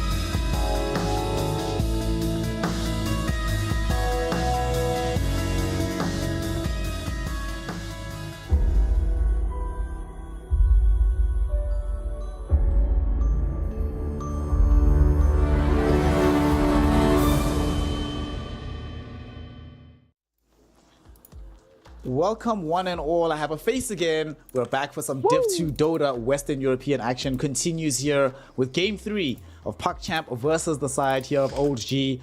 Old G, a little bit shaky in game number 1. But one thing that hasn't been shaky, JM Vincento, is the fact that they've been playing uber aggressively from the get-go. Didn't work out for them in game 1 because they couldn't close out the game. Game 2, yeah, kind of rolled over the side of PuckChamp here. At the same time, though, you were talking to us in the pre-game about PuckChamp trying to go and scale for the later game. In retrospect, Doom in the safe lane, not necessarily the hero for them to do that. So what do you want to see them change in the drafts to give them the best chance of being able to scale to a point where they can threaten OG? I think the Doom could have actually worked, but the big issue was they were like putting all their eggs into that Viper last pick, countering the monkey, slowing down the monkey. But this lane swap, I think it caught them by surprise insanely hard. I think what they have to think about is the enemies can lane swap. Are we fine if they do that? If we're not fine doing that, we have to change it up. And that's what they gotta do. Like stick to their guns and watch out for that lane swap. And because OG are now resurgent at the moment, it's very difficult here, Fluke, because normally when a team looks this good on a particular strat, you're like, all right, cool. We'll ban out 1 or 2 key heroes that you utilize very well with this strat. OG play the same style no matter what heroes they have in their lineup. You know, they had Nature's Prophet, Io, all these heroes banned against them. They still played uber fast. So for them, are we going to be seeing just more of the same, right? They don't need to change anything too much in their approach? Yeah, I think so. I think maybe the monkey is probably going to be highly contested between both these two teams. First pick is going to be super important about who's going to give up the monkey or if they even will give up the monkey in their bans. But say that your first pick this time around, then they ban the monkey instead of all those other bans like IO plus Natures or something like that was one of the first two. So like you might get one of those two heroes if you're OG or even for the side of PuckChamp. If you give up those heroes, then you can take the monkey for yourself, or you might be able to get yourself Disruptor again, which looked pretty good. So there is a lot of things that can kind of come into it this time around. I would hope that PuckChamp don't give them like a super OG kind of strategy. That's my big thing here for this third game draft. Don't just like get too caught up in the whole series and forget about the old G heroes and forget about things like Wisp and Oracle and these heroes that they've kind of rolled over a lot of teams with before in the past. So they need to make sure their heads are on straight and that they draft really well here in this game number 3. Old G have the priority to make the decision on do they want a first or second pick or do they want the side selection. For the most part, teams have been prioritizing having second pick and then the opponent chooses Dire because, you know, Dire is just too good right now. And look at this, Old G wins second pick. I anticipate for PuckChamp going for the Dire. Game 1, it was a situation where OG went for the first pick Disruptor, having it available for Kid-Track. He performed amazingly. They didn't end up winning the game. We have seen, as Fluke was mentioning, Monkey King be very highly contested here. If you're second pick on OG, does that mean that they just leave Monkey King in the pool and Disruptor? Hope that PuckChamp picks Disruptor so they can steal away the Monkey King JMN? I actually think we look at the stats of this series only, right? How many games has Disruptor won? Oh, 0-2. Bad hero, right? Trash. Yeah, exactly. So what I'm thinking right now, they take the second pick, they leave the Disruptor in, and A, they ban the monkey, or they make a gamble that PuckChamp picks the Disruptor over the monkey, and then they want to grab up the monkey on 6-7 themselves. So that's what I'm looking at, especially right now. All right, we're going to see what they end up doing in the situation as we are into our third and decisive draft between PuckChamp and the side of OG. This one is for all the marbles. OG trying to get themselves into Div 1, tired of this Div 2 grind. PuckChamp trying to stay in Div 2 because they have no more hope of getting into Div 1. Let's see what happens. PuckChamp, this is the most difficult ban in your life. The other question is, because they have first pick, right? How badly does Old G Fluke prioritize the Broodmother? Is it still just auto ban no matter what you're playing against? Yeah, I think that there's a lot of mind games you can have right now for Old G is what kind of heroes they want to get rid of. Do you want to get rid of Monkey, Broodmother, Natures, Doom, Disruptor, all these other heroes? I think for PuckChamp, it's kind of, I don't want to say straightforward for them, but the Wisp as well as the Ricky are two heroes that you just really kind of don't want to play up against if you're playing into Old G and you had the first pick. So the only other hero that you're kind of scared of is going to be the Monkey King. So you're the one that has the extra bit of priority here. Now, now it's all about OG if they're going to take this gamble of leaving the Disruptor or the Monkey King in the pool and hope that PuckChamp pick one of the two so they can get preferably Monkey King, I'd imagine. But I think with OG, you probably just ban out like Monkey King here and just say, okay, this is how we want to play it. They're going to get rid of the snap. So leading me to believe that OG want to pick Phoenix again. They have looked really good on that Phoenix. So mind games again from Seth the two-timer. Okay, PuckChamp. They're going to go with the stats of the series. They're like, well, Monkey King has won every game. Disruptor has lost every game. So we are going to go with the Monkey King. And also, just generally speaking, the two games that we have seen them, I think, look the strongest. This game, number one that they played, where Sweden Strong was on this hero, and game one, unfortunately, it was against you, Jamin. But where they also looked really good in that series, in game one at the very least. But the connecting thread between these games is that Monkey King was on Sweden Strong. When they have Sweden Strong Monkey King, they just look way better as a squad. Yeah, this hero is like, it's very good. Insta snap pick. Phoenix plus DK. Okay. So you mentioned this, Fluke, that you thought they were going to go for the Phoenix with the Snapfire ban. This is a lot of sustain. Phoenix DK. So we don't have any Spirit Vessel / Shiva's buyers on the side of PuckChamp. Do any of them stand out as a potential option in this game? No, I think it's when we've seen a lot of these teams play against the Dragonite, I think you kind of just need to wait until you get to the second phase to try and find your answers to this hero. He is very, very strong in a lot of different lanes, so you need to kind of make sure that you don't pick one of the ones that early on can really get dealt with. I think Monkey can do pretty good into the Dragonite, but as you said, a lot of sustain. You can just pick a lot of these weird 4s and 5s that have the anti-heal. I mean, if you want to get really into the weeds, you can pick Ancient Apparition, but I think the Ice Cream Cone's probably pretty dead right now, unless he has a very, very good lane partner to play with him. So I think PuckChamp, they're going to be okay with just picking up this Marana for them as well. Even if Sweden Strong has the Monkey King, he can build Spirit Vessel as well on that pos 4 hero. So not all too sad with how the opener's gone for PuckChamp. I like this Marana. Denies them having DK Marana. It's a leap into the Phoenix, so you have something that can help you deal with Supernova and a way to just start fights. Marana's been slowly but surely climbing up the hierarchy in terms of really good supports in the 5 position. Could be played 4, a lot of different options for them. And is this the kind of game, Jamin? What do you think? This Monkey King, although we're hyping up Sweden Strong on the MK, what's the chances of them flexing this and having low skill players or even potentially Lorinov in the mid lane?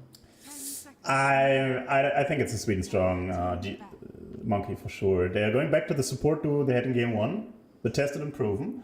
And I'm pretty sure it's plus 4 Monkey. I mean, maybe if the game is developing, if the draft is developing that it's a good carry Monkey game, they will pick it up. But so far, this for sure is a plus 4 Monkey for me. And they won game 1 with the support duo, right? So why not do the one you're the one on? 5 seconds remaining. Not happening all that often that we see teams going for their support duo in the first phase. PuckChamp rolling the dice on that. So that does mean that they have to watch out about some of these support pairings, given that OG will not be banning any more of those heroes. We did see them remove Disruptor, and now they take out the Oracle as well. Well, this is OG, so Oracle is mid and support. So you just never know when a hero like this comes out. I think it also kind of removes a few of the heroes out of the hero pool for you if the Oracle is still left up for Thompson. I think one of the big ones is the Ember Spirit, which has been a hero that a lot of people have been picking into the Dragonite. And if you have that Oracle, it is a very, very rough lane. Fortune's End does a lot of work into the Flame Shield, and you just really can't stand in the lane up against the Oracle spam. So I like the ban. Maybe OG might be looking towards an Ember ban this time around. Gives them another hero that is hard for them to catch. Like the Phoenix doesn't really do anything against him. The Dragonite, Blink Dragon Tail, but you just build into a Lincoln Sphere and you're A-OK if you're PuckChamp. So wouldn't hate to see if they respond with something along the lines of like Ember plus... I would like to see them have an offlaner that can start a fight for them. That can catch some of these heroes. So anything along those lines. J-Man, it turns out I was wrong. I thought that PuckChamp had denied Marana DK as a combo, but OG just picked Rubik, so now you get Marana back. Yeah. Free steal, baby. Yeah, last game, Kitrek on Rubik, that was insane. Let's see if he can replicate it. I'm not sure about the Ember for PuckChamp because DK has a pretty good matchup against the Ember, but let's see what they pick up. They will have to pick a core for sure. Probably 2. That's a nice flex core. I completely forgot the DP was still in the pool. Very good hero right now. Gives them flexibility in the mid and the off lane. There's not too many matchups that she worries about in the off lane. Good matchup into the Dragon Knight mid if you do want to go that route. I'm not quite sure if that's going to be a top-set hero for them. But in whatever lane she goes to, she should be okay. Death Prophet doing her thing. She's out here. They have push potential now. This is a hero that can go into multiple lanes. Definitely matches up very decently against the Dragon Knight. I like it. I don't think we've seen nearly enough of the Death Prophet. I feel like this hero should just be... It's one of these heroes I just assume is in every game. I always assume it's banned somehow. Then you look, you're like, oh wow, we're in second phase. Death Prophet's still available. But in this game, I mean, also a very unkillable lane, right? If it is indeed sweet and strong on the Monkey King, Monkey King DP, that is... I cannot envision a duo that beats a lane phase against those two heroes. Honestly, you need something like insanely strong to beat that. A lot of people have been picking up the Drow against the DP.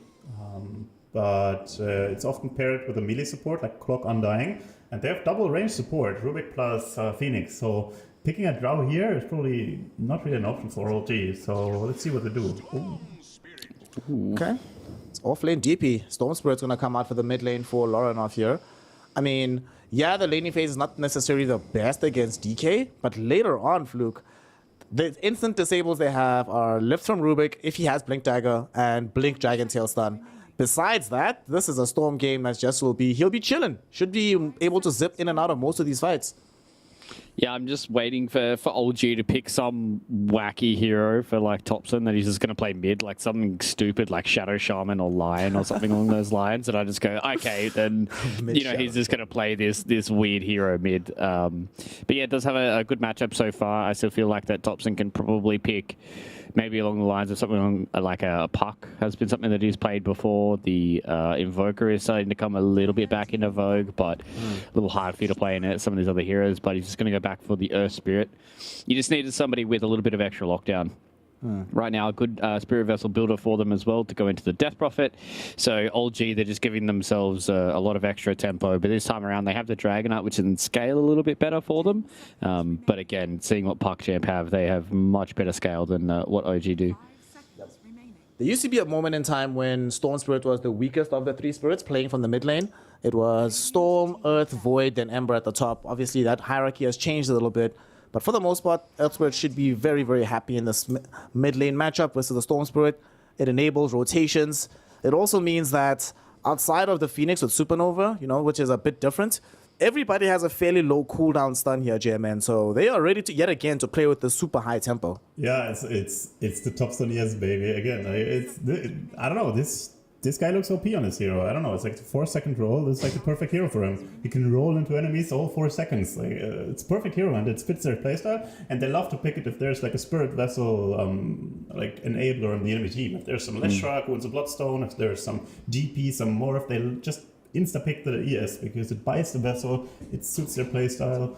I think this tops on ES could become a thing if they go Div 1 and stuff. Like this could be a thing. Shh, don't say that too loudly. We don't want this meta to spread. We want this to just must just stay for OG, and we're still trying to gain MMR in our pubs, Yeah. PuckChamp, no AM, no Nature's Prophet. OG also banning out carry hero. So now it's gonna be the old one, the no one, not old one, the no one versus low skill show. All right, so no Bloodseeker for him. What stands out to you here, Fluke? What would you want to play if you were in low skills position? Does he just want to go for like one of his like super hard illusion carries again? Like I think maybe you could go like Ursa, wouldn't be too bad. You get an early BKB. It is a little rough into the Earth Spirit early on with the silence and stuff, but it gives you a way to kill the egg. You can kill the Dragon Knight. You can play fast. You've got some heroes that can set up for you. Got ways of taking towers. Yeah, I think the Ursa's decent. Ursa feels fine. So PuckChamp, if they go for Ursa, it's also a hero that builds BKB. I definitely need a BKB buyer for this game. I do not want to see them pick a hero. Well, I want a BKB buyer who's strong when he has BKB. Not like when low skill had it game 2. And it's like, well, I have BKB, I just press Doom, and that's all my influence in the fight. There's 10,000 net worth down the drain. I don't do anything else. So certainly a hero that can fight when he's in BKB mode. And there is the Ursa. The little magic bear comes out. All the good stuff that Fluke mentioned. And it's a BKB hero. So for OG, if you're no one right now, JMN, what are you picking to make sure that you have the better carry to carry matchup in this game? I don't even think it's a no one pick. I think you pay the Troll? DK and safe lane and pick a off laner. Troll? Okay, No. You pick Troll. You Yeah, pick the you pick Troll. Troll. Okay. I mean, that's This a is good hero. actually, oh my god, this is a perfect Troll game. Dude, you're so good against Ursa in general because you always win. Like, it's one of the best carry to carry matchups in the game. You're amazing versus Monkey King, especially a support one. He can never stand inside his own Wukongs. You can actually play the Death Prophet lane. Storm Spirit can very rarely zip you and kill you by himself. Yo, I would love to be no one right now, honestly. I'm so jealous. I'm so jealous. He's paying the troll tax though, which to me is a very, very powerful tax. So I have been seeing it recently come back into favor, has been the Troll Warlord, specifically against heroes like Monkey King and Ursa and Lifestealer and stuff. I'm never... I think I've been scarred too many times across Div 2 of Troll Warlords being picked, especially 24 pick Troll Warlords, and everyone going, oh, this is a sick troll game. And then he gets in the game and just gets kited around and doesn't do anything for 30 minutes. So I'm personally scarred, but I think OG, the way that they play around these heroes is Troll can get like 1 to 2 items ahead of the enemy safe laner and just really be able to take over the game like that. So I'm going to be leaning a little bit towards OG this time around because I think they kind of picked their socks up after game number 1, and they should be able to get this done. Troll tax or no troll tax.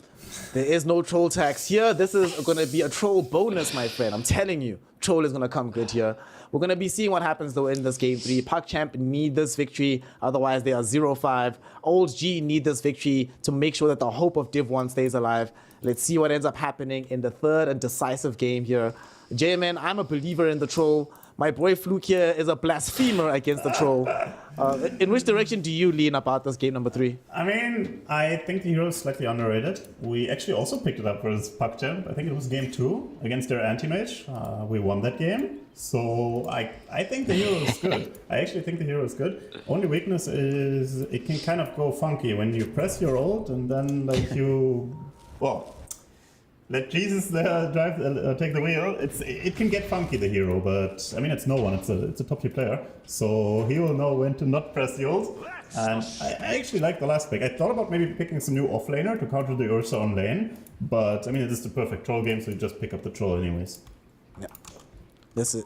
I've actually the only time I've seen better troll games than this is back in the old days of 6.73, the ho ho ha ha days. Yeah, this baby. is. It's been the win.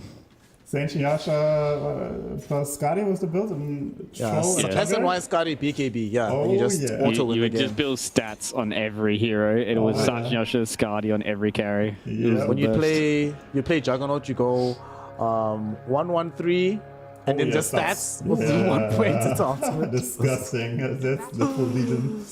Oh, The good old times. days. Well, no nostalgia here because OG yet again find themselves grabbing 3 bounty runes. They have single-handedly upended the curse. So now it turns out getting 3 bounties gets you back in a winning position. Good times. Bro, what a spray. Dude, I actually That's love nuts. There's definitely a lot more supporter club fans right now after seeing that spray. I saw it the first time we actually played against them. It was a nice moment. Oh no. Oh no. I am terrified, boys.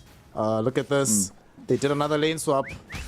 Oh no, they didn't. Okay, I just saw Sweet and Strong going. I just saw Monkey King bottom. My brain was scared for a second. I was confused. My bad. I'm still in game 2. It's kind of funny. They actually both teams have the support rule from their winning games.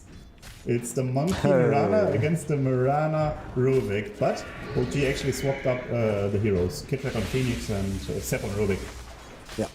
That is a pretty big change because Seb Phoenix is a thing of legend, but you know, we've seen him play a really good Rubik, so it's going to be on Kitrak right now to impress us on his Phoenix. In the top lane, Eki does manage to get a quick courier kill. That it actually loses a courier. Gets a courier kill to Seb. Sorry, bye Seb. You're going to be hating life a little bit. But it is only the Rubik, so he already has his items. Should be fine. Yeah, it should be okay. I think a lot of these lanes are going to be pretty straightforward. It looks like mid lane is where all the action is going to be, as Laurenov got up an whole boatload of damage there from Thompson, but it should be okay. I think bottom lane's going to be pretty troll favored for a little bit. He can always just spam out his axes and be okay, and if they ever get caught out, Kitrak has a lot of damage as well from the Phoenix. Top lane is going to be just trying to make sure Resolution stays alive. I think Eki's dead. Yeah, he's first blood. Breathe Fire will be there from the Dragon Knight to secure the kill. Very nicely done by Rezo.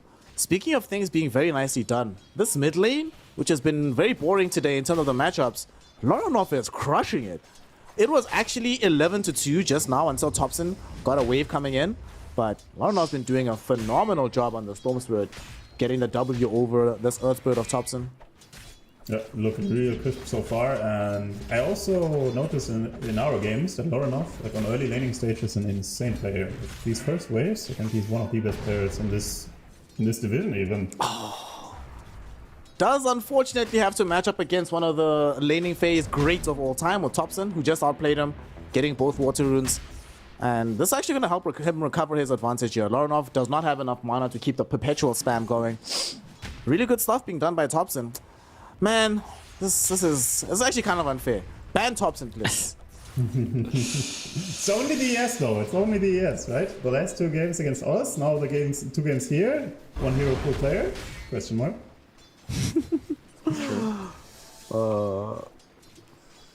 Top lane. I want to see when he makes a rotation again to see whether or not he makes his banner in rotation. It has come up on 3 minutes. I feel like that he's had a good start to his own lane that he's probably pretty okay with, maybe potentially trying to get a kill on the Storm Spirit, so might not see him rotate all too early. Let's see what the decision is going to be for him. For now though, people just happy to accrue more and more net worth. I wonder what they're going to do here for no one. When they're going to try and make the first move. Unfortunately, it is Lays on the DP as the offlaner, so you can't necessarily rely on Exorcism for your first rotation. They are going to put some pressure onto Sweet and Strong. Almost died here. And Kitrak has to get off the body blocks to make sure Lays can't run down the troll with the Spirit Siphon. Still though, these heroes are very, very low. Looks like they've won the sustain war on the side of OG, at least for now. Yeah, looking good. DP is kind of slow, slow start here, and Ursa also pretty slow start. So lane's actually going pretty well for OG. And I think if they crush the lane, or if they win the lanes, they're like in a really good spot here. Especially with Rezo on the Dragon Knight, right? Like he gets a few levels and he just gets himself an early Blink Dagger. They can just roam around with like this Phoenix, Rubik, DK combination, and then whenever they want to, Topson can link up with them, and then as soon as no one's got like Battle Fury plus like 1 to 2 items, he's going to be pretty happy with how this game is going, and it's how OG have been playing a lot of their games. Topson's going to try and get a solo kill mid. Run off, not close enough to the tower to tank enough damage to really threaten his life, so we'll just be allowed to skirt away. He's still winning the matchup, but Topson much closer than he should be, I think, under these conditions.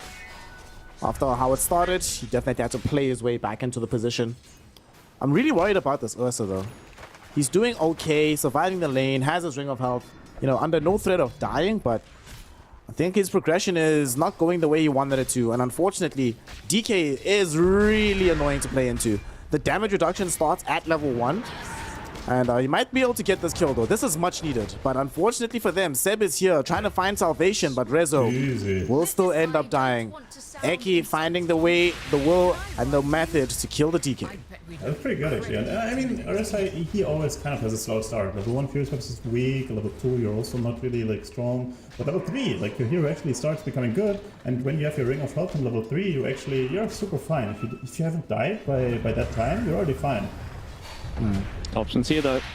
They're gonna try to get this kill with Topson. Arrow forcing the dodge out from Topson. Low skill though. Oh, you went for the juke outplays. Will not be able to find it. Will certainly lose his life here to Topson. Potentially could have tried for the TP play out, but they know that Seb held the telekinesis. Very nicely done by OG. So it comes a little bit later than expected, Fluke. Not at 3 minutes, but just before 6 minutes, Topson makes his mark. Yeah, it's as soon as he picks up the urn, and I think that was the big thing for him, was he just really wanted to try and get this urn, get these urn charges going, so then he can try and make some of these rotations once he does get there. And it's going to be a little while till the geomagnetic grip is up and available for Topson. He does like to get that a little bit later on in his build, so looking to see what Loranov is able to do with the absence of Topson now from the mid lane. Loranov is deciding to make a move towards bottom, but his own mana pool not looking super healthy. Blaze will pop the arcane boots that enables them to kill Kitrak. Not the kill they wanted, but oh, they might not even get this kill at all. Oh no, that's definitely not what they wanted. They're gonna try again, going on to no one. But I'm not sure they have the damage to make this happen. Sweet and Strong had abandoned the pursuit, having already gone back. They don't have any points into the Bounder Strike available anymore, and Primal's being still on cooldown. That is a little bit of miscoordination, but Larnoff is still here. They really want this kill. They see 3 heroes gathered in this bottom lane. Eki shows up as well. Come hell or high water, we are killing somebody. The question is who? Eki holding on to the Sacred Arrow. Sweet and Strong just finding vision for them in the trees. They see these heroes perfectly. They know where no one is at, but they're going to turn their attention towards Seb instead. Starting with the easy Rubik kill. Sunray, though, coming back onto Sweet and Strong. He's falling lower and lower as Thompson has also made a rotation in, dropping down the Magnetize, zoning back these heroes on the side of PogChamp. Sweet and Strong dies behind the tier 1 tower, and Laze is falling really low, trying to Spirit Siphon onto a creep to keep himself alive. But these Fire Spirits, these Magnetizers, they're taking him down slowly but surely, and Thompson should be able to find him. Bringing down this Death Prophet. Yeah, sure, Larnoff and Eki managed to escape, but they went in, stuck around for such a long time with 4 heroes. They only get 1 kill, and now they're going to lose Eki as well. Kitrak won't die from this. Thompson gets a double. Larnoff, he's diving to try and find Kitrak, but I'm not sure this is the direction he wants to be zipping into. Needs to get out. There's going to be an urn on top of him. Roll forward, not far enough to connect. But PogChamp, this is not good, boys. This is not good. They're doing the OG kind of. Like PogChamp, they're trying the ultra aggression by themselves. I kind of like it. They're trying to match the aggression by OG, giving some space to the Ursula, of course. Like it's not great losing your offlaner in that trade. Yeah, it was also like, I think it was like an accidental save, but getting the kick on Kitrak meant that Larnoff missed the jump and was able to get the kill on the Phoenix. I like it. So PogChamp is suddenly there. The guy's like diving tier 1s with 3 people at minute 8. I like it. They're matching the aggression. It's good to see. Like these guys, they got some hunger, some fighting spirit left in them. It does also mean that Larnoff is sitting at the top of the net worth right now. And they're actually going top. Are they just going to zip top? No. Surely he's farming. Oh, he found a double top stack. lane. They found a kill quickly onto Eki. Wait, what? No, Eki got denied. Easy deny. Oh my god. This is actually huge because while he's getting denied, Larnoff is finishing off the stacks in the jungle, and he picks up a Tumbler's Toy. So that's going to be the reward for the Mirana once she respawns. Some additional mobility. Okay, nicely done. Looking sweet. No one going for the battlefield build. No like diffusal, Manta Basher, nothing. He's just going for the good old Battle Fury, going for the ultra scale, and trying to match the Ursus late game, which he can do. Yeah, I think just trying to match the Ursa's style is exactly what he needs to do, right? Especially if his 4-man ball is able to come out a little bit further on top than what PogChamp's is. So it's going to be a good old-fashioned carry race. Now that they're forcing top Fluke, do you think they should be popping Ghost down bottom for Lays to try and at least put some pressure back onto the tower, or should they wait for another rotation and a potential defense to get some kills and then combo that into a tower push? I think it's really kind of on the conversations that PogChamp are having about whether or not they want their Death Prophet out of that lane, or whether or not they want to keep, her occupying that bottom lane, right? Because once you take that tier 1 tower, you can get kicked out of that lane yourself.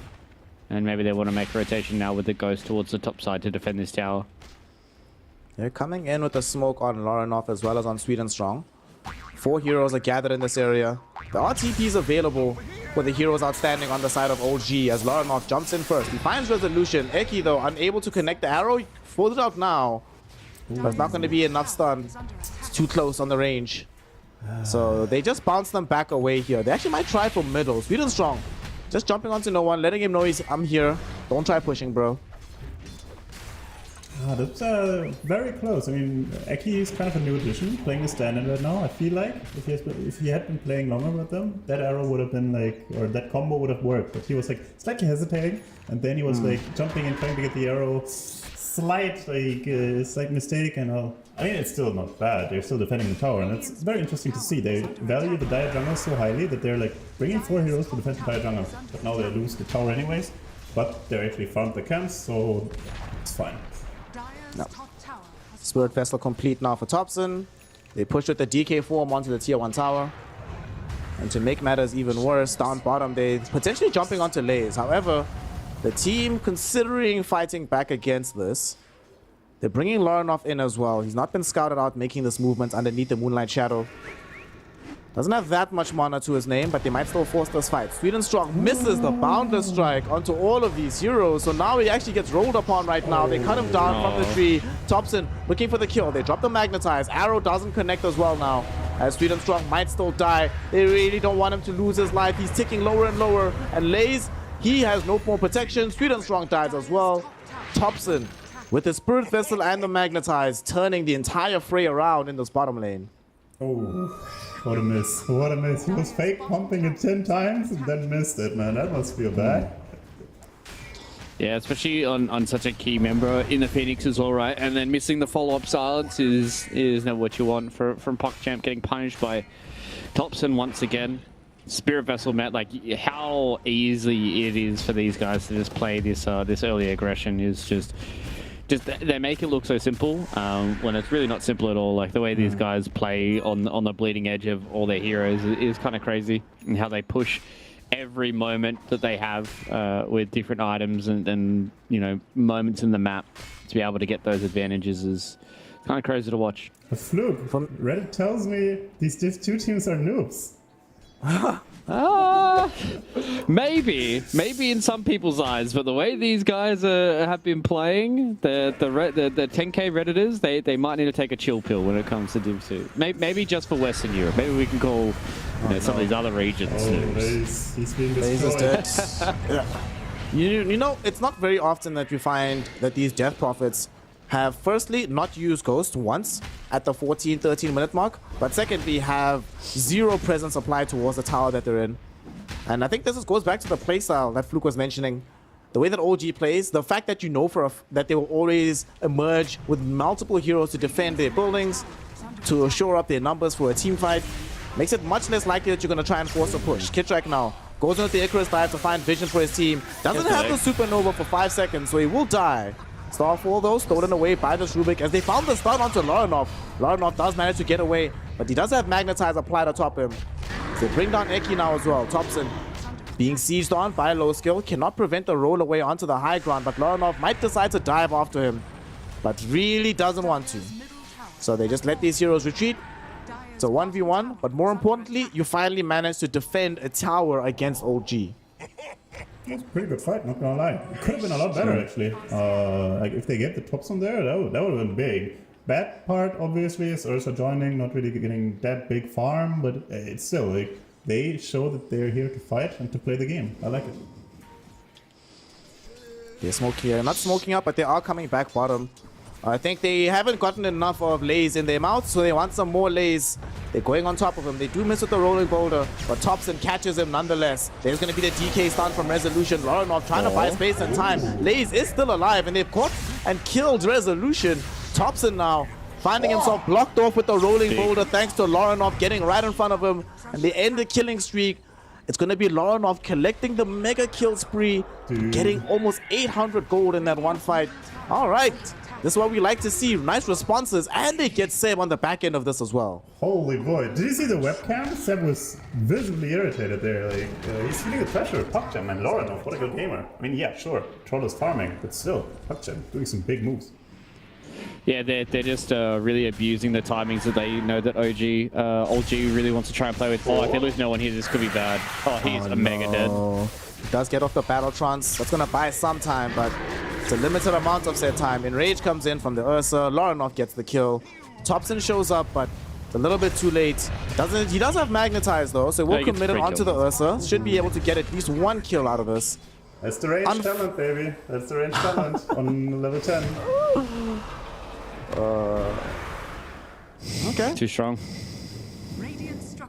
So, what? So no one goes down. They are able to get the full Battle Fury finish up there on low skill. He does lose his life, but Lorinov again is just connecting in a lot of these fights. He has Kaya as well as the Falcon Blade getting close towards a BKB. Like, yeah, this game is starting to become a little spicy because this Storm, like, he really only has to worry about Thompson, and once he gets his BKB, like, they're not going to be able to touch him, man, for a long time. And Lorinov can really carry on a Storm Spirit. There's a lot of heroes that he can pick off in the back lines with, you know, things like an Orchid build and all that kind of stuff. So, OG, they lose this series here. They could be asking some big questions of themselves.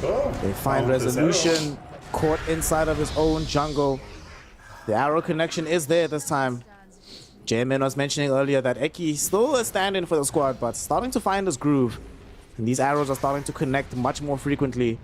Pretty big kill to find. There's not enough creeps in the mid lane to mount a push on the tower. But still, they can now start occupying this jungle. Getting more and more farm for Laranov as well. Not that far away from getting this BKB. Yeah, and like this Laranov guy, I mean, some people might not know him, but this guy 2 years ago, like people said, this is GPK, this is the new GPK. Like this guy hasn't had the biggest success yet, but this guy is damn good. Like top 10 MMR, top 5 MMR. This guy can carry, and he's showing it in this game and also in game 1. Like if you remember the PK performance, I can bring it up again. Eki dying for his core, the classic support. What a sacrificial player. Makes enough space for them to finish off these GG boots for the Death Prophet. She now just goes to the top lane. Then we'll keep pushing out here. On the bright side though, Fluke, look at No One. He is still net worth leader in this game. Has Battle Fury, also closing down, getting BKB as well. And this is still a sublime game to be playing Troll. Yes, it's, you know, you're paying a little bit of that tax, but it's overall still a good game for the Troll Warlord. So the fact that he's not being too depressed in farm still means OG can't feel too bad about how the game is going. Yeah, no one's a freak when it comes to farming efficiency. So the amount of time that they give him, he can definitely come up with a lot more of these items. And I think once he gets like BKB Basher, this is a big fight. Oh no! We said in the draft the only things he has to worry about are Blink Dragon Tail or Blink Telekinesis. One of them emerges onto his face right now and kills him. They do get an arrow onto Thompson though, so they might be able to find a counter kill. Sweden Strong forced outside of his own Wukongs by this supernova of Kitrak. And they do just claim the kill on the Monkey King. Replenishing the Spirit Vessel charges for Thompson. And opening up the pot to Roshan. No One already inside the pit. So PogChamp not just losing 2 heroes, but losing out on an Aegis as well.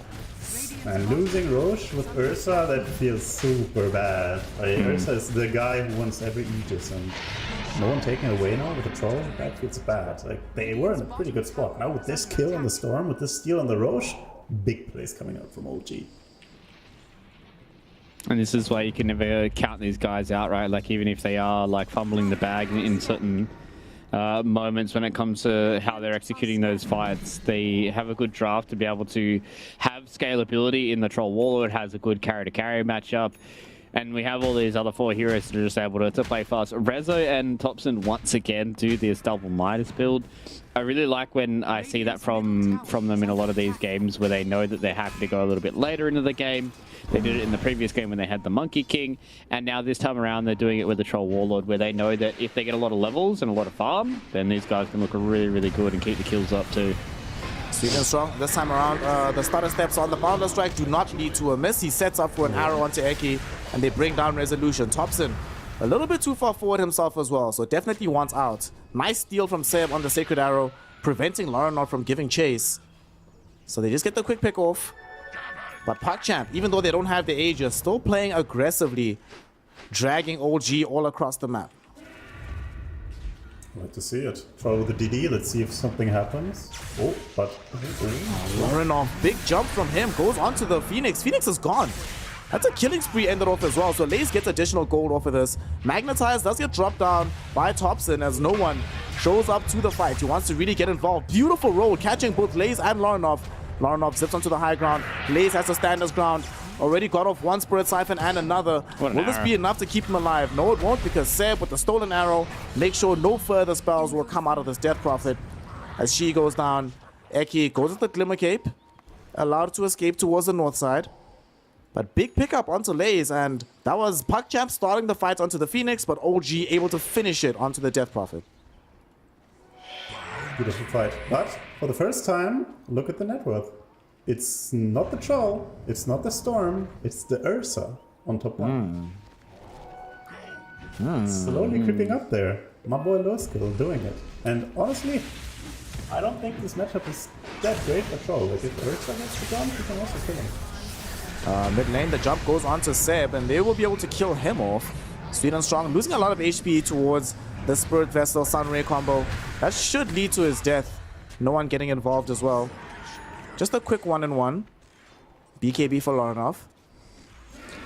Yeah, I think they definitely do have the burst damage to be able to kill a troll, right? Like if he gets caught with like a zip or maybe even like a long range arrow, like low skill, if he just gets a few seconds to be able to deal with the troll, he can do that pretty easily. And it is going to be a spooky time in these team fights to be able to see who comes out on top, because a scary bear and a scary troll, they're going to be hard to deal with for both of these two teams, even with the BKBs and 4-stars and what have you. So I think it's going to be about who can enable their carry the most in towards this mid game, and really looking towards these mid laners to set the tempo for their team, right? Like really looking towards Topson as well as Lorinov to see what they can do on these two Spirit heroes and try and lean their carry matchup in one way or another. Sweet and strong. Popping. Oh, he BKB. Wait, he actually popped BKB. He popped BKB. Oh no, he's dead. No. Arrow's gonna catch him. He's in a awkward place. Oh no, just before dying. Do you remember game one? You remember game one? This one situation? The one situation where no one TP'd in without BKB got stunned by Lorinov? Oh my god. No. So in game one, it's because he didn't press BKB, he dies and the game pretty much got lost. In game 3, because he pressed BKB, he dies and now the game might be lost. Oh no. That's painful. Oh, you hate to see that, man. Like, I don't know. Maybe I'm thinking that he was trying to press his stick instead, or maybe he thought that he could just like BKB ulti and then like still be able to keep the Aegis. But oh, that's got to be painful, man. That's got to be so tilting. Yeah, but honestly, like if we take this away, like his positioning was kind of like he didn't look at his team. His team wasn't there to back him up. Even if baiting there is the correct play, his team wasn't in position. So there's some disconnect in their play for sure. Oof. That moment of hesitation and disconnect cost OG quite a bit. Cost them already in Aegis. Let's see how much more they end up losing off the back of this. They're going into the jungle right now. Topson goes in, big magnetized, but Topson's already dead. Low skill. Finds himself right next to this Earth Spirit, able to bring him down, and now he's next to a DK and able to kill him off as well. Beautiful setups as well from Sweet and Strong with this Boundless Strike, and that was no BKB on the DK. Not just yet, at least. No DKB on Topson. Dangerous time to be fighting into the Puck Champ lineup, and they exploit the timing here, Fluke, and get themselves a big dub. Yeah, man, when they fall hard, it seems. And oh my god, oh what a pause! Like no one is. He's Monka Wing right now. He is TP, but I'm not even sure if he makes it. Like Ursa, like he can kill him, I think. Okay. Ursa has 7 seconds until Blink Dagger. So if he BKB TPs right now, he will live. Yes. But he has to do it immediately. Yes. Like there's no room for hesitation. Unfortunately, there's no basher just yet on low skill. So he will live if he does it. But there is Kid Track nearby. Kid Track has Supernova. And Rubik is TPing in with Ball Lightning. So he might get baited by his team into sticking around for this fight. I hope he doesn't. I hope he just TPs out. No. That happens. They'll be decapitated for sure. Like, yeah, surely you just you hit the no thank you button and you just you get out of here. He's also, I'm not sure if he sees Loska right now, but he's praying Loska has no blink, no basher. As we're waiting for the unpause, we see the quick replay. Yep. The moment where it is. And he was about to press ultimate as well, but unfortunately, he only has time for the BKB before he dies. Easy setup upon the respawn. That is pain and suffering, certainly. Every carry player has been there. Every carry player's been there. You think that you've got the fast enough hands to be able to, hit the 2 buttons that you need to and be able to come back into a fight. And like the thing is, like if he BKBs and ults in that fight, that gives them enough time for his team to try and try and get closer enough to him that maybe they can turn that around. But dude, that was that was a high risk play and it really did not pay off. And now it's just like it's like a big snowball going down a hill. Like I don't know how they're supposed to stop it. And they need to stop it soon, otherwise this game can get out of control very, very fast for OG. I feel like it is already out of control. Like they have to leave the map completely now. Look, Troll, he has to TP base. Like, best case, he gets to base with BKB cooldown. But look at the waves. Middle, pushed in. Bottom, also no pressure at all. Top, also they're taking this tier 1. So OG, they're getting pressured on all sides. DK is still dead. He will not be able to finish his BKB. So like the lanes are horrible. Ursa is finishing up his next item. I mean, I'm not gonna say, guys, it's over, pack it up, boys. But LG, they have to make some moves. Like when the BKB on the no one is ready again. Then they have to make some moves. Hope that Topson and the DK, the Resolution DK, both have their BKBs up to make some plays. But right now, it's looking dire for Radiant. Well, we'll have the unpause now. Let's see what happens. No one. BKB, TP. Okay, there we go. Okay. Whew. Okay. I don't think Seb... Oh, no, Seb didn't cancel his TP in, though. So they just rough. burst him instead. All right, well, you got a free express trip back to the fountain. Easy. Spinstrong's looking as well. I also like how PuckChamp, how they didn't like overcommit when they after the pause. Like they obviously had time to think about it and talk about it and just saying, yeah, no one's going to BKB TP. They just didn't have to commit anything for that, and they get a free BKB TP and they get a free kill on the Seb as well. And now it looks like OG are going to try and fight without a BKB on their troll. They do get the quick jump onto Lays though, and Lays is falling very low, but Lays still alive on the He's death got a rocket. BKB. Here come the Spirit Siphons. Resolution does get off a BKB, trying to flee away from the fight, but they should be able to jump him. He turns with the Dragon Tail stun. His BKB is now over though. That means he is vulnerable, but they're out of mana on Laranov, so they can't actually find the kill. Sweet and Strong went forward, but doesn't have the Pounder Strike to finish this one off. Here comes Low Skill though, looking for Kidtrack. Kidtrack goes into the Supernova, will end up dying, and Sweet and Strong finds the Pounder Strike stun onto Thompson as he rolled into the fight. Immediately has to roll himself the hell out. Magnetize though, White will be able to bring down Sweet and Strong as Rezo also re-engages with the Breathe Fire. Stolen arrow onto Eki. Enables the Magnetize to kill the Murano. So that is 2 kills for 2. One in the long sense of the word. All right, they'll definitely take it on the side of OG at this point in the game. No, I mean, yeah, with the counter kills, sure, but the first, like the death on, that feels bad. I mean, they must be angry right now. They're like going with a BKB. They really want like something to happen. They will find Low Skill without a BKB now though in his own jungle, so they should be able to get the kill. Seb yet again with the arrow ensures that they have the chain disable, and they will bring down this Ursa. Okay, they went without the BKBs, but okay, that was the play here, Fluke. You go without BKBs, you force them to BKB, then you kill them when their BKBs are down. Yeah, big brain, dude. Losing your troll warlord at that time is definitely the strat. Yes. It's a long game stuff from Seb. He's playing 7D Dota. That's what he's doing. There you go. He might be required to play some 7D Dota yet again because there's a Moonlight Shadow coming in onto no one. There's a big roll from Thompson. They baited in Sweet and Strong. He cops a very strong arrow. Should die for this. They don't have the vision. Don't have the reveal. No way. Okay. Moonlight Shadow has to end eventually. And when it does, the zap is there from the Fate Vault of Seb. Yeah. I wasn't sure if they were going to give that kill to no one or not. But you can see that sometimes old G just get caught up and they don't execute properly. But now that they're back switched on, this is when it's really going to start getting spooky for PuckChamp again. It's so crazy. Like they just like they had like 2 horrible fights. Like no one dying 2 times, and then they're just like, oh yeah, we'll casually go and kill Low Skill. We go kill a monkey. We take the map control back. It's crazy. Like how can they do this? They just know perfectly how to go, where to smoke, how to push the waves. It's beautiful to see.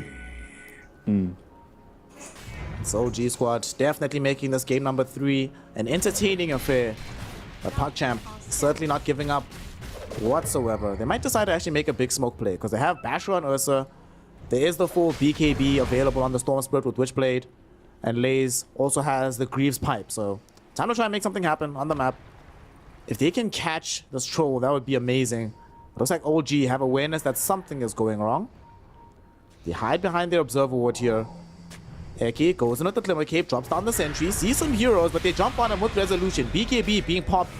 Stolen Leap, no Stolen Arrow this time around, but they still do end up losing Eki.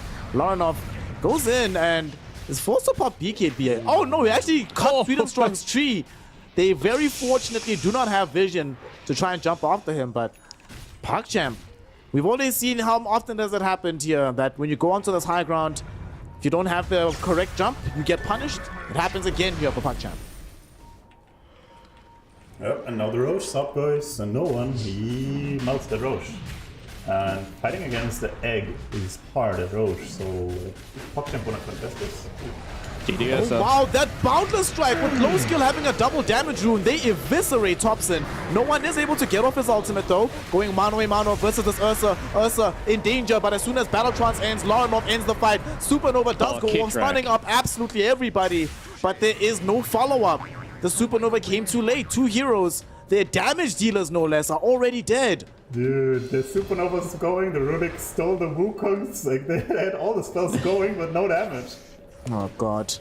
They have to run now as well, because they're giving chase from the side of PuckChamp. Laranov would like to be able to make this jump. Unfortunately for PuckChamp, because Ursa's the one that died, they can't take the Roche either, and Ghosts were used for most of the fight. So Old G will still breathe a small sigh of relief at the sequence of events, but Fluke, it keeps happening. More and more, this PuckChamp team just taking it. Whenever Old G feels strong, that's when they get punished by a PuckChamp the most. Yeah, I think PuckChamp are doing a really good job of just making sure that this no one troll warlord isn't going to be this kind of crazy end-all be-all carry. They understand that they don't really have that much damage outside of him. Getting the kill here on Sweet and Strong is going to be very, very important though. Yeah. I thought maybe Eliza's going to go defend him, but nah. Okay. Oh, the big Black Dragon coming up, boys, and we know what happened in game 1. The Ags is very close for Rezo, so he's going to start to transition into a damage dealer as well, which is kind of the one positive here for Old G. Laranov as well is starting to transition into his own amount of damage. He's going for a little bit more lockdown with the Hex, but an Aegis here, they really want to fight on PuckChamp. Well, they buy back on the Monkey King. There's no Ghosts. They do have the Wukong's command, but there's no Moonlight Shadow either. They really have to go, and they have to go right now. Rezo is the one that they go on, and he will happily give up his life for the cause. The bash immediately onto low skill, so he can't pursue the fight further. Roll away from Thompson, so he's left behind some Magnetize. A chaotic fight, no one goes in on top of the Ursa, pops the Battletron, so now he's running down lanes. There is also a Spirit Vessel on the Death Prophet, but this troll getting kited this way, getting kited that. He doesn't have BKB. He used BKB as well. Supernova comes out. Can they destroy it in time? They leap forward with Eki. They really want this egg. They will be able to get it. And they also kill off the troll in the meantime. Low skill now jumping back onto Thompson, wanting this Earth Spirit, getting him as well. And they need to retreat from OG. They need to run for the hills as soon as possible. And OG, they didn't have to take that fight, Fluke, but they do, and they end up losing. Yeah, they definitely could have just backed up. There was BKBs that got popped from PuckChamp. There was some ultimates that got committed as well. They could have just walked back, waited until Rezo was ready, but they wanted to try and seize an opportunity. And this is the issue that I have with Troll Warlord, man. He popped his ulti and he just got kited. He just got kited around by a DP, and he had zero control about where he wanted to be in a team fight. He got pulled away from his team. He ends up going into a 1v1 up against an Ursa, and from what I've seen so far, Ursa wins that 99% of the time, especially once the ultimate is done and dusted. So Low Skill is having a very, very free game right now, and I don't know, man. There's some disconnect with Old G. Like these guys are way better than what they're playing right now. They're making some interesting decisions, and I really hope they're able to pull it back together, because I want to see an interesting end to this series and not just a whimper. Dude, Sweet and Strong was so beautiful in that game. Like Sweet and Strong was like when no one died for the first time, like, and was close to respawning. He solo zoned 3 heroes from OP, Boundless struck Phoenix and Rubik. He was like able to disrupt their backlines, and because Sweet and Strong was able to like disrupt the backlines, no one was completely isolated and got like 1-on-4 or something. Like beautiful by Sweet and Strong. This monkey, it has to be banned, I think, by the next enemies. Like this guy is crazy. We're certainly seeing why OG felt the need to prioritize this in their Game 2 draft. Take it away from the side of PuckChamp. They get it for Game 3. So far, so good. Been able to reclaim the net worth advantage. They're controlling the map. There are still some towers that they need to take care of. Tier 1 and Tier 2 in the top lane. But that's just free gold for them. And on the bright side, I know it's not, there's not many bright sides right now, but on the bright side, Fluke, because they took the Aegis, that does mean that PuckChamp absolutely will not go for any high ground plays anytime soon. So this game will still extend for a while. Yeah, this game definitely will be dragging out for a little bit now with the big Black Dragon up for resolution. He's going to be able to deal a lot of damage, and he's going in towards the mid style as well. So he's going to have a lot of damage to do in these fights. But, I mean, PuckChamp, this Storm Spirit's starting to get scary, man. Oh, OG, though, going for the initiation. They try to bring down the Mirana, but look at this, the counterplay from Low Skill, bringing down Resolution instead. Thompson, he's inside the Wukong's command right now. He needs to get the hell out of here. He does manage to do so. So does no one. But no one doesn't have BKB, doesn't have battle trance, doesn't have any life. The Troll Warlord is gone yet again from these engagements. He just can't kill any of these heroes despite using all of his tools. The 4-star from Seb doesn't get him into the base. He tried to lift himself to safety, but he dies too quickly. And Lays, for once, is allowed to utilize Ghosts onto buildings as they reach all the way to the tier 3 tower from that fight, trying to bring it down before these heroes respawn on OG. What a beautiful fight once again. Like OG, they are playing what they do. They're aggressive, but PuckChamp, like they're always there. They're matching the aggression. Like PuckChamp in game 3, they looked like they leveled up a lot, matching the aggression from OG, just playing like against what OG brings and like improving it. The drop they picked in this game, they don't really have that many high cooldowns outside of the Exorcism and the Moonlight Shadow. Everything else is available pretty much instantly. They've been utilizing it to great effect, forcing OG into situations where even if they fight, there's always a response from PuckChamp. Now they have a BKB Hex on the Storm Spirit with Witchblade. Blaze has Halberd, the Pipe, as well as the Guardian Greaves. We saw in that last fight as well how effective this Halberd could be. No one just felt like he was really hating life. Not really able to do anything in that fight. Halberded up, you get silenced, you get kited around. Oh god. Fluke, you must be smiling from ear to ear, right? About this troll in this game. I'm not, because I really enjoy watching all the players on Old G. I remember, you know, for years watching all of these guys be at the peak of our competition. This is just kind of the issue that I have with Troll Warlord. And oh boy, Icefrog, if you're out there listening, buddy, I know there's a couple of days until the patch comes out. You best be reworking that ultimate, because losing control of a hero for a professional player is literally the worst thing. Mid lane, they might lose control of Rezo as he just has to respawn, but he gets forced off the way. Supernova from Kitrak goes into the low ground, but Rezo still ends up dying. Sweet and Strong with the Wukongs ensures that they can kill Thompson as well. And the Supernova does come out from Kitrak, but he might just die here. He tried to TP out, but he knows that this is a moot option. He dies on the retreat. They are running for the hills on the side of OG. No one wants to farm an item or two on the way out, but they don't really care. Because PuckChamp, wait, no, Sweet and Strong. No way, he didn't see him, right? Okay, he didn't see him. That would have been a tragedy if he saw no one. But he's moving like he saw him. Does he know? Oh god, the courier saw him. He did see him. He did see him. No one. Got a glimpse. Get out. Oh no. Does he have TP? He does have TP with BKB. Where's Ursa? Where's the bash? There it is. They have the Abyssal Blade. No one gets tipped out by Eki as well. Why didn't he TP home? Oh it was good. He had to push the lane. Like he had to outpush that wave so they can. Like, the idea is good, but there's too many items in PuckChamp. There's too many, exactly. It's the Blink Abyssal, so he cannot even BKB TP out anymore. It's like those skill on his Ursa, he's ready. He's a big boy, and Ursa late game is you win. Oof. That Ursa is now 7k up on this troll. You know, even if I think that troll can do decently here, Fluke, you were mentioning how well it's been going for the Ursa. I don't think does Ursa actually even die again this game? I think it's kind of one of those matchups where it is really kind of item and time independent. And I think the way that Low Skill played this game, he understood that as long as he's got like his Storm Spirit floating around and he doesn't have to, you know, use his Enrage in a bad spot, he's going to be A-okay. And that's a big thing as well, right? Is he doesn't really die to any of these heroes. He doesn't care about Phoenix because he can always enrage off the fiery spirits. Like, same thing with Rubik. Like, he's never really going to get caught out by a Rubik. Dragonite is going to be a bit of an issue for him pre-BKB, but a lot of these other heroes, like Enrage, just enables you to play so much, you know, scarier than what a Troll Warlord can because it dispels you, right? So it is a little bit stronger of a hero in this game specifically for PuckChamp, and Low Skill's playing really, really well. I don't think I've seen him misuse like an Enrage the entire game. He understood that he just needs to farm to get to these scary items. He's got a goddamn Daedalus coming out. So like, I thought the Dragonite melted before. If he just gets like 1 or 2 crits like during an Empower, I'm pretty sure Rezo just gets like 2 hit, even though he has like 3.3k HP, almost like 25 armor. Big fight though. Nah, this is a fight OG have to get away here. BKB already thrown down by Thompson, so he will not have that.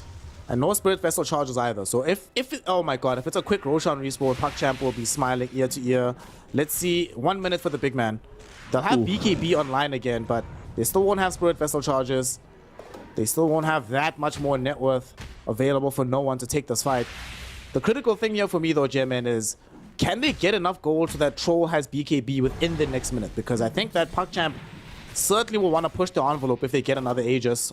So they have to try and stop them. But I don't know if you want to take a fight with Troll not having buyback at that point. I mean, honestly, I don't think you can give away the Roche. I don't think it's possible. So he has to power farm, maybe like sell some small item to get it or something, but they have to fight this Roche. If they give away that Roche, I don't see them fighting ever, right? You gotta pick your fights. When is there gonna be a better fight than that Roche? I don't think there's gonna be one.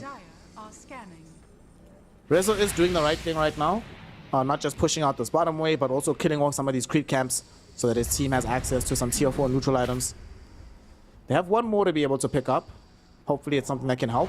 The ones they have are pretty decent. A Relic onto Earth Spirit, as well as a Spell Prism onto this DK.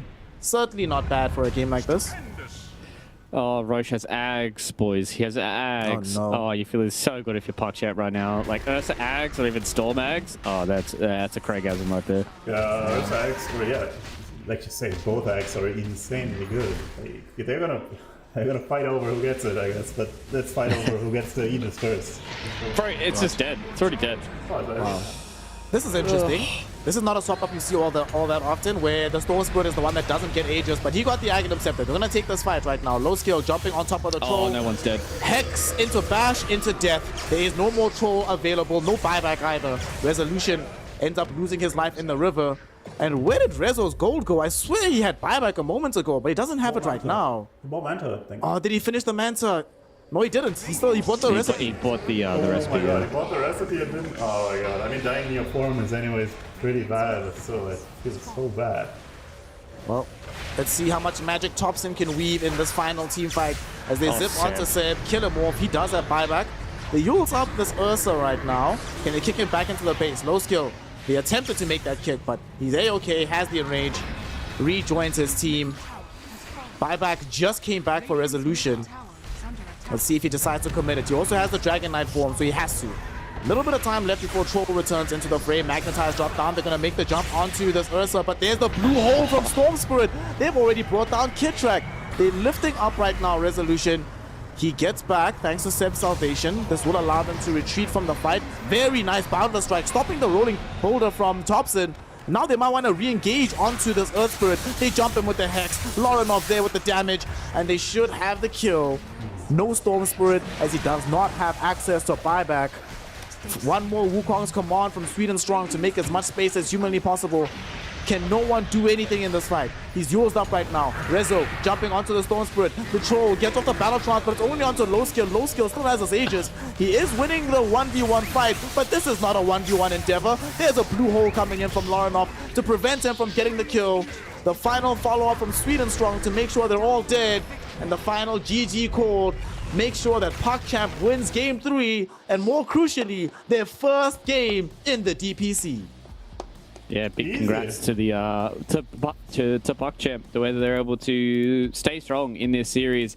Game number 1, they weathered the storm. They got to late game. They were able to go off the back of low skill. Game number 2, they kind of got smacked a little bit by OG, but you know that's OG and that's the way that they play. And then game number 3, they brought the aggression themselves, right? Like they came in, they wanted to party and they wanted to throw some hands with OG, and they got it done off the back of Lorinov and low skill once again. I think this was a really, really good performance from both of them, and I mean, if I'm right to say, I feel like OG kind of got rattled a little bit. I think they got a little shaken. They were making a few mistakes on some of their key heroes and just weren't able to clutch this one out and finish it off. And I mean, I said this, when did I say this, Snare? It was like the other day, right? I was like, I feel like this region is so close that we're going to end the season and no one's going to not win a series, right? I really do feel like this region is really, really tight and there's some really, really good games. And at least now for PuckChamp, they're what, 1-4? So yeah, they can still fight to stay inside of Div 2. It's going to be an uphill battle, but I mean, they just beat OG, which I don't think many people expected them to do that. I mean, just for more context, they're 1-4 right now. The 2 teams above them are ITB and Ivy, and those 2 teams have to play each other, which means that no matter what, there's another team that'll be 1-4. So you're not guaranteed to be just straight up eliminated here. This was impressive stuff to see though, JMN, from the side of PuckChamp. You were talking about this aggression from OG, but I didn't think that what did you make of PugChamp changing up their playstyle to just play a lot more aggressively and not care as much for the late game? I like it a lot. Like in game 2, they tried something different. In game 3, they went like contested the aggression from OG. The Lorenov Storm Spirit was like camping bot lane. Like that's like such a nice adaptation. Like this guy usually like is pretty greedy, but in this game he just played aggression. Like he camped that bot lane from OG. Like they didn't want to like let OG get anything in this game. So very nice play with PugChamp. But honestly, if they play like this, they could still get 2 or even 3 wins and like get some better placements even. Y'all chose MVPs for game 1s and 2. I am going to make the executive decision to give it to Lorenov on this one. What a player. Just excellent stuff coming in from the Storm Spirit. Being able to secure his team the victory, creating space all across the map, itemizing correctly, doing very well in the laning phase. The fact that he was early on beating out Thompson so heavily, you mentioned it yourself, Luke, that they're going to wait until they have the urn before rotating on the Earth Spirit. Lorenov does well enough to delay the urn so long that once the rotations do start happening, doesn't matter as much. He's still able to have a game, not feeling the immense pressure on the side lanes like they were able to apply in game 2. Just incredible stuff from the Storm. On this Hex pickup as well, just genius stuff, making game and life impossible for the Troll Warlord. Yeah, I think that's a big thing, right? Is they understood that if they just catch out the Troll Warlord, and the best way to do that is with a sheep stick, because he can't BKB, he can't ulti. So if you're able to catch him off, and I've been really impressed with Lorenov this series, going up against Thompson. Thompson is one of those players that just having him in the server can bring its own kind of gravitas, right? Like he's a 2-time TI winner from the mid lane, right? So going up against him in an official match where you know that he's trying hard is going to be hard for anybody. And Lorenov stood up against him today, and he was one of the players that I was looking at across PugChamp that I really wanted to see the kind of potential that we know that this guy had, and he's been able to stand up to it in this series and really impress me. So I'm super excited to see what PugChamp can do going forward, because man, this is going to give them a heap of confidence, right? Like going into their next couple of series, like these guys are going to be super excited to play the rest of this tour out, and I'm excited to watch them too. I mean, you got into a position where you deny old G pretty much from going into Div 1. Sorry, GMN, but 3 losses is a bit too much. It is a bridge too far. So right now, old G, it is still, from their perspective, it's still progression, right? They didn't make it into the division through the first close qualifiers.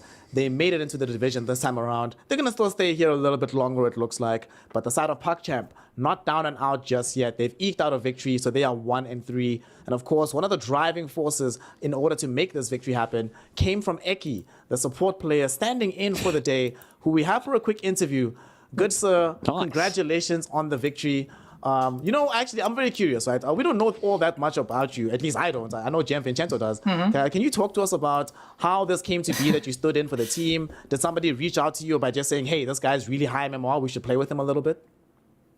Yeah, so I got reached out to by Low Skill, actually, from PugChamp. He was talking to me about, they probably felt like they needed changes. They needed like a more vocal leader. Things were just not going well. They needed some fresh ideas. And I thought to myself that I guess I could offer that to them. And I guess bringing back the 2-1 against OG seems like it worked somewhat, at least for now. So pretty happy with that. Given that it's the fact that it's OG that you're playing against, right? You're coming into the team, right? You're sort of a replacement. You also have to assume leadership responsibilities. Was it tough to prepare mentally to go up against a Seb, a Thompson, literal TI champions on the enemy team? Yeah, I mean, of course. But at least for me, the good part is I had some preparation in the sense that I scrimmed them with a different team already. I watched some of their games. I analyzed actually all of their series that they played in Div 2. And I just understood that these guys are like Nigma. These guys are playing super fast. They're in your face. And we need to be ready for it. And it's very hard to prepare for that because I feel like their play style is unique in Div 2 in that way. They're the only team who does this early 5-man. They can bring numbers to anything. So for sure, it's very hard mentally. I mean, we saw it in game 2. We completely crumbled at some point to this Earth Spirit mid. And I think that's kind of the whole point of OG. These guys will fucking run at you, and there's only so much you can do about it. If you don't react well in the first 15 minutes, you're pretty much done for. It's so stressful to play. Every move you make counts, and yeah. I saw also in the game that you took off the... No, go on. Sorry. No, I'm just gonna say that, like, I saw you also took on the captain role as well. So are you drafting and doing in-game leadership for the team? Yeah, I was doing drafting. I prepared draft as well. I mean, we all prepared, but in the end, I was the one clicking buttons. Or if there was a dispute, I would be the one solving it. Okay, good to know. Master Fluke, while we have the winner on the line, holla at the boy, please. Damn, it's actually quite impressive that you've come into a team like this, Eki, and really been able to put them through a series like this, especially, you know, after game number 1 and then going into game number 2 and then coming into game number 3 to get it done against LG. So props to you to be able to come in and have a tight turnaround like that. I just want you to talk me through that game number 1, because us here on the panel were talking about, you know, PuckChamp, they have this late game with the Terror Blade, things are going good. There was a lot of back and forth in that game as well. So, you know, what was kind of the thought process for you guys going into the latter stages of that game? Did you feel like it was in the bag at, like, you know, 35 minutes, or was it just very, very stressful throughout that entire game? Yeah, I mean, even throughout the draft, I knew for sure that this TV can just win this game at some point. This TV and DK are just going to be way too strong at some point, and I think that point was around like 30 minutes. We took this one advantageous fight where the Nature's Prophet TV another outpost and just died without BKB. I think from that moment, everything turned.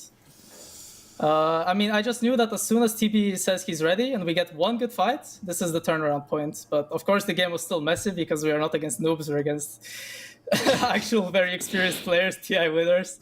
So they made it very hard. They punished our inexperience in a lot of ways. I mean, I don't think the game should be that close after they make these mistakes, but they played super, super tight, and I'm glad we won in the end. It was a very, very intense game. Yeah, it was super sick for us to sit here and watch as well. So one last question before I let you go to our good buddy Jay and Vincenzo here. Obviously, there's a few series left here in Tour 2. So what's kind of the opinions of the boys? Does everyone feel like you guys can get a few more wins underneath the belt here to finish off Tour 2 with a bang? Yeah, our goal is obviously 3 out of 3. There's 2 more series to play, right? So next to... I mean, I think the next one is probably going to be one of the hardest ones we'll play still. D2 Hustlers. They're looking on fire. They're looking really, really strong. Think it'll be interesting though, because it might be on the new patch. It's on the 21st of April, right? It will be. New It should patch be. is- It's supposed to be. New patch is rumored to be on the 20th, so we'll see. Hopefully, you know, if Iceberg is watching, you know, he can do a little bit of a buff to the old puck or something. Bit of a fan of that. Bring back Puck 5. That's what I want to play. Oh my god. Bring back Puck 5. JMN, you know the man. Talk to him while we have him on the line. Hey, Eki. Congrats for this win. 2 questions. One, you kind of play like every role right now in Pops, I think. Like also carry a lot. How does it feel to play +5 in competitive now? You know, randomly, actually, I thought +5 is my weakest role in general. So it was like the biggest surprise. These guys are asking me to play 5, but I guess it's more about the ideas I can convey in the game than the role. I think I still have a lot of things to learn on 5 if I want to play it competitively, but it feels different, man, for sure. Like this like whole idea of like breaking smokes, you know, you're playing against old G, you need to go feed on sub 10 times so your course can farm because they're making... This resolution is steeping bottom lane, then 30 seconds later he's top walking on a smoke or just walking. I was like, what is happening? But yeah, I mean, against this team, especially, I feel like it's crazy to play. But yeah, +5 is a unique experience. I mean, in regards to the thing where I play all roles, it's kind of just a for fun thing because I wasn't really looking to competitively play this season. So I just play pubs, whatever gives me fun. And I play every role, so every hero, so... That was that, but yeah, specializing in a role it's always fun. You see more quirks, you appreciate the role more. So for sure, I can definitely see like how good +5s like Insana, who's my idol, are like playing much better. And I can appreciate them being the Bane or just something else in the team fight, pressing some clutch saves, some clutch forward stuff. That's the extent of my gameplay. I press some drums, poggers. Yeah, that's about it. What it is. It is what it is. It's a very people aren't very grateful to the supports.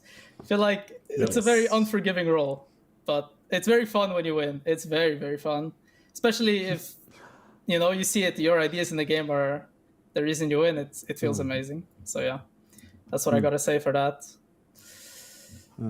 I mean, in this particular series, your ideas definitely came through. They definitely won the series. It must feel good not just to win a game as Fast 5, but to be able to turn around a losing streak for your squad. So congratulations to you and PuckChamp. Good luck, have fun for the rest of the games, and we hope to talk to you more down the stretch. And hopefully you guys still stay in Division 2 for this next tour. So good luck for the next games. Yeah, thank you. Also, shout out to Sweden Strong. It's his birthday. I had to get the W for him. There you go. Hey. Hope the man goes and has a nice party after this. There you go. Hell yeah. Hey. I want to see some candles in chat, some birthday cake. Shout out to Sweden Strong for making the W happen today. And of course, shout out to you as well, Eki. Thank you for your time. And we'll see you next time around where you're playing. Good luck. It'll probably be on the next patch. And let's see how it goes for the PuckChamp Tour here in Tour 2. I think it'll probably go well now that you've been included in the roster. Thank you. Enjoy your evenings too. Cheers. Thank you, good sir. That is, of course, Eki, position 5 player, new captain, it seems like, for the side of PuckChamp. And honestly, we should have known this was coming, Fluke. You know why? Birthday buff, man, it's too strong. Whenever you have a player on your team with their birthday, guarantee the game is going to be won. So why couldn't they just have scheduled all of their games on a different player's birthday? Then they would be fine. They wouldn't have to wait so long for these dubs.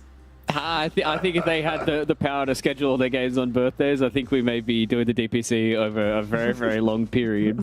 But, I mean, at least they're able to get it done. So, you know, special shout out to Sweden Strong to be able to get that one done, because I think he was a pretty pivotal player for PuckChamp today to be able to get this win. I think his Monkey King in the 2 games that they got the dub on was very, very important for them. So, PuckChamp, it's good to hear that they're turning their fortunes around, and definitely it feels like Eki has been a positive injection to that team. And I mean, now that we're heading in towards the great unknown that is the patch, who really knows what the remainder of the tour is going to look like? Everybody's gotten a dub on the board. Everybody's still playing for their lives in Div 2. I still think promotion is up for grabs as well for some of those teams. Like, I mean, these last remaining days are going to be hectic. Well, we're going to take a look at this leaderboard right now because we had Alliance going down 2-1 against D2 Hustlers. We saw Secret getting a 2-0 victory earlier on today. And of course, we just witnessed PuckChamp grabbing their first win, 2-1 up against the side here. And PuckChamp still staying at the bottom, 1-4. However, they have presented a massive spoiler for OG, who have now found themselves with 3 losses delivered against them. Hopes of getting into Div 1 pretty much shattered at this point, but anything could still happen. Got to keep hope alive for our boy JMN here. And in the top side of the top half of the leaderboard, D2 Hustlers with the win earlier today. They are 4-0. Secret is 4-1. Ancient Tribe is 3-2 after losing to Secret, and of course Alliance is 2-2. Wait, aren't Alliance 2-2? Oh, it is 2-2. Yeah, I thought they were 2-3 for some reason. So they could still go to Div 1. Secrets could still go. Hustlers could still go. Ancient Tribe could still go. And there's still outside shots for any of the other teams in the bottom half. JMN, are there any surprises to you about what this leaderboard looks like now that we are at the end of the second week and going into the final week of action? I don't know why Ivy is like so low. I don't know, those guys, like, I bet my house on them. What the hell are they doing even? No, honestly, Hustlers are the biggest surprise. I mean, I'm friends with Lama, so I kind of thought they could do well, but going 4-0, beating Secret, not something I would have imagined. And OG sitting on 5th place also kind of surprised me. I would imagine them doing not super hot, but 2-3, I would have thought that would be better. But I mean, these new teams, they're just too good. Hustlers, what the hell? Yeah. Division 2 is tough, y'all. It's not a very easy situation. You don't just get in here and get free dubs out of this. You have to work hard. You have to make sure that you are stable throughout every second of these games. Not allowed to crumble whatsoever. Otherwise, these D2 Hustlers will find themselves taking a W over you. Of course, that does round out the second week of action here in the Division 2 of Western Europe. We look forward to the next day, the start of week number 3. Only 4 game days left. So if you're not in the top 4 slots at the end of all this, yeah, very rough. We, of course, start off the day with JM Vincento himself taking on the side of Alliance. Walk us through that matchup. How is this one going to go when you take on the boys in green? 2-0, the boys in green. We also the boys in green, though. No, honestly, last season, it was the last game of the series. We lost 0-2, but I felt like we should have beat them. So this time, it's going to be the revenge. We're going to beat them. All right. But if it's not biased, I think Alliance is maybe slightly favored. But I mean, let's see what happens.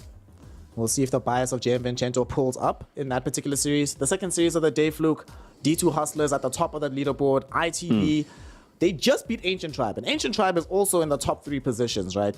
Will Hustlers find themselves also falling prey to ITB, somewhat on a resurgence streak at the moment? Potentially. I think this is an interesting series because Hustlers have shown a wide variety of different strategies, and I think they've looked really, really good and they've looked really, really hot. It is potential for them to be able to lock themselves into being promoted, outside of tiebreakers and all that kind of stuff, going 5-0 if they do take down Into the Breach. So I think they're going to be really, really hungry to try and get that series underneath their belt. There's a decent amount of tape on Into the Breach as well, but at the end of the day, like, coming off a win gives teams a whole lot of confidence going into their next series as well. So I'm sure Into the Breach are looking to try and take down the big dogs, because if they take Ancient Tribe and D2 Hustlers down, I think the remaining couple of matches is going to be hard for anybody to try and topple the confidence those guys are going to have. So it's going to be an interesting series, but I still am leaning a little bit towards D2 Hustlers. I mean, they're undefeated for a reason. They really are undefeated for a reason. And of course, on Wednesday, we round out the day with Old G taking on Team Secret. And the way things are looking does feel like Team Secret, even if you don't think necessarily they are always going to execute better, they just are a few more level heads at this moment in time. And they might be able to take the victory, I think, up against the side of OG, putting themselves really in contention to go into Div 1 with 5 wins and making life ever more difficult for the Old G roster. With that, though, we are done with this day of Dota, so we're going to be closing out the show. Thank you, everybody at home, for joining us for these 3 excellent series. Shout out as well to JM Vincenzo for joining us for this 3rd one. Having a special guest is always fun. I loved having your insights. So I'll give you the closing words here, JM. Anything you want to say to everybody at home before we say goodbye and into the next show? First of all, thank you for having me. I always wanted to try this. Hope it was decent for you guys. Also, shout outs to all the viewers out there, all the Dota enjoyers. It is, after all, the best game that has ever been made. And I hope we'll be having a lot of years of Dota to come. So let's enjoy those years together. While we have it, let's enjoy it. Show your love for the game by joining us on Wednesday. Make sure you show your love to the people in your life and show love to yourself. And make sure you're hydrated. And see you on Wednesday for some more Dota 2 action. Make sure you have electricity, unlike me. Bye, everybody. We'll see you next time. I think I can next 6. Yeah, DK. You're fine. Wait, go, control. Heal control.